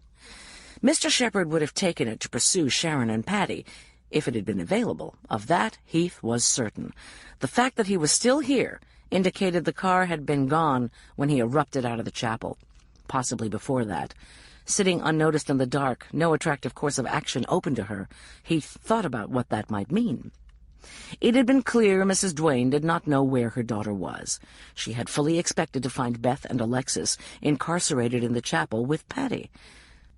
From Mr. Shepard's reactions, Heath didn't believe he had taken the 2 older girls. She doubted he knew where they'd gone. Either someone else had taken them, or they had run, or been lured away. Had they been taken, the kidnapper would have spirited them away in his own car. Neither girl was old enough to drive legally, but Heath knew what it was like to grow up on a ranch in rural Colorado. As soon as kids' legs were long enough to reach the pedals, they were carrying feed to cattle, fetching fence posts from one side of the property to another. At least one of the girls, and probably both, would know how to drive a car. Heath badly wanted to think they'd stolen the car and run away, but she couldn't. Of Sharon's, and she hadn't seen them. They had been lured. The voices that called to them from the brush had called them again. This time they'd followed. "Shit," Heath whispered. Regardless of Sharon. This took her cell phone out of her saddlebag. She flipped it open. No signal. Shit. She couldn't and wouldn't stay where she was. Heath grasped her wheels and began moving over the gravel. her passage making an unseemly noise in the stillness of the night. The men stopped staring into the van's engine compartment and turned as one to stare at her. In what seemed an unreal eternity of outer silence and inner cacophony, Heath rolled through the dirt yard and onto what passed for a road. From there, she turned south, propelling herself past the disabled man and the hostile wall of bearded men. No one spoke, not to her, not to one another. Finally, they were behind her, feeling their eyes on her back, an odd visceral pressure to either side of her spine. She pushed on. It was 10 minutes before that pressure eased and she dared stop and look back. A low rise in the road and the darkness erased New Canaan. Already her arms were tired and she was sweating. Scrub brush lined either side of the road. To the west, the Rockies blotted out the sky. To the east, the low, jagged ridge of rock cut into the eastern horizon. Though the moon was far from full, the sandy soil picked up the light, and the roadway shone clear, stretching away for miles and miles. For the first time, Heath wished she'd gotten a motorized chair. When she'd been choosing a conveyance, the motorized version was strongly recommended for those who could afford it. Heath had opted for the hand-propelled model, the cheapest one they had. At the time, she'd not wanted to think, to spend, to commit. She'd believed she chose the inexpensive one for reasons of frugality and to retain at least some of her independence. Sitting in the middle of the dirt track, flexing fingers cramped from grasping and pushing, she realized she'd picked the cheapest chair because she didn't believe she'd be using it long. It wasn't that she thought she'd be up and walking soon, climbing rock and ice just like old times. She'd believed she would die. Suicide was never a conscious thought. There'd been too many times she'd literally clung to life by her fingernails for her mind to work that way. But sitting in that room, surrounded by the shiny, unkind-looking paraphernalia of the disabled, a part of her had decided to let go, to fall again. This time she would not survive. Heath grabbed the wheels and pushed on. As soon as she was near a credit card, she was getting the high-end machinery. Not for every day. She didn't want to lose the strength of her arms and upper body, but for special occasions, like touring the western plains of Colorado at night. The instinct for self-preservation reasserted itself. Heath took stock of her surroundings. No lights shone from any of the buildings. Lockdown must encompass more than the securing of entrances and exits. A flashlight beam poked under the hood of an old Chevy van, the only vehicle in evidence. By its sporadic movements, Heath counted 3 men, Dwayne Shepard and 2 others, likewise bearded, staring intently at the engine. The sedan Mrs. Dwayne, then Sharon, had driven to the RV park was not in evidence. Mr. Shepard would have taken it to pursue Sharon and Patty, if it had been available. Of that, Heath was certain. The fact that he was still here indicated the car had been gone when he erupted out of the chapel, possibly before that. Sitting unnoticed in the dark, no attractive course of action open to her, Heath thought about what that might mean. It had been clear Mrs. Dwayne did not know where her daughter was. She had fully expected to find Beth and Alexis incarcerated in the chapel with Patty. From Mr. Shepard's reactions, Heath didn't believe he had taken the 2 older girls. She doubted he knew where they'd gone. Either someone else had taken them, or they had run, or been lured away. Had they been taken, the kidnapper would have spirited them away in his own car.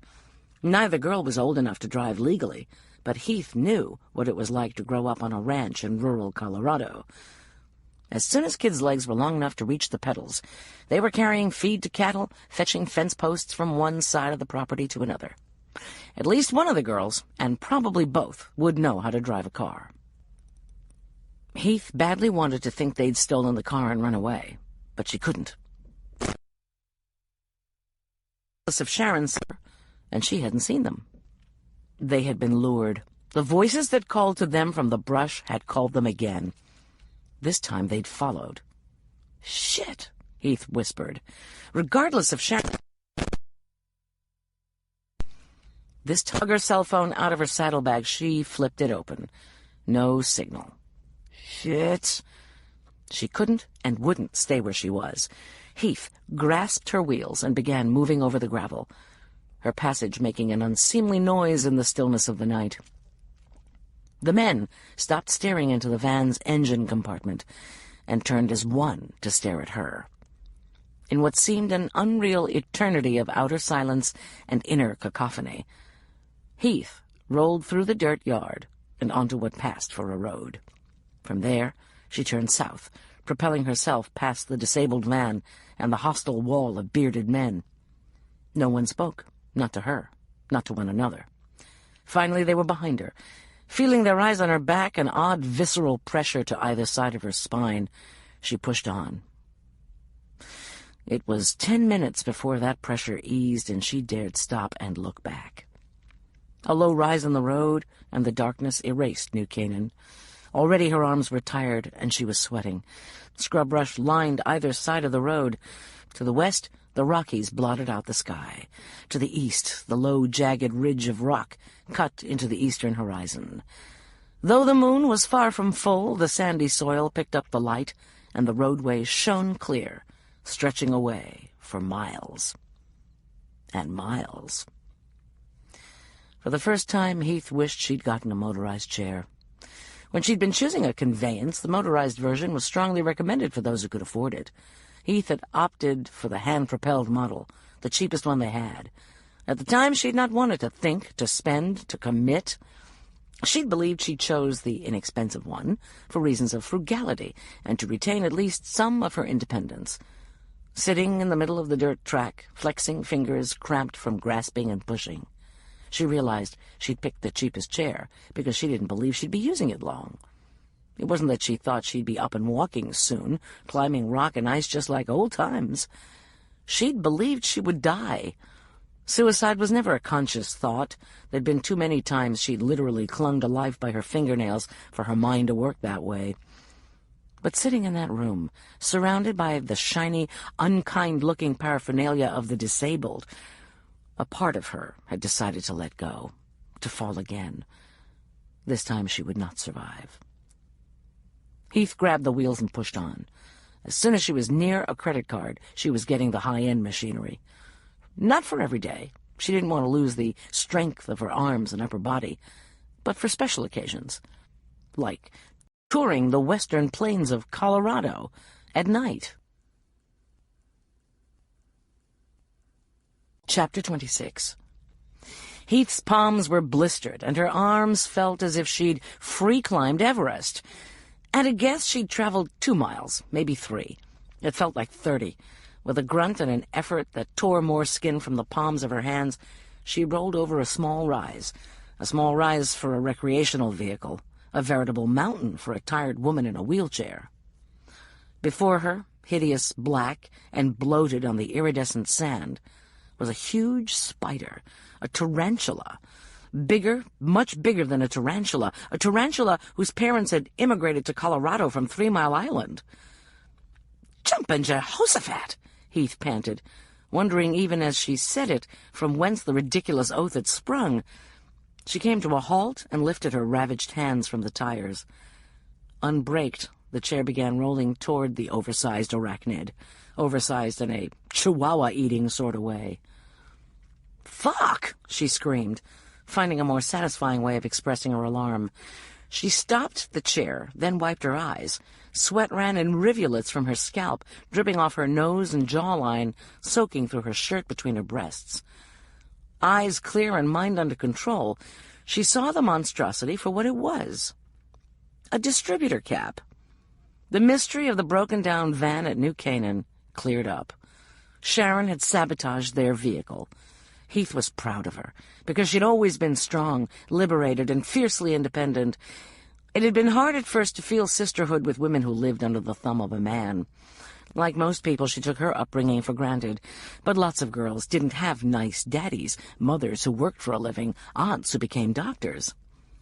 Looking at the leggy bit of rubber with images from the Shepherd household still reeking in her mind, Heath glimpsed the determination and courage Sharon must have had to open his van and rip the guts from his engine that she might steal her sister and herself from him. "Good girl," Heath whispered. Free of the worry that the van would be made operational and come roaring up the road in pursuit at any moment, Heath allowed herself to rest for a while. Just sit and breathe and let the cool of the night soothe her palms and take the burn out of her lungs. Despite the fact she was exhausted, alone, aching, and had hands resembling cheap hamburger, Heath realized she was experiencing a sensation of well-being. She'd not felt just plain old good in such a long time. At first she couldn't grasp what was happening and wondered if she verged on hysteria, denial, or some other mentally unbalanced event. It was runner's high. Roller's high, she amended, and shook her head in awe of her discovery of the patently obvious. Because she could not do what she wanted, Heath had chosen to do nothing. Nothing but smoke and drink and feel sorry for herself. As her heart rate returned to normal, she promised herself as soon as she got the okay from the medical world, she would join a gym, or whatever paraplegics join to stay fit. Energized, she grabbed her wheels. The jolt of pain from her ruined palms took the edge off her good cheer, but didn't manage to eradicate it. That took 2 more miles of rough road. Finally, Heath stopped. Not stopped to rest, but quit, ceased, gave up, threw in the towel. "You didn't give up," she corrected herself. And she hadn't. She'd just given out. There were no more reserves to draw on. She wanted a cigarette, but was unsure if she had enough strength in her arms to lift it to her mouth, enough grip left to flick the lighter. A large part of her still functioning brain urged her to make comparisons of the woman in the chair who'd covered 5 miles in 4.5 hours and the woman who'd run 8 miles every day before breakfast. Heath ignored it. Only once, on a hellacious climb in Canada, had she pushed herself so hard she hit the wall. Tonight, she'd done it again. Regardless of the goal, there is a pride in giving one's all. Heath only had enough strength remaining to let her head fall back, that she might better scream the way a child does when it is too tired to sleep, like Charlie Brown does in the cartoons. Arg! Heath laughed. She'd always wondered how that sounded aloud. Now she knew. Something else knew, too. The brush at the edge of the road 20 or so yards ahead of her clattered, its bone-dry sticks hitting against one another as a body of considerable size shifted within. The rattling came again, moving away maybe. Then the pound of feet or hooves on hard, dry ground. Heath expected to be afraid. Hadn't it been only recently? She'd had to screw her courage to the sticking place just to sit outside the RV, alone of an evening. Here she was, in the night, in, if not the middle, then certainly the back 40 of nowhere, too spent to swat away small mosquitoes, and yet footsteps in the bush didn't move her. Another good thing about holding nothing back, self-pity, grief, loss, even fear had been ground up, used for fuel to push her chair a couple more feet. Another 1/4 of a mile. "Hello?" she shouted. If it was a mountain lion with the sense it was born with, it would run from the sound of a human voice. If it was a person, maybe they'd kill her. Or, more likely, offer her a ride back to civilization. No answer. Then an animal moving low and fast, with the sleek outlines of a wolf or coyote, sneaked from the underbrush, running straight for her. Unable to do much else, Heath watched it come. In an instant, it was upon her, paws on her chest, tongue up her nose. "Wiley!" she cried. Literally cried. Tears she'd thought long paid out, in the form of sweat, now poured down her face at the earth-shaking joy she felt seeing her friend. Wiley was never, ever to leap on her without an express invitation to do so. This was written in stone somewhere in the Companion Dog Manifesto. Heath let it pass. In her heart, in the depths of her soul where only angels and dogs can look, the invitation had been writ large, and Wiley, being the best dog in the known and unknown universes, had seen this. Lights cut across the dirt at a right angle to the road, and over the smacky attentions of her dog, Heath heard an engine fire up. Shortly thereafter, The boxy silhouette of her aunt's recreational vehicle crept from behind an arm of the rocky crest to the east. The first fleeting footsteps would have been little Patty, hiding and keeping watch with Wiley, running back to tell her sister Heath had come. They didn't return to Roland Roost RV Park. Though the New Canaanites had been effectively stranded, it wouldn't last. Mr. Shepherd had contacts in the neighborhood of Loveland. A new distributor cap would be brought out, or a sympathizer or convert sent to find Patty and Sharon and bring them home. Sharon drove till the mountains opened a crack to let them in, then following Highway 34 along the winding Thompson River, when a pullout with enough depth and trees to screen a vehicle of immoderate size presented itself. She pulled in and parked out of sight from the road. Rescue was nearly the undoing of Heath. What with the unconditional love lathered on her by Wiley, the warmth of the RV, and the knowledge these wheels had a powerful diesel engine to turn them, fatigue caught up to her. Muscles turned to jelly, brain fogged, concentration flagged. Her heart's desire was to sit and do as she was told, like in the hospital in Denver, just abdicate and give the world over to those who cared. The problem was, now Heath was one of those who cared, and looking at her impromptu nurse, she realized Sharon was on the ragged edge. She had energy, but it was that of raw nerve. Heath doubted she was capable of much in the way of rational decisions. Though the shades were closed and snapped down, Sharon tended to Heath's hands by the light of a single votive candle. She'd not had the cathartic cleansing of physical exertion. Sitting, hiding, waiting, unsure whether to go or stay, to search for Alexis and Beth, or go back to New Canaan for Heath, to leave Patty hidden in the brush or take her with her, had worn away at her, till Heath believed half her nervous system lay exposed on the surface of her slender body. A slightly raised voice, an accidental brush of fingers against her arm, and she would jerk as if an electrical current had been sent through her. Patty, all eyes and elbows, was anxious to help, run errands, make sandwiches. The child even lit Heath's cigarette when her own hands were too stiff and sore to work the lighter's magic. But Patty was only a little girl. Heath shook herself, much as Wiley was wont to do after his hated baths, and forced her mind to focus. When a cup of hot, strong coffee and a cigarette pulled her back together sufficiently, she could ask, "You guys waited for me the whole time?" Not a particularly brilliant opening to a campaign to rescue lost girls, but it was a start. "We didn't know what else to do. We didn't know where the girls had gone. We didn't know if you were all right." Sharon's voice rose in pitch, the words coming hard upon one another. She was fast reaching a breaking point. "That's good. Of course you didn't, and I'm grateful." Heath cut in with a flood of her own to divert the rising tide of panic. "Now let's sit a bit. Patty, pour your sister a glass of wine. There, inside the refrigerator door." "We don't use alcohol," Sharon began. She was doing that smoothing, pulling thing with her skirt again, flattening it over her knees as if her life depended on it being wrinkle-free. "It's not alcohol, it's medicine." Patty handed Heath the glass. In the way of children, she'd filled it to the brim. "Do I need medicine, Miss Jared?" "No," Heath said. "Children are stronger than grown-ups." She passed it to Sharon and watched while she dutifully swallowed a good slug of the stuff. Aunt Gwen, and Heath, when she was drinking for pleasure and not for pain, had a connoisseur's taste in wine, up to their self-imposed $20-a-bottle limit. It hurt to see Sharon choking down an excellent Pinot Grigio, as if it truly were vile-tasting medicine. Heath accepted a glass Patty poured for her unasked. She wanted another cigarette, but having a kid both serve up the booze and light the fags struck her as too decadent. In California, it was probably a felony.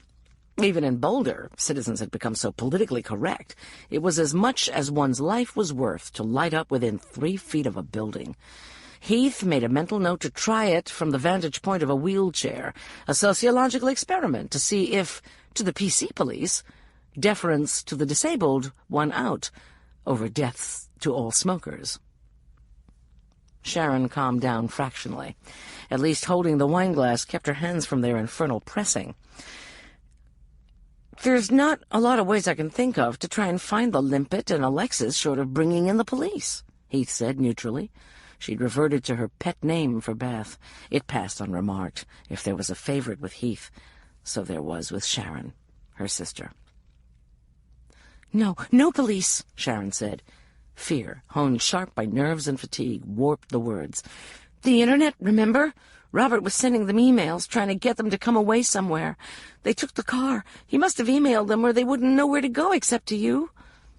Heath chose to let the issue of the police rest a moment. Sharon had worried herself till she wasn't rational. She needed time to accept the inevitable. The internet. Pushing the lovely Pinot Grigio to the far side of the counter lest any more of it accidentally fall down her throat and further dull her intellect, she said, "Did you check their messages?" "No connection. I was afraid to leave you. I couldn't find your cell." The hysteria was beginning to shriek through again. Right. Of course, Heath repeated, till the danger passed. Let's do it now, shall we? Granite walls blocked the signal. Sharon, again driving, they returned to the flatter lands toward Loveland. In a turnout, Patty, keeping a lookout for suspicious vehicles, the category they'd made too broad considering she set off her alarm at every passing car, Heath got on the internet, then turned the laptop over to Sharon. Within a minute, Sharon was downloading her sister's email. Over 50 messages, all purportedly from Robert Prophet. They ran the gamut from threat to promise to seduction and back again. The last 7 had hooks, baited with Candace Watson. You didn't kill Candace, but only you can save her. Come back, your loving friend Robert, Sharon read aloud. What does he mean, you didn't kill Candace? Of course they didn't. Like most Americans, Heath knew altogether too much about crime. After all, it was the entertainment media's, and so the public's, obsession. Beth and Alexis said they didn't remember anything. Aunt Gwen told me that kind of amnesia is rare to the point of being virtually fictional. It had actually been Ranger Pigeon who had told Heath, but an auntie would be more acceptable at the moment than a cop, even a tree cop. She thought the girls remembered but chose not to tell, either because they were frightened into silence by threats — Robert knew where they lived, who they cared about — or because they felt guilty. Maybe they were forced to participate in the torture or killing of Candace. "Oh, God! Oh, Lord!" Sharon shrunk, internalizing the pain both of the death of a child and the belief one was responsible for that death. "Candace is dead?" "Not necessarily," Heath said, overloud. The kid probably was dead, but she could tell Sharon needed to deny that a while longer. "Emails," she urged. Sharon forced her eyes back to the computer screen. "Candace, only you alive. Come save her. We're still here. Come back. He's dead. I need you. He's gone. We need you. Come back." Sharon skimmed the remaining messages, her voice cracking wet with tears. When she'd done, the 3 of them stared at the gray wasteland, the face of cyberspace. For a minute no one said anything, not even the faint, comforting sound of Wiley licking hypnotically at some part of his anatomy could kill the echo of the unvoiced siren song Prophet had been singing via email. "He's gone?" Sharon looked over at Heath. "Get the light, would you, Patty?" Heath had had enough of this ghost-gray computer glow, then, remembering they were hiding, said, "Never mind, thanks anyway." The little girl waited by the switch, wanting to be on hand to help, should Heath change her mind again. "He, from the context of the messages," Heath put the thoughts together as she spoke, "must be the kidnapper. A man the girls have reason to be afraid of. He's gone, he's dead. That looks to be said by way of reassurance. Robert telling the girls that he's killed or gotten rid of their kidnapper? That doesn't seem right. My guess is it's the other way around. The kidnapper's pretending to be Robert to lure the girls back. He's hooking them with their faith in Robert Prophet. The bait is Candace, saving Candace. He's playing on their goodness, or their guilt. Only you. We need you. Save her. Come back, we're here." Sharon repeated the highlights of the litany. "Where the hell is here?" the park. He said nothing. The girls had been found, or rather had found her, in the park, after who knew how many days, walking, wandering, running, maybe much of that time lost, even half naked and unshod. They could have covered a lot of country. Heath had covered a lot of country herself. There were few places in Rocky she'd not been. A place where a man could keep 3 girls. A place with access to computer and internet, within walking distance to the handy camp. The west side of the park was out, too far. 2 girls without gear, food, or water couldn't make it that far. And it meant a climb up and over the Great Divide. The front country was a possibility. It was densely populated, but often there's more anonymity in crowds than in solitary climbs. They'd been missing too long for them to have been kept in a camp, tent, or RV. At the height of the season, permits weren't that long, and compliance rigorously enforced. This place, back here, was still extant 6 or 7 weeks after the initial disappearance. An employee, then. Dorm and shared housing were out.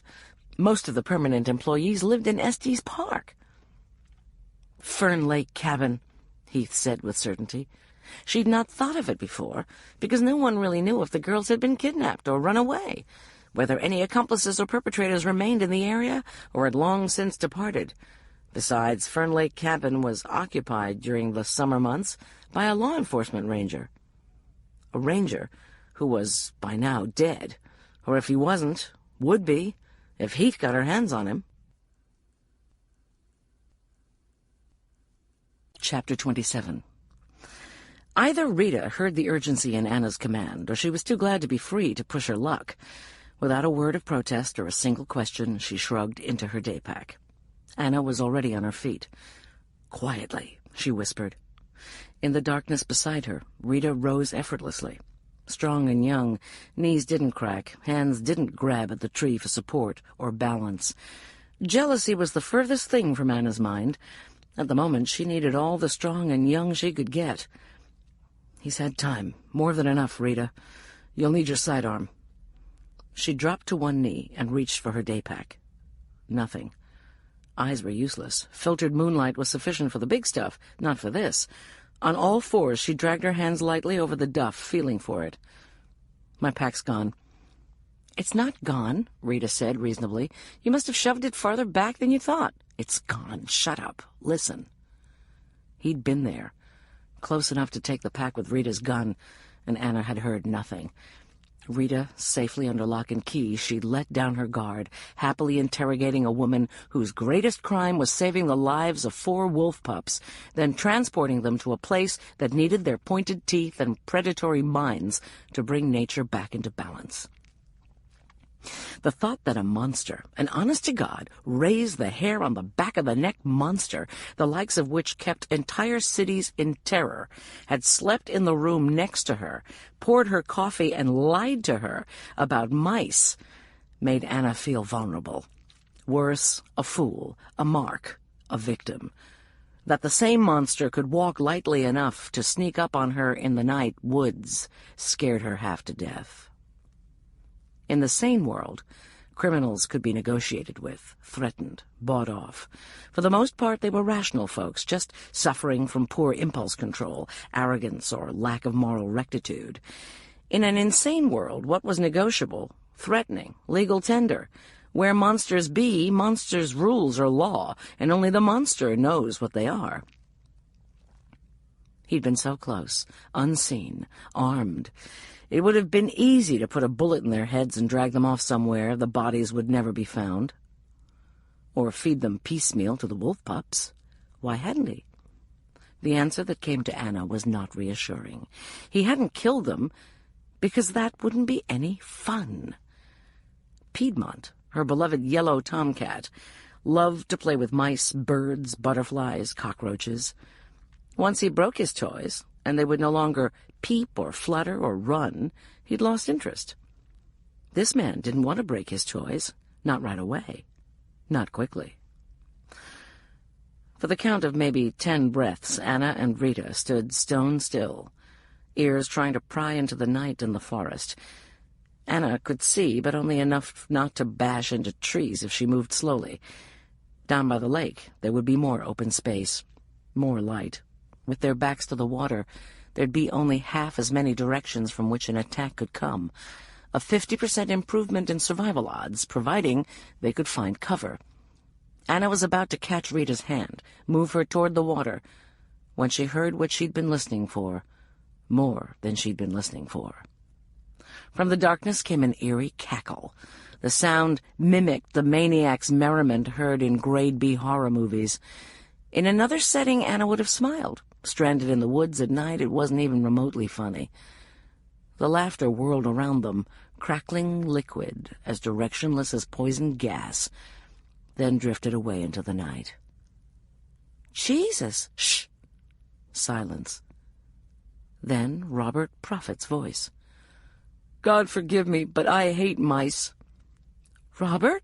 Rita called. "Shh!" The sound seemed to be coming from uphill, from the direction of the makeshift wolf den. Anna pulled Rita back till their shoulders touched the bulk of the pine tree that had been prison and home for the past few hours.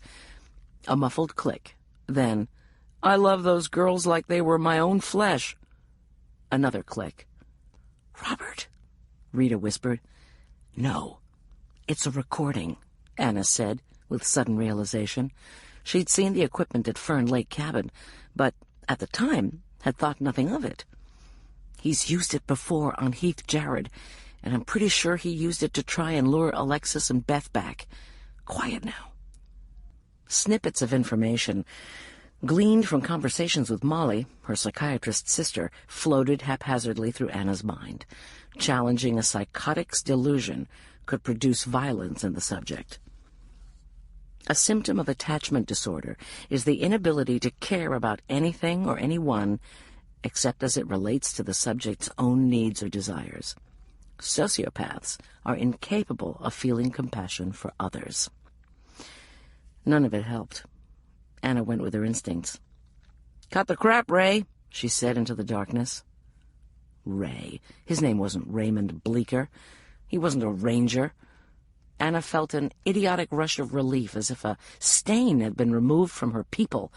Before she'd come to Rocky, there'd been a rotted corpse found on the northern end of the Natchez Trace in Tennessee. Battery acid had burned hands and face and been poured in the mouth. Evidence of the murders of 2 boys in Pennsylvania, and notes to the dead boys had been found on the body. The suspect in the Pennsylvania killings had jumped bail and run. The notes were in the suspect's handwriting. Descriptions of the suspect and the measurements of the corpse were a match. Lacking any indication to the contrary, the official theory of the Federal Bureau of Investigation was that the murderer had either killed himself in a gruesome manner or gotten his just reward from an outraged accomplice. No one fitting the corpse's general description had been reported missing. But then a seasonal backcountry ranger wouldn't be. Family and friends were accustomed to them dropping off the face of the earth for months at a time. Raymond Bleeker was undoubtedly lying in an FBI morgue somewhere in Tennessee, rotted beyond recognition, dental work and fingertips destroyed by battery acid. "You took Ray Bleeker's identity," Anna said, more to herself and Rita than to the killer in the woods. "How'd you do it? Befriended him? Then killed him? What?" Only silence came back. For once, Anna hated silence, feared it. You couldn't hope to fool people very long. "You were too piss-poor a ranger for that," she goaded. Rita started to move. Anna sensed rather than heard or felt it. Maybe Rita only thought about moving. Anna put a hand on her arm to keep her still. There was a stirring in the duff to the left and slightly uphill. "I fooled you," came a high-pitched sing-song, the tune of quintessential derision, recognizable on any playground from Miami to Nome. "You fooled me all right, buddy," Anna admitted. What had inspired her to call him Buddy, she had no idea, but it got a reaction. "Don't fucking call me Buddy, you pushy faggot whore," exploded through the still, damp air. followed by what sounded like the whimper of a child. It might have been one of the wolf pups, frightened by the uncharacteristic noise. A hand clutched Anna's wrist, and she almost screamed. It was Rita. "It's okay," Anna breathed. It wasn't. She knew it. Rita knew it. But it had to be said for some reason, maybe to see if God or the fates would laugh out loud. "What should I call you?" she asked in the direction from which the fury had come, knowing Ray, Buddy, whoever, was probably no longer there. For a man who had lived most of his life in cities, according to the news reports, the school where the boy's killer had done his hunting was in Philadelphia, he moved through the dark forest with remarkable stealth.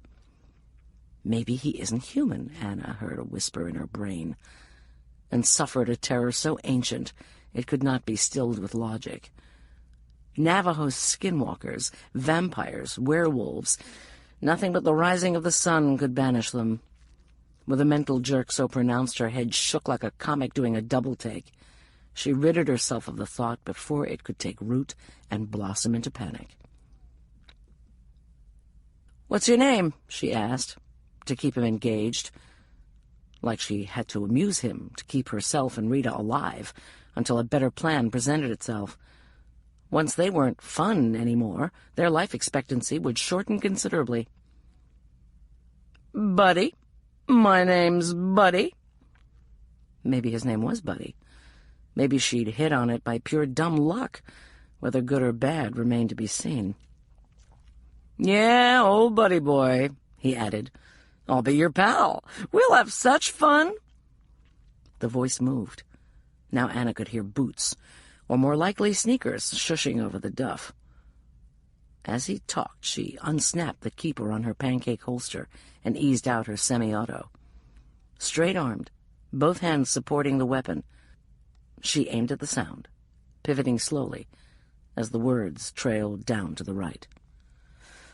"I'll be your friend, like Mr. Rogers. Okay, everybody, take your buddy's hand." A few bars of the television theme song were hummed, then a scream, "Are you out of your fucking mind?" And Anna went blind. The beam of a powerful flashlight was trained in her eyes. She'd been spotlighted as sure as a hapless doe by an illegal hunter. "Put the gun down like a good little ranger." The voice had gone back to sing-song. Anna found the screaming less disturbing. "What's in it for me?" She squinted past the glare. He pulled the trigger. The report hurt her eardrums. Rita cried out and fell. Anna squeezed off 3 shots in quick succession, one at the light, one just left of it, and one to the right. The beam went wild as the flashlight fell, then rolled. Rita was panting. A child cried piteously. In the spill of the fallen flashlight, Anna could see what she'd shot. Not a monster, but a little girl. Buddy had been too clever to make a target of himself. The underweight girl with the punked-out hair, who'd alibied him, had been holding the light. "Sweet Jesus," Rita said. As Anna said, "Candace, what's in it for you is you get to live a little teensy-weensy scooch of a bit longer." Buddy was to Anna's left. By the time she turned and aimed, she'd be dead. Dead, she was no good to anyone. And she had shot a child.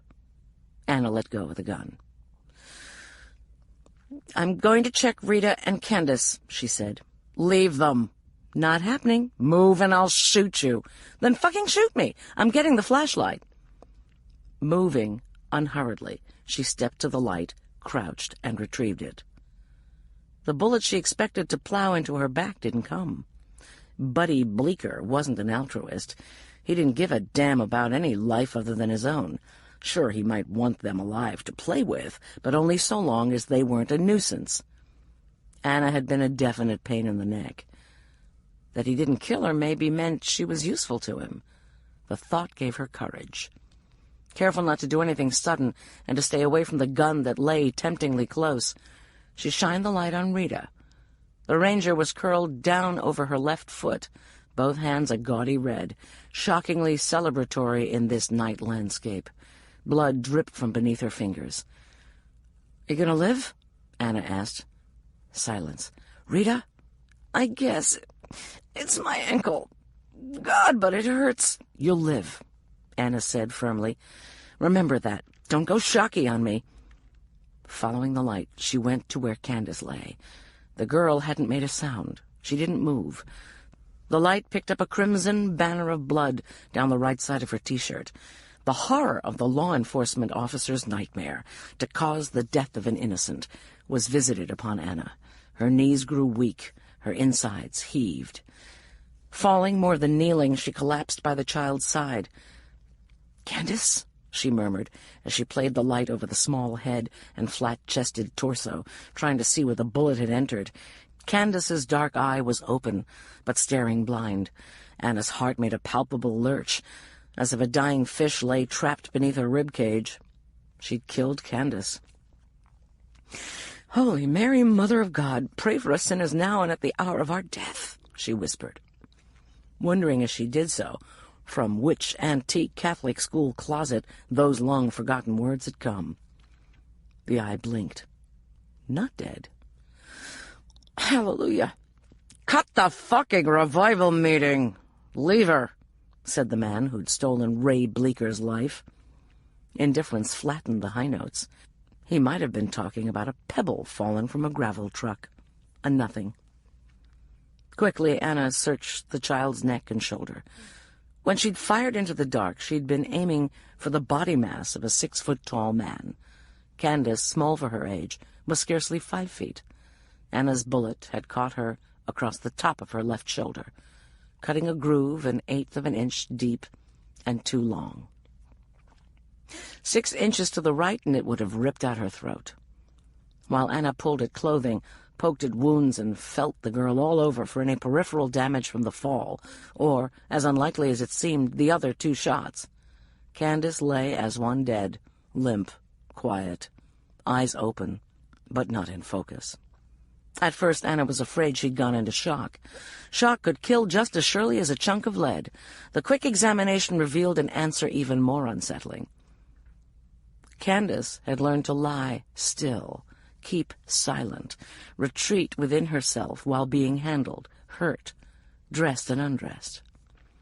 Given that after weeks in the hands of a man who possibly had tortured and murdered at least 3 other people, Candace still survived.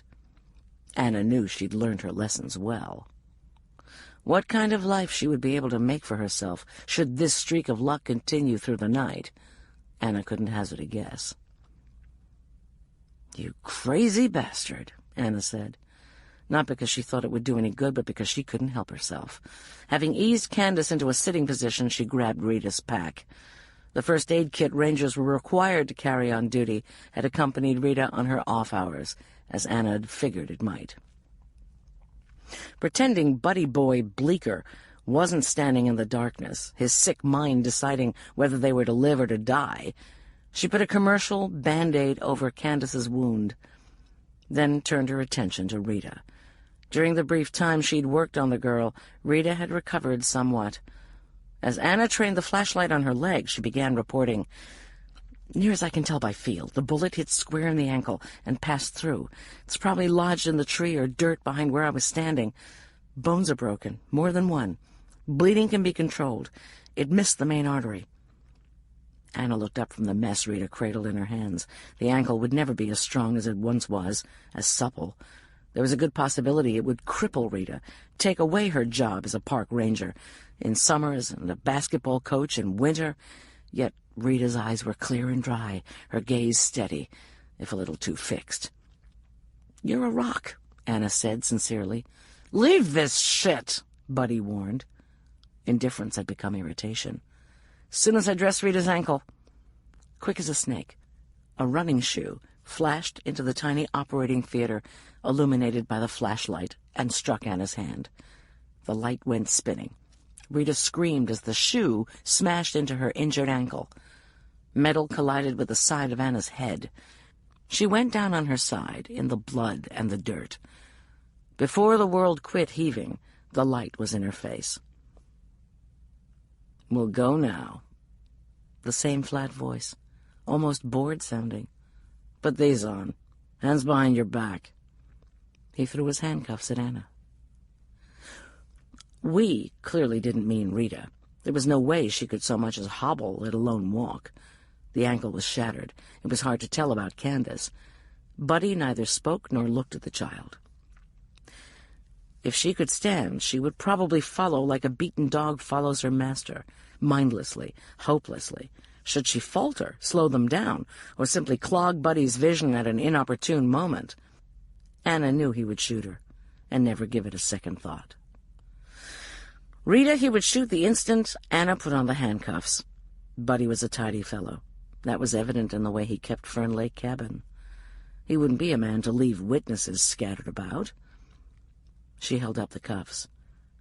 "I put them on. Rita lives." "Sure." "At the lake. I'll put them on when we get to the lake. Now." Buddy put the pistol to Candace's temple. "The lake or not at all?" Inside of Anna, bits and pieces were shaking.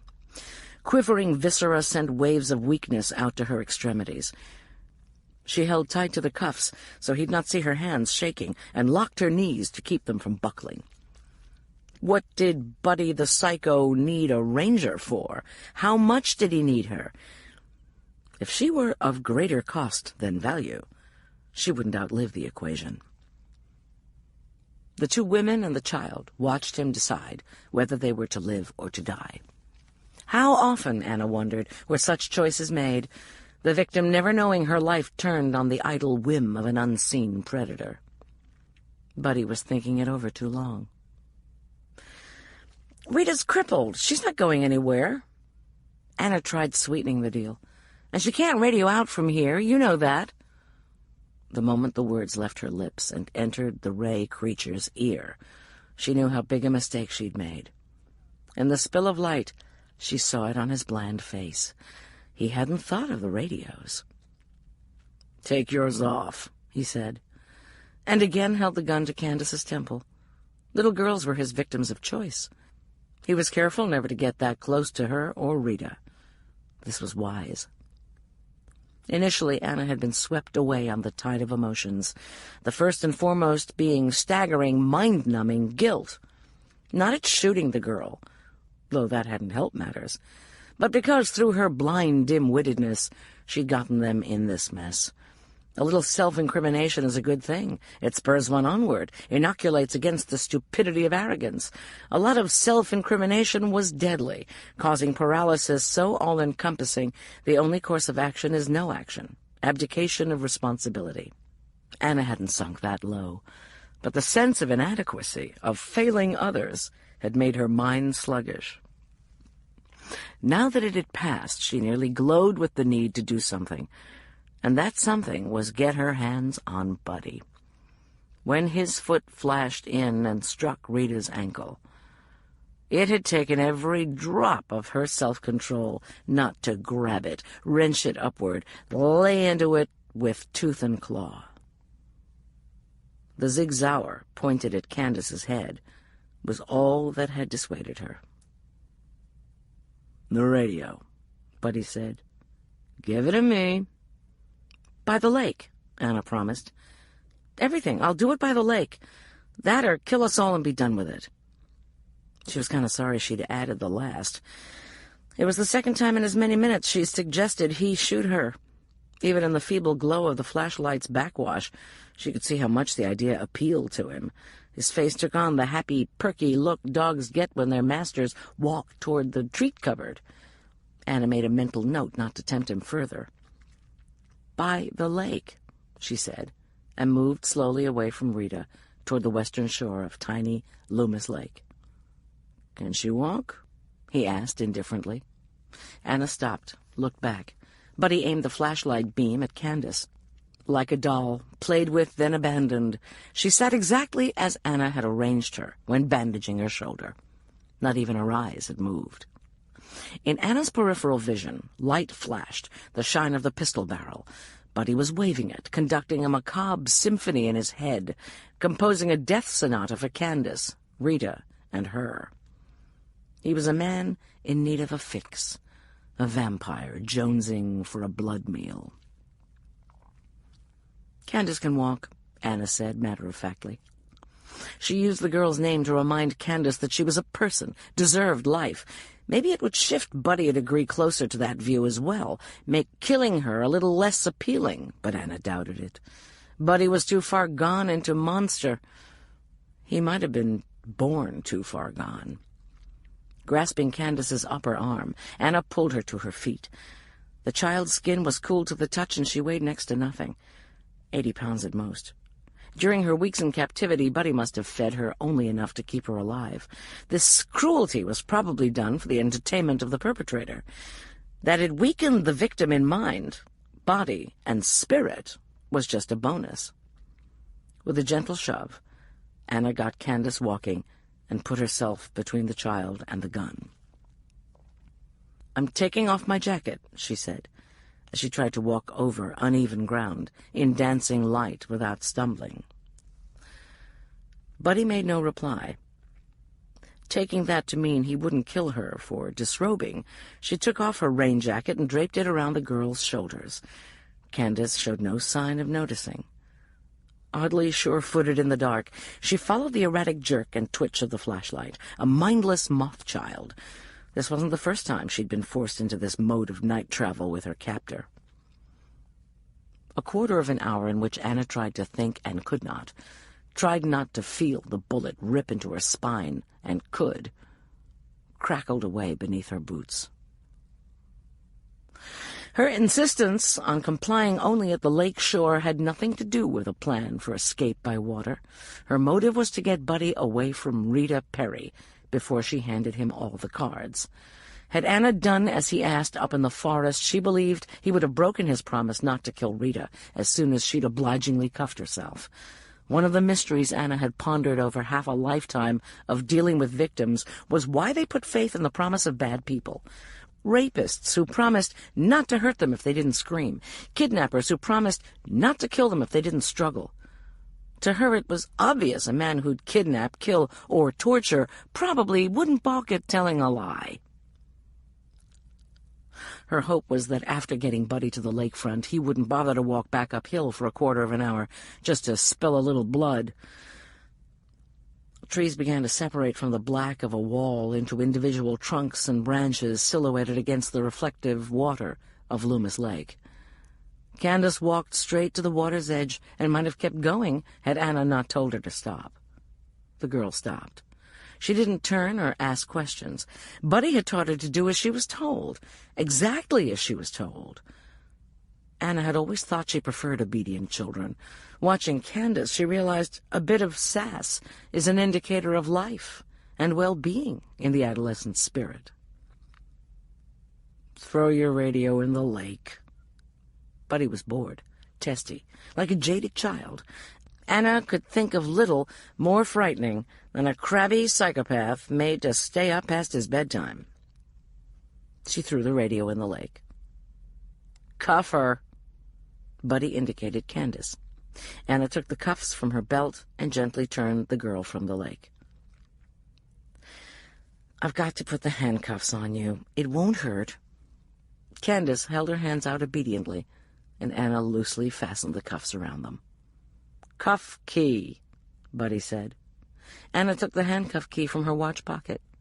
"Toss it to me." She did, watching the small silver key flash like a minnow through the starlight. It fell several feet short of where Buddy stood. "Now you're spare." "You've picked up quite a bit about this rangering business, haven't you?" Anna remarked dryly. "Anybody can do it," he said. "You think you're something. You're nothing. All of you, just nothing. Running around like a bunch of puffed-up pigeons, pecking here, pecking there, scratching in the dirt, finding nothing.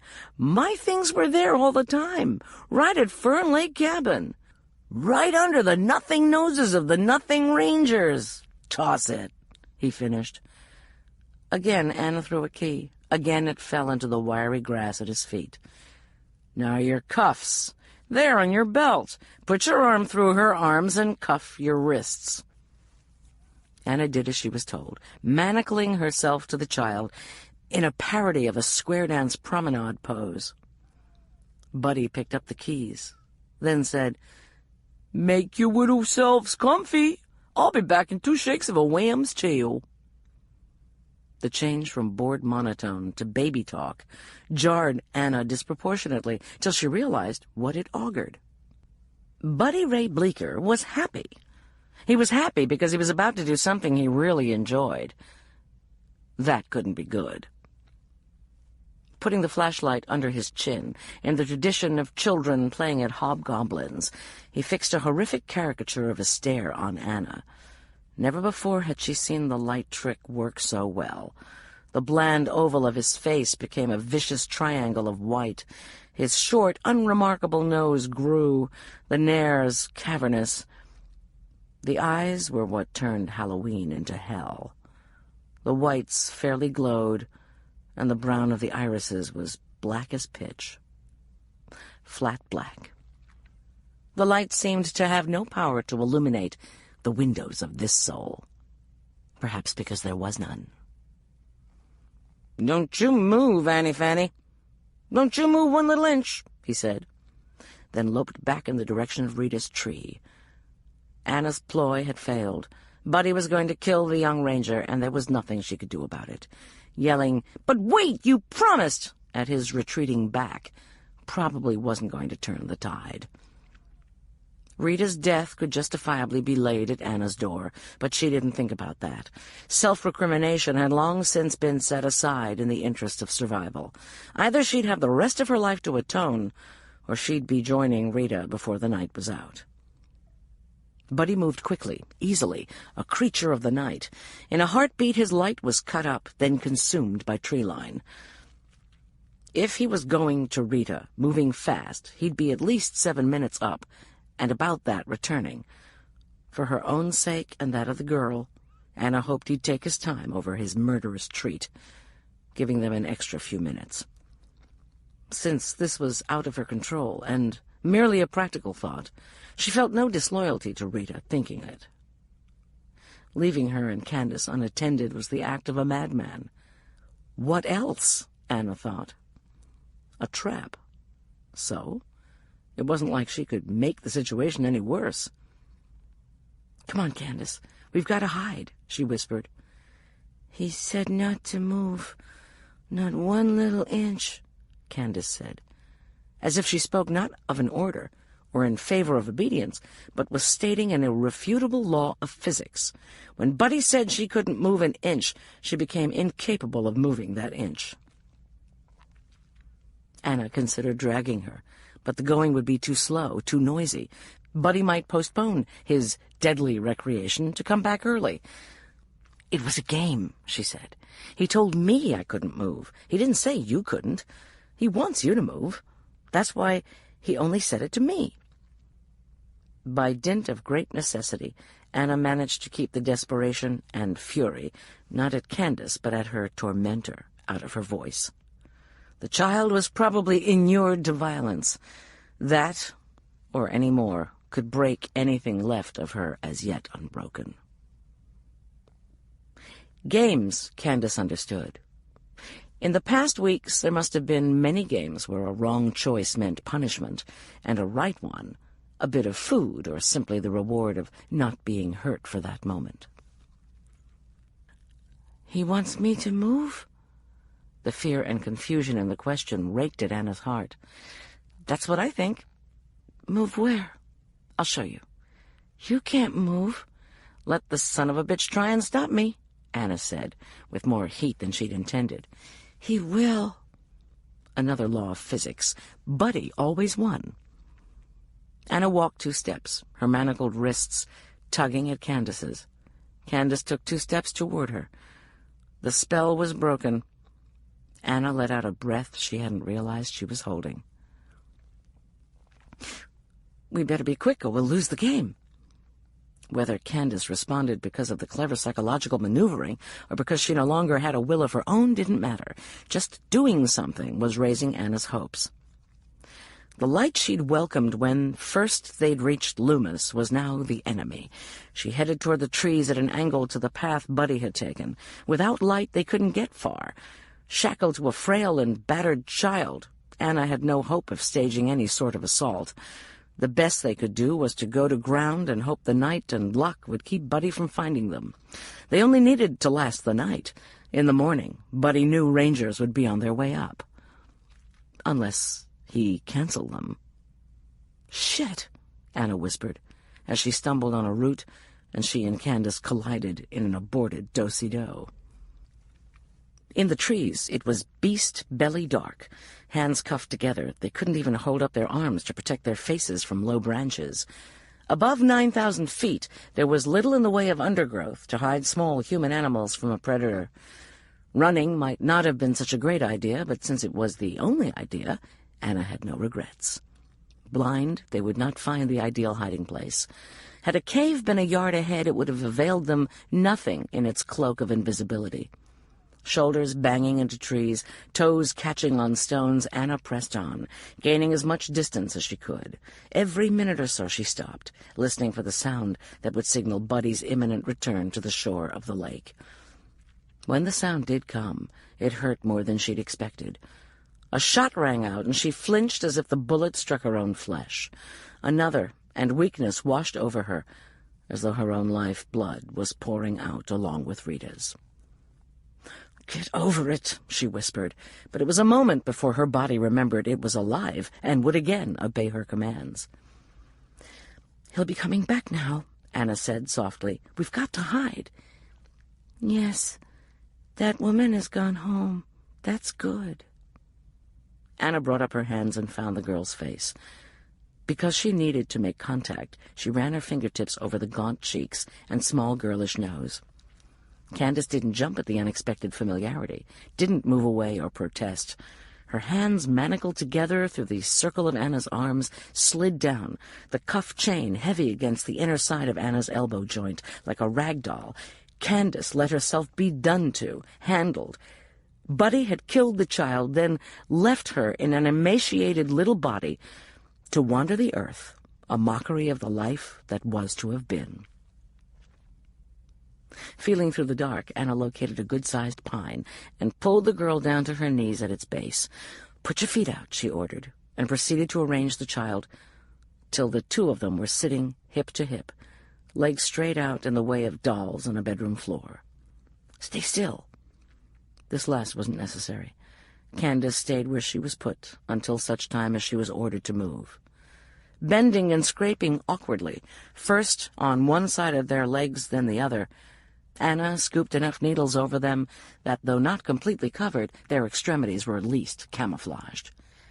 "Lie down and see if you can't kind of wriggle down into that heap of needles beside you. I'll do the same, and we'll be hidden." Candace did as she was told, but with so little energy, Anna doubted much in the way of torso coverage had been attained. Within a few minutes they lay quietly side by side, arms mechanically linked, breathing in the dust from the pine needles and staring up into the boughs of their tree. "Now, wasn't that fun?" Anna said, because fear and absurdity goaded her into it. She didn't expect a response. She was shackled to a ghost. But for the occasional rattle of chains, the child spectre scarcely seemed to be there at all. Silence joined the darkness, making it more peaceful. Through the imperfect cover of the pine's branches, Anna could see 2 stars. The minute pinpricks of white were comforting, reassuring her she'd not gone blind, that the buddies had not yet managed to snuff all the light from the world. The quiet continued to deepen, unrelieved by the slightest rustle of movement from the girl pressed to her side. Night's usual music was absent. The small creatures, sensing a great ravening beast in their midst, had silenced themselves. Listening with nothing to hear wears hard on ears and nerves. Anna's head began to ache. The sound of Buddy's return to Loomis came almost as a relief. Their flight into the woods, though an arduous trek, had only put 40 or 50 yards between them and the water. They were close enough that the crunch of his feet on the rocky shore carried clearly in the breathless chill of the air. Given that Buddy had no way of knowing which direction they'd taken, it might suffice. It had to suffice. Fucking girls. An angry, muttered mantra. Anna was surprised. He'd wanted them to run, she was sure of it. Wanted the game he knew he couldn't lose. And she'd thought the thrill of butchering a crippled ranger would have lifted his spirits. "Quiet as a mouse," Anna breathed into Candace's ear. A thump. Rocks pelting to earth. A curse. Buddy had kicked at something and banged his foot. "Game over," he yelled. Then he whistled. The staccato bursts of sound, rising in tone, the way one whistles for a dog. The sharp sounds cut through the thin air like knives, killing the quiet. With an abruptness that jarred Anna on a cellular level, Candace began barking wildly. Chapter 28. "Shh! Jesus, fuck! Shh!" Anna scrabbled in the dark, trying to drag her hands up to where she would get them over Candace's mouth. Cuffed together as they were, she couldn't get a grip on the child's head, her face, to cut off the maniacal barking. "Arf! Arf! Arf!" Candace's high-pitched parody of Orphan Annie's dog was bringing Buddy through the woods. His eerie chortle tittered into the chinks between the mechanical barking. "Shut up, shut up, shut up! Please, God, shut up!" Anna muttered as she sat up, found Candace's shoulder, and maneuvered her hands around the girl from behind. Candace pressed tightly to her chest. Anna brought her left arm up, closed it around the soft throat, and, left wrist clamped in her right hand, the crook of her elbow just out from Candace's larynx, she squeezed. The sleeper hold. Professional wrestling had made it famous. Law enforcement had used it for a while, though in recent years it was considered right up there with deadly force. The bones of the arm pressed into the carotid arteries on either side of the victim's neck, cutting off the flow of venous blood from the brain. Within seconds, the victim was asleep. Within a couple of minutes, she was brain damaged. Too long, and she was dead. Anna kept the pressure on only till she felt the girl, rigid in her mad dog manifestation, go limp. Then she loosed her hold. The freakish barking silenced. She could think again. The sudden onslaught of oral insanity had done more than threaten her life and assault her ears. It was as if each shrill arf had dimension and neon glare as well as sound. Freed of it, Anna could feel the space around her expanding. Maybe 50 yards away, maybe 150. Trees and adrenaline played tricks with the eye. Was Buddy's light poking here and there like a Star Wars lightsaber, but more deadly. The chortling had stopped. Soon Candace would come too. Anna pulled the girl's head back hard against her sternum, and as she felt the little body begin to move, she clamped her right hand tightly over Candace's mouth, the other on her forehead, holding her close. "Bad dog!" Buddy called, his light stabbing between the trees. Erratic, halting, he was coming toward them. "Bad dogs get punished," he called. Candace's eyes flew open. Anna could feel the delicate brush of lashes against her wrist. "You know what the alpha does to the bitch," Buddy called. He sounded apologetic, as if he was sorry in a way for what bad dog girl child Candace was going to force him to do to her. He whistled again. Beneath her hand, Anna could feel the girl's jaw working as she tried to bark for her master, sit up, beg. Hot drops fell on Anna's thumb, tears far hotter than the 98.6 allowed for human beings. Crushing Candace to her, so tightly she could feel the cut of the girl's shoulder blades against her stomach and the bird-boned fragility of her ribcage and arms, Anna breathed reassurance into her captive's ear. "It's okay. Shh, shh, we'll be all right. Stay with me. Hush, hush, I'm here. You're safe. Shh, shh." Candace began to relax. Anna could feel the rigor leaking away, the bundle of sticks she clung to becoming a girl. The bones of the jaw Anna held stopped trying to unloose. There was a chance now, just a chance. "Good girl," Anna whispered. Candace spasmed. Too late, Anna realized she uttered magic words. Black magic. Dog words. Fighting as if her life depended on it, as it had for so many weeks. Candace tried to bark. Muffled noises reminiscent of the bark of seals broke into the night. Candace kicked her heels into the duff. Her fisted hands pounded Anna's face and skull. "Good doggy," crowed from the dark. The single great star that sought them turned toward where they hid, wending and winking through the trees. Anna slid her arms into position, squeezed, choking the blood from Candace's brain. The pummeling fists fell away. Struggling and sound ceased. The girl melted against her. The light that was no light at all, but a harbinger of a darkness so great the sane mind could not comprehend it, slowed, stopped. Knife-sharp feelers went out, ripping orange life from dead needles and green from boughs, then killing them with its passing. Whistling resumed, short, sharp, demanding. Anna hadn't loosed the vice her arm made around Candace's throat. Candace's brain was sleeping. Soon it would start to shut down. Then it would die. If she let up, the child would awake. There would be noise. They would both die. Was it so bad, after all, that Anna helped Candace from this place? Should the child wake and Buddy find them, would her death be easier? Would he let her drift quietly to sleep and then to oblivion? Or would he fill her last moments with terrors as great or greater than she'd already experienced? If, by some miracle beyond Anna's ability to devise, Candace should live out the night, survive Buddy, would she truly be alive?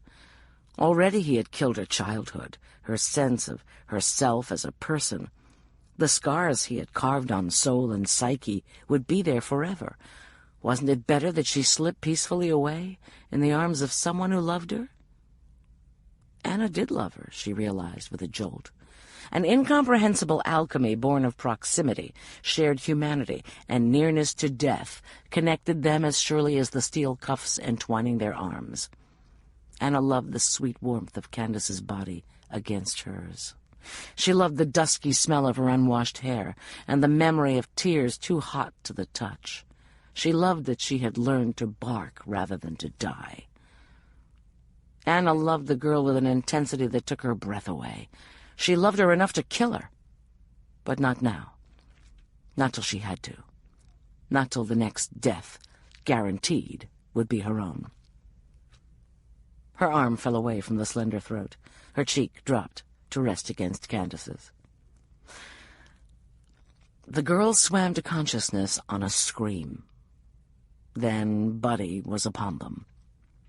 Abruptly, Candace went silent, her body stony in the circle of Anna's arms, a rabbit frozen under the coyote's eye, hoping beyond hope it would be passed over. This time. Fierce glare from a 6-cell flashlight, a yard from her face, robbed Anna of everything but a harsh vision of the afterlife. This was fine. She had no wish to see Buddy's face. Candace had gone away inside herself. Buddy was cloaked in the absence of light. Anna was alone under the spotlight. So, what now? "I have made time for you now." The words came from the black beyond the field of Anna's vision. Buddy didn't speak, nor did the ersatz Raymond Bleecker. This was a new entity. One Anna wasn't crazy about getting to know. "You must be taught your place." In a time warp that took Anna off guard, she was suddenly in a darkened theater, a black box, really, on the Lower West Side in Manhattan. Zach, her husband, slouched beside her, his bony knees wedged against the seat back in front of him, his shoulders about on a level with the armrests. Rehearsal for The Boys in the Band, the salad monologue. "No, pace, pace! I could drive a truck between lines!" boomed down from overhead. Actors, blinded by the Klieg's, stared up at the light booth where the director sat behind the mic. "God," Zack had explained. "God," Anna said, staring into the light masking Buddy. "You learn quick." From the white-hot glare of the cold, dead night emerged a gray cylinder. 2 cylinders, one melded into the other, the barrel of an efficient, German-made semi-automatic weapon. Close, closer, till it stopped 4 inches from the tip of Anna's nose. Her eyes crossed, and 2 pistol barrels crossed, swam away from one another. She made herself look away, turn her eyes to the kinder shadows on the ground. Buddy had come nearer. His sneakers rested either side of Candace's thighs. Anna sat on her heels, the position she'd adopted, the better to asphyxiate children. This was the closest to her he'd come. Buddy was confident. Not confident, realistic. There was nothing she could do with the dead weight of a girl in her arms, their fates linked by bonds of Bethlehem steel. "Open your mouth." Against Anna's will, her eyes fixed again on the gun barrel. "What?" she asked stupidly. "Open your mouth." Anna might have complied had she not been paralyzed by the thought that she was about to die. Her body was locked, but her mind was racing. If she took the barrel in her mouth, and Buddy blew her brains out through the back of her head, could he make it look like suicide? Get away with it? Anna did not intend to go to hell alone. "Suck it," he said sweetly. "Suck it like it is St. Peter's cock, and you're paying your way through the pearly gates." The obscenity shocked and appalled her, and she was amazed that she could be shocked and appalled by anything new a monster who tortured children might come up with. "Open, open, open! Suck, suck, suck!" Buddy was back with the playground sing-song. The barrel of the Zig-Zauer twitched slightly up and down, as an erect penis might twitch as its owner tensed with excitement and anticipation. "Suck it like you love me, or I'll jam it in our little doggy here and make it go off." Playground pervert was gone. It was the empty place within the shell that spoke. Anna tried to look away from the gun and failed. Molly, her sister, came into her mind, as did Paul, her brand-new husband, Taco and Piedmont, and the newly acquired kitten. People and animals who loved her, who would grieve if she were gone from their lives.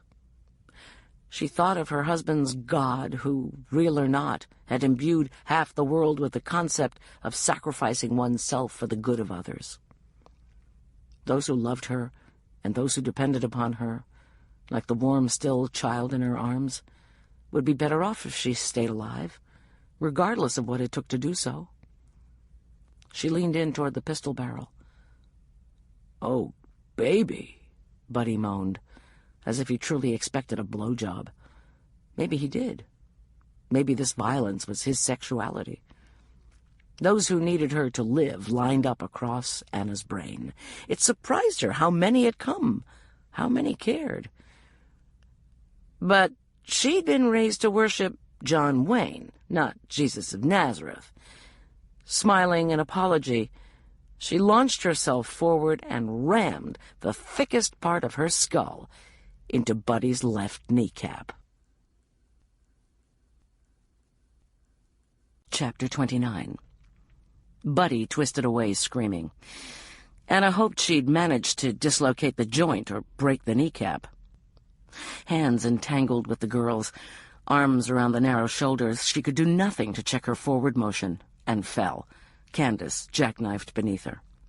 Constrained by child and chains, the blow hadn't struck squarely, and Buddy cried out as much from rage as pain. Before she could draw breath, he was on her back, riding her.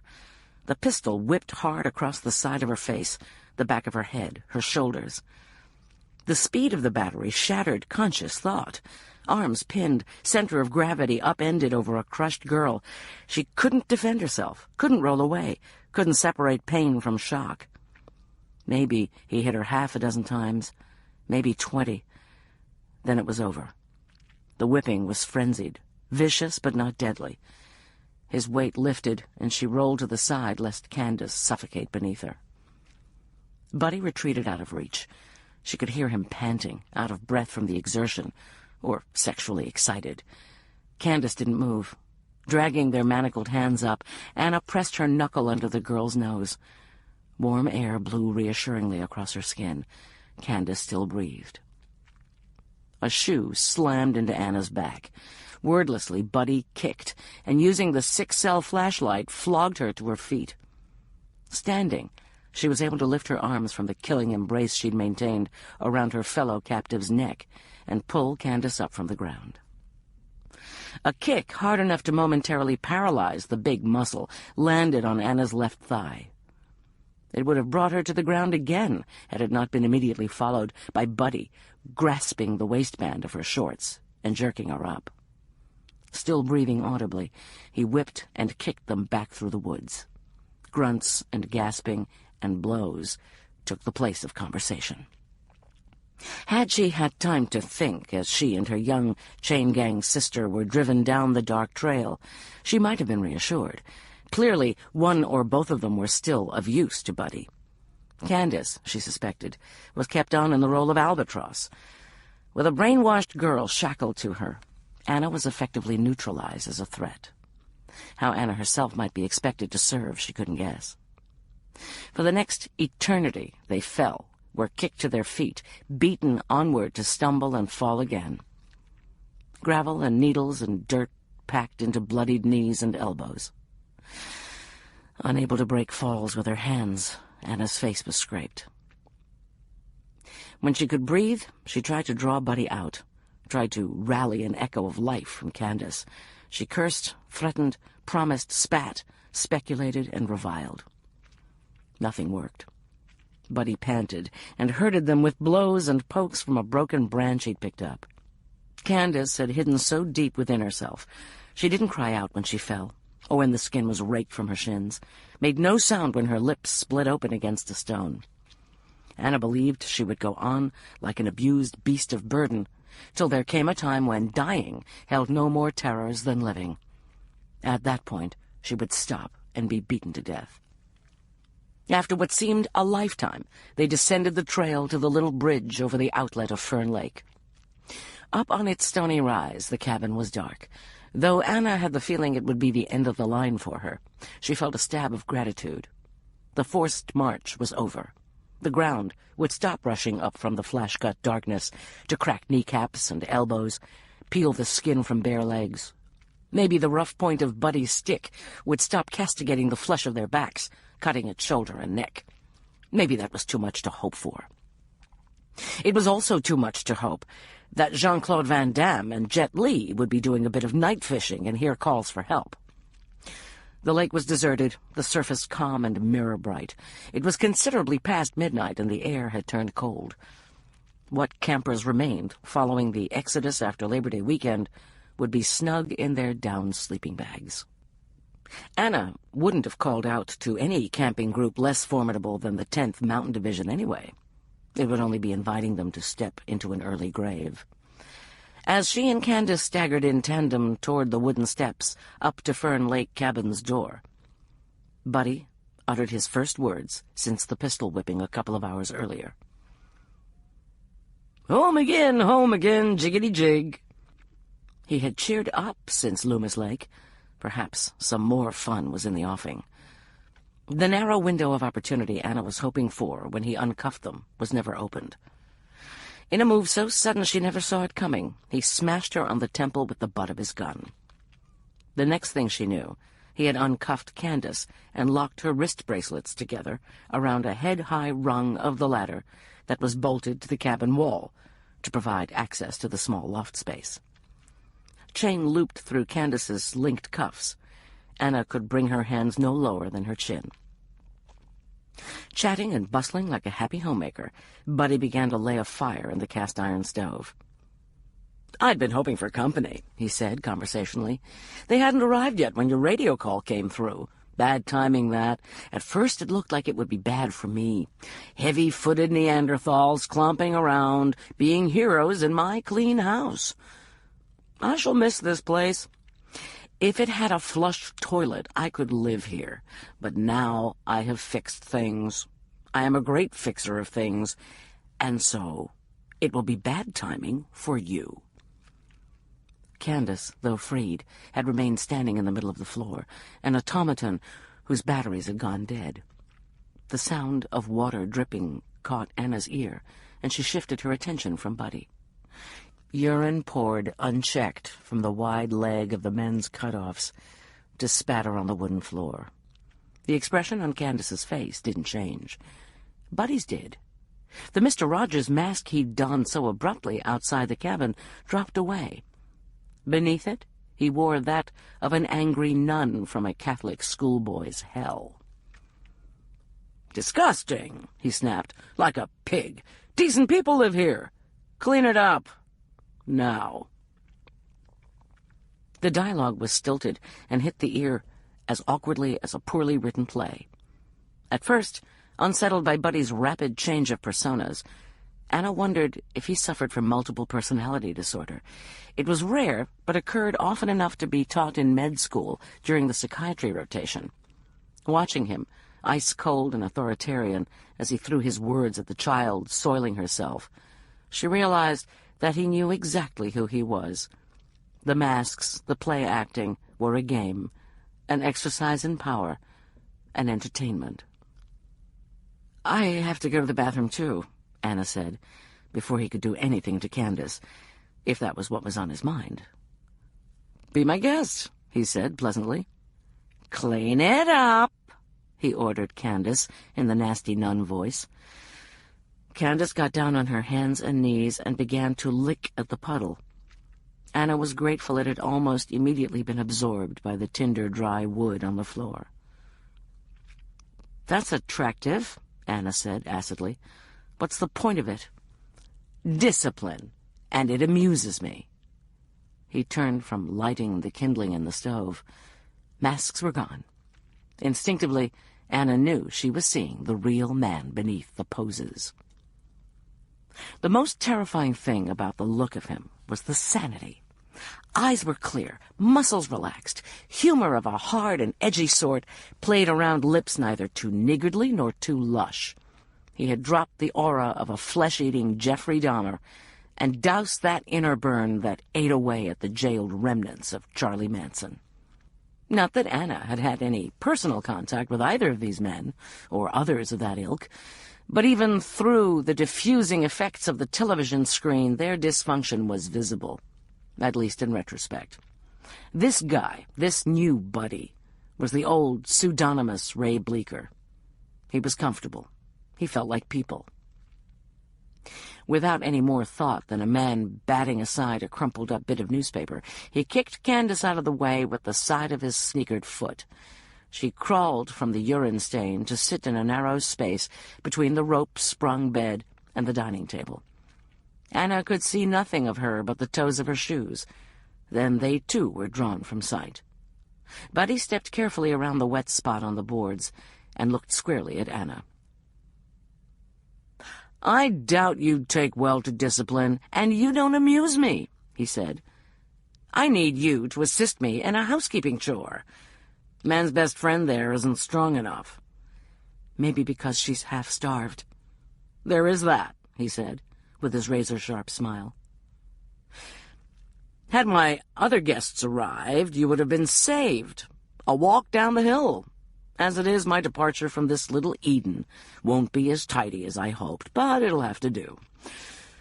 After we've had our tea, the royal we, mind you, you would have trouble holding the cup in your present position.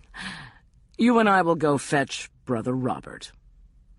Of the many things Anna expected, this was not one of them. When Candace showed up with all 10 digits accounted for, Anna had assumed the bone in her evidence envelope, the finger bone rescued from the wolf pups, had once carried the flesh of the vanished Robert Prophet's pinky finger. But Robert was here. Robert was in on it. Psycho meets psycho in the beautiful mountains of Colorado. A marriage made in hell. No. She was to help fetch Robert because Candace hadn't the strength. You killed him and kept the body. Don't make it sound so dramatic, he said peevishly, and turned from her to answer the call of the kettle murmuring on the stove. It's not as if I intended to eat it or make Christmas tree ornaments from the viscera. It's a prop I need for the last act. My disappearing act. Besides, I didn't keep it all. You threw a handful of fingers to Rita's wolves. I was curious. They seemed to like human flesh just fine. He poured water over his tea bag, then set the alarm on his watch before leaving it to steep. Her hands had been held higher than her heart for so long, the blood was draining from them. She began clenching and unclenching her fingers in an attempt to pump some back uphill. Why she might need them was not immediately apparent, but she wasn't anywhere near ready to lie down and die, literally or metaphorically. A tiny beep sounded. Buddy's tea was steeped. Having removed the bag, he wrung it out against the spoon, then held it up by the string. Remind you of anything? Anna drew a blank. I'm disappointed, he said as he tossed it into the fire. A dead mouse, maybe? Nailed to a wall? He sat down in one of the ladder-backed chairs by the dining table and blew gently on his tea.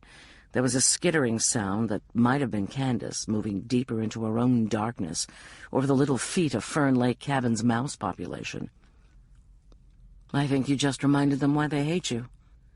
I have evened the odds somewhat, he said amiably. My 3 pets were quite good mousers. We made a game of it. In her mind's eye, Anna saw the 13 mice nailed alive to the outhouse wall, the charred and bloodied remains of the Abert squirrel burned alive in her bedroom. Beth, when she had rescued the kitten that was to become Anna's, had gone berserk at the sight of the boys torturing it, yet had run screaming at the suggestion it be entrusted to her care. The ritual torture and murder of small animals must have been part of the package. As he sat at apparent ease studying her, Anna studied him. At this moment he looked sane. Mostly he felt sane. Yet, knowing what she did, he could not be defined as sane by anyone's tenets. Not true, she realized. The world was full of killers. They simply didn't make Lifetime's Movie of the Week lineup if they did it on a grand scale.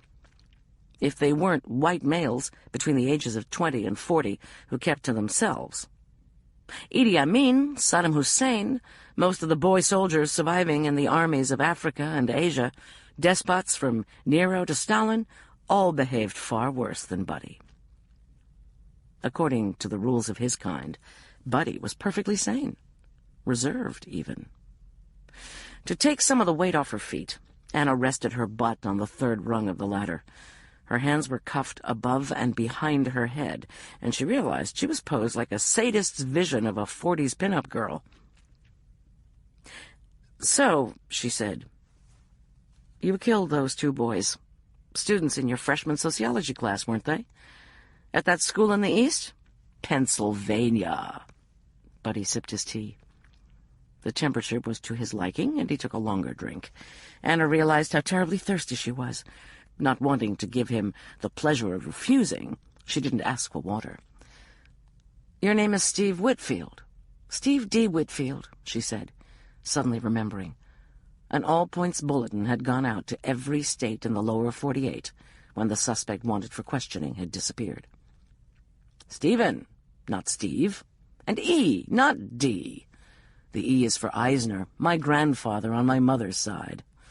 Gunther Eisner. He was a guard at Buchenwald during World War II. They moved to the United States when Mother was 3. You're a chip off the old block, is that it? Grandfather was a gentle soul who did his best for the unfortunates in his care. He was the soul of kindness. At our house, even cockroaches were merely banished. Who else have you killed? Anna interrupted the questionable eulogy. He smiled at her. Other than Raymond Bleecker and that insufferable preacher boy? I'm not a serial killer stitching dresses out of women's skin or eating livers with a nice Chianti, if that's what you're getting at. What are you? There was genuine interest in her voice.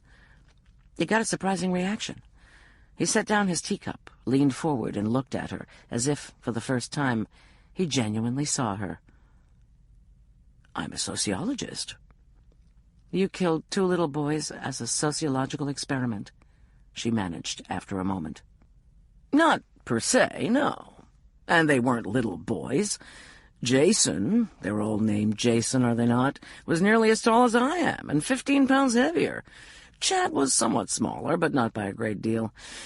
Jason was spineless. He actually killed himself, which I admit was handy. Chad showed promise, but it was early days in my new venture, and I couldn't trust him not to revert, so I had to put him down. Then things got a bit out of control. I had to... He smiled ruefully. Leave town in a hurry, as they say. Anna's hands were definitely going numb, as was her butt. She stood again, stomped, shifted, stretched.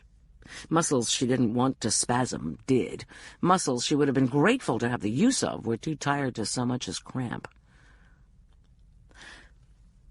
I'd let you go, but you can't be trusted, Buddy said. Anna found she couldn't think of him as Stephen, the sociologist.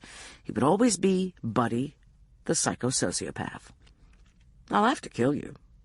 Killing. Now that's inconvenient. Did you know that? Bodies.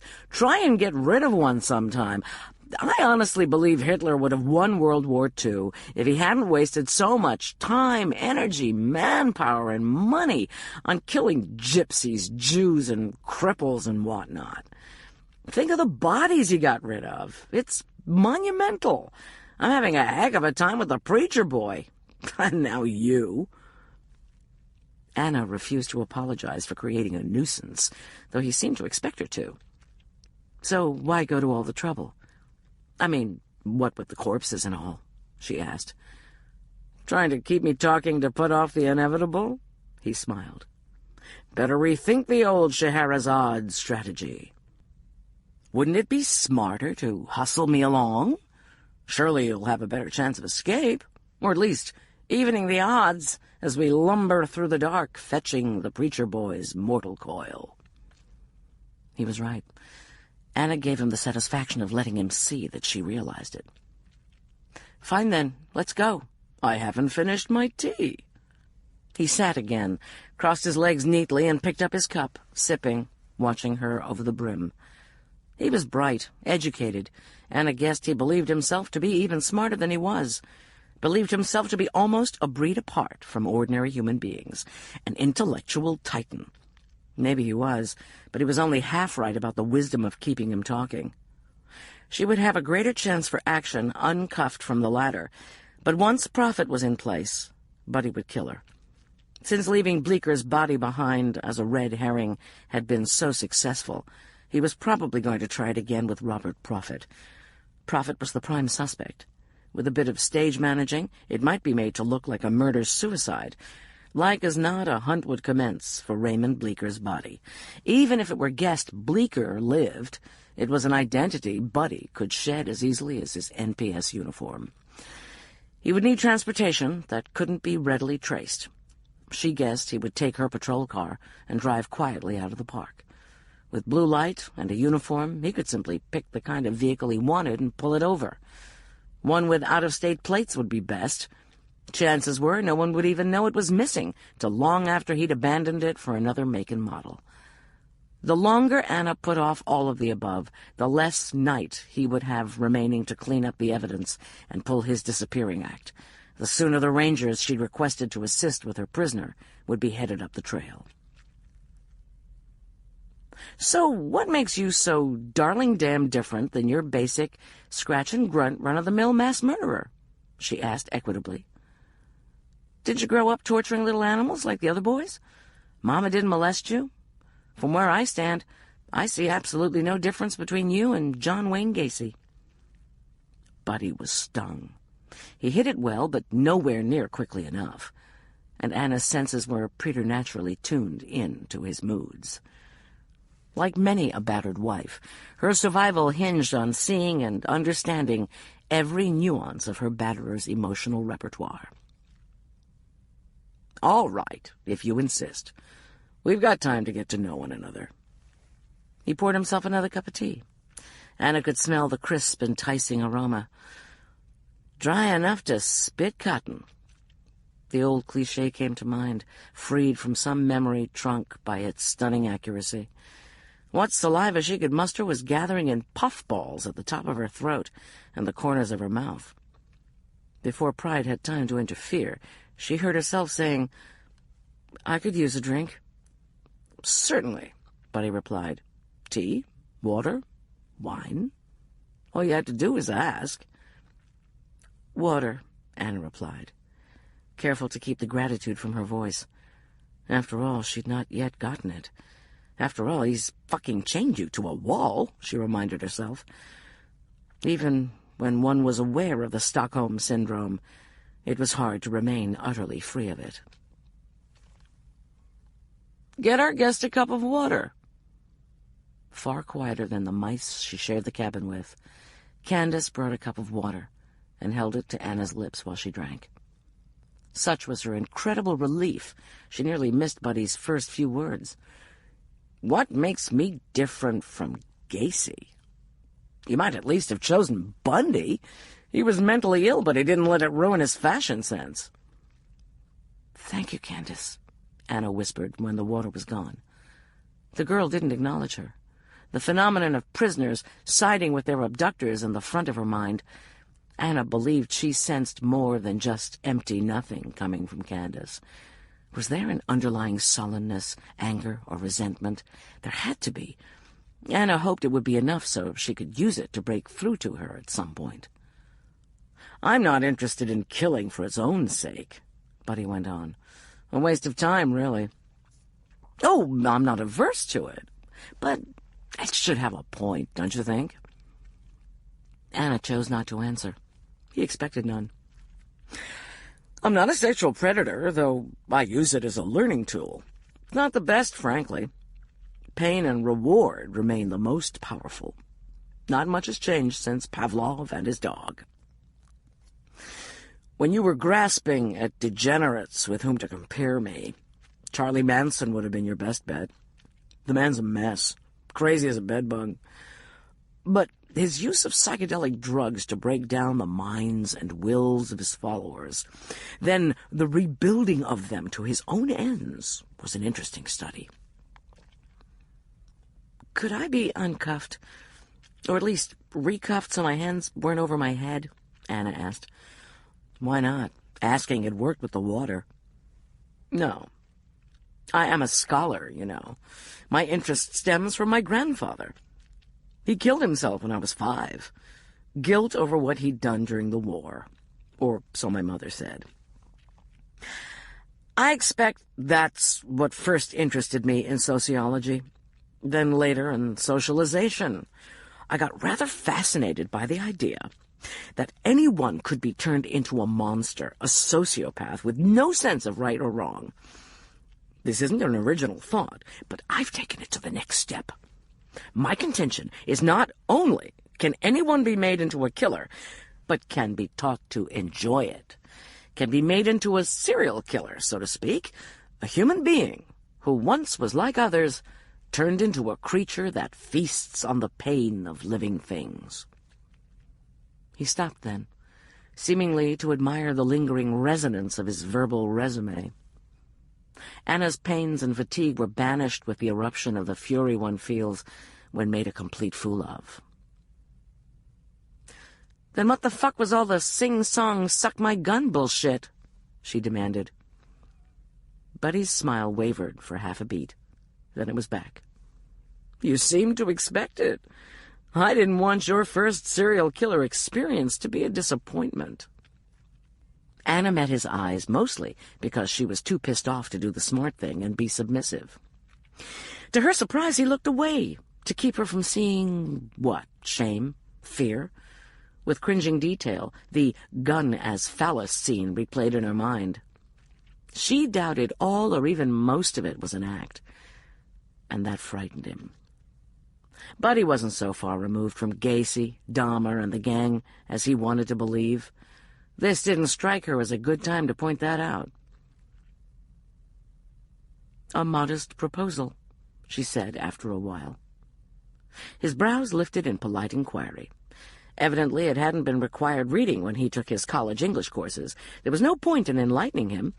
Anna had only thought of the story because, like its author, Jonathan Swift, Buddy had managed to make the unthinkable seem like an interesting proposition. Mesmerized by the telling of his own story, Buddy drifted off into the contemplation of the bottom of his teacup. Anna wanted to think, to plot, plan, fight, and ultimately live out the night, but her brain acted as blood-starved as her hands. Punctuated by the occasional creaks inherent to old wooden buildings and the scritch of unseen mouse feet, quiet settled. Anna found herself wasting precious moments, drifting into a Willard-like fantasy of hordes of mice pouring down the walls, devouring her captor. "Besides," he said, rousing himself and sending Anna's mental sea of vengeance-bent rodents scattering, "you cannot imagine how boring teaching ninth-grade sociology can be. But enough of this, there's work to be done." As he rose to do whatever was next on his list, a timid knock came at the door. Moving as silently and with the same linear grace as a snake through clear water, Buddy slipped his service weapon from its holster, stepped across the room to the cabin door, and pressed his eye close to the narrow gap between the faded red curtain and the window glass. He snapped his fingers.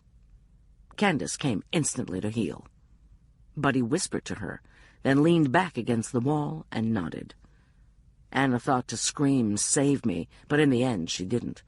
Shouting wouldn't win her relief, and it would most certainly cost some late-arriving or panicked camper his life. Candace unlocked the door and opened it, so neither Anna nor Buddy could be seen. "Come in," she said. "Robert will be back any minute." Too late, Anna realized who had come tapping at the door in the middle of the night. Raging against her manacles, she screamed, "Run! Run! Run away!" Beth and Alexis had already started through the door. Showing surprising strength, Candace grabbed them and pulled them the rest of the way in. Buddy kicked the door shut. There was none of the crying and wailing Anna might have expected from normal 13-year-old girls in a like situation. Beth went dead still, replicating the way Candace behaved most of the time. Alexis whispered, "You really are alive," and reached out to embrace the smaller girl. Candace batted away her arms, her thin face contorted, lips pulled back from teeth, chin jutted forward, fury unleashed. "Enough!" Buddy snapped. Candace retreated toward the stove, still glaring at the others. It was the most life Anna had seen her exhibit. "It's about time," Buddy said pleasantly to the girls.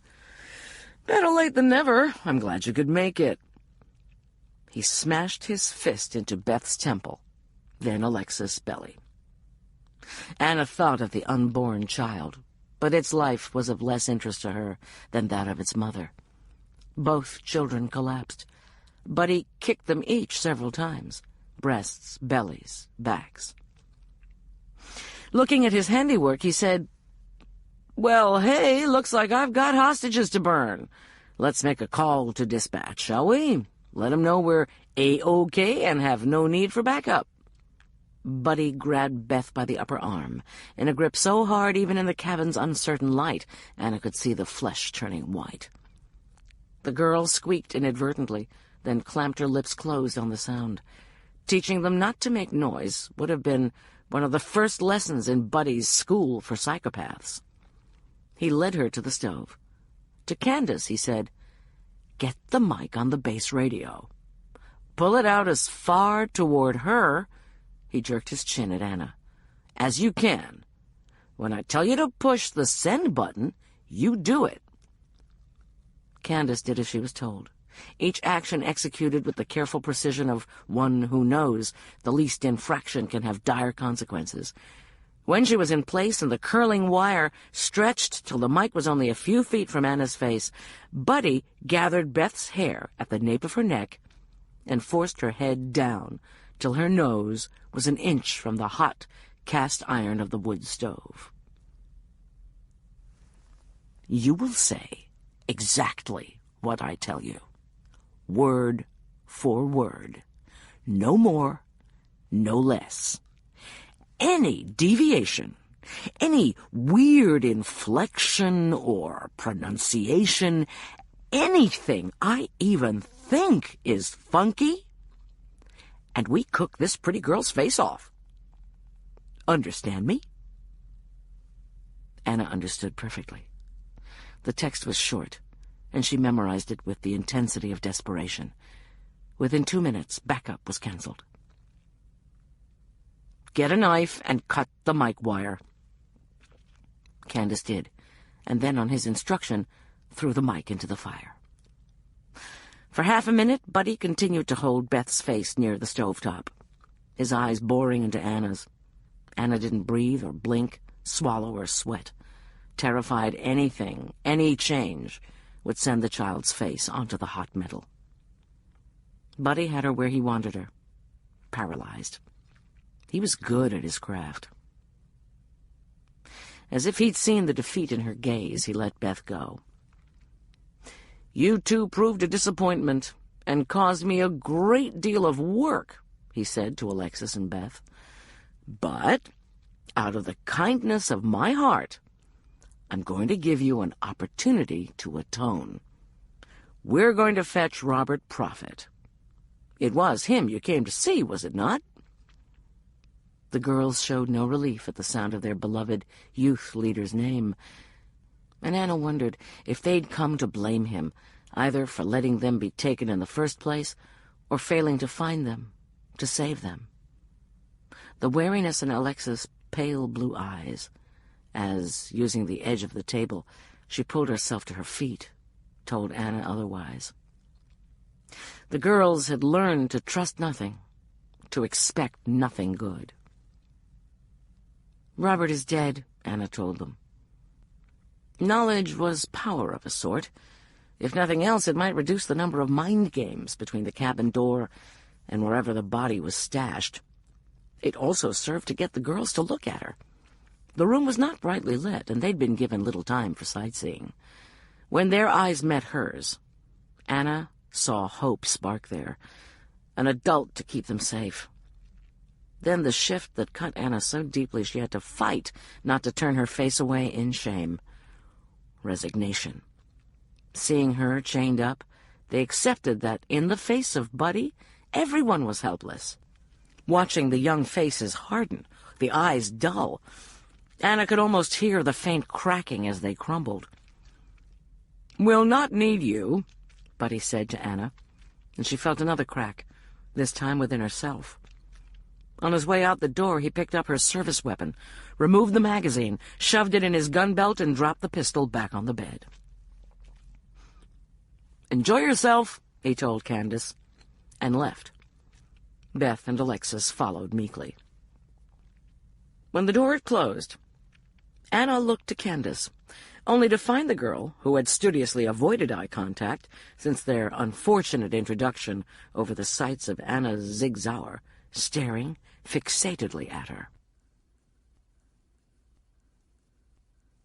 Chapter 30. Small and emaciated, in the hard light of the single lamp, Candace's eyes seemed to take up half her face. Despite weeks of abuse, goth hair, and ill-fitting men's clothes, she was gammon pretty. The triangular face and flawless skin added an otherworldly touch. Instinct warned Anna to treat this elfin child as a cornered animal. "Hey," Anna said softly. "How are you doing?" Candace stared. The noise of the Coleman lantern filled the cabin with the hiss of 1,000 snakes. "Could I have a bit more water?" Anna asked in the same soothing voice. Though a drink would be welcome, She wouldn't have wasted precious time just to procure it. By requesting help, she hoped to establish a bond, one in which Candace felt she had the power for good, the ability to help. First Anna, then herself. Don't you want something pointed to unlock the handcuffs? I know how they work. Candace sounded so kind, so intelligent, so okay that Anna was momentarily stunned to silence. The unutterable delight she should be experiencing at this unexpected deus ex machina, turning tragedy into triumph in an instant, was not forthcoming. "That would be nice," she said carefully. Candace went to the bed and peeled back the mattress. When she returned, she had a bit of wire about 6 inches long and about half the diameter of that used to make coat hangers, ideal for opening handcuffs. "Is that what you used to get free when Buddy handcuffed you? You're a clever girl." "His name isn't Buddy." "Stephen, then." "Ray." Okay. Why the name was important, Anna couldn't guess, but what Candace chose to call the son of a bitch was all the same to her. Holding the wire up in front of her the way the priest holds the communion wafer at Mass, Candace stayed where she was. The delay was driving Anna nuts, but she didn't want to do or say anything that might shut the child down. "Ray won't be gone long, unless he's put it someplace far away," she hinted gently. "Robert's body. I saw it. It's not far. We put it in the lake, wrapped in plastic bags and held down with big rocks. The cold keeps it fresh, just like meat in the refrigerator." Elfin-faced abused waif or not, the kid was beginning to give Anna a bad feeling. "Could you give me the wire?" she said, abandoning psychology. "Yes." Candace dropped the weird chalice pose, walked over to the ladder, and drove an inch of the wire into Anna's thigh. The pain and shock made her scream. "Shh, shh," Candace whispered, her index finger in front of her lips. "Quiet as a mouse." The wire was jerked out and plunged in again. This time Anna didn't scream. It wasn't that she didn't want to, or had the iron control to resist. There simply wasn't enough air remaining in her world to do more than grunt. Arching her back against the ladder, she jammed her knee into Candace's midsection and pushed. The girl flew back, landing on her butt. The piece of wire was still sticking out of Anna's thigh. A thin trickle of blood oozed from the first puncture wound, and was quickly lost in the dirt and abrasions from their march down from Loomis. "Why did you do that?" Anna demanded. "Geez, what a little creep." Candace remained on the floor for a second, looking neither pleased nor displeased with her handiwork, and completely unmoved by having been sent sprawling. Recovering from the anger brought on by the unexpected attack, Anna said in a kinder, if less honest tone, "I'm not here to hurt you, Candace. I'm here to help. I've seen how Ray treats you. Look at your legs. You fell down as many times as me. You were cuffed just like me. Us girls have to stick together." Up until the last bit, Anna could have sworn Candace was listening, if in a disinterested, brain-dead sort of way, the way 7th graders listen through English class. As soon as the "us girls" plea was uttered, Candace's mouth curled in on itself. In the strong sideways light from the lantern, it looked like a flower wilting on fast forward. The pixie face grew red. Spittle sparked the air in the light of the Coleman. Candace looked like a demon child. "They knew where I was. They were here, too. They knew and they didn't care. Not even to tell anybody. They left and went home and told people I was dead and that they didn't know. They told everybody I was the one that got everybody lost, that I stole their food and was a whore and dirt. This diatribe, from the heretofore mostly silent girl, poured over Anna like hot ashes. For the blink of an eye, she had no idea what Candace was talking about. Then she realized, us girls, Beth, Alexis, and Candace. To her knowledge, neither Beth nor Alexis had called Candace a thief, a whore, a corpse, or dirt. But Anna didn't waste time arguing details. They did know where Candace was and what she was enduring, and they didn't tell law enforcement or their parents or even Robert Prophet. They'd sworn repeatedly that they remembered nothing, not where they'd been or whom they'd been with. Anna could guess reasons for this alleged amnesia. Fear that Buddy, a ranger, would be believed, and they would not. Fear he would find them and kill them if they spoke. Looking back, Anna remembered his promises when they were in the hospital, telling them repeatedly he knew where they lived and would keep an eye on them. At the time, she had mistaken it for concern, as she had mistaken his sudden appearance in the front country, tired and rain-soaked, as a zeal for the finding of children so long lost. He was zealously covering his tracks, keeping them under his control. He probably hadn't had a moment's comfort between the time they escaped and tonight, when he'd successfully gotten them back. Perhaps he had threatened their families. Perhaps he had told them Candace was dead. Perhaps he had told them, should they speak, he would kill Candace. Reasons. But they had known the hell Candace was living in, and they had left her there. In the face of that, ameliorating circumstances didn't amount to a hill of beans. "I don't know why those things happened," Anna said truthfully. "I know they care about you. I know nobody ever quit looking for you. I know you've been hurt real bad." Like she had seen Heath Jared do when Alexis and Beth first came out of the woods. Anna spoke as if to a much younger child. There was that about trauma that either aged victims or stripped away the meager defenses age provided. Candace had been starved, beaten, humiliated, and raped, till she had abandoned even the pretense of being an adult, being in control. Anna saw her as a little kid, scarcely more than a toddler, and with a toddler's inability to grasp another's reality. The Charlie Manson school, Anna remembered Buddy describing it. Buddy had torn Candace down, ripped away every defense, every hope, every innocence, every belief she had. Then he'd begun rebuilding her in the image of a serial killer, in his own image, whether he chose to admit it or not. Anna was the final exam. Probably it was meant to be Beth and Alexis. What better triumph than to see one's monster kill those of her own kind, those she once loved and who still loved her? "You don't have to be who Buddy wants you to be," Anna said, carefully using Buddy instead of Ray, in the small hope it would help Candace disengage.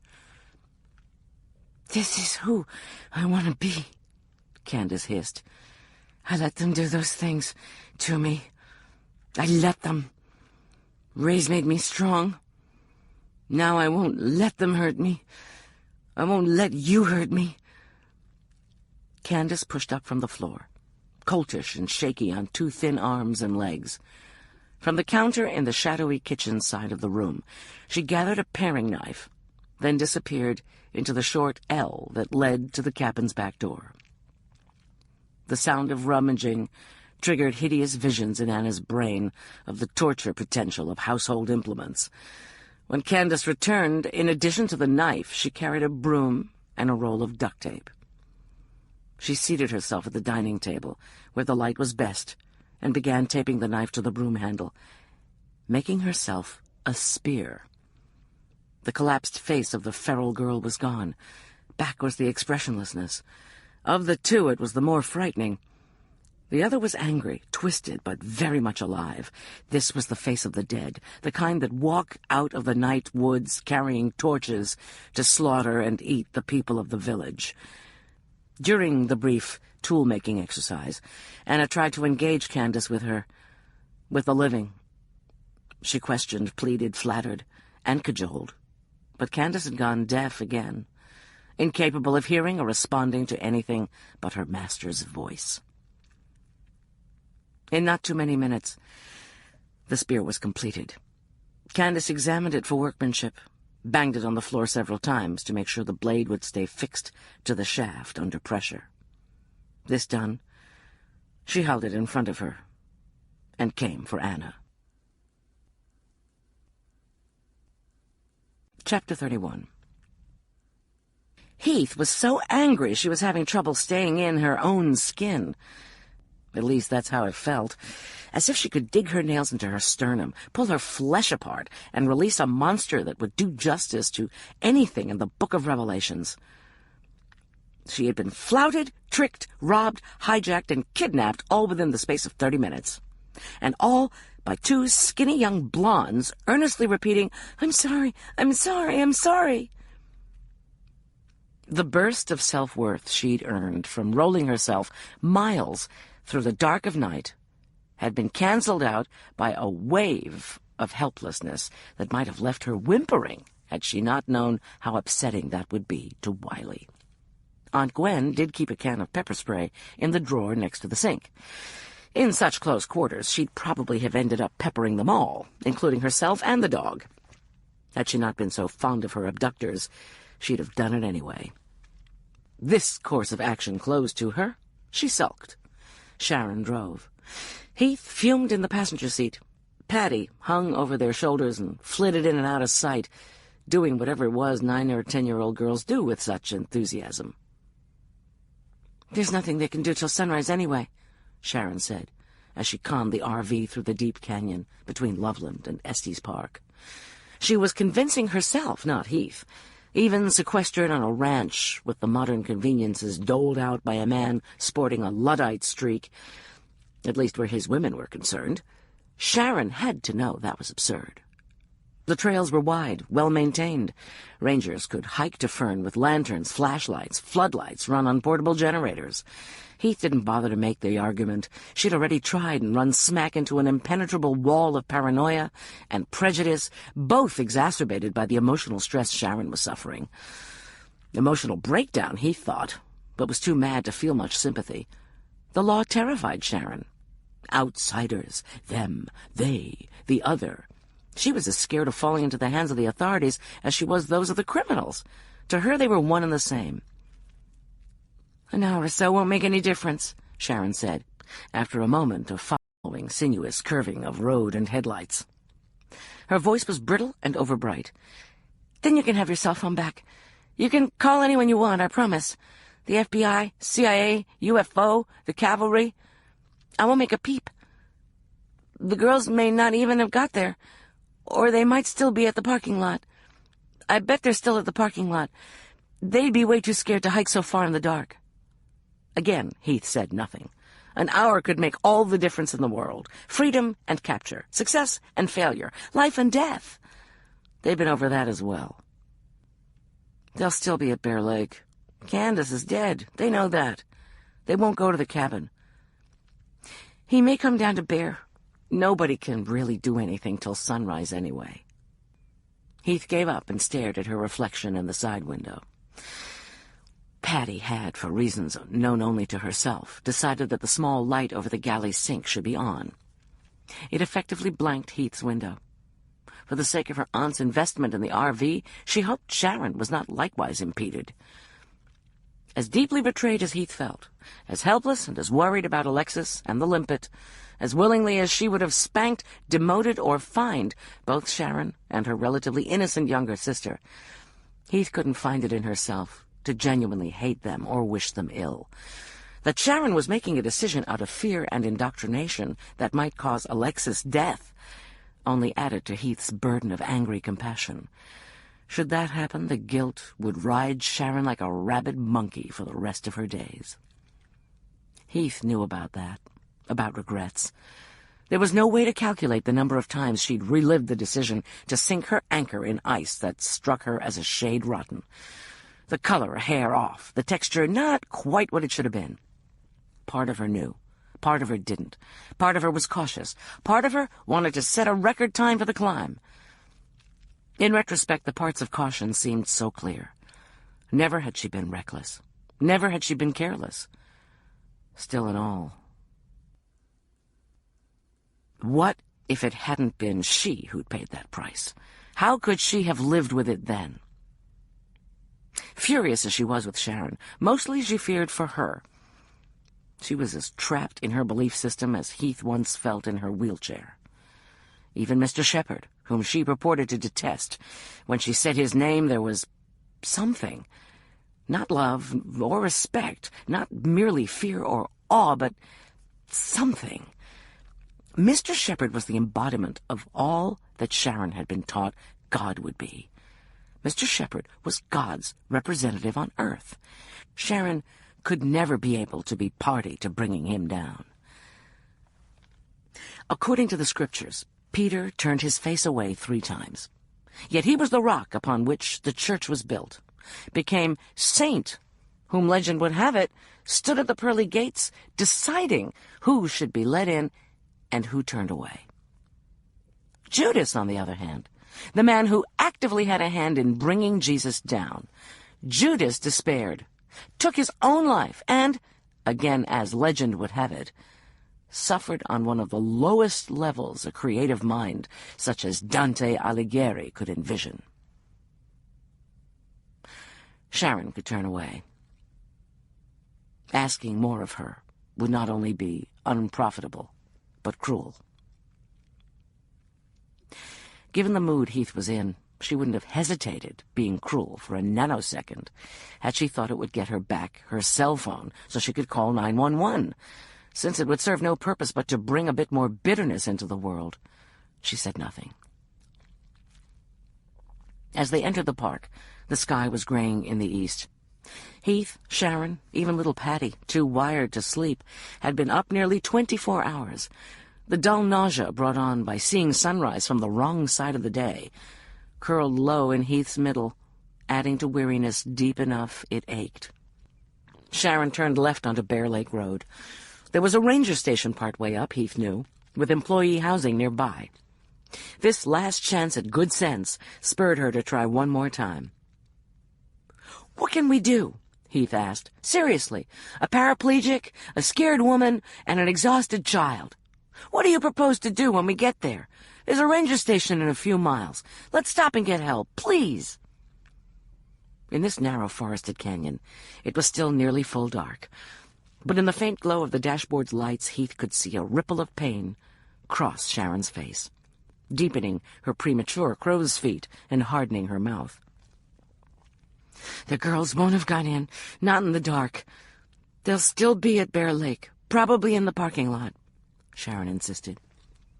The turnoff of the ranger station came and went. Heath waved. They'd be at Bear Lake parking area shortly. Hours the rangers could have used to reach Fern Lake had already been sacrificed to Sharon's learned paranoia. Heath doubted a few more minutes would make any difference.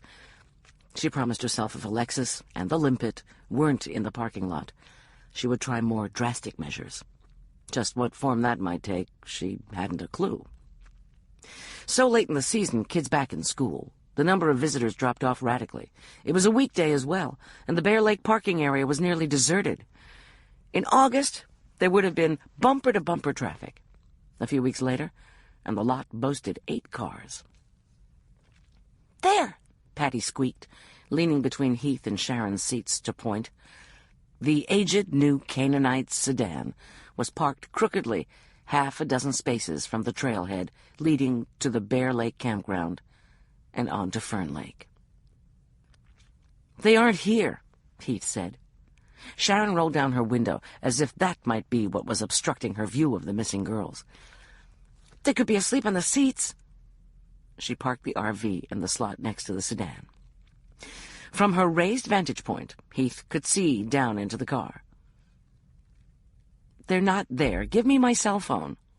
Wait, they're here, Sharon said desperately. Probably in the bathroom. Let me go check. I'll be quick like a bunny.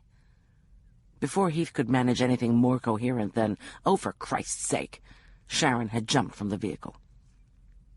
The keys were in the ignition. For half a second Heath eyed them, then heaved her weight up on the arms, still rubbery from her rolling sojourn, to maneuver herself into the other seat. Sharon's head appeared in the driver's side window with the alarming suddenness of a jack-in-the-box. "Patty, keys! Kick until I get back."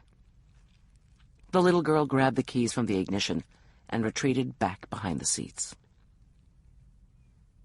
"You might be killing your sister," Heath shouted, too angry to care whether she was motivated by a belief that honesty would change things or just wanton cruelty. The honesty didn't work. The cruelty did. Sharon looked as if she'd been slapped. "I won't be a minute," she whispered, and staggered off, trying to run on feet too long unused. Heath pivoted her seat so she could see Patty. The little girl, looking like a lost member of Bob Cratchit's brood in her mismatched, old-fashioned clothes, sat on the edge of the sofa opposite the tiny kitchen area. "Give me the keys," Heath said, none too gently. "She'll only be a minute, she promised," Patty replied miserably.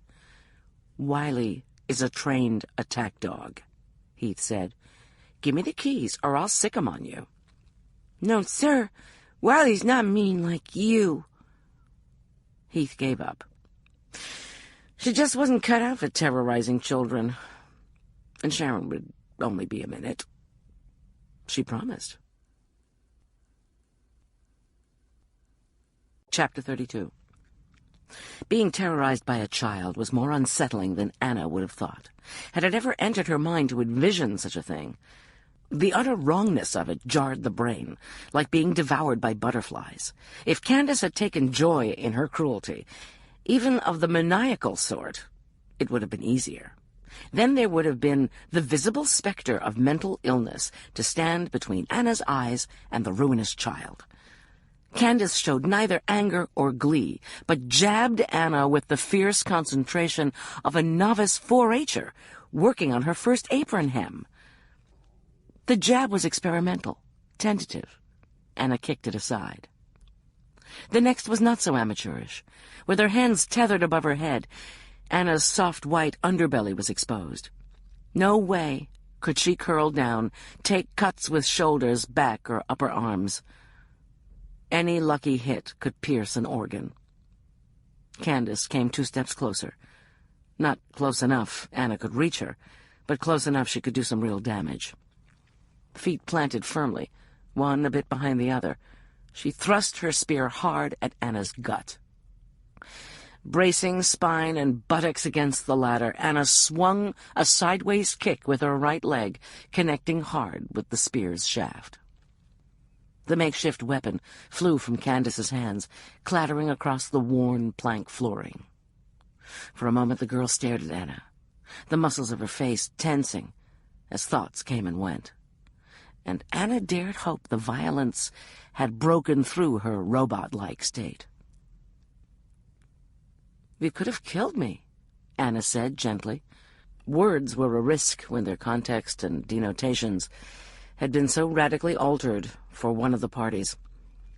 This risk did not pay off. "Right. Could have killed it. Too soon," Candace muttered, a child at her lessons. With no change of expression, the wisp of a girl retrieved the homemade weapon, returned to position, and planted her feet as before. This time, she gripped the spear more tightly. Before she set about her work, Anna had just time enough to wonder how long the 13 mice had lived before succumbing to their final crucifixion on the outhouse wall. Not wanting to kill it too soon, Candace concentrated jagged thrusts at Anna's legs and feet. The paring knife was sharp, but short of a direct stab, couldn't cut through the heavy canvas and leather of Anna's hiking boots, and she focused on catching the knife with the soles and sides of her feet. Twice the narrow blade slipped above the boots. Blood began to flow. Anna was glad for her cordovan-colored socks. She had no desire to know how much damage she was taking. Each kick grew more difficult. Her legs and back were already tired from the push down from Loomis. Fortunately, Candace had taken that same road. On top of that, the girl had been starved and tortured till she had scarcely any strength left. The spear thrusts weakened rapidly as her pencil-thin arms tired. To compensate, she began taking little runs at Anna, spear held fast to her side. These were easier to gauge and so avoid. Once she got close enough, Anna managed to land a bloody boot on her shoulder and knock her down. The macabre scene wore on Anna as much as the sheer physical force required to keep lifting and swinging legs grown heavy and unresponsive as wooden prosthetics. Sweat she could not wipe away blinded her, yet she dared not blink too long, because Child of Satan would be coming at her again. Candace did not sweat, probably too dehydrated and malnourished to spare so much as a drop of water or a pinch of salt, but she gasped for breath. Anna began to lose track of who Candace was torturing, the ranger cuffed to the ladder, or the abused child holding the spear. After a couple minutes, she didn't care. The two of them, like Prometheus and the vultures, seemed locked together in an eternity of misery. So engrossed was Anna in this hellish pas de deux that when the front door banged open, it took her completely by surprise. Alexis and Beth were soaked from head to toe, hair streaming water down their backs and faces. Buddy was wet from the chest down. His duty belt had been slung around his neck to keep it dry. Fern was a fishing lake, too cold for swimming. But the waters were clear. The package with the body would have had to be stored out a ways in deeper water. "Buddy!" she cried, never before so glad to see a corpse-bearing serial killer. In her moment of distraction, Candace rushed in. Pain so deep it encompassed the marrow of her bones and the fillings of her teeth screamed through her. It wasn't a cry. It was the shriek of an enraged and hurting animal. Candace fell back. Buddy and the other two girls dumped the dripping body bag they carried between them. Candace's spear stuck out from Anna's leg, where the tip of the paring knife was embedded in her shin bone. Anna tried resting the shaft on the floor, but it only brought another tide of pain so rapacious it nearly took her consciousness. My, Buddy said. How fast they grow up. Before you know it, they're off killing people of their own. Interesting, isn't it? How there is no baseline of decency, honor, compassion, God, if you like. Sugar and spice grows up with a knife. Anna could barely hear him through the clamor inside her head. His smug, self-satisfied smirk conjured up a rage so intense, for the briefest of moments, it anesthetized her to the knife embedded in her bone. "Let me give you a hand," Buddy said solicitously, enjoying the role of sane, kind man every bit as much as he did that of giggling monster. With him, they were one and the same. He stepped in front of Anna and leaned down to pull the spear from her leg. This was it, the one chance. Slim as it was, she took it. Calling on what reserves she had, Anna wrapped her legs around him and locked her ankles. No time to find the perfect position. She held him around his waist and his left arm in an awkward scissor grip. With a twist of hips and back, she levered him off his feet. Luck, so long conspicuous by her absence, threw Anna a bone. The gun belt flew from his neck and slid into the relative darkness at the kitchen end of the room. Setting her jaw, she squeezed with the strength of someone who has no need to save anything for later. He bellowed with surprise and began hammering at her, She ignored the blows from his free right arm. They were of no significance at the moment. She couldn't hold him more than 15 or 20 seconds. Half a minute at most. "Kill him!" she screamed at the girls. "Do it! Do it! Kill him! Fucking kill him!" Candace stood motionless.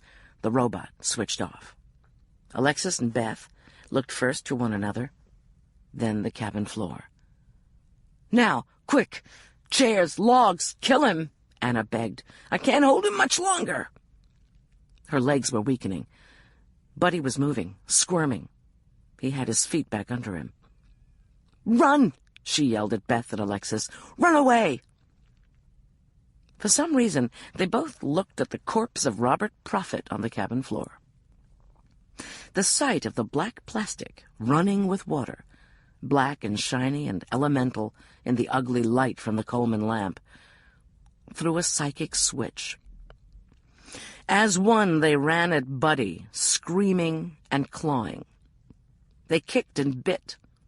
Beth grabbed the fire poker and, two-handed like a baseball player at bat, laid into his back and legs. Several of the blows struck Anna, and he fell from her scissor grip to the floor. Alexis took up a cast-iron frying pan. Again and again she brought it down on his hands, head, arms. Buddy curled up in a ball. The girls were crying, weeping, shrieking, uttering visceral grunts that, before this night, Anna would not have believed could come from the throats of 12- and 13-year-old girls. Then Buddy was still. The pounding didn't stop. "Enough!" she yelled, perhaps a bit later than an upstanding law enforcement officer should have. Beth and Alexis were past hearing. Candace reappeared from the edges of Anna's vision and snatched up the homemade spear that had fallen from her shin in the struggle. Whether Candace intended to dispatch or defend her master, Anna hadn't a clue. "Look out!" she yelled at no one in particular. The paring knife poked Alexis' thigh, then Beth's shoulder. The beating stopped, and the three children, schoolmates, playfellows, confidants, stared at one another over the curled-up body of their tormentor. Blood seeped from Beth's and Alexis' wounds. Candace was spattered with Anna's blood, and that which she'd shed in the long fall from Loomis Lake to Fern Lake Cabin. Anna saw not children, but Maenads, the women from Greek mythology, said to go mad on the day they worshipped the god Dionysus. They'd run wild in the woods. Any man they caught was torn to pieces, the gobbets of flesh used to festoon their dresses and hair. The myth of the intoxication of revenge and violence must have had its roots in the same bottomless well of hatred Anna had witnessed. "Candy?" Beth whispered. The first human sound in what seemed a very long time. The ersatz spear fell to the floor. Candace ran for the cabin's back door, then was gone into the thinning darkness at the ass end of the night. Chapter 33. Frying pan held it ready, hatred narrowing her wide blue eyes. Alexis stood guard over the unconscious Buddy, while Beth fished his spare handcuff key from his shirt pocket and freed Anna from the ladder. The temptation to fall in a heap was sufficiently powerful in both body and mind that for several long breaths before she dared move, Anna had to hang on to one of the rungs she had come to loathe. The bits of her that weren't numb hurt. Both categories suffered exhaustion. She believed her lifetime supply of adrenaline to have been used up till Buddy groaned. Before he could move an eyelash, she was upon him, rolling him to his stomach, one knee in the small of his back, one on the nape of his neck. Using the cuffs she'd worn most of the night, she secured his hands behind his back. In haste and fear, she ratcheted them down too tightly. The steel cut into the flesh of his wrists. They'd cause him a good deal of pain. She didn't care. It was because she didn't, because she would have enjoyed his pain, that she loosened them. Evil wasn't the thought. It was the deed. She chose not to identify with his acts, chose not to let the girls see her doing so. The first order of business was to get help. The base radio was of no use, rising with difficulty from the prone person of Buddy Ray Stephen. She backed into the darker kitchen area to retrieve his weapon and portable radio. The floor was bare. In a small space with nothing to slide under or behind, the fact, unpleasant as it was, couldn't be denied. Candace had taken them. She was a frightened child, a brainwashed serial killer in training, and she had a 9mm semi-automatic handgun, 3 magazines of ammunition, and a radio. "We can't stay here," Anna said. "We're hiking out." Alexis and Beth had hiked in from Bear Lake. They'd been half-drowned, terrorized, beaten and kicked, but they said not a word of protest. They wanted out of the cabin and away from Fern Lake as much as Anna did. More. Anna doused Buddy with water. He came to with a theatrical sputtering that led Anna to believe he'd been conscious for a while, playing possum, lying in wait for an opportunity. She wasn't going to give him one. In an act that, though not strictly by the book, was eminently sensible, she chose to hobble him. As she searched for a light, strong cotton rope in the tool room, Beth watched her. Through the doorway, Anna kept an eye on Alexis and Buddy. Alexis straddled a chair behind and out of reach of their prone captive. She held Anna's service weapon trained at his head. The pistol wasn't all bluff. A single round remained in the chamber when Buddy took the magazine. Buddy, chin on the floor, neck at an uncomfortable angle, stared at Anna. He'd said nothing since reviving, said nothing and missed nothing. Beth folded back the clean canvas tarp Buddy had kept over the spotless, dustless floor. A square of flooring, about 18 inches on a side, had been rough cut from the planks with a chainsaw. A long hinge, the kind used on big cabinet doors, ran along one side. Opposite that was a heavy deadbolt. Strips of rubber were nailed onto the door, overlapping the cuts. Why Buddy had needed to seal cracks so narrow nothing larger than a cockroach could escape through them, Anna couldn't guess. Beth squatted, staring at the crude trapdoor. "This was the sky." "Don't open it!"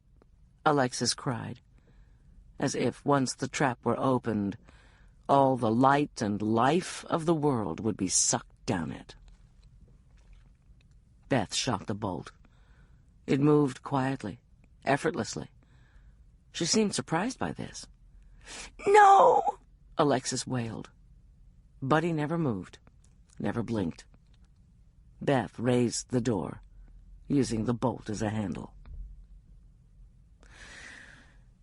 The smell of a cesspit poured upward, that uniquely foul odor of human degradation masquerading as human waste.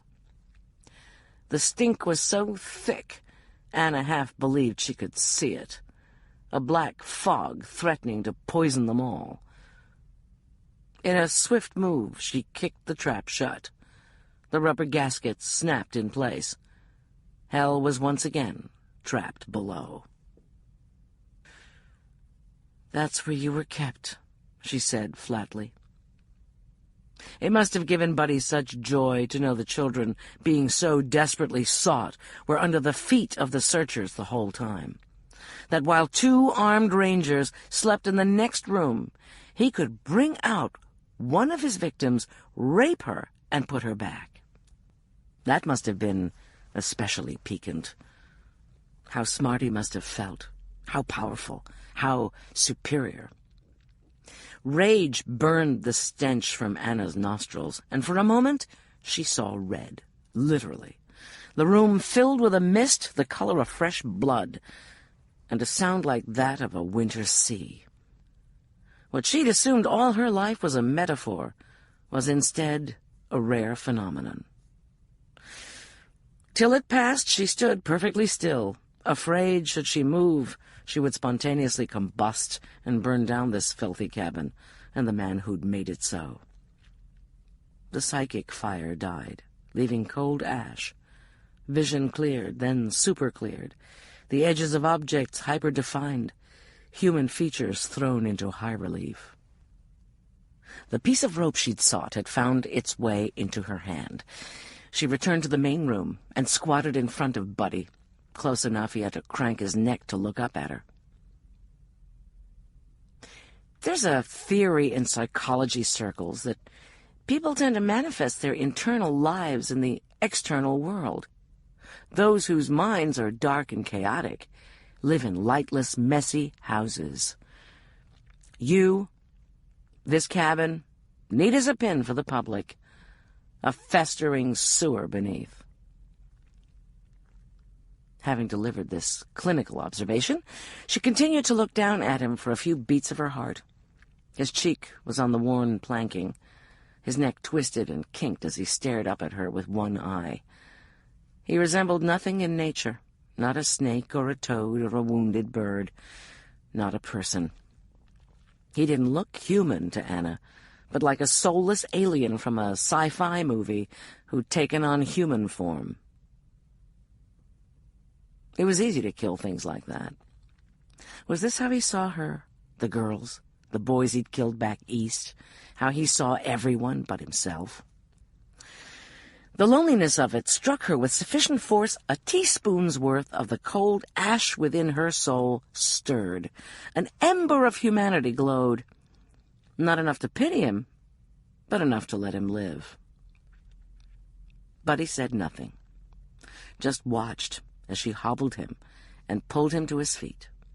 In the pre-dawn chill, the four of them began the long walk out. Anna sent Buddy first, hands cuffed behind his back, steps limited by the 18-inch hobble rope, the tail of which she carried that she might trip him should he run. Unorthodox, possibly against park regulations, but with 3 adolescents all traumatized, one armed and missing, she chose to err on the side of caution. Alexis and Beth followed her with instructions to stay close, instructions they obeyed with such zeal they trod on her heels more than once. She didn't complain. In arranging their order of egress from the back country, Anna had felt she was back in the 4th grade, with the story problem of how to get the fox, the goose, and the bag of corn across the river in a boat that could only carry one of them at a time, without somebody eating somebody or something.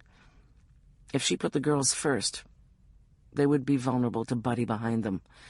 She didn't want them between her and the prisoner, yet if they trailed, they would be vulnerable to Candace should she be stalking them. Close on her heels was the best of the bad choices. Anna kept the pace slow, both for the girls and to minimize the number of times the prisoner tripped and fell. But she didn't make any rest stops. The girls needed to get out. Buddy needed to be put behind bars. Rita's body needed to be recovered before the scavengers did too much damage. Rangers needed to be sent in to find Candace, a task Anna dreaded. She'd already shot the child once. She was craven enough to hope her generally beat-up condition would get her excluded from the search. They met no one on the trail, which was a blessing. By the time they reached the final descent to Bear Lake, the sun was rising over the hills to the east. Another blessing. The end of the journey and the coming of the light gave new energy. Anna heard Alexis and Beth talking quietly behind her. Even Buddy, though he'd yet to say a single word, seemed to be standing a little straighter, tripping less often. Maybe monsters did want to get caught, Anna thought wearily. Maybe he's feeling the same relief at the end of it as the rest of us. Not so. "Ah," he said, and stopped. Anna's mind, already in the parking lot stuffing him into the cage of her patrol car, took half a second to register what was happening. Because she'd been expecting it for 2 hours, when a childish voice addressed them from behind her left shoulder, she wasn't the least bit surprised.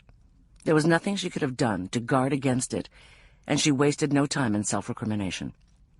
She'd gambled Candace hadn't the strength or speed to make it down the Bear Lake Trail ahead of them. She'd gambled the girl hadn't the mental clarity or emotional stability to stage an effective ambush. Both had been good bets. On both counts, she'd lost. "I'm going to shoot everybody," Candace said. "We can't go out. I'm going to shoot you all now." Her voice was toneless and tight. "Not right now," Anna said gently. "You can shoot everybody in a minute, okay? No hurry. We're not going anywhere." Candace would be standing behind the information sign where the trail forked, Anna guessed. Ideal cover. The sign was 8 feet high, and at least that long, built like the fake walls police and rangers sometimes used in training. "Can I turn around?" she asked politely. "I guess." "No." This was Buddy. He turned slowly, smiling. "No," Candace echoed. "You don't want to shoot everybody," Buddy said past Anna's shoulder. "You want to shoot who I tell you to shoot. You shoot everybody, then you're alone. They lock you up. You've been locked up. Do you want to have to do it again?" Candace didn't answer. It wasn't a question. It was a threat. Though she had the gun and the cover, and he was cuffed and hobbled, Buddy was still the figure of absolute authority, omniscient, omnipotent. He shifted his gaze to meet Anna's.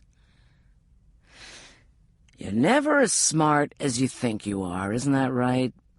How that must have blighted your life." The smile flickered, but didn't go out.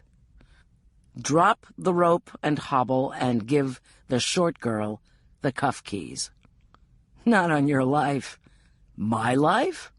My life? How about their lives?" "Shoot the tall one," he ordered. Without hesitation, Candace pulled the trigger. Spinning, Anna fell to her knees and pulled her weapon, training it on the northern edge of the wooden sign. Candace wasn't visible. Freedom, escape, safety, so close. Beth and Alexis had fallen several yards behind. When the gun went off, they'd not had the sense to drop for cover if the bullet had missed them, or fall down if they'd been shot. Leaning together for support, they hid their eyes on one another's shoulders. Another report gutted the stillness of morning. This shot was wild, but not by much. Anna saw bark splinter from a pine 4 feet from where Alexis' pancreas was located. Anna could have shot back. Her bullet would easily penetrate the wood of the sign and anyone standing behind it. But she wasn't sure where Candace stood, or if she were standing. "All right," she yelled. "All right, stop her." "Stop." Buddy nearly whispered into the bleeding silence, enjoying his power, showing off. "Now you drop the rope." Anna let go of the line connected to his hobble. "Give a girl the cuff key and the gun." "Why? You took the magazine. I can't use it to bluff you."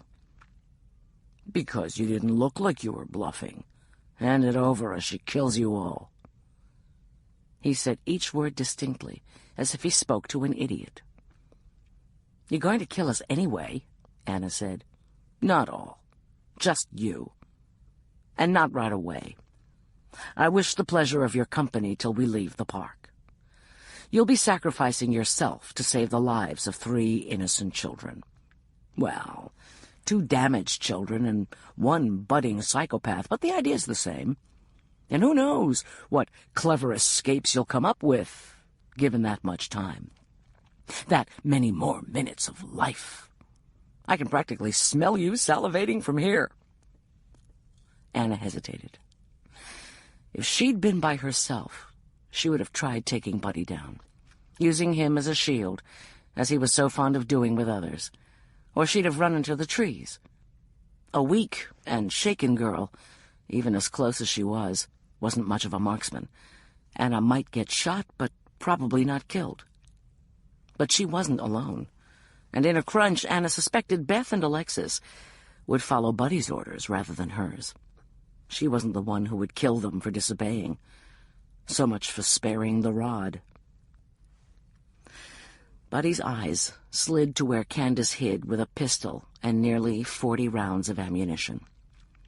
He'd give the order. He had nothing to win by bluffing, and time was running out. He would be as aware as she that 2 gunshots this close to a campground in a national park would not go unremarked. Now that most tents housed 2 or 3 cell phones, the shots would be reported the moment a signal could be found. "Fine," Anna said, and unsnapped the keeper on her holster. "No, the short girl will get it, and the key." For a moment, Anna empathized with the docility of the girls. For a moment it seemed right, wise even. This man, this creature, could not be beaten. The fates themselves had decreed his darkness unstoppable. That he be placed on earth to try men's souls, to force one to make increasingly hideous and futile choices, till the only choice left was death. Beth took Anna's gun, fished the tiny handcuff key from her pocket, and walked them to Buddy. As she reached him, Candace stepped from behind the sign. She had moved from one side to the other. Before, she'd been behind Anna. Now she was in front of her, at Buddy's elbow. He ordered Beth to give Candace Anna's gun. For a moment, Anna dared hope the frail girl wouldn't have the strength to hold them both, but she found it somehow. While Beth unlocked Buddy's handcuffs, Candace held the barrel to the temple of the girl she'd grown up playing dolls with, held it just as Buddy had held it to her temple at Loomis Lake. Anna grieved for the seconds while Candace was moving from one end of the sign to the other. Moments Anna could have put her one bullet to good use. But the girl's sneakers made no sound on the asphalt. Anna had never known she'd moved till she reappeared by Buddy. Every cloud, Anna thought, as she realized that she was now between Alexis and both pistols. There was one choice for life left. "Alexis," she said softly, "run into the trees. Now." Anna didn't choose to call attention to herself by turning, and she didn't hear any movement. "Run or die," she hissed. Alexis ran. Cuffs still dangling from one wrist, Buddy snatched a pistol from Candace, grabbed a handful of Beth's hair, and jerked her to her knees, the barrel rammed into the soft cheek. His masks were disintegrating. It was becoming possible to read his face as desperation ate away layer upon layer of deception. Anna watched his narrowing options flicker through his mind, as his eyes flickered from Beth to Anna to the woods where Alexis had disappeared. Time was short. Campers would soon be wandering to the trailhead or returning to their cars. More shots fired would raise the level of alarm, hasten the process. He dropped the idea of trying to coerce Alexis out of hiding. "Car keys," he snarled at Anna. "Top of the left front tire." "Get the car," he ordered Candace. "The patrol car." There weren't many visitors, and Anna's NPS patrol vehicle was easy enough to spot. Candace, the gun with its single-chambered round dangling at her side like a forgotten toy, moved toward the car with a robot's measured pace. "Walk ahead," Buddy told Anna. To convince her to do as she was told, he jammed the barrel of his 9mm into Beth's cheek so hard Anna heard the crepitus of broken teeth through the soft tissue. The girl made no sound. Her 4 weeks of training was coming back to her. 8 or 10 steps into the parking lot, Anna was told to stop. The sound of the car starting let them know Candace had found the keys. The Crown Vic backed up awkwardly, then described an uncertain path across the tarmac. To lurch to a standstill, behind an oversized recreation vehicle and a VW Bug 20 or 30 feet away. "Stay," Buddy ordered Anna. Careful to keep Beth between himself and her, he went toward the car, turning so he would not lose sight of Anna. Beth's head was held at the level of his waist, the gun hard in her cheek. Hair hid her face. Blood and saliva trailed down in shining lines on the black pavement. Candace had left the Crown Vic, walking around the rear of the car back toward her master. Soon Beth would be in the car's cage, Candace or Anna with her. Buddy would drive them out of the park. Then he would kill them. The only reason they'd survived these last minutes was his reluctance to make more noise than he had to, leave telltale corpses that would inspire 911 calls to the Rangers, who would send out an all-points bulletin for an NPS vehicle. Anna wasn't getting in that car. If she had to be a corpse, she intended to be an inconvenient corpse. Buddy and his captive drew level with her. Keeping his eyes battened on hers, he began crabbing back toward the Crown Vic. When he was 5 or 6 feet past her, Anna raised her hands over her head, gently waggling her fingers. "If I might make a suggestion," she said, taking a firm step forward. "Don't," Buddy retorted, and jumped back quickly to maintain the distance between them. It was what Anna had been hoping for. When she'd come forward, she'd stepped on the tether, trailing from the rope, hobbling his ankles. Sudden stoppage unbalanced him, and he fell. Startled, his grip loosened on Beth's hair. Bent double, blinded, she half fell, half walked on. "Run, Beth!" Anna yelled as she snatched up the rope. Buddy was taking aim. At point-blank range, he could scarcely miss. Anna jerked the rope hard, and he fell onto his back, the gun still in his hands. "Go home, Candace! Go home!" he screamed as he rolled over, fighting for position. The command took Anna off guard, and she glanced quickly to where the ruined child stood behind the Crown Vic, with no more emotion than she had shown when torturing Anna. Candace was calmly putting the barrel of the Sig Sauer with its single bullet into her mouth. Chapter 34. Till a noise, a car backfiring, or the hard slamming of a door woke her, Heath hadn't known she'd been sleeping. Forehead against the window, she'd drifted seamlessly from consciousness to unconsciousness. Judging by the quality of the light, she'd not been out long. 15 minutes, maybe. Sharon was not yet back. Not finding the girls in the bathrooms, she must have gone up the trail a little ways to the campsites. Wasting time, Heath turned as far as she could in the RV's passenger seat. Patty, too, had succumbed to Morpheus' charms. Curled up on her side like a kitten, she slept on the padded bench in the breakfast nook. The ignition keys Sharon had entrusted to her for safekeeping had dropped from her fingers to the carpet beneath the table. "Wiley," Heath whispered. The rangy dog stretched, front paws out, hindquarters high, in what could have been mistaken for obsequious homage, if one did not know Wiley, then ambled over to put his chin on his mistress's knee. Heath scratched behind his ears, because she loved the way he loved it, then gave him his first command of the day. "Get keys," she said, and pointed to where Patty had dropped them. He looked at her as if he'd hoped for something a bit more challenging, then fetched the keys, holding them delicately with his front teeth. "Good boy." Heath dropped them into a cup holder in the central console, one of approximately 200 cup holders standard with this model, then pushed up to maneuver her nether half from the passenger side to the driver's side. Her elbows buckled and she fell back into her seat, surprising a comic book oof out of her. She'd forgotten her marathon roll the previous night. Muscles in arms, shoulders, and upper back had been worked to exhaustion. They didn't ache much. She could look forward to that in 18 hours or so, but they'd effectively been turned to jelly.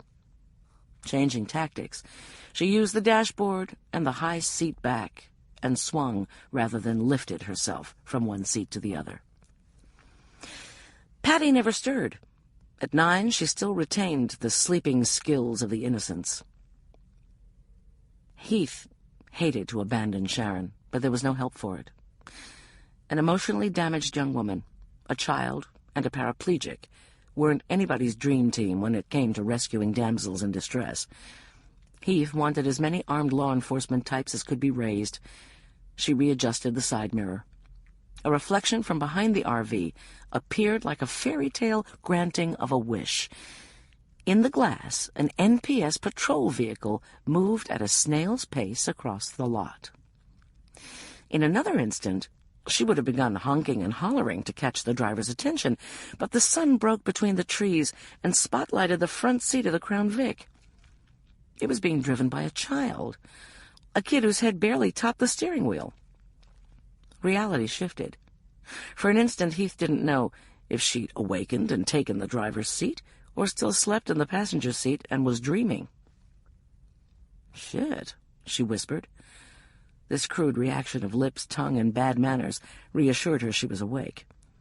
More to the point, she was now alert. Adrenaline had cleared the tunnel vision of ignition keys and fanny transfers. Turning the mirror, she saw 3 people: Anna Pigeon, the limpet, and another park ranger. Anna Pigeon looked like she'd been through the ringer. Alexis was nowhere to be seen, nor was Sharon. The limpet was safe in the male ranger's embrace, but bent nearly double as if she suffered from a stomach ailment. Stance, spacing, expressions. Something was terribly wrong. The male ranger backed away from Anna Pigeon, and Heath saw the gun he held to the limpet's head and his fist in her hair. The dark-haired child climbed from behind the wheel of the Crown Vic and walked around the rear of the car. She, too, carried a gun. In her hand it looked oversized, macho, like Clint Eastwood's weapon in a Dirty Harry movie. The girl didn't point it at anyone, but held it cradled in her arms as if it were a baby. Anna Pigeon was standing stock still. Arms, legs, face, uniform were filthy, caked with mud, muck, and dirt. Her hands hung limply at her sides. She was the only one who appeared unarmed. As Heath watched, the ranger, holding Beth, sidled past Anna. Anna raised her hands in surrender, said something, then stepped forward. With a rapidity that was hard to follow, the scene began to unravel. The male ranger sat down abruptly on the pavement. Pigeon snatched something off the ground and began jerking and shouting like a lunatic. Beth broke free and began to run. The ranger, who'd fallen to the asphalt, was struggling to sit up, to take aim. Each time, Pigeon jerked him like a fish on a line. 3 bullets were fired. Heath heard glass breaking, but had no idea what had been hit. Suddenly, Anna Pigeon screamed, "No! No!" Heath looked to where the dark-haired girl stood, watched her put the barrel of a gun into her mouth. Then Pigeon was running toward the suicidal child. As her boots left the ground in a flying tackle, Heath saw the ranger on the ground roll over, plant his elbows on the tarmac, and take aim at Anna Pigeon or the fleeing form of Beth. "Goddamn motherfucking son of a bitch!" she let out on one long breath. The intensity of her anger could find no adequate words to express itself. Fury boiled up from within her with the terrifying and unstoppable force of magma erupting from the center of the earth. She turned the ignition key, dropped the RV into reverse, and squeezed the gas lever to the steering wheel. Chapter 35. There was no time. Candace was beyond the reach of anything but force. She was going home, taking the one ticket out of Hades that Buddy had allowed her to keep, to believe in. In her usually expressionless face was the first thread of what might have been joy Anna had ever seen there. "No, no!" she screamed, more in hopes of distracting Candace than convincing her, and threw herself at the underweight girl in a flying tackle. As she smashed into Candace, a gunshot rang out. The two of them struck the ground with such force Anna's brain was knocked loose in her skull. One of them cried out. A good sign. Somebody was still alive. Anna was base enough to be glad it was her. Candace was in her arms. The gun fired again. An engine roared to life. Anna looked up to see a wall of metal and rubber descending fast. A thump, and the immense vehicle jarred to a stop. Beneath the double wheel, on the right side, was Buddy. The RV had not run completely over him, and the wheels pinned him to the ground. Amazingly, terrifyingly, he was still alive. Slowly he turned his head and looked at Anna. His eyes, sclera, iris, everything but the pupil, were red. Blood forced into them. Blood leaked from his nose and mouth, from his ears. The zigzauer was still in his right hand. Bit by bit he began forcing it around toward Anna and the girl she held. Candace wriggled, and Anna saw she was dragging the pistol with its single bullet from beneath them. Whether she meant to kill herself, Anna, or Buddy, Anna didn't choose to find out. "Here, honey, let me," she said. She took the semi-automatic from Candace's nerveless fingers, stretched her arm along the pavement, and squeezed the trigger, sending a bit of lead into Buddy Ray Stevens' brain. A neat, small hole appeared between and just above his brows, the place the third and all-seeing eye was said to dwell. Then the strangest thing happened. Anna had seen people die before. Not a lot, but more than most women her age. More than she would have chosen to. She'd seen them die in peace, by violence, and a time or two at her own hand. Cats, dogs, and once a wild deer had died in her arms. She had seen life go out of the eyes, the quick become the dead, the windows of the soul close. Nothing happened in Buddy's eyes. Nothing. They looked precisely the same dead as they had alive. It unnerved her so completely. Had she had the ammunition, she would have shot him a few more times. To be sure, to make him blink, to be safe, to end him. With a physical jerk of her head, she broke the gaze his eyes had trapped her into and looked to Candace. She had to be miserably uncomfortable. One arm was trapped beneath her chest. Her cheek was mashed into the asphalt. Anna lay across her back. But she didn't squirm or complain. She, too, was staring at the blood red and black of Buddy's eye. The fragile thread of joy that had softened her face as she put the gun barrel in her mouth was gone, replaced by what looked like envy. Candace stared at the bloody, broken corpse of her captor, her torturer, her rapist, and felt envy. Buddy had gotten to go home. The world was full of high places, sharp objects, fast cars. Candace was going to be exceedingly difficult to keep alive. Buddy hadn't ended. Buddy was still going to kill her. "Beth! Beth!" It was Heath Jarrod shouting. Anna was pulled back from that place where death was the greatest good. She pushed to her feet. "Don't look at him," she ordered. But Candace could not look away. Anna grabbed her upper arm in the same hard pincer grip her maternal grandmother had used to propel her and Molly from place to place, the kind of grip that left no bruise but poked painfully into the hollow between muscle and bone. "Let's go. Up." Candace peeled herself from the asphalt, her eyes on Buddy's, till elevation caused the rear bumper to block him from sight. When the last of him, the final staring ruby eye, slipped beneath the hulk of RV, Candace was freed from the trance. Her head wobbled like that of a foolish dashboard doll, and she turned, finally, to look at Anna. She'd been freed of the trance, not of the spell. No gratitude and little recognition were reflected in her face, only a sense of waiting. "So wait here," Anna said, answering her own thoughts. Taking a deep breath, as if for a 40-foot free dive, she squatted down. For the briefest of moments, she didn't look under the vehicle. She was afraid Buddy would be gone. Or not gone, afraid he'd reach out like a nightmare beast beneath the bed and drag her under by her ankles. "Damn you," she whispered, and lunged beneath the chassis, snatched the loaded Zig Zauer from where it had fallen from his hand, and backed out quickly. Buddy was the only dead person she'd ever met that Anna didn't trust. Candace waited. All this had taken less than half a minute.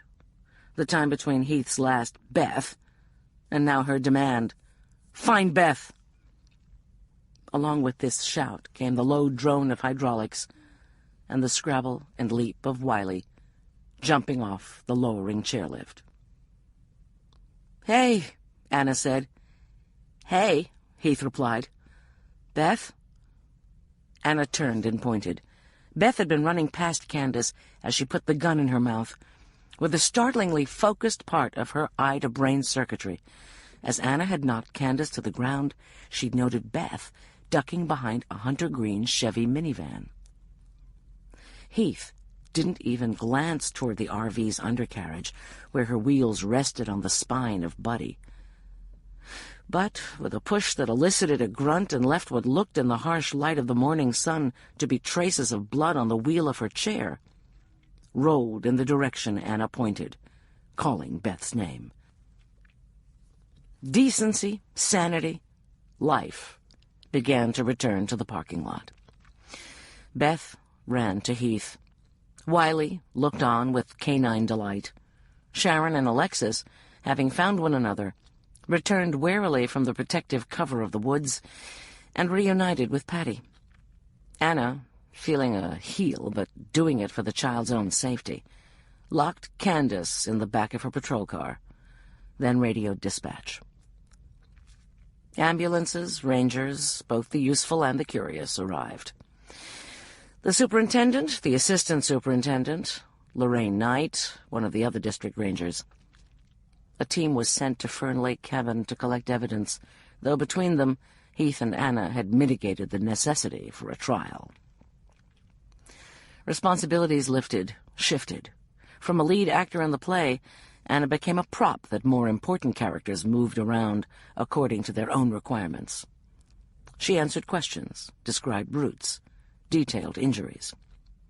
As the only truck with toilet, refrigerator, beds, and running water, the RV became the de facto convalescent hospital and interview room.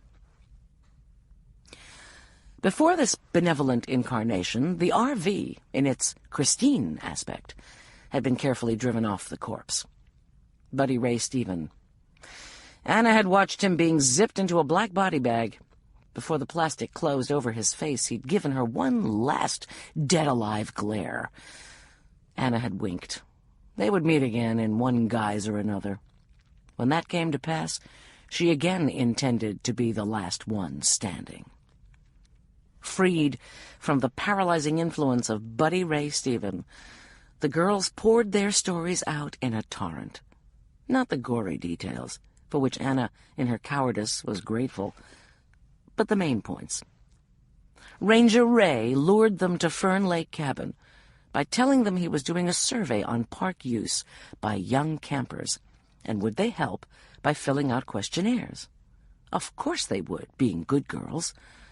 On the pretense of giving each private space, he put one in each room. Starting with Alexis, he bound and gagged them with duct tape. For the first week or more, he kept them in a hole formed by piled boulders, a quarter-mile from the group campsite on the far side of the lake. When he moved them to or from this prison, they were blindfolded. He led them up and down hills, in circles, then told them they were miles into the wilderness. No one would hear them shout or whimper or cry. No one but him. He said he'd sneak back at different times and listen. If he heard a peep, it would be a very bad thing. Buddy had been as good as his word. They remained bound and gagged, except when they ate, or he was with them. The entrance to their hole he kept sealed with what sounded to Anna to be a 3/4-inch piece of plywood, cut into a couple of feet on a side and wedged in place by the trunk of a downed pine, cut to length for the purpose. He told them if any one of them tried to escape, he'd kill the others, and their deaths would be the fault of she who disobeyed. He told them the police would arrest the survivor for murder. The cops would believe whatever he said. He was a ranger. Then, he told them, he would murder their families. After a while, he said he'd made them a new home, and he moved them, again blindfolded, to beneath Fern Lake Cabin. During the height of the search, the 3 of them had been moved back to their Boulder prison. The last time, for reasons of his own, Buddy had moved only Beth and Alexis, keeping Candace with him at the cabin. It had rained hard that night, and the wind had blown in fierce gusts. The log wedge shifted, and the plywood fell away. Alexis said it was an hour or 2 before they had the courage to crawl out.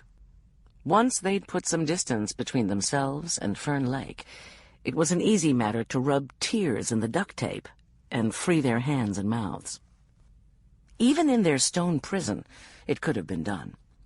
But the knowledge that Buddy could return at any moment, that no one would hear if they yelled, that the door was sealed and there was no other way out, that any damage to the tape would bring swift and brutal retribution, kept them from the attempt. The hike out took that night and all the next day. Afraid Buddy would find them on the trails, they walked cross-country, shoeless, in their underwear. A lot of the time they were lost. Near the end they reached Bear Lake Road. Fearful Buddy would look for them on a road, they crossed it and hid in the woods, following the creek till Wiley found them above the handy-camp. There'd been plenty of time for the 2 of them to plan the survival strategy. They'd disobeyed. Candace was dead. They'd killed her. Nothing would be gained by telling what had happened to them. No one would believe them.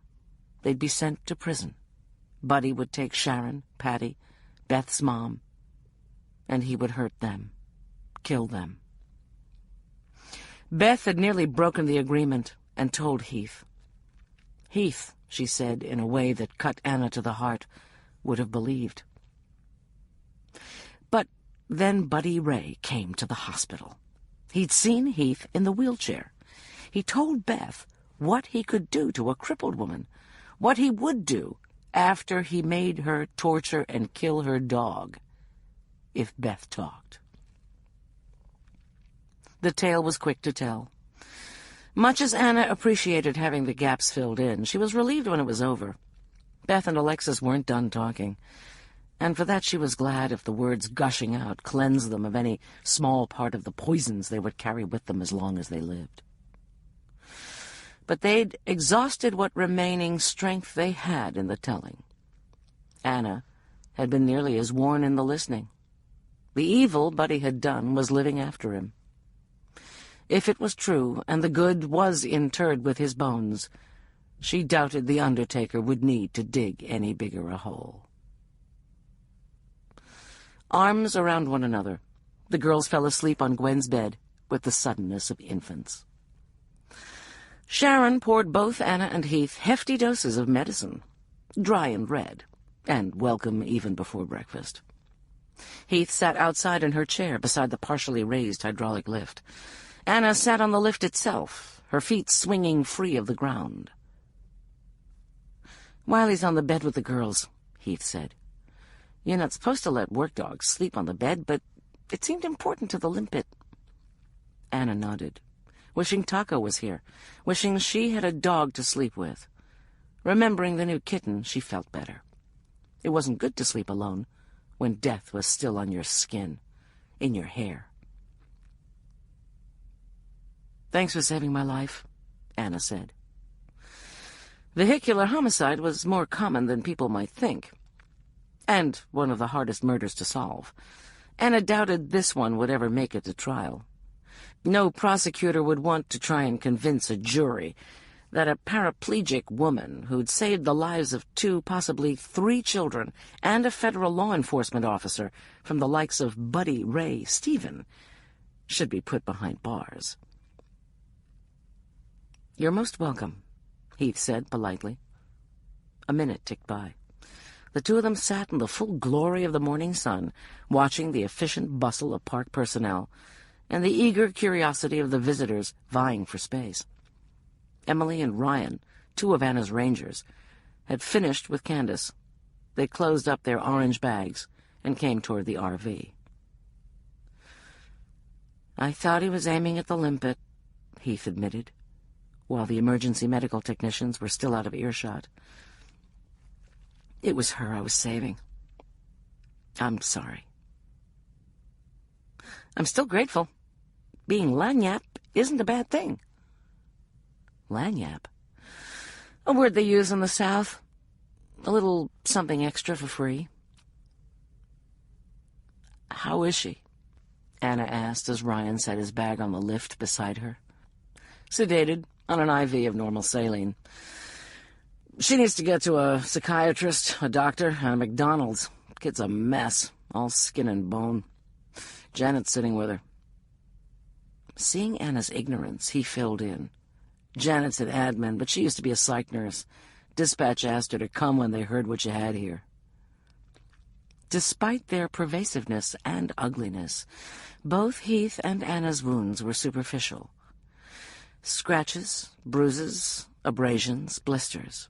The gouges from the wire Candace had stabbed her with, and the cuts from the paring knife were the worst Anna had suffered. 4 of them were deep enough. Cleaning them was a seriously unpleasant experience, but all were closable with butterfly bandages, though Emily warned they'd leave scars if Anna didn't get them sutured in the next few hours.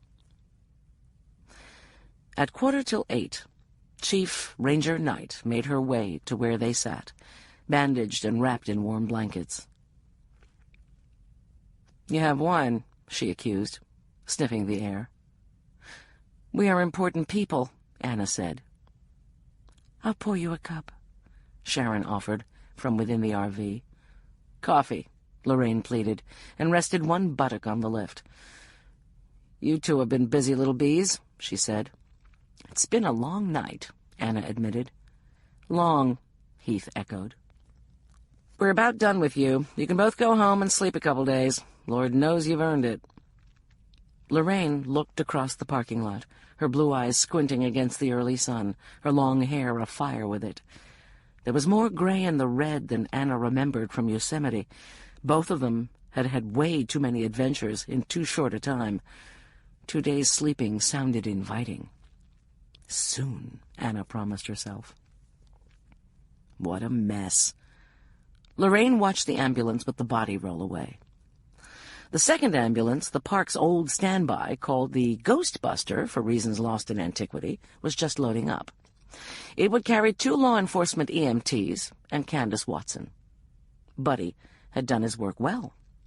The child had been made a danger to herself and others.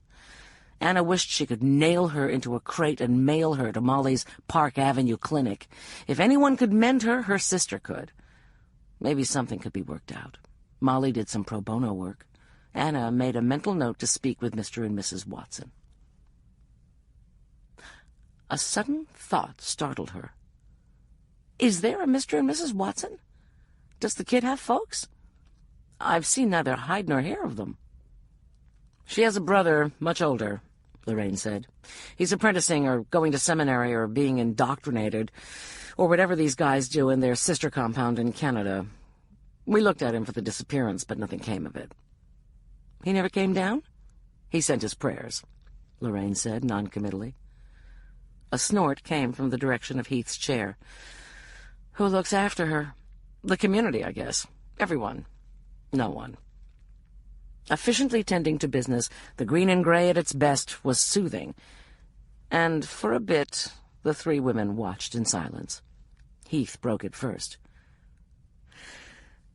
What now? In cases like these, that's a bitch of a question, Lorraine admitted. If the perpetrator hadn't died, we could satisfy ourselves with crime and punishment. As it is, we're left with only victims, pain that may never heal, and dysfunction that might not be illegal. If Alexis sticks to her promise to testify, Dwayne Shepard will be tried and probably convicted by the baby's DNA on the charge of having illegal sex with a minor. They'll charge him with child molestation, obstruction of justice, littering, whatever the DA can get to stick. My guess is the rest of the patriarchs and their harems will melt away, form another enclave, or join a sister group somewhere, before the investigation spills over onto them. They may already be packing. Shepard might be, too. Cut his losses and disappear with what he's still got. Sharon's old enough to get legal custody of her sisters, Anna said. Whether that's a job she's psychologically prepared to take on is anybody's guess. She's stronger than you'd think, Heath put in. And there's a dad. Both rangers looked at her in surprise. I've had a lot of time on my hands, Heath said. Or maybe I should say on my butt. Good work, Lorraine said. You're going to follow up with those three. The chief ranger wasn't being lazy. It was that park jurisdiction ended when the girls were found. Human Services took over from there. Or Colorado law enforcement. Apparently, Lorraine had more confidence in the compassion and free time at Heath Jarrett's disposal. Yeah, Heath replied. Yeah, I guess I am. What about the limpet? Beth? What happens to her? Anna could tell this was the question closest to Heath's heart. That was probably why she saved it for last. Waited as long as she could, that she might keep her hopes up, even if only for a few moments longer. Enjoying the luxury of emotional cowardice, Anna let Lorraine answer. She goes home. We've got nothing on Mrs. Dwayne, no signs of abuse that would justify removing her to foster care. Nothing. Whatever happens to Beth is between her and her parents. I'm pretty sure Mrs. Dwayne was the first Mrs. Shepard, Heath said. I'm guessing it's the one legal marriage, and Shepard is legally Beth's father. Anna was relieved to hear rock-bottom reality in Jared's tone. She'd known the answer to her question before she'd asked it, prepared herself for the inevitable. Out of respect for Heath's grief, Anna said nothing. Once again she had underestimated the woman. Heath wasn't so much mourning her loss as plotting to avert it. Should Shepard get sent to prison, would it be locally? Lorraine thought a bit. I guess so, she said at last. This is going to be state, not federal. Mrs. Dwayne thinks her husband is God's testicles, Heath mused. She'll stick close. From what I've seen of her, she's lazy and greedy. Dollars to donuts, we can work something out that'll give me time with my limpet. Anna raised her eyebrows in an unspoken question. There's Jared family money, Heath explained. Ah. Heath was undoubtedly right. Mrs. Dwayne could be bought, and probably fairly cheaply. What will you do? Anna asked, because she'd genuinely come to care about the woman. Physical therapy first, Heath replied. I sort of let that slide. I have a feeling I'm going to need all the strength I can get for this little adventure. You? Same old, same old. The hard-edged chuff of air, being cut, swelled over the trees, and a neat, dragonfly-like helicopter set down in the middle of the parking lot. My ride, Lorraine said. Take a week off. Go home to your new husband. Wait! Anna pushed herself off the chairlift. Each and every aggravated cell in her corpus had stiffened during the long sit. Now they seized, ached, cramped, or screamed. Anna let none of it show in her stance or taint her voice. Let me go with you to recover Rita's body. She hadn't meant to plead, but had been less successful at keeping it out of her voice than she had keeping out the pain. Lorraine looked her up and down. A trainer viewing a spavined swayback nag. "You're a wreck," she said, not unkindly. Anna said nothing. She suspected she had that begging dog look on her face, but there wasn't much she could do about it. "Come on, then." Lorraine turned and walked swiftly toward the waiting helicopter, as if challenging Anna to prove she could keep up. Chapter 36. The flight was short, minutes only, and Anna was amazed such a great deal of human drama, the sort that warps, changes, and ends human beings, could have unfolded in this relatively tiny space. An emotional epic altering forever the lives of so many should have required more acreage. On the brief hop, she contemplated telling Lorraine about Rita's unauthorized wolf reintroduction program. In the end, she didn't. The flight was too short, and the wolf pups would explain themselves far better than Anna could. The non-stop entertainment Buddy had provided since she'd met up with him at Loomis Lake had crowded Rita Perry from her mind. What with one thing and another, she'd scarcely given her a thought, till now. Tears prickled in the corners of her eyes. Anna shoved them back with thumbs. Rita had been a good ranger, a first-rate paramedic. Had Anna been 30 years old, and orphaned wolf pups appeared near a park overrun with dying elk, she too might have made an effort to restore the health of the food chain. True, Rita was a fairly heavy-duty Christian, but so was Pope John the 23rd, and Anna had always thought well of him. Sorrow at the loss of Perry's idiosyncratic flame of selfhood in an occasionally dark human landscape melded with fatigue and grim images of Buddy Ray and Candace Watson's empty eyes. Feeling a weight like unto that suffered by Giles Corey in Arthur Miller's The Crucible, Anna slumped against the side of the aircraft and stared out the window, totally blind to some of the most beautiful landscape on Earth. The helicopter set down on the shore of Loomis so gently that, until the pilot cut power and the sound of the rotors changed, Anna was unaware they'd landed. Snapping out of her self-induced trance, she realized, though she'd begged Lorraine to be allowed to come, she didn't want to be here, didn't want to see another corpse, didn't want to feed the wolf pups into the bureaucratic mill. Doors were opening. Lorraine, the pilot, and Ryan, the delightfully baby-faced paramedic, were deplaning. Anna followed suit. For a moment, they all looked at her as she got her bearings. This way. She walked toward tree line in the direction the wolves' den was located. Rita had been killed between the lake and the stone pen. By night, shackled to a child, a gun at her back, she had thought the trek endless. By day, with armed rangers for company, Anna found herself only a few minutes' walk from where she had cuffed Rita to the tree, where she'd shot Candace, where Buddy Ray had shattered Rita's ankle with a bullet. There was no mistaking it. Brown-black and fly-covered blood soaked the needles. Rita's blood. But no Rita.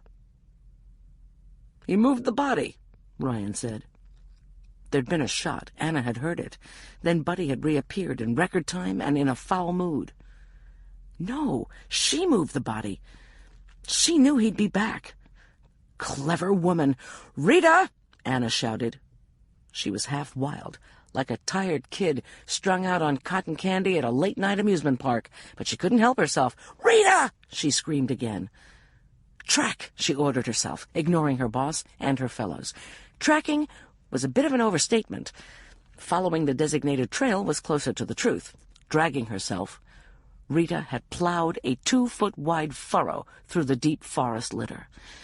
Anna could see where she had tried to sweep the needles back with her hands as she went, but the differences in color and surface contour from the surrounding duff was obvious. That would not have been true at night. In the dark, her track would have been close to invisible. Anna leading, they walked into the trees 10 or 15 yards. Just beyond a tangle of fallen logs, the track ended. Needles had been heaped. It was here Rita had covered herself and hidden till Buddy Ray left. Given the state of her ankle, she should still have been here. "Where is she?" Anna asked stupidly, then yelled, "Rita!" "You did say her ankle was shattered?" Ryan asked respectfully, much too considerate a young man to imply Anna had been wrong or, God forbid, actually lying. "I said that." Anna moved off along the new drag trail. This one Rita hadn't bothered to try and cover. Every couple of yards there was a wider spot where she'd stopped to rest, or passed out. The pain must have been bitter. The track changed slightly after the second of these stops. A smoother groove ran along the right side of the drag. "Smart," Anna said. "What?" This from Lorraine, her first word since they'd begun. The chief ranger had risen to the top of a highly competitive man's world, yet kept her intuition intact. When others worked, she could psychically withdraw, giving them space. Rita rigged a travois for her injured leg. A piece of bark is my guess, so it wouldn't be jarred so much as she pulled herself backward. Because to her it was obvious. Anna didn't mention that Rita was moving backward in a sitting position, her legs trailing. "Rita!" Lorraine, Anna, and Ryan hollered in unison. A tiny "here" trickled weakly through the trees. Anna began to run. The sound had seemed directionless, but she knew where Rita would be. She would be with her wolves. They found her, lying near the granite to the right of the makeshift gate. Both feet were elevated on a sloping stone to ward off shock and reduce the bleeding in her injured ankle. In her rattled and shattered trek from where she'd been shot, she'd even had the presence of mind to bring her day pack. It served as a pillow and source of water. Despite pain and horrifying circumstances, she'd found sufficient strength to save her own life. Still, she was a ghastly shade of taupe, that peculiarly unattractive color tanned skin takes on when the blood beneath it retreats. Why she'd felt the need to put herself through what had to be a brutal form of torture, moving from her first hiding place uphill to the den, was a question for the psychiatrists, not Anna. Maybe if Rita thought she was going to die, she wanted to be with friends. Rita waved weakly, smiled. Anna fell to her knees and started to cry. It was crushingly embarrassing, yet she was relieved she had the strength of mind not to give in to another uncharacteristic urge and gather the younger woman in her arms, murmuring, "Oh, my poor dear." Rubbing her face with the flat of her hands, Anna managed to smear the outburst of emotion around a little. "Phew, boy," she breathed. "Tireder than I thought. How are you doing?" In this short chunk of time, Anna had been gently nudged to one side. Ryan and the chief ranger, orange pack open between them, were beginning emergency care, getting an IV in to rehydrate Rita, cutting away sock and boot to assess and stabilize the ankle. Anna allowed herself one sop to whatever maternal demon had chosen to possess her, and held Rita's hand. Rita acted as if kindness and compassion were normal human interactions, and squeezed Anna's fingers gratefully. Not wanting to look at people during this bizarre interlude, Anna let her gaze wander. Signs of scuffling, duff torn, moved, a lot of it, and in a different direction from that of hiding place number 1.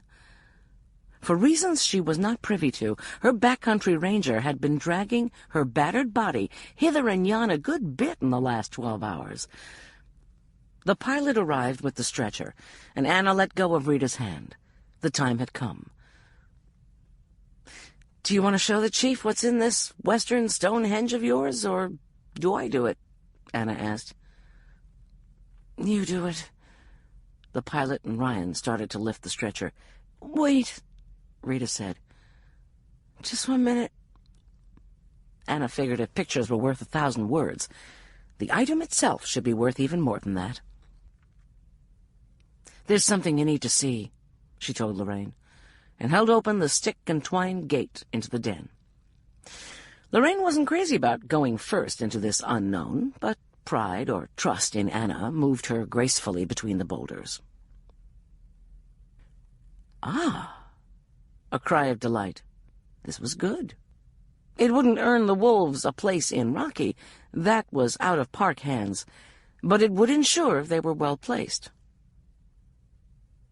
"A wolf pup," Lorraine exclaimed. "A wolf pup?" Rita nodded. "Why one?" Then it came to Anna.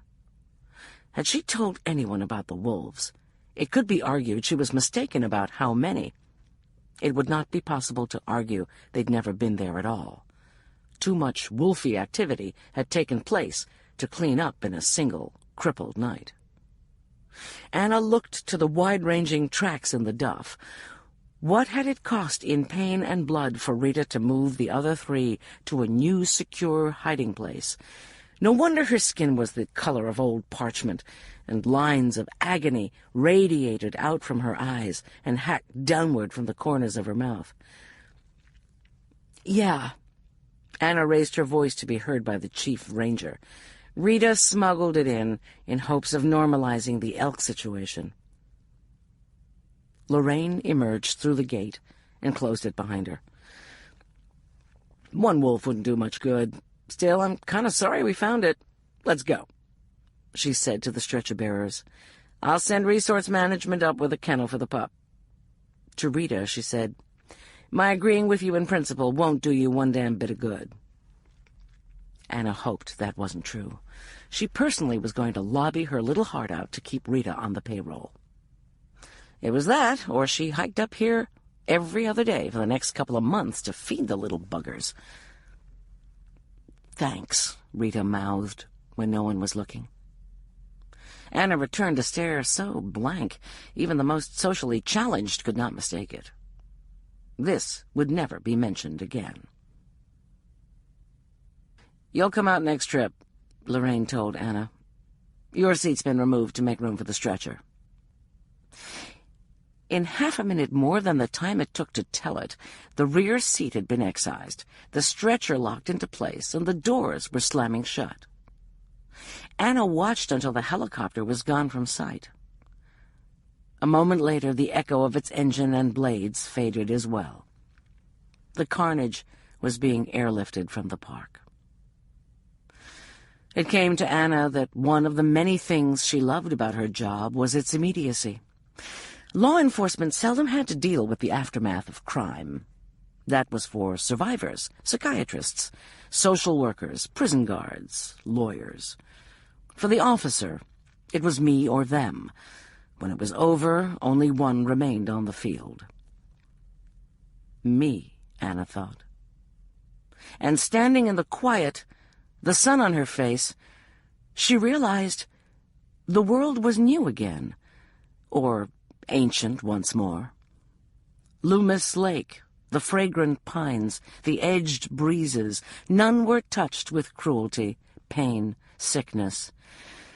People, humanity, were blessedly short-lived, blessedly unimportant, truly non-events, floundering about in paradise. She sat down on the marooned aircraft seat, tilted her face to catch the sun, and opened her eyes the barest of slits, that she might watch the silver dance on the wind-ruffled surface of the lake. The End. You've been listening to Hard Truth by Nevada Barr, narrated by Barbara Rosenblatt and directed by Greta Byram. If you've enjoyed this book and this performance, Recorded Books recommends Entombed by Linda Fairstein, also narrated by Barbara Rosenblatt. Workers demolishing a 19th-century brownstone, where Edgar Allan Poe once lived, discover a human skeleton entombed standing up behind a brick wall. When sex crimes prosecutor Alexandra Cooper hears about the case, it strikes her as a classic Poe scene, except the forensic evidence shows that this young woman died within the last 25 years. We also recommend Lost Boy, Lost Girl by Peter Straub, narrated by Tom Steckschulte. Nancy Underhill commits suicide for no apparent reason. A week later, her son, 15-year-old Mark, vanishes. His uncle, the novelist Timothy Underhill, searches his hometown of Millhaven for clues that might help him unravel this tragic double mystery. His inquiries lead to an empty house that whispers with echoes of a long-hidden true-life horror. And Tim Underhill comes to fear that in investigating its unspeakable history, his nephew Mark may have stumbled across its last and greatest secret. You'll find a wide selection of titles in the Recorded Books catalog, including bestsellers, mysteries, classics, histories, and more. So, to order another recorded book, or for a copy of our latest listing, please call the toll-free number found on the back of this book. Don't forget to ask about easy 30-day rentals by mail. On our website, you can browse our catalog, place orders, hear about our latest releases, or tune into narrator profiles and author interviews. So visit us there at www.recordedbooks.com. And thank you for being a Recorded Books reader.